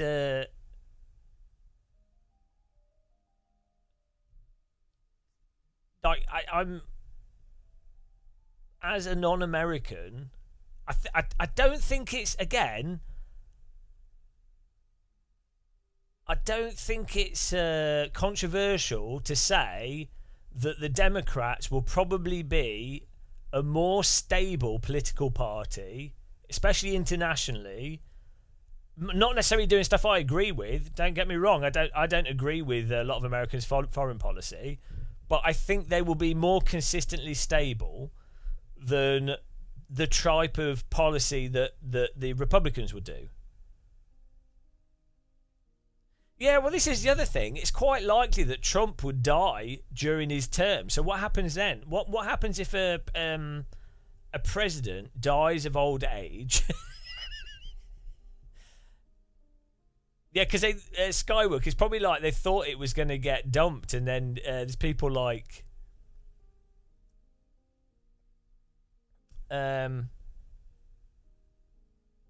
oh yeah, also people think that Trump is going to tank the dollar, don't they?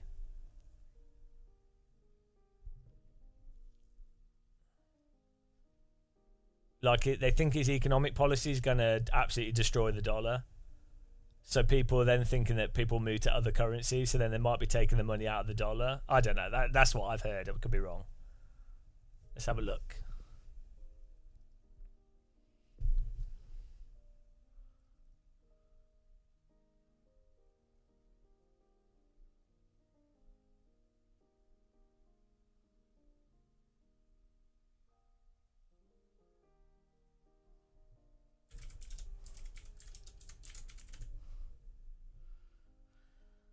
Oh, it's not gone up that much. When was this? Hang on, no, 1 day, 5 days. Okay, it has. Hang on, it's gone up by.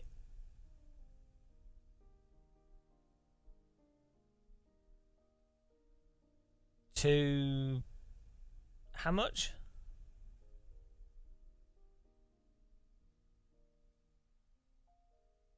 What percentage? Oh, there we go.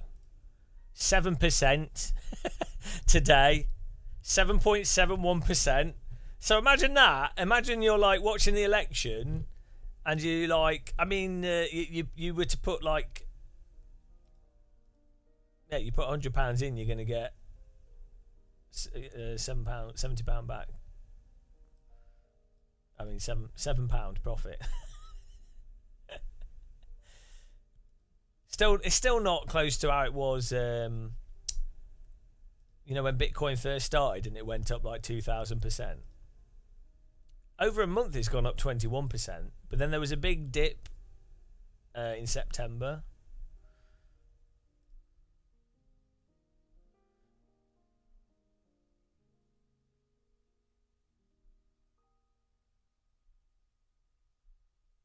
It's got to a new high though.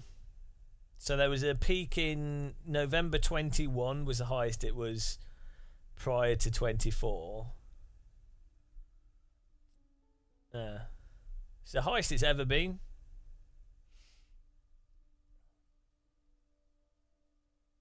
So yeah, if you bought, this was the thing, if you bought Bitcoin in 2017,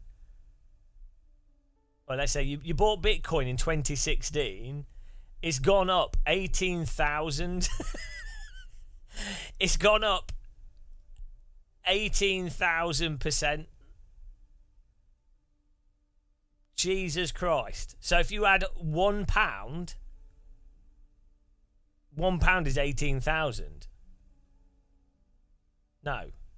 Hang on. How does this work for percentages when you get past this? If £1 goes up 18,000, right, hang on.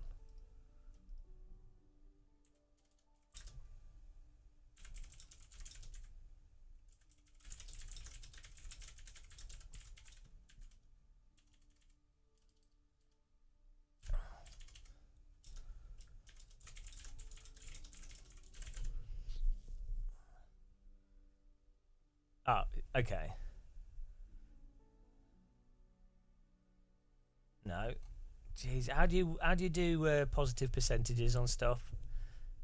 Someone do the math. I'm too dumb. Well, that's ChatGPT.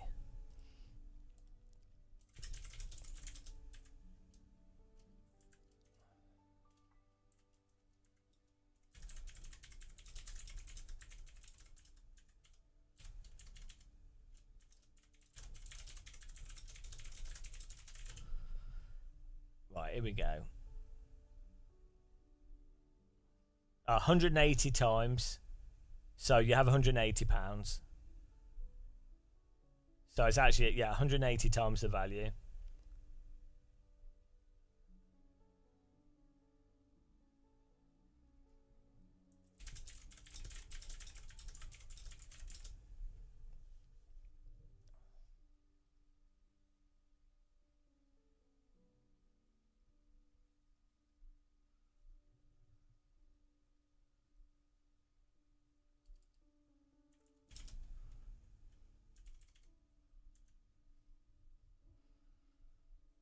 So if you had 1,000 invested, you then have. I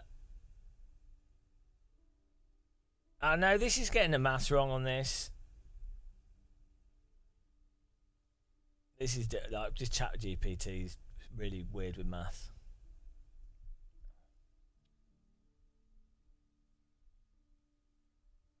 It ruined our GPU prices.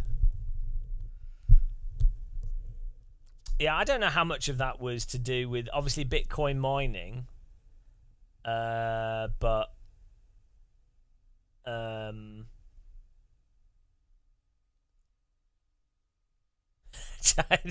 yeah, I think Trump's won, to be honest.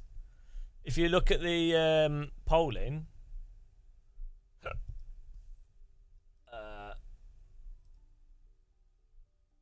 if you look at it, like, so Wisconsin is, okay, Wisconsin's still close. Michigan's still close. Trump is actually moving away now, 54 to 44. Minnesota, Trump's basically got it.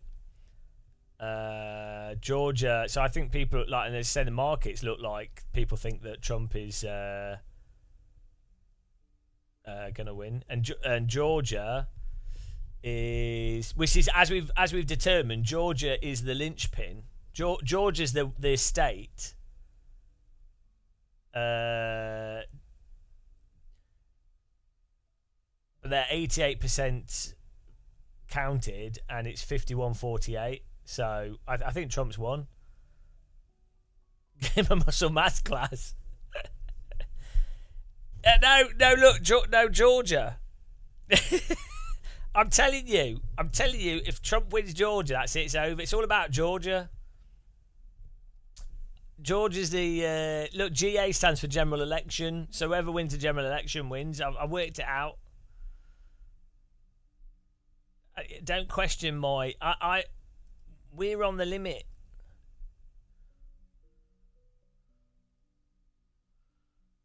But it looks like the Republicans have got so you need 50 seats to have a majority of the Senate, right? And they already have 48. So if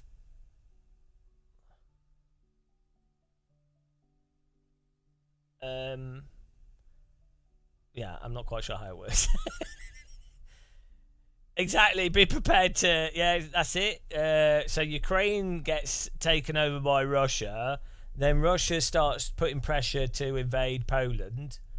Who's next on the list of Russia invasion?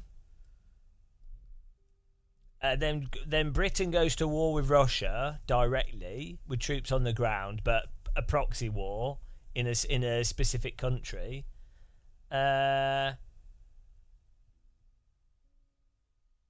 So then we get loads of inflation. It works out for America, because then America can go, oh, guys, let Europe deal with that. And then America builds its own industry up. And then America takes over the world after Europe's destroyed itself. That was what they wanted to do in the 1940s. So, I mean, that's kind of what happened anyway. America made loads of money out of World War II.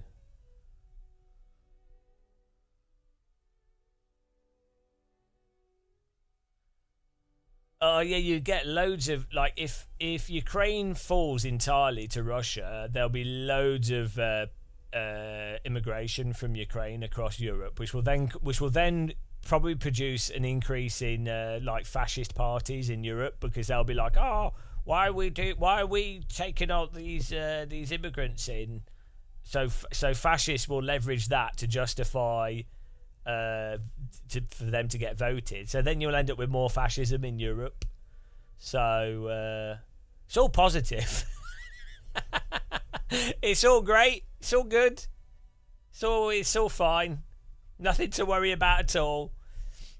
I'm just going to move to New Zealand in my rowing boat.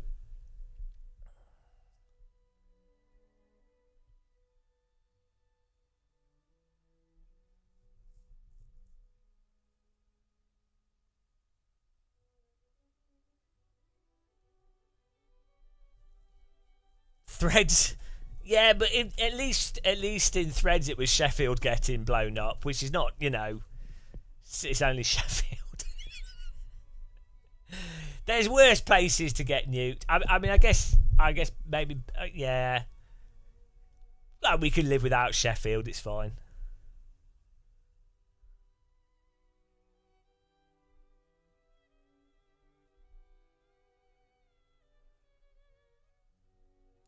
Duck and cover.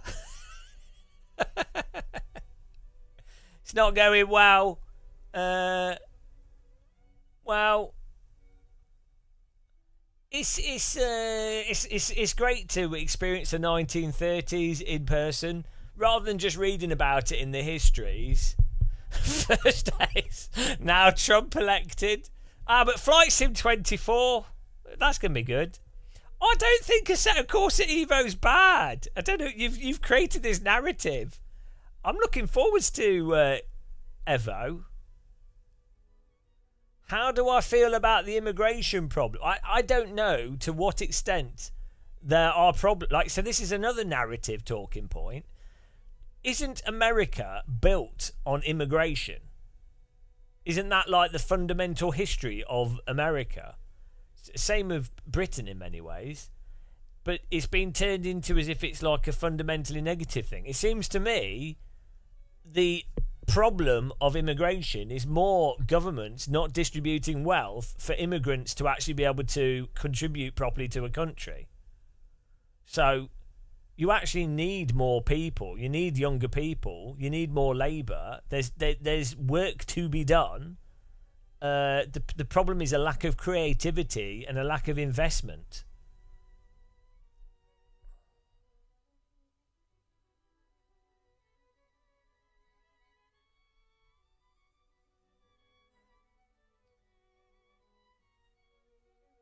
What's ridiculous? I think no, I don't know. Like, I don't know how a lot of Americans seem to have forgot that America was found. Like, it was British people buggering off to America. What do you mean? How immigration's been imposed? Like, I don't know. You'd have to look into the specifics of it. It's one of those topics where, for some reason, people are happy to just say really generalized statements about it. You have to be very specific when talking about immigration and what your specific issue or positive, pros or cons. You have to be very specific. You are making a generalized statement because you literally started off by saying, what do you think about the immigration problem? You immediately started off with the statement that it's a problem. Which bit is... And without even defining it, you didn't even say what part is a problem. I assume it probably wasn't you going, oh, the problem of people that are trying to actually make a life for themselves, not being able to make a life for themselves in a country where they could actually potentially make a life for themselves. I imagine that you were thinking more... oh, how immigrants are potentially impacting non-immigrants. So, like, yeah, you literally started from a presupposition that immigrants are de facto bad. And also just assuming, like, there's lots of... There's legal and illegal and legal immigrants, and the management of that, there's a lot of complexity to it. Yeah, I don't. But no one disagrees with that, Floyden. Nobody. Everyone thinks that everything could be done better, couldn't it? Everything could be done more intelligently.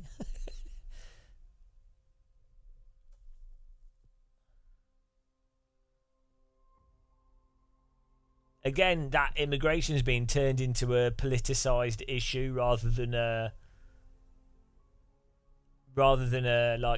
actual genuine discussion on what's beneficial for the most amount of people. It's just been turned into a sort of race baiting, wealth baiting. It's just a divisive issue. It's been pushed into a divisive issue. Yeah, but look, basic healthcare for people is probably a bigger issue than the immigration issue, right? Basic wealth inequality at a fundamental level is probably 1,000 times more pertinent than immigration. If you're America, if I was going to move to America, my concern would not be immigration and the complexity surrounding it. My biggest concern would be, if I get sick, I am probably screwed.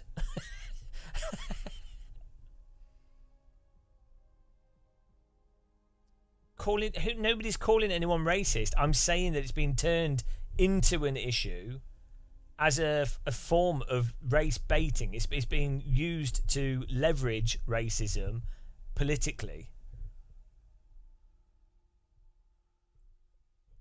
So,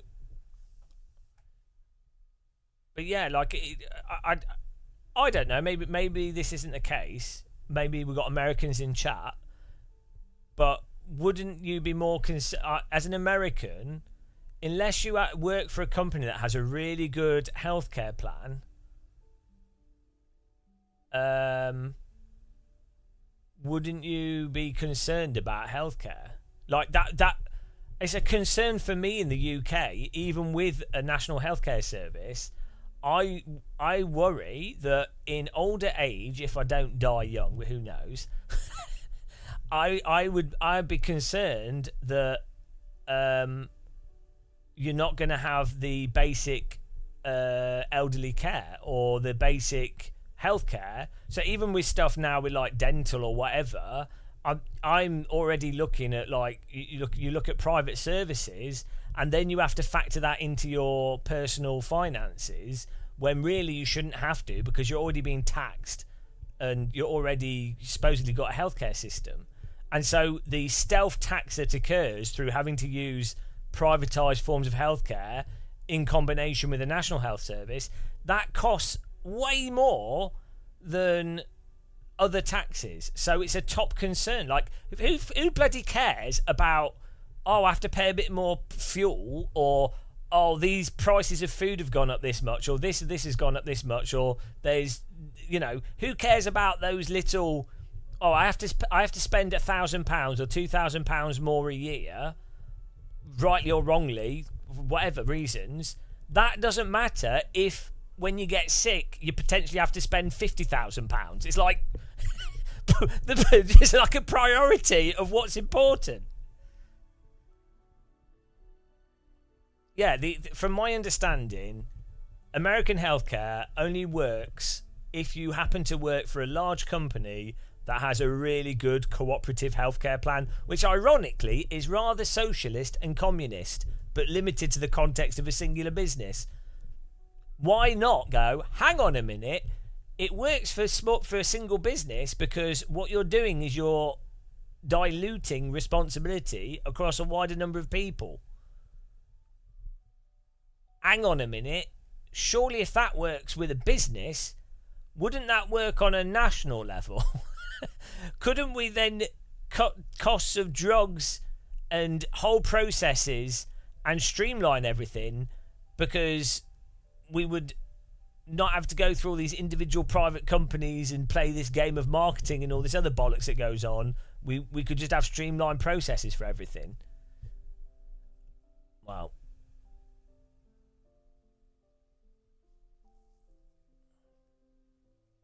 Germany has a weird system of you're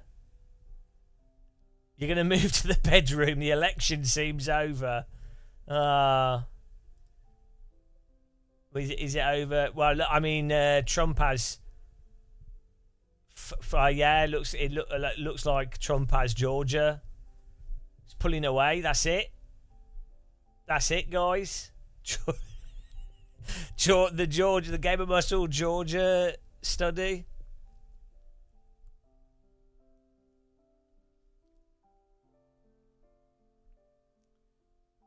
The welfare system in UK is collapsing. Yeah, it's almost as if the government has had a good, strong hand in that over the last 15 years.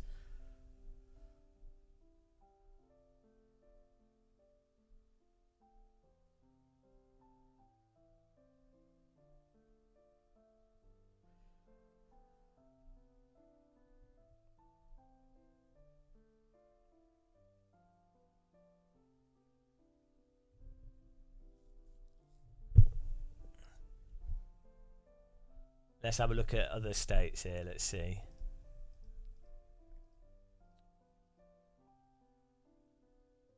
Well, the important stats as well. Let's take another look at the investigation.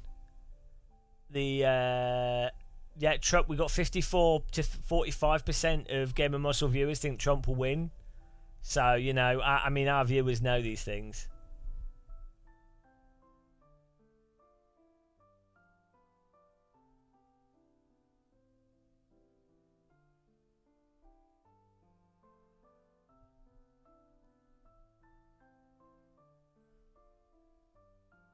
Once Georgia fell, it was obvious. I mean, look, I'm telling you, if you wanted if there was going to be an insurrection, the Trump supporters should have taken over Georgia, and then the whole country would have collapsed around it. It's the linchpin state.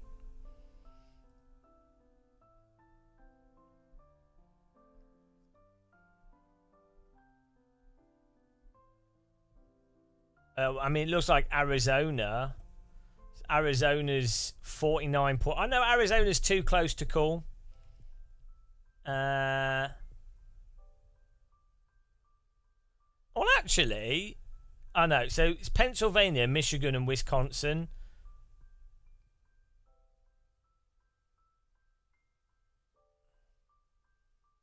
But it looks like Minnesota, Wisconsin, and Michigan.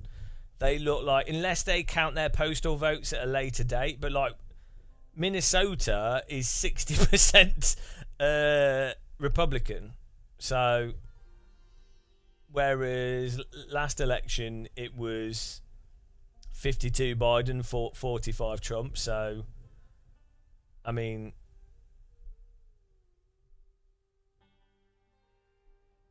and Wisconsin is 50 Trump at the moment, 48 Kamala. So, and last year that was 49-48. So I guess that's still too close to say. Why is Michigan divided into? Hang on. Why is Michigan got a bit that's next? Why is the northern part of Michigan is actually part of Wisconsin, if you think about it. And why is Michigan have that? Why did they not just make that part of Wisconsin? Or is that just for electoral purposes? No, but that is the state, isn't it? Stop the count. Stop the count, guys. Yeah, I don't. Why is Northern Michigan not Wisconsin? What's the history of that? Because even, like, geographically, it doesn't make sense. It would make much more sense for it to be Wisconsin. Right, hang on. Why is Northern Wisconsin Michigan? That's not how you ask that question. Oh, here we go. In 1833, as compensation to Michigan for the land it lost to Indiana and Ohio, Congress gave Michigan the Upper Peninsula of Wisconsin.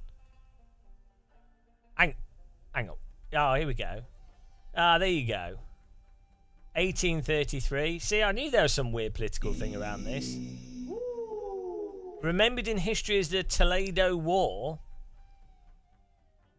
Wisconsin knew it couldn't protest.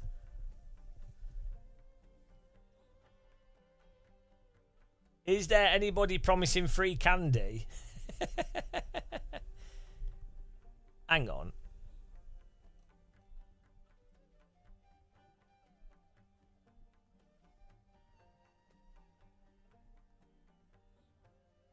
Michigan knew it needed to get rid of the territory status and move to statehood for better federal protections and funding. The Toledo War forced the Fed to come in and stop the dispute. The compensation to the soon-to-be state Michigan was taken from the aptly renamed Wisconsin Territory. Technically, Wisconsin never could have had any legitimate protest as they already had more land, and Wisconsin wasn't due to be ratified as a state until 1848. From a land value aspect, it wasn't a hospitable place, and it wasn't known for metals until after it was part of Michigan.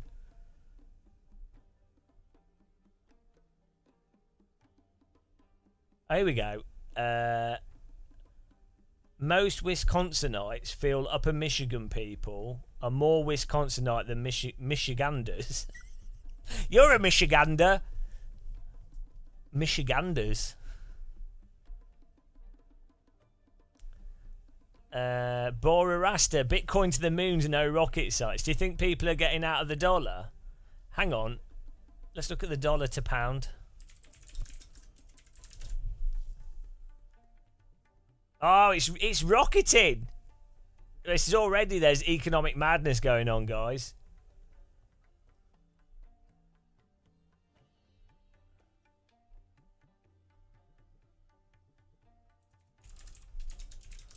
Oh no, hang on,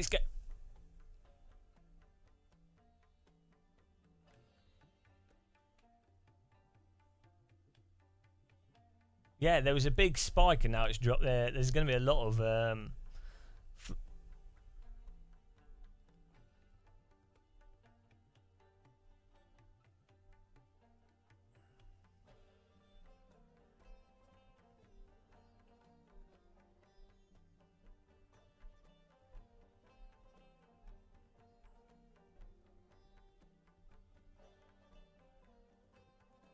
right, here we go. 5 days. Oh shit! Yeah, it's gone down.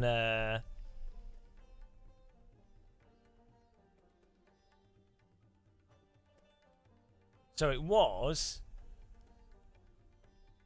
1.3. Hang on. It's down 30.37%, which is pretty.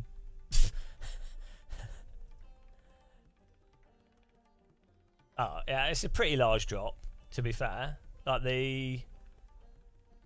still not lower than it was in the start of 24.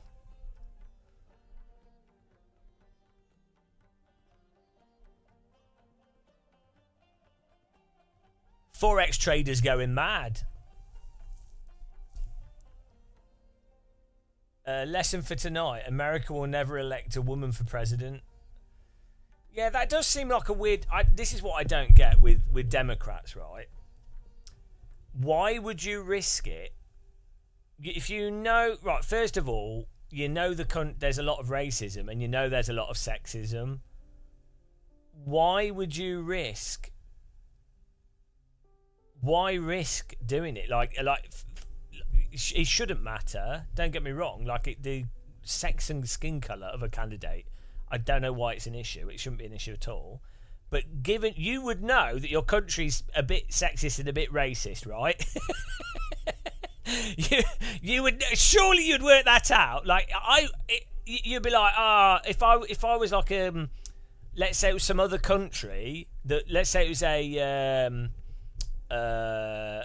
some like matriarchal society that was predominantly like not my race, and I'm running to be a candidate, I would go, look guys, I would love to be, I've got the right policies, I'm a better candidate than the other party, but it's pretty obvious that it's a bit of a racist and sexist country, so look, it's not worth the risk. Like, my political ambitions really don't matter compared to the actual country, right?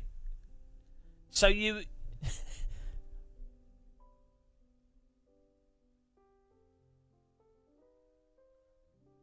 Yeah, but Obama's not a woman. So, also, like, Obama has a really good, like, general charisma. Like, I mean, Obama personally gives me the creeps a little bit, because again, it's that Starmer, Tony Blair, you know, he's too polished. Which to me makes me think, what's he actually thinking?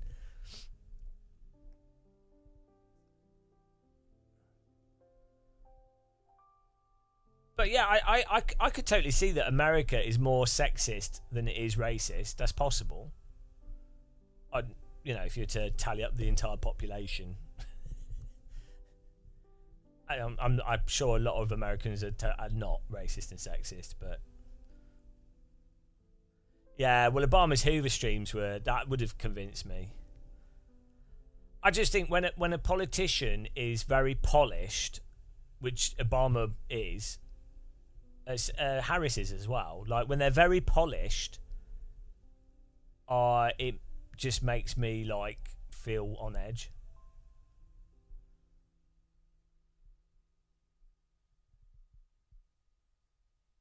Yeah, actually, it's interesting. It doesn't seem to matter in the UK if the Prime Minister's female. I don't really get the impression that that's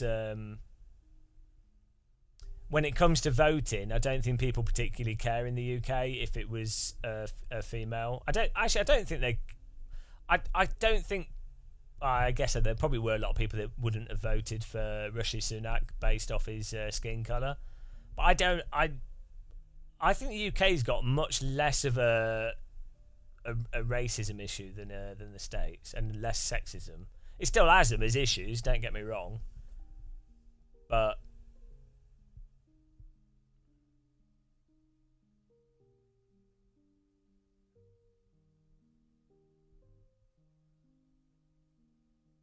I'm not even following UK politics.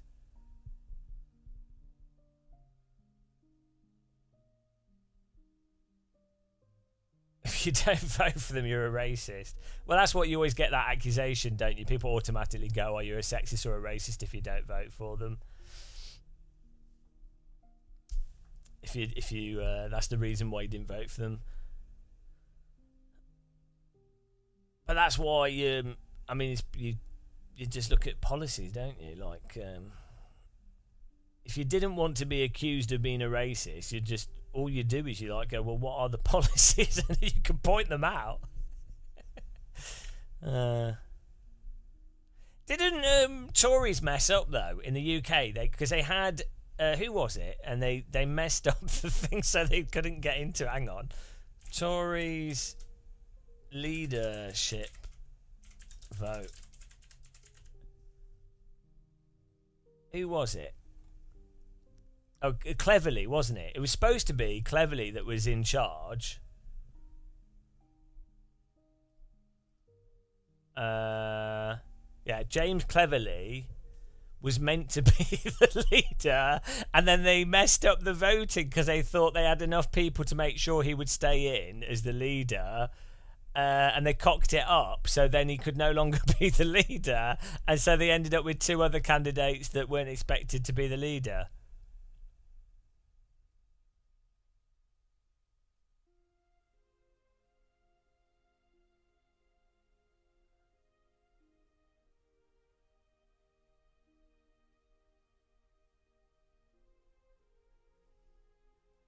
Oh, here we go. Tory MPs who thought they were being clever by trying to manipulate the voting to ensure cleverly generic contest in the members' ballot were being too clever by half.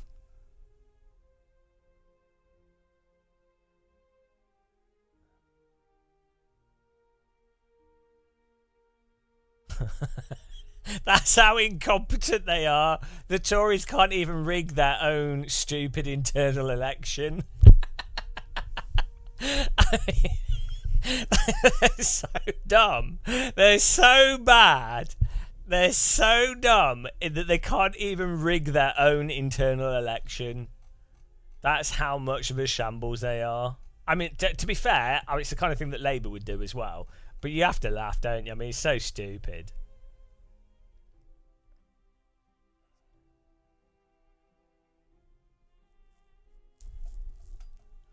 Have we had any swing states change?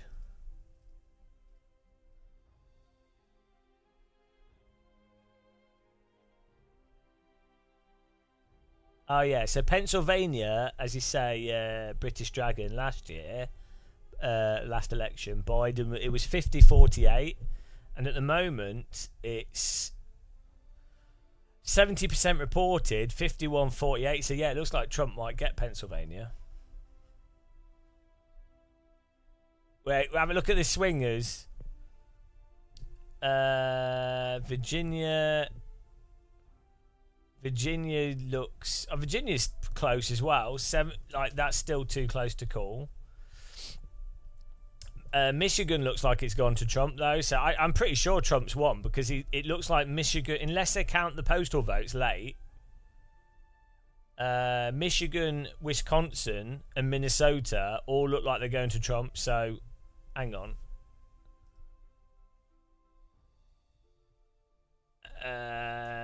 Michigan.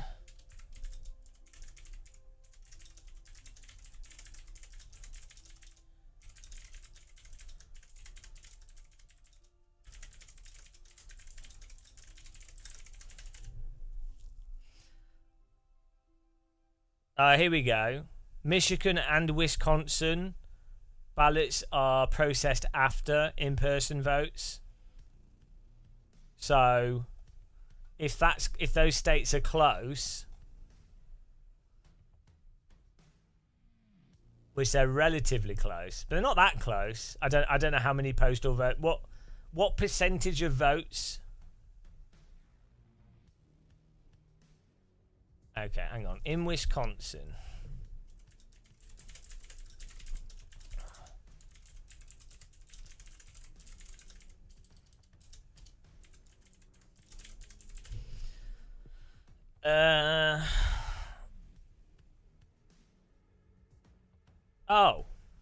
Oh no, that's due to COVID though.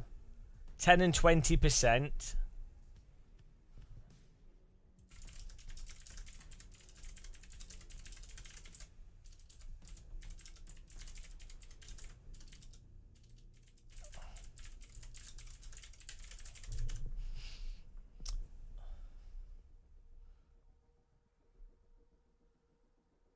Oh, okay. Yeah, no, it's hard to call because 80% of absentee ballots in Wisconsin are cast for Joe Biden in the last election. So, and the 60%, okay, let's say 20%, 10 to 20%, because it's not COVID times, 10 to 20% of the votes are... So let's say 15%, potentially 10%. Well, like I said, 8% of the votes are potentially Democrat votes that aren't counted. Let's say 5% conservatively. So if Wisconsin is within 5%, there's still a really good chance that Kamala is ahead. And I'm not sure if the same would apply for Michigan. But yeah, it looks like you're not going to know until they do the postal votes. Basically, it's within the percentage of historical postal votes. You can't tell. This is well exciting. I should be doing. We should just do this all the time. This is way better than SimRacing. Will World War III happen? And the real question is, Georgia, 90% reported. This is better than Formula One. Yeah, that's it, Jeff. That's the thing. So it's just basically. With Georgia. Okay, sorry. Yeah, but what percentage was it? That's the thing. What you need to know, even this is still a guess, you need to know the previous percentage and if they count the postal votes after the in-person votes, this year though I think Georgia's counting the ballots at the same time, supposedly. So if they're counting the postal votes after the in-person votes, so you need to know that. Then you need to know the historical percentage of people that do postal votes versus in-person votes. Then you need to know the percentage of the postal votes that were for what party. And then you can make a somewhat educated guess as to what percentage range that the count needs to be before the postal votes to be pretty sure, unless, to be reasonably sure.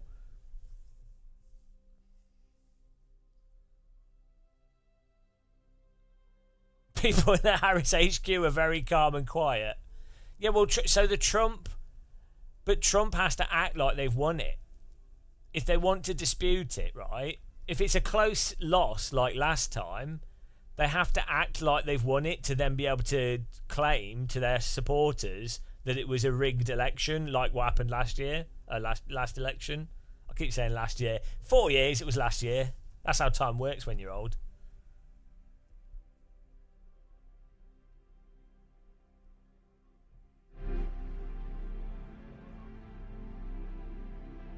Can we get this? Can we get this on the screen?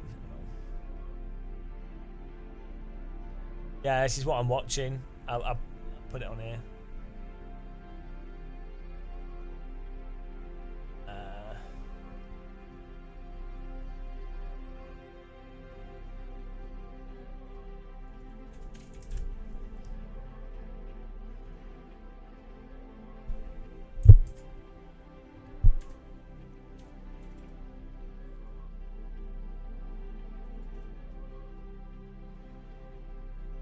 Oh, that's good.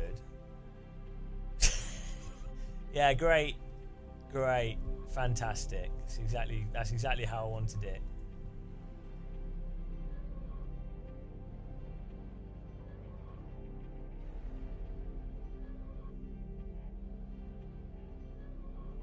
Fantastic.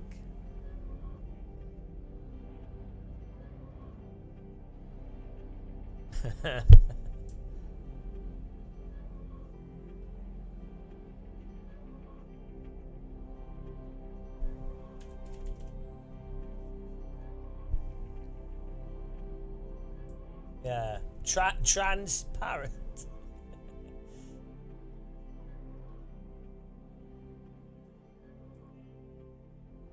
I can make a white background. We can hide all our supporters for the election map.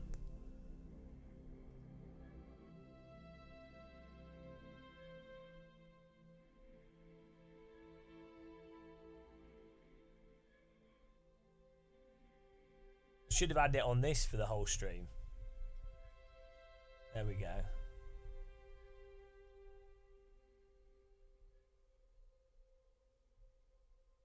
I'll put a white background on it.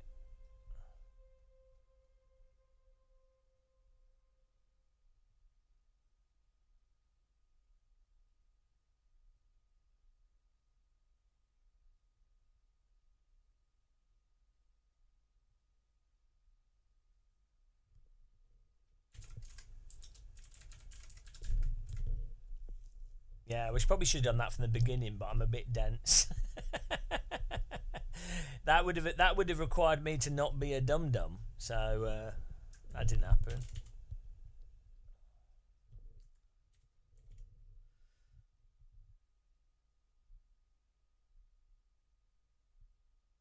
Hello, Marcus Holm. How's it going?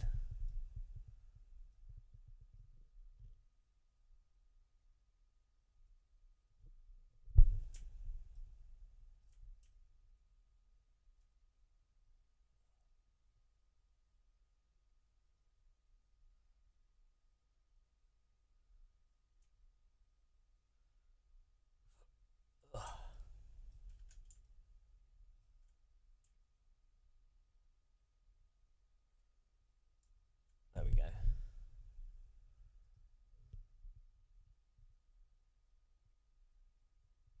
There we go. Using Val pedals. Present election. Let's put some different music on here. Things are getting spicy. I wonder how many Brits are following the election. Let's have some jazz.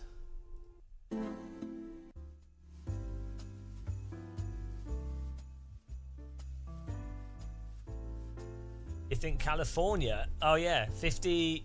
California's. But California had it last year. It's a stressful atmosphere. I'm pretty relaxed. Yeah, Jeff, but the problem is you can't. It's because of the bloody postal votes, and because they don't count them first, you can't know. Do you know what I mean? It's annoying. I'd like to see it in real time. Americans normally do sports really well, but this is really bad. Like, yeah, but I mean, 6 million across the whole country. They need we need ad breaks.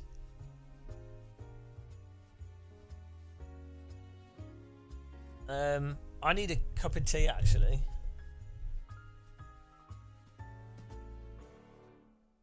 What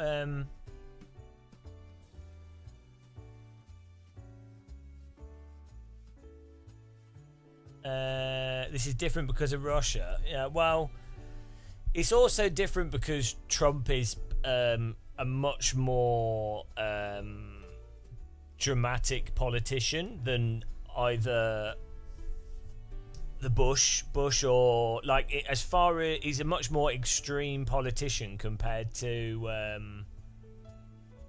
previous politicians.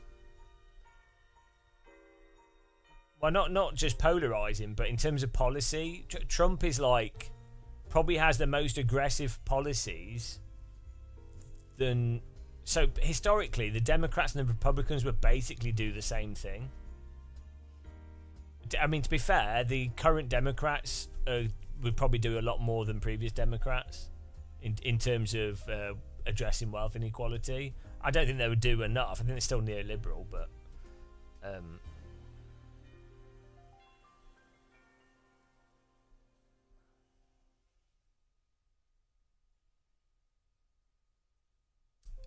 Clovis, what do you mean? Clovis, you've not been here. You've not been following it. Look, I'll give you another rundown. Election rundown. So,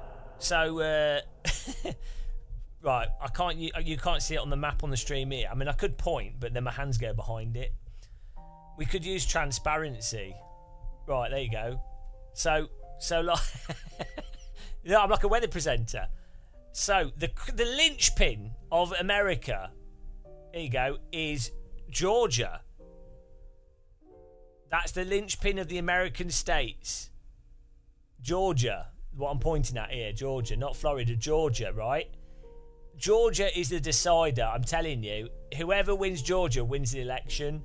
But the other linchpins are these states here, Michigan, hang on, one of them's not Michigan. Yeah, Michigan, I'm learning here, Michigan, Wisconsin, and Minnesota. These three